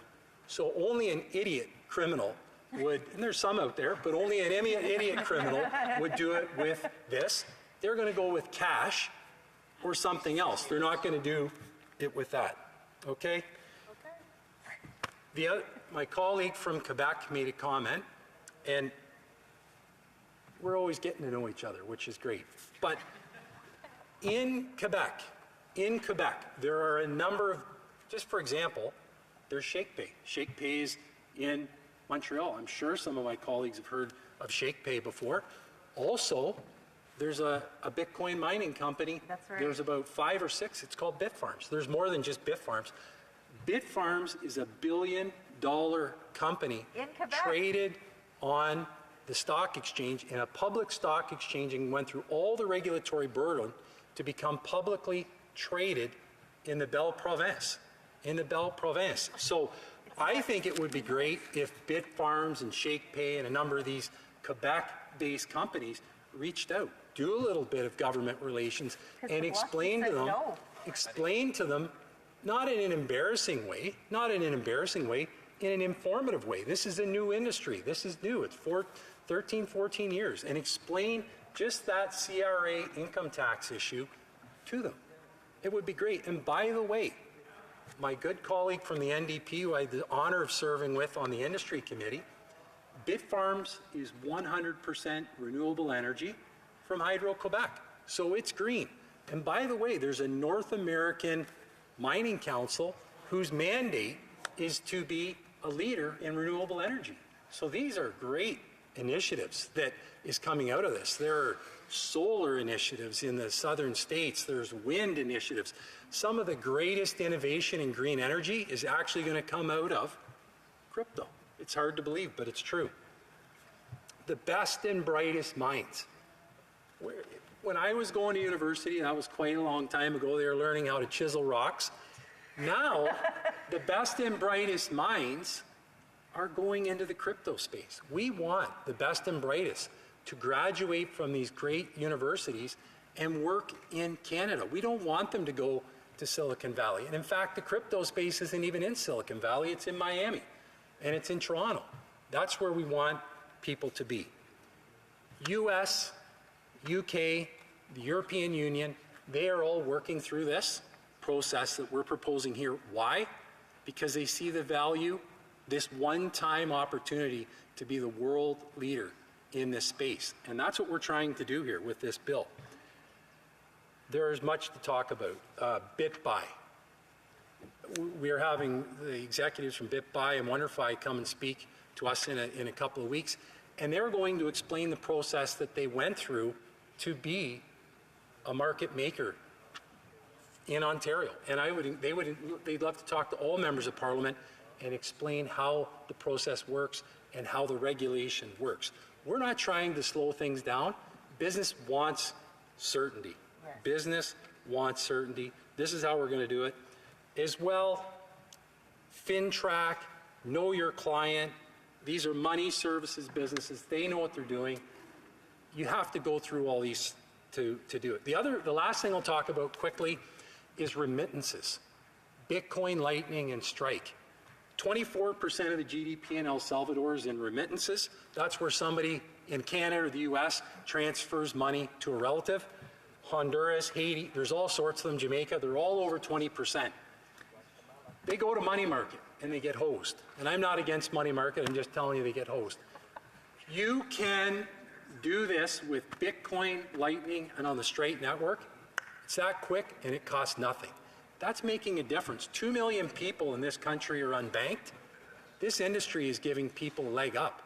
We have to make sure that all the technology is in Canada, the innovation is in Canada, so we not only make the lives better of Canadians, but subsequently give opportunities and livelihoods to people who've never even had a bank account. I think my time's likely up, Madam Speaker. It's been a real thrill to speak on this. Thank you. Thanks to the Honourable Member. The Honourable Parliamentary Secretary to the Government House Leader will have about 3 minutes on this turn for his speech. Thank you very much. And as I stood up, someone explained Bitcoin. And I can tell you, Madam Speaker, as much as I would like to think that I have a fairly decent understanding of money supply and how that works, when it comes to cryptocurrency, there is a learning curve that is still required on my part to be able to actually articulate, no doubt, in the fashion in which members opposite would like to see me. But I can tell you one thing, Madam Speaker, that it is something that is of great concern for all Canadians. The impact that it is having in society, not only here in Canada, but worldwide, is quite significant.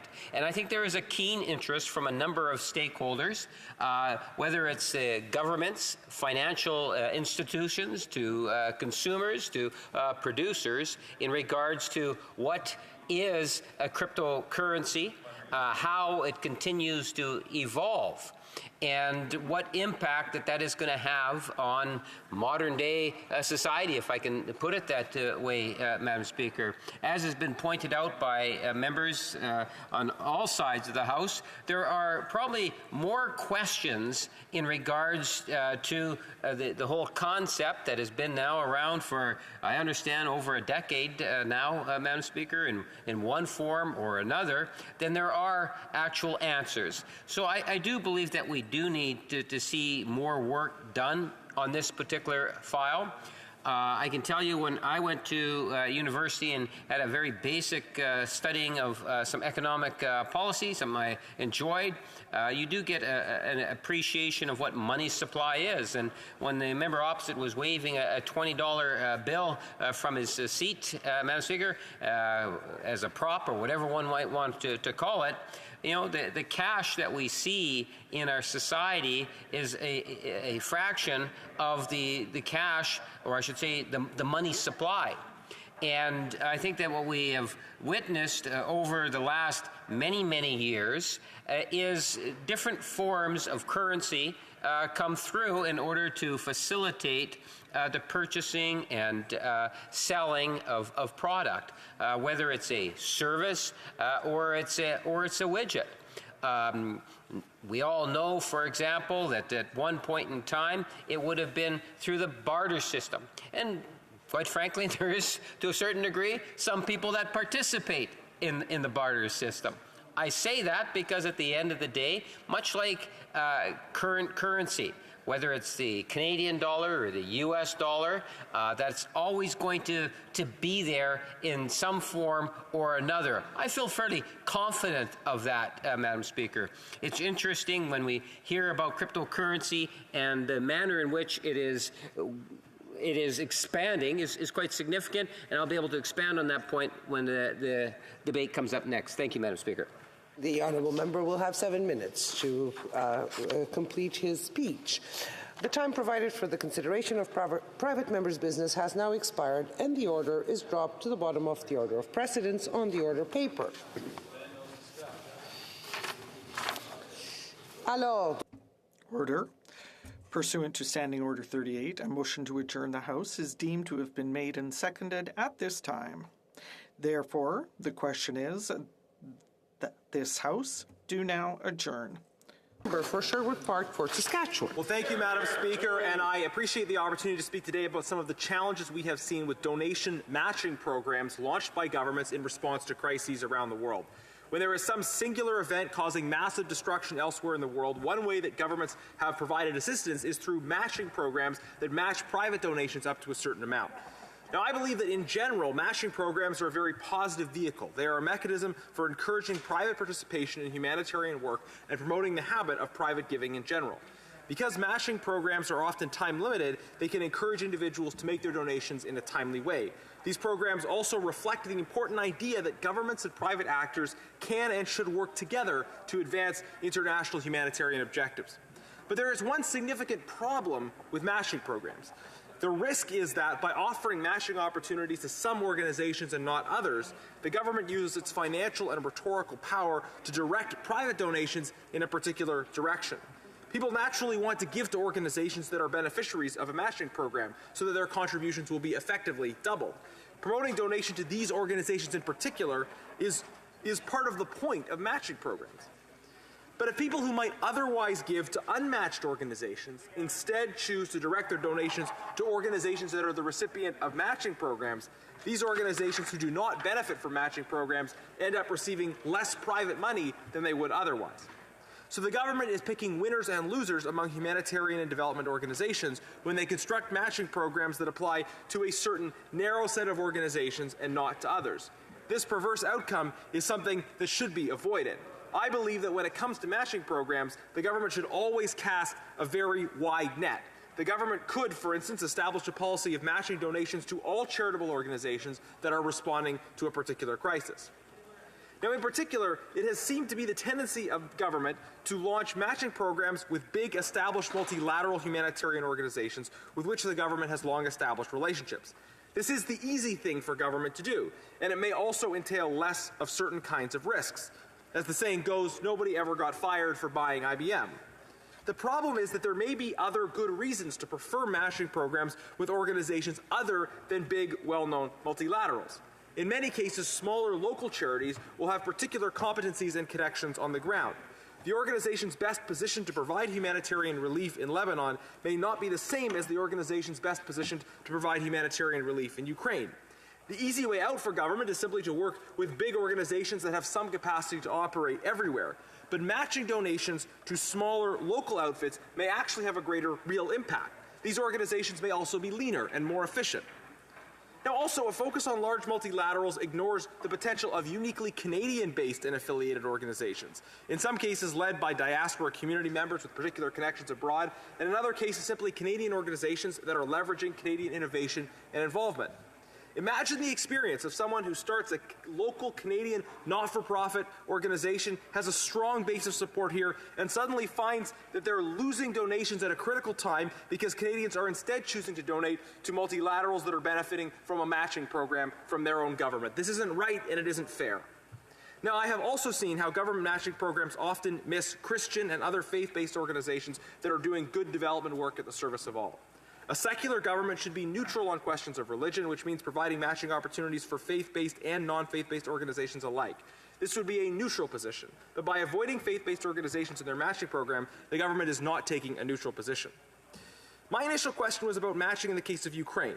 Notably, in the case of Ukraine, Canadians have been extremely generous, donating far above the allotment for the matching program. And the level of generosity in this case means that the perverse outcomes of only matching donations to one organization may likely be less of a factor. But this is a larger policy issue that needs to be addressed by government. I hope it will. Parliamentary Secretary to the Minister of International Development. Thank you, Madam Speaker, and I want to thank my honourable colleague from Sherwood Park, Fort Saskatchewan, for that very, very important question. Canada is deeply concerned about the worsening humanitarian impact of Russia's unjustifiable invasion of Ukraine. We stand strong in our unwavering commitment to provide life-saving humanitarian assistance to those affected by the conflict. Canada responds to complex humanitarian crises through an established international humanitarian response system comprised of United Nations agencies, the Red Cross and Red Crescent movement, and experienced non-governmental organizations. This mainly involves providing financial assistance to help meet the urgent needs on the ground. The flexibility provided by monetary assistance is essential in complex, fluid operational environments like the one that we see in Ukraine, allowing humanitarian organizations to procure relief items, deploy key equipment, and trained personnel quickly and efficiently through established and coordinated humanitarian networks. To date, in 2022, Canada has committed $145 million to support the humanitarian response, which has been allocated to experienced UN, Red Cross, and NGO humanitarian partners, many of whom are working with local NGOs. This includes $100 million in response to the UN humanitarian flash appeal and the Regional Refugee Response Plan for Ukraine. In order to build on the generosity of Canadians and the strong interpersonal ties between Ukraine and Canada, we launched a $10 million matching fund in February in partnership with the Canadian Red Cross. In recognition of the success of the matching fund, an additional $20 million was announced in March, increasing the total amount matched to $30 million. Madam Speaker, when humanitarian crises, such as the one we are witnessing in Ukraine, occur, Canada's immediate priority is to get life-saving relief to the most vulnerable quickly, safely, and securely in a manner responsive to the complex environment. Canada is partnering with the CRC because the Red Cross movement had the earliest and best access to affected populations, as well as the proven ability to address the multi-sectoral needs of those affected by the conflict.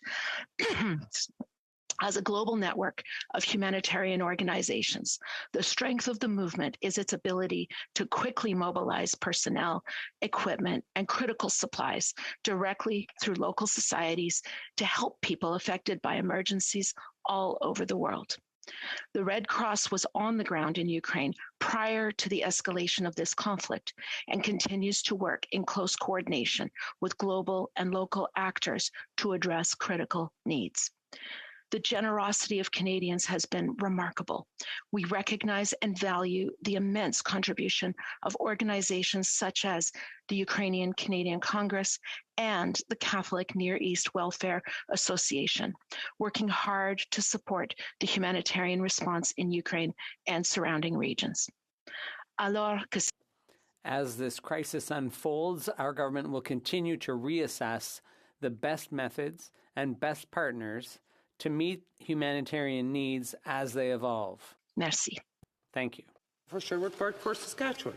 I thank the Parliamentary Secretary for her response. She did confirm the policy that I identified and one that I think should be revisited, the policy of emphasizing partnerships with large multilaterals. It's not that working with these organizations is unimportant, but that including small Canadian and diaspora-led organizations, as well as larger Canadian-led diaspora organizations, can be very effective as well. That when we have matching programs, we should be careful that we're not directing away from those organizations towards a small set of chosen partners. And I would just quibble a little bit in that the Parliamentary Secretary talked about how the benefits of these large multilaterals are moving quickly and that they can work with organizations that are local on the ground. I would say that working directly with those organizations which already have established local partnerships can often allow for a quicker response and less resources are lost in the process of transferring it to the multilaterals and then to those small organizations. And I know this isn't something that can be changed on the fly, but I would encourage the government to look at this issue. Honourable Parliamentary Secretary. Thank you, Madam Speaker. And I would say to my honourable colleague that it is not either or, and certainly we are constantly reevaluating. Canada has supported the humanitarian response in Ukraine since the onset of the crisis in 2014, with over $194 million in humanitarian assistance through experienced humanitarian partners. Their unparalleled access to affected populations and ability to provide neutral, impartial emergency assistance quickly and efficiently is paramount at this time. The matching fund was established to support the generosity of Canadians. With the urgency to respond efficiently, we are working with experienced humanitarian partners and using supply pipelines that are already established. Alors que le peuple ukrainien est confronté As the Ukrainian people face the challenges of this urgent situation, we remain determined to meet humanitarian needs, alleviate suffering, and ensure respect for human dignity. And Rideau Lakes. Well, thank you, Madam Speaker. It's a pleasure to rise this evening as we're nearing Budget Day. And Canadians who've been recently asked have listed their priorities for the government, and I hope that all government members here this evening are listening very attentively as we prepare for this budget. So Ipsos did some polling of Canadians, and they listed the top 3 priorities that Canadians had found. So 53% of Canadians ranked, quote, help with the soaring cost of everyday needs due to inflation, close quote. Well, this is obviously a huge issue. We've seen it in all parts of our economy. Housing inflation is a very big one, with the price of homes in Canada having doubled in recent years, specifically under this government's time in office. The average Canadian home clocking in at over $800,000 puts it well out of reach, and even those below the average, well out of reach of people looking to enter the market for the first time. We also know that Canadian households will face an average of an increase of $1,000 more in groceries this year, which is going to put an incredible stress on families when an absolute majority of Canadians, more than 50%, are already within $200 of not being able to meet their financial commitments, $200 of insolvency. And a third of Canadians are currently meeting the definition of being insolvent right now. The second priority, listed by 45% of respondents, is quote, lowering taxes, close quote. Now, this would ease some of the pressures that Canadians are facing. We know, the price at the pumps has gone up, making things incredibly difficult for Canadians, particularly in rural areas.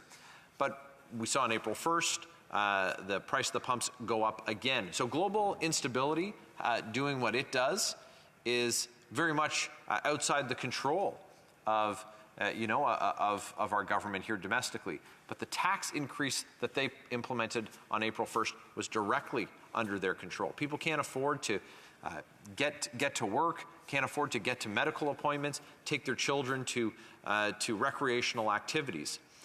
This is within the government's purview and something that they could do that would be very responsive to the needs of Canadians. And 40% of Canadians ranked, quote, greater investments in healthcare, close quote. But over the course of the pandemic, which put incredible stress on our healthcare system, we saw this government refuse to meet with the provinces to give them stability and predictability with respect to healthcare funding, which is, of course, incumbent on the government. What Canadians are looking for, what this boils down to, is they want a government who's going to be prudent. It's time to respect the tax dollar. It's time to respect Canadians, give them a break, give us a break from inflation, give us a break from housing inflation, help Canadians keep a little more money in their pocket so that they can afford to heat their homes, feed their families, save for the future, and maybe one day buy a home of their own. The Honourable Parliamentary Secretary to the Minister of Finance. Madam Speaker, I am very happy to have this opportunity to address our government's fiscal position as well as the many ways that we are improving affordability for Canadians. In 2015, we promised to invest in the future of Canada by incurring small deficits while targeting investments in economic growth. In our first 4 years, we made significant investments in housing, transportation, and Indigenous reconciliation. We grew the economy while reducing poverty and unemployment to all-time historic lows. We lifted 1.3 million Canadians out of poverty and began to tackle climate change in a serious and meaningful way. We grew the size of the economy while reducing our debt to GDP ratio every single year. This was an enviable financial position and was built on fiscal prudence. This position would allow us to invest further in the growth of our nation or prepare us for economic shocks that may come in the future. While we couldn't foresee a global pandemic or a war in Europe, when it comes to the finances of the country, Canadians can rest assured that our net debt to GDP is the lowest in the G7, and we've improved our relative position over the course of the pandemic.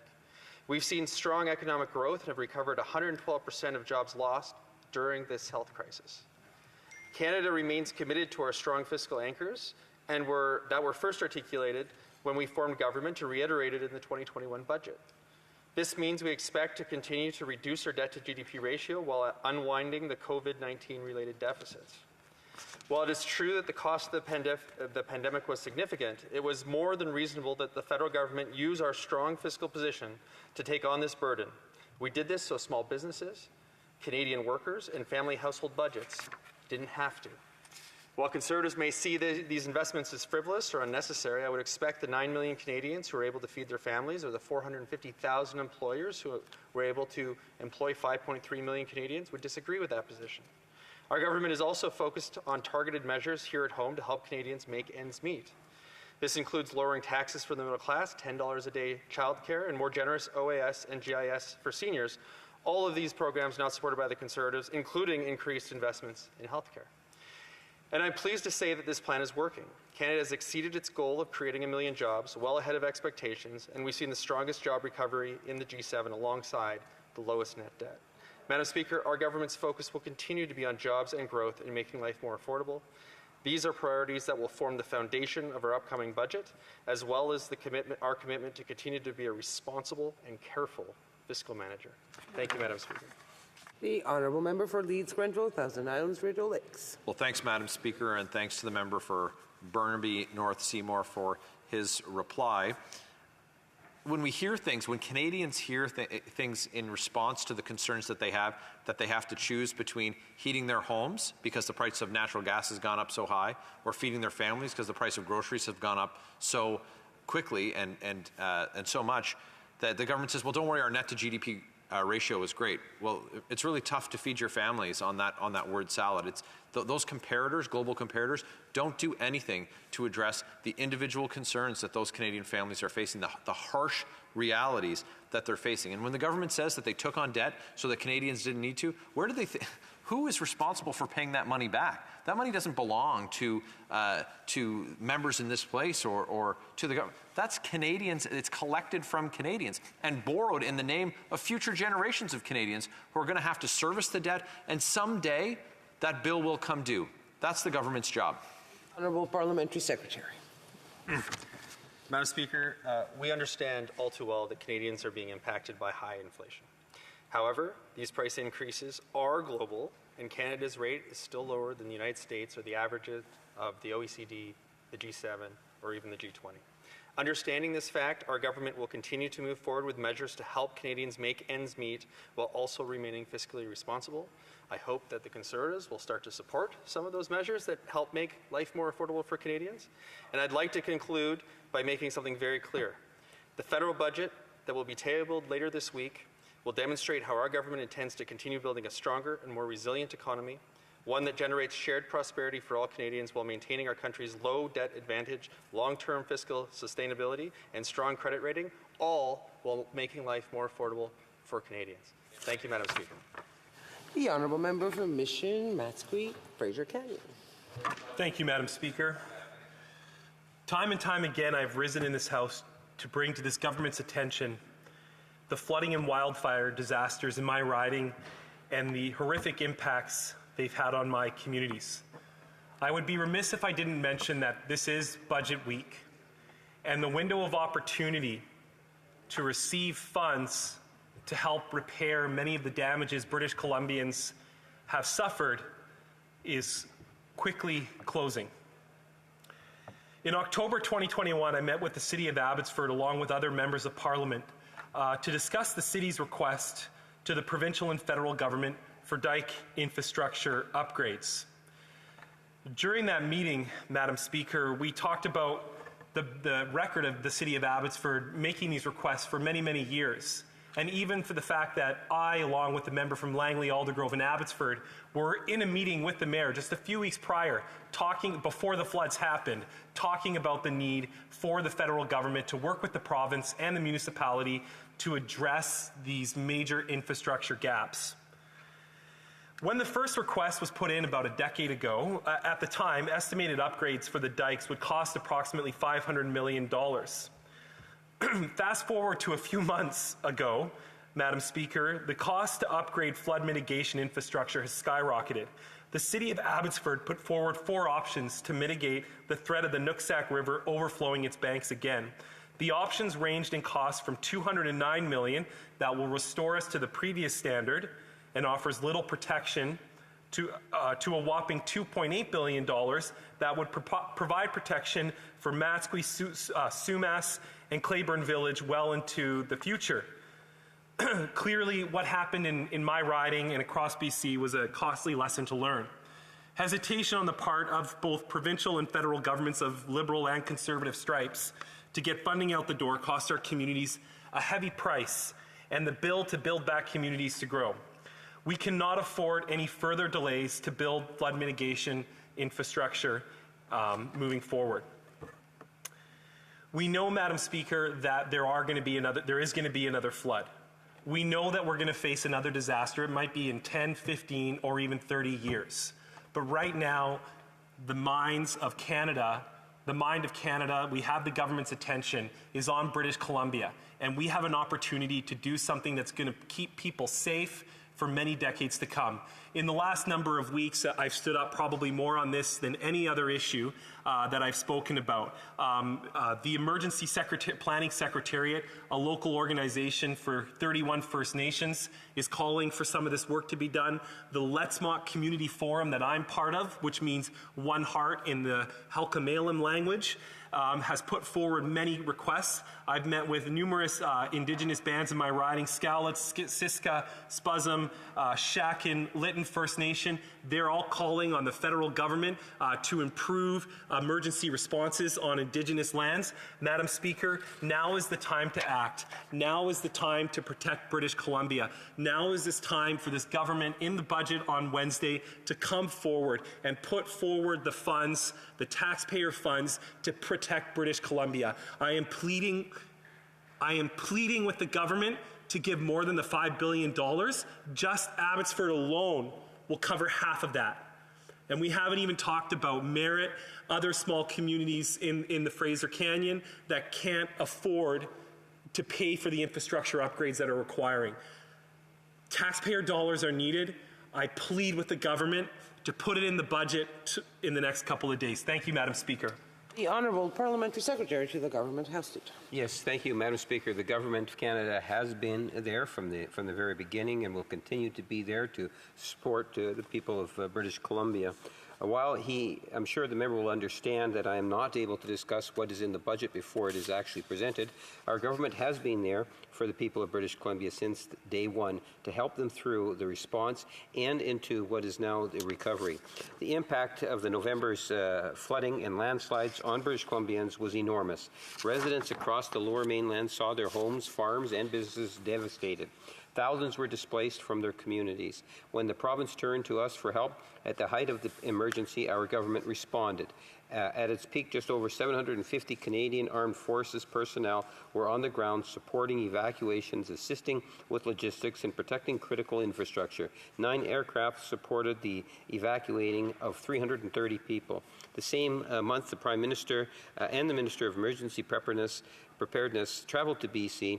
While there, the Prime Minister announced the creation of a new joint committee between the federal and provincial governments to guide immediate and ongoing support. Through this committee, our government continues to work together with our BC counterparts and with Indigenous leadership to ensure a coordinated recovery and a build-back effort. Our government also matched every dollar Canadians donated to the Red Cross response. With the province doing the same, every dollar Canadians gave turned into $3 for British Columbians. Over $90 million total was raised, and as of February, more than 18 million has gone to over 7,400 families. We do not have the final estimate of the cost from this event yet, but we know it will be significant. The Insurance Bureau of Canada has estimated that the insurance damage alone are in the range of $515 million. Public Safety Canada officials are currently working closely with their provincial counterparts on the request from the province through disaster financial assistance arrangements through the DFAA. Provinces can access federal cost sharing for the response and recovery from exactly these types of events. As we move forward on this request, our government has already set aside $5 billion in the 2021 Fall Economic Statement for its share, as well as to assist with other costs related to the recent extreme weather events in British Columbia, like the Linton wildfire. This allocation is a historic contribution that reflects the extreme nature of these disasters, of this particular disaster. Unfortunately, we also know that thanks to the impact of climate change, the kind of extreme weather events we saw last year are only going to become more frequent and severe. That is why building resilience to weather-related disasters continues to be a priority for our government. We are already engaged in the work that demonstrates our commitment. For example, under the National Disaster Mitigation Program, the Government of Canada has contributed almost $28.5 million for 117 projects across British Columbia.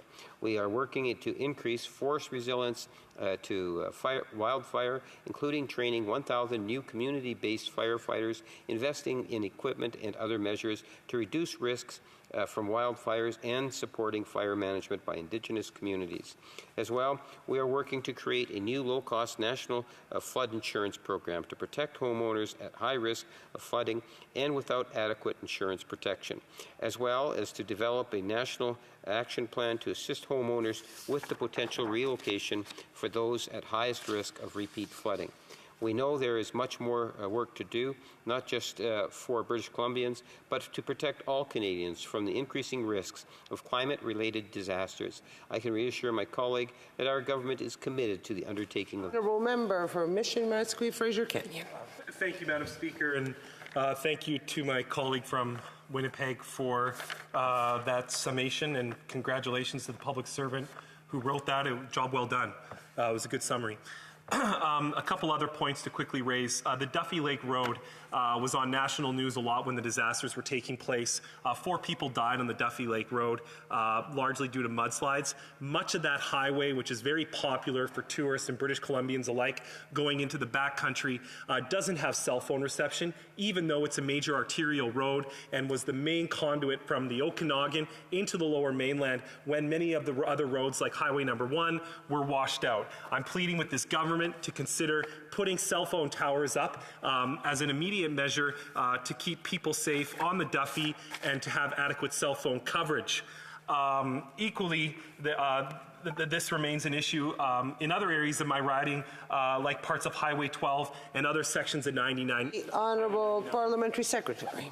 Yes, thank you, Madam Speaker. As I previously mentioned, officials are fully engaged on a request for financial support under the disaster financial assistance arrangements from the province. I would like to inform the honourable member that through the DFAA, British Columbia has received over $860 million in federal contributions for 42 separate events that have occurred in the province since 1970. Our thoughts continue to be with those affected by the tragic events in British Columbia and with everyone involved in the recovery and reconstruction, Madam Speaker. And yes, the bureaucrats and public servants do a fantastic job, whether it's on the ground in British Columbia or here in Ottawa, ensuring that we provide as much as possible the type of information that Canadians would like to hear. Thank you, Madam Speaker.